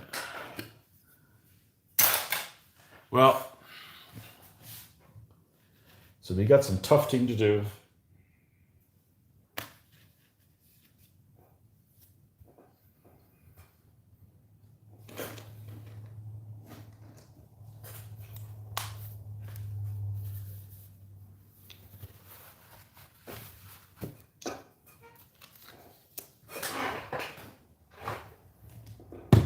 Now we got these two big containers of stuff. That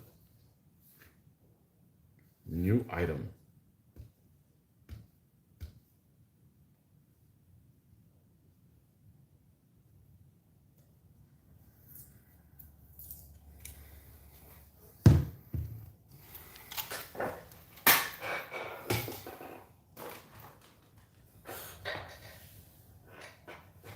Let's put the sailing ship away. Let's pick up some of this stuff here. I'm waiting to see if we're going to go out to eat or not. Kind of hanging on by an edge here to put some of this stuff away here. The nice thing, I'll probably not make a Hungarian camp. I probably will. When I use the 2 war wagons, just not use a camp. And if I don't use the 2 war wagons, then I'll probably use one of them as a camp, because they're going to be kind of like a mini diorama. That's kind of what I'm going to go with. So they're going to take a little bit of time. They could have multiple figures on them, that kind of thing.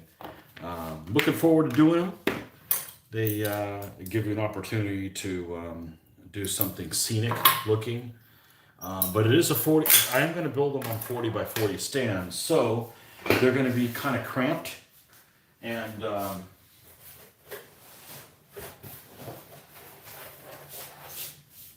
will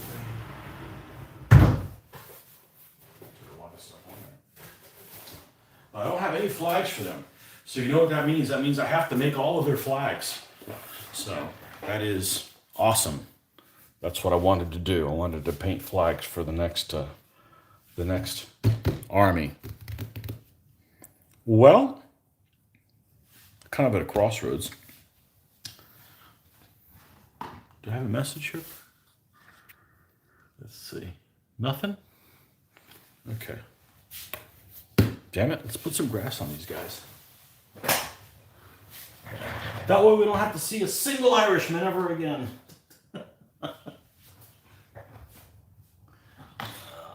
And we're gonna need this.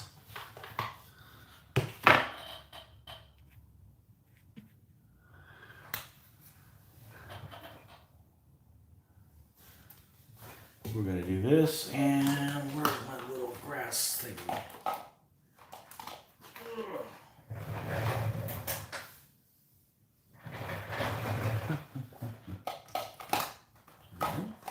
Here we go.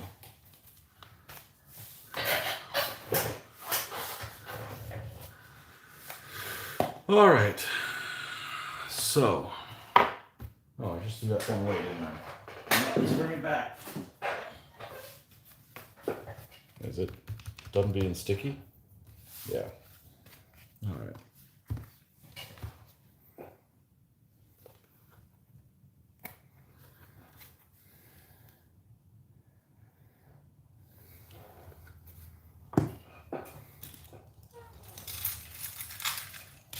I put my damn tool away again. Jeez.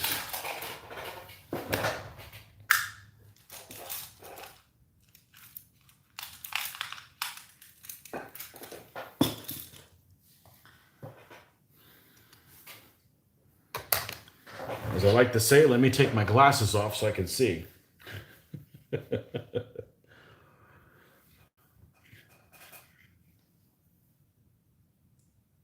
Oh, this one's hard. That won't work. All right. Putting on simple grass. Take 2, action.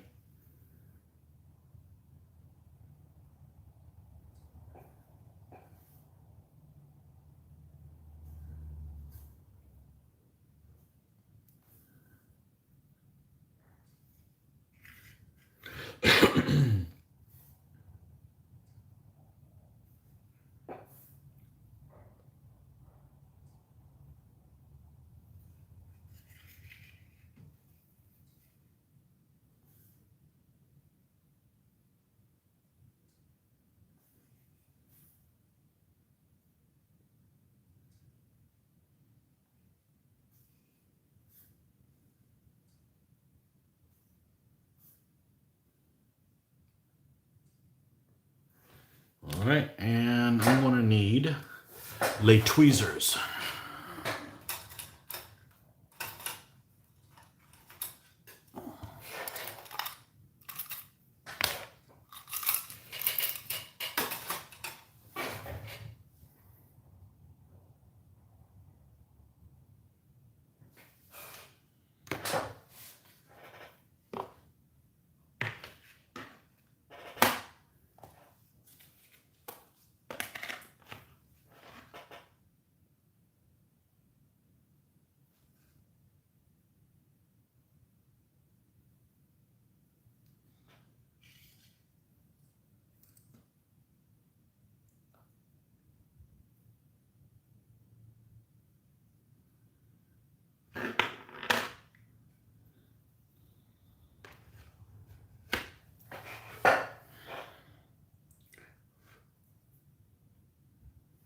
Okay.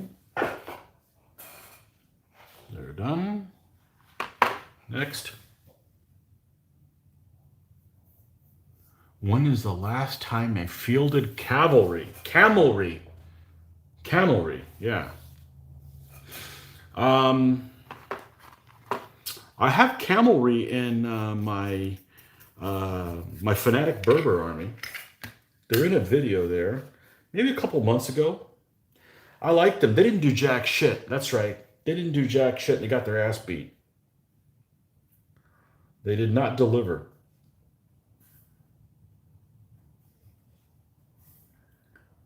Yeah. Was it a Salois Silius or a Wimp Wars or something like that that I did? Oh, shit. Bent that too much. Yeah, they didn't perform. They didn't deliver, those guys. Bastards. Yes, I remember making fun of them spitting on people, but they never did anything. So there's not that many armies that actually have them. Well, I have light cavalry in my carriage, but those guys can't. Those can't hit the. Guys can't do anything either. They're 1 in 4 or something like that. I painted it up real nice just for them to be a bunch of losers. Hey, the important thing is that they look nice, okay? I can't control that they win or not. So,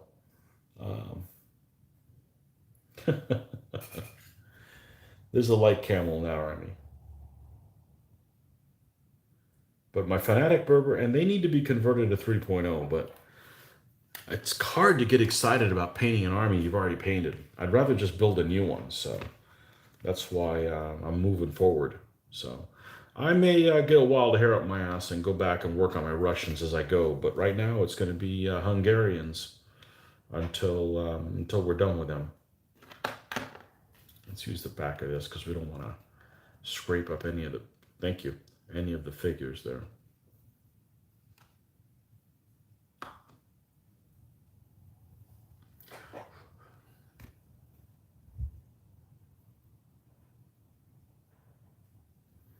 Okay. But yeah, camels are fun to paint. Fun to paint. Anything, they're the other elephant. They're an unusual troop type. But there's not that many armies that have them. So, did I find out how many times I ended up taking camp? I didn't. I did not. But I'll tell you what, as soon as I'm done with this, I'll look it up. You want to stick around? We'll find out. We'll find out together. Probably not that many times. But what was it, 3 times, 4 times I got my camp taken since 2011? That's when I really started playing. Most of my almost 2,000 games are certainly from 2011 to now. Before that, I was only playing at conventions. I didn't really have a local player. And now it's mostly local players, rarely well, this year there's no conventions at all, but I'm just saying the last, in the past, we'll find out what we got. That's why I keep score. I don't keep score to look like I'm a badass, I can kick everybody. I keep score because it's neat looking up questions like this. And I don't have a clue. I mean, I can only remember so much, you know? So it's neat to look up stuff. I was fortunate that I did it from the get-go.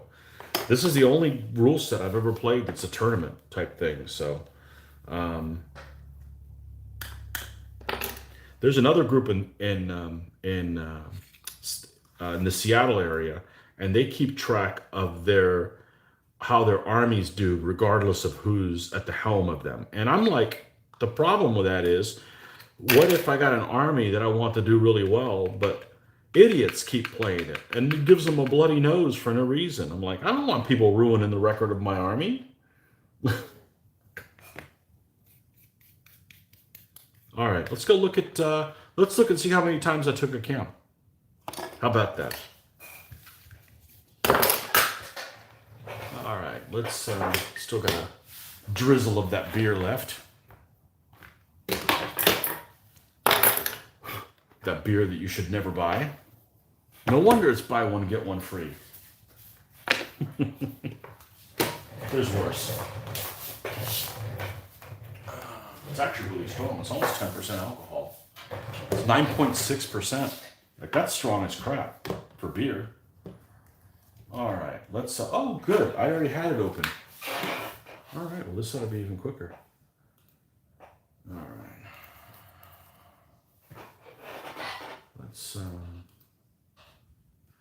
Let's take a look. Let's take a look at.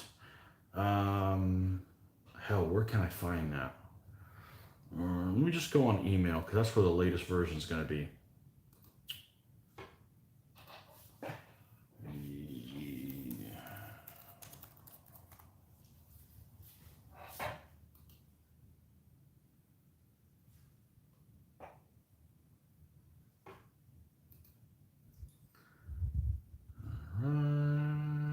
Let's download it.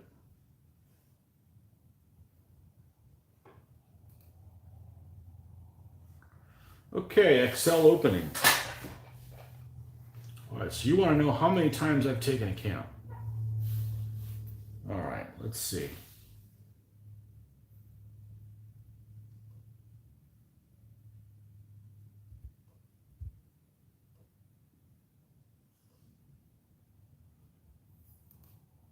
Oh, this is an ass beating. We filmed this one. So last time I took a camp was in May 29th, 2020. And I was playing the Sea People against Mitch's Trojans. I won, and it was 3C-0. So I killed 3 elements and took a camp. Take that. And that's when we were playing through his Trojan enemies. So, hey, he bought a new army and just got slammed. Here's another 3C-0. My Burgundian Ordnance versus his Kogorio Korean, also against Mitch. December 26, 2019. It was 3C-0. And that one was also filmed. Huh. I got a note on here where it's been filmed. Let's see.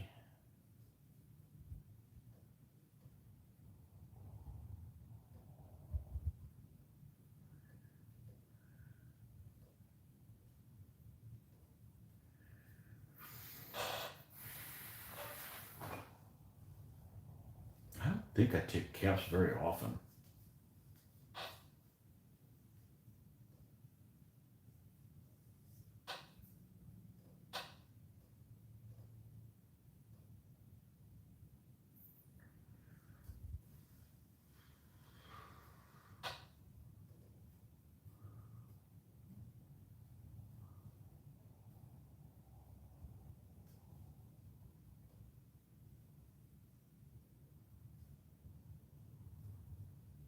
Here's one where I took a BUA.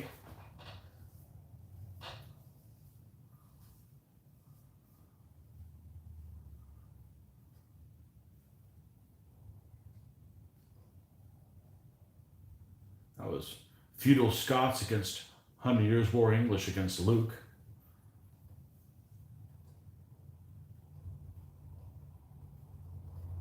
I'm starting to see a pattern. If I take a camp, I win the game.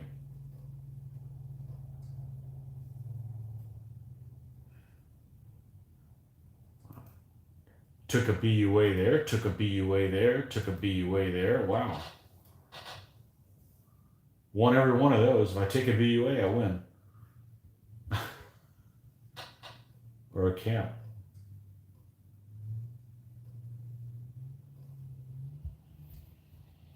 Yeah, I don't take camps very often. I'm already in 2016, and okay,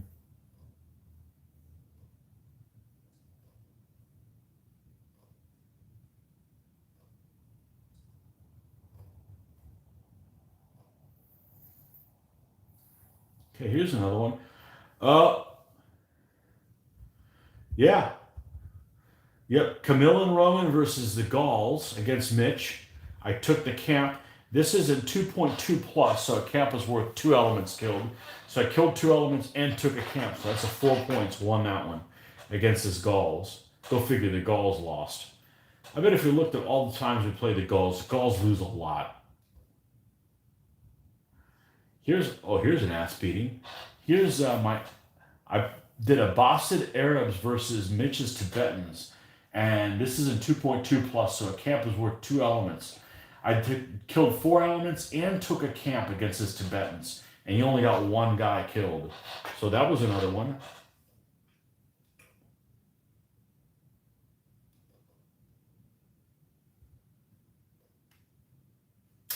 Here's another one that I won. Vikings. Why did we play Vikings versus Illyrians? That's strange. Why would we have played Illyrians? Oh well.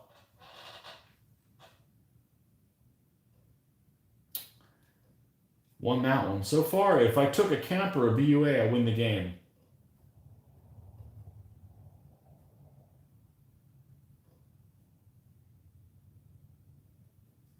Oh, except this one. So, Spartans versus Athenians. I actually played Spartans. Wow. And I lost the Athenians versus Philip. Philip's no longer with us. Well, he's still alive. He's just out in Montana or something like that. That was 2013.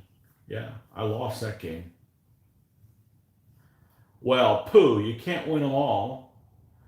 Here's one against Philip where the Sea People's a New Kingdom Egyptian and the Sea Peoples took the camp.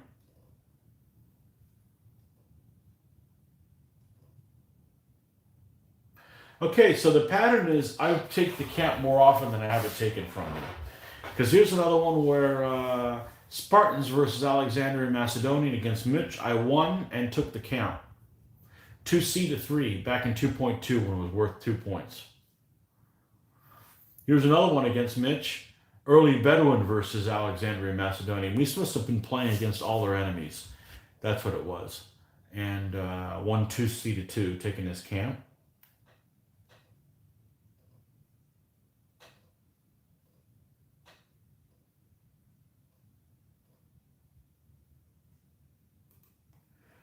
Feudal Spanish took Mitch's camp against the feudal French. I won 2 GC, so 2 elements killed. One of them was the general and took the camp to 0. Saitic Neo-Babylonian against Mitch took a camp and won. I guess I take the camp more often. Oh, this must have been the battle. Mongol conquest versus early Poles. We're playing through all the enemies of early Poles, and the Mongols against early Poles, and the Poles won terrain, obviously, because they're like an aggression 1 or 2, and the Mongols are a 4. But not only did I win the game, but I took his camp too. It was 2C to 2, and he had swamp everywhere. Because my artillery just freaking kicked ass. Wow. That's cool.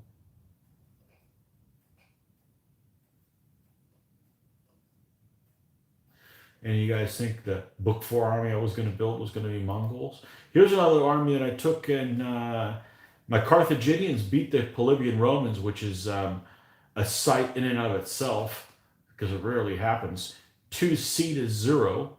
So that was 2.2 plus in 2012, early 2012, against Mitch. I guess Mitch doesn't do a very good job of defending his freaking camp.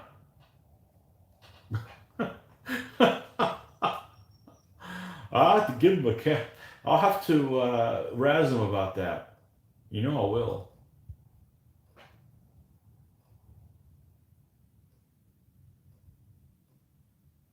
Then we start getting it at 2012. Who the hell is this ass beating happen to?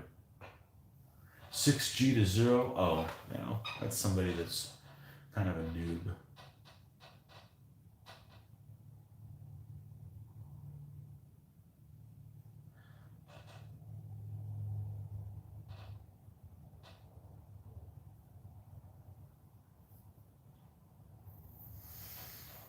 My medieval Norwegians took a captain, Nick, the big one at Historicon in 2009. That was the one that I believe Dice Man won. That was the year. Yep, with the Anglo-Normans. He played the Anglo-Normans and won. That was the year before I won.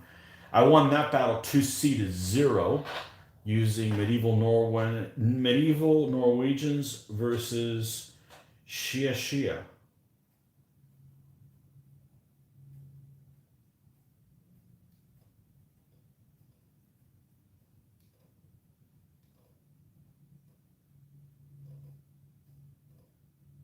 Yeah, so not too bad. Nice to know I'm not somebody who leaves my people in my camp out to defend themselves with wooden spoons. I'd be curious to see if you've ever taken a camp but lost a battle. Yes, one of them. One of them. Only once. Only one time that I took a BUA or a camp did I lose the battle. So if I take a camp, I'm going to win.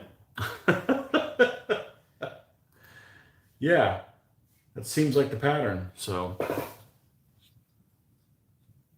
that seems like the pattern. All right, well, let's go ahead and put some toughs. So I like looking at those stats. That's what they're there for. That's what they're there for, because you can't remember that stuff. I mean, there's some stuff I remember that's just so, you know, out of the ordinary, or was somebody falls for your trick or something like that.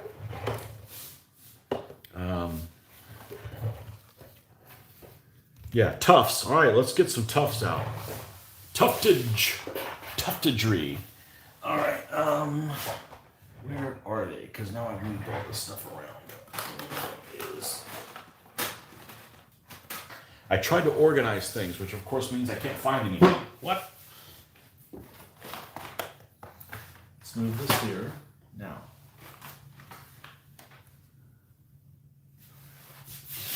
Are they all the way down here?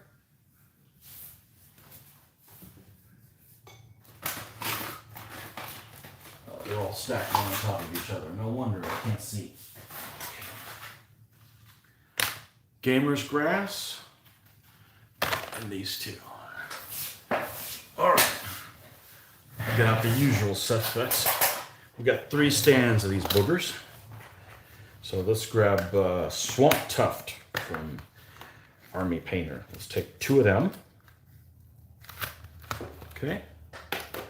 And then we've got Lowland Shrubs, also from Army Painter.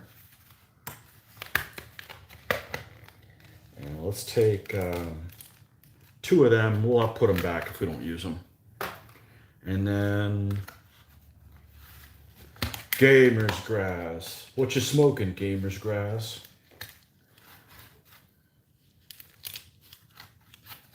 It's just, that's all the drug humor I do. I don't like drug humor.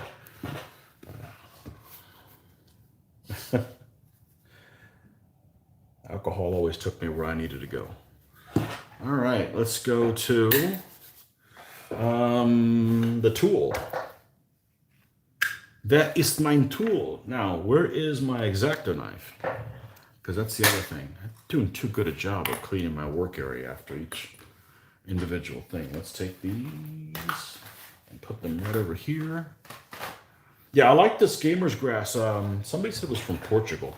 I guess it is. I bought it at Historicon 2018. I'd never seen it before. So let's take some of this stuff and cut it down to size. Now, these little tufts, I don't usually mess with them, but these this Lowland Shrubs, these guys could stand to be smaller. So we're gonna just cut them in half or so.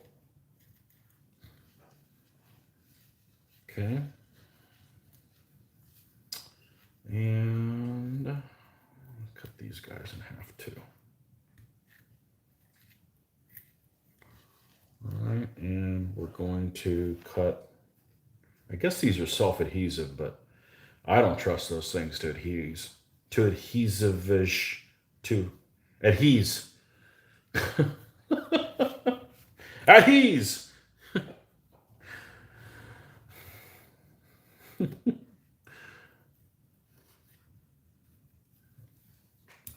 Right, the stick.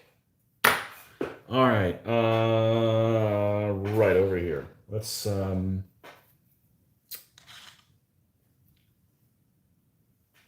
this guy. Where did all my, here we go. My stuff go. All right. Let's not put a big shrub and end up blocking the pretty shield that we have there. We'll leave that alone. So let's put a lowland shrub right here. I mean a gamer's grass one right here. Now where is my? Jeez, I'm too big a hurry putting things away. No, I thought it was right here. There it is. All right, we're going to take one of these guys and put it right there.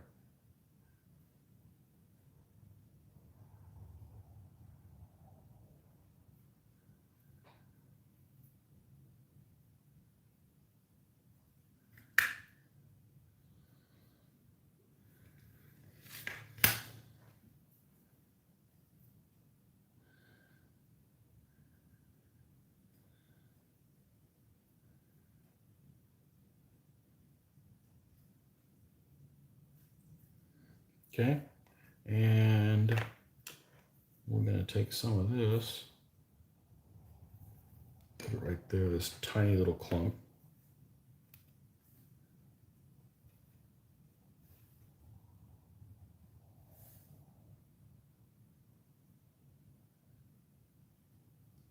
Come on, let go.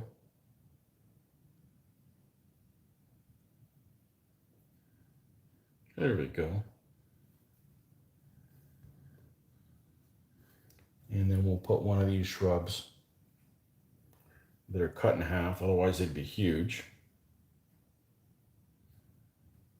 But right there. Let's clear this out of spot.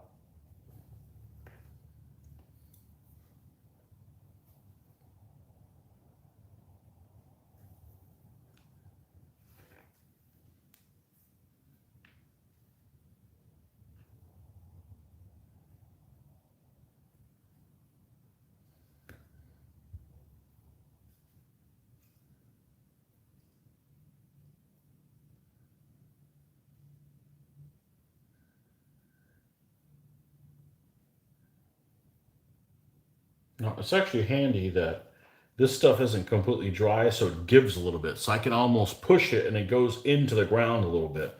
That secures it nicely. Okay.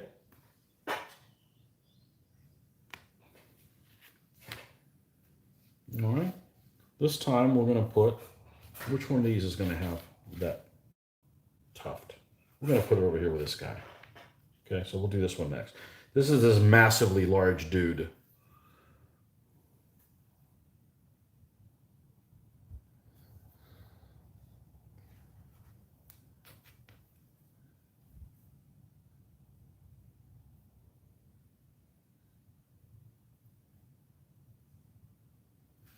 Okay. And then we're going to take one of these things and we're going to put it right, about right there.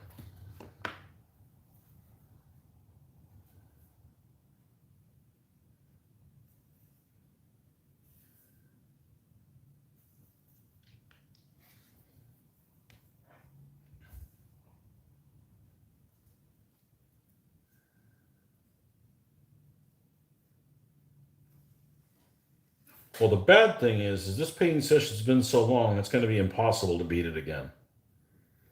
Because I'm damn near like 9 hours being on. Or more.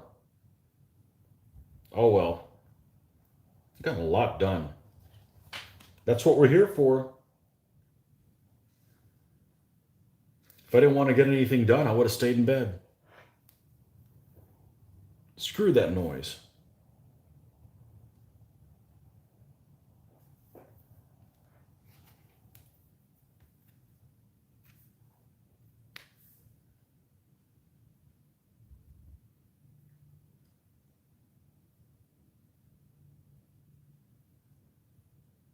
Uh-oh. You're going to be incorrigible?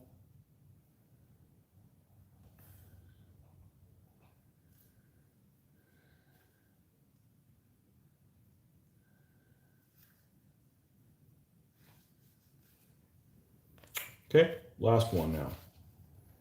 I see a gap there. Mind the gap, plant a tree there. Mind the gap.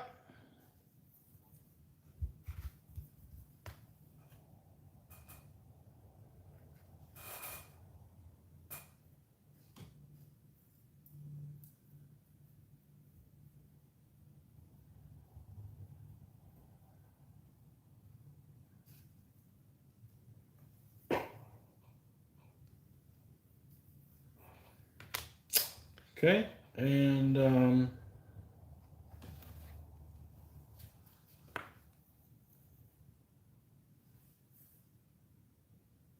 we'll do this one right here.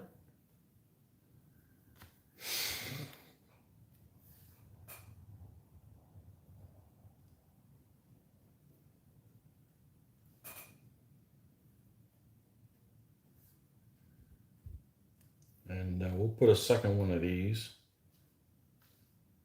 say up here. Actually, we're going to go ahead and put a second one of these up here. Okay.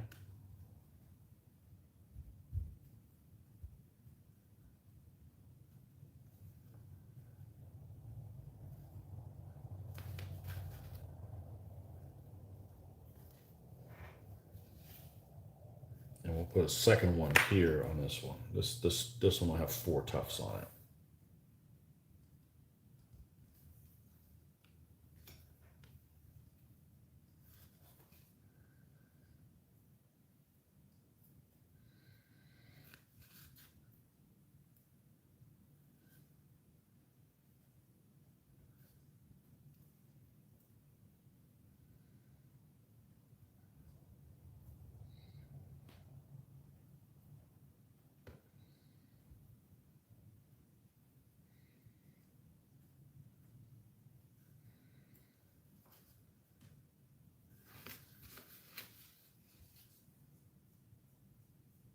Okay. There's the Irish auxilia.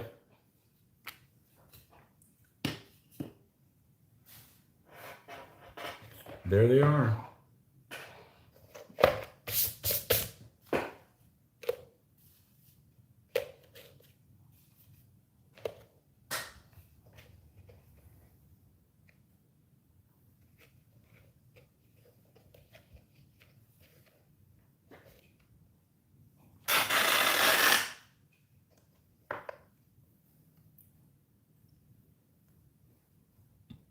Well, they don't look like much in this lighting. It's far from the best, but now they're complete. So now we can add them to the pile of Irish guys we have.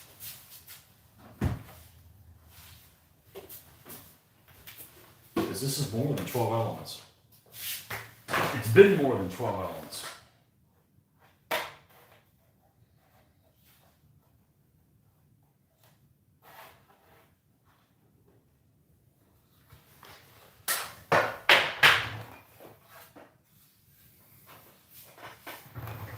All right, and that concludes this painting session because I got to take this phone call. So yeah, thanks for joining me, and don't forget to subscribe so you know when I'm back on again. We'll see you guys next time. See ya.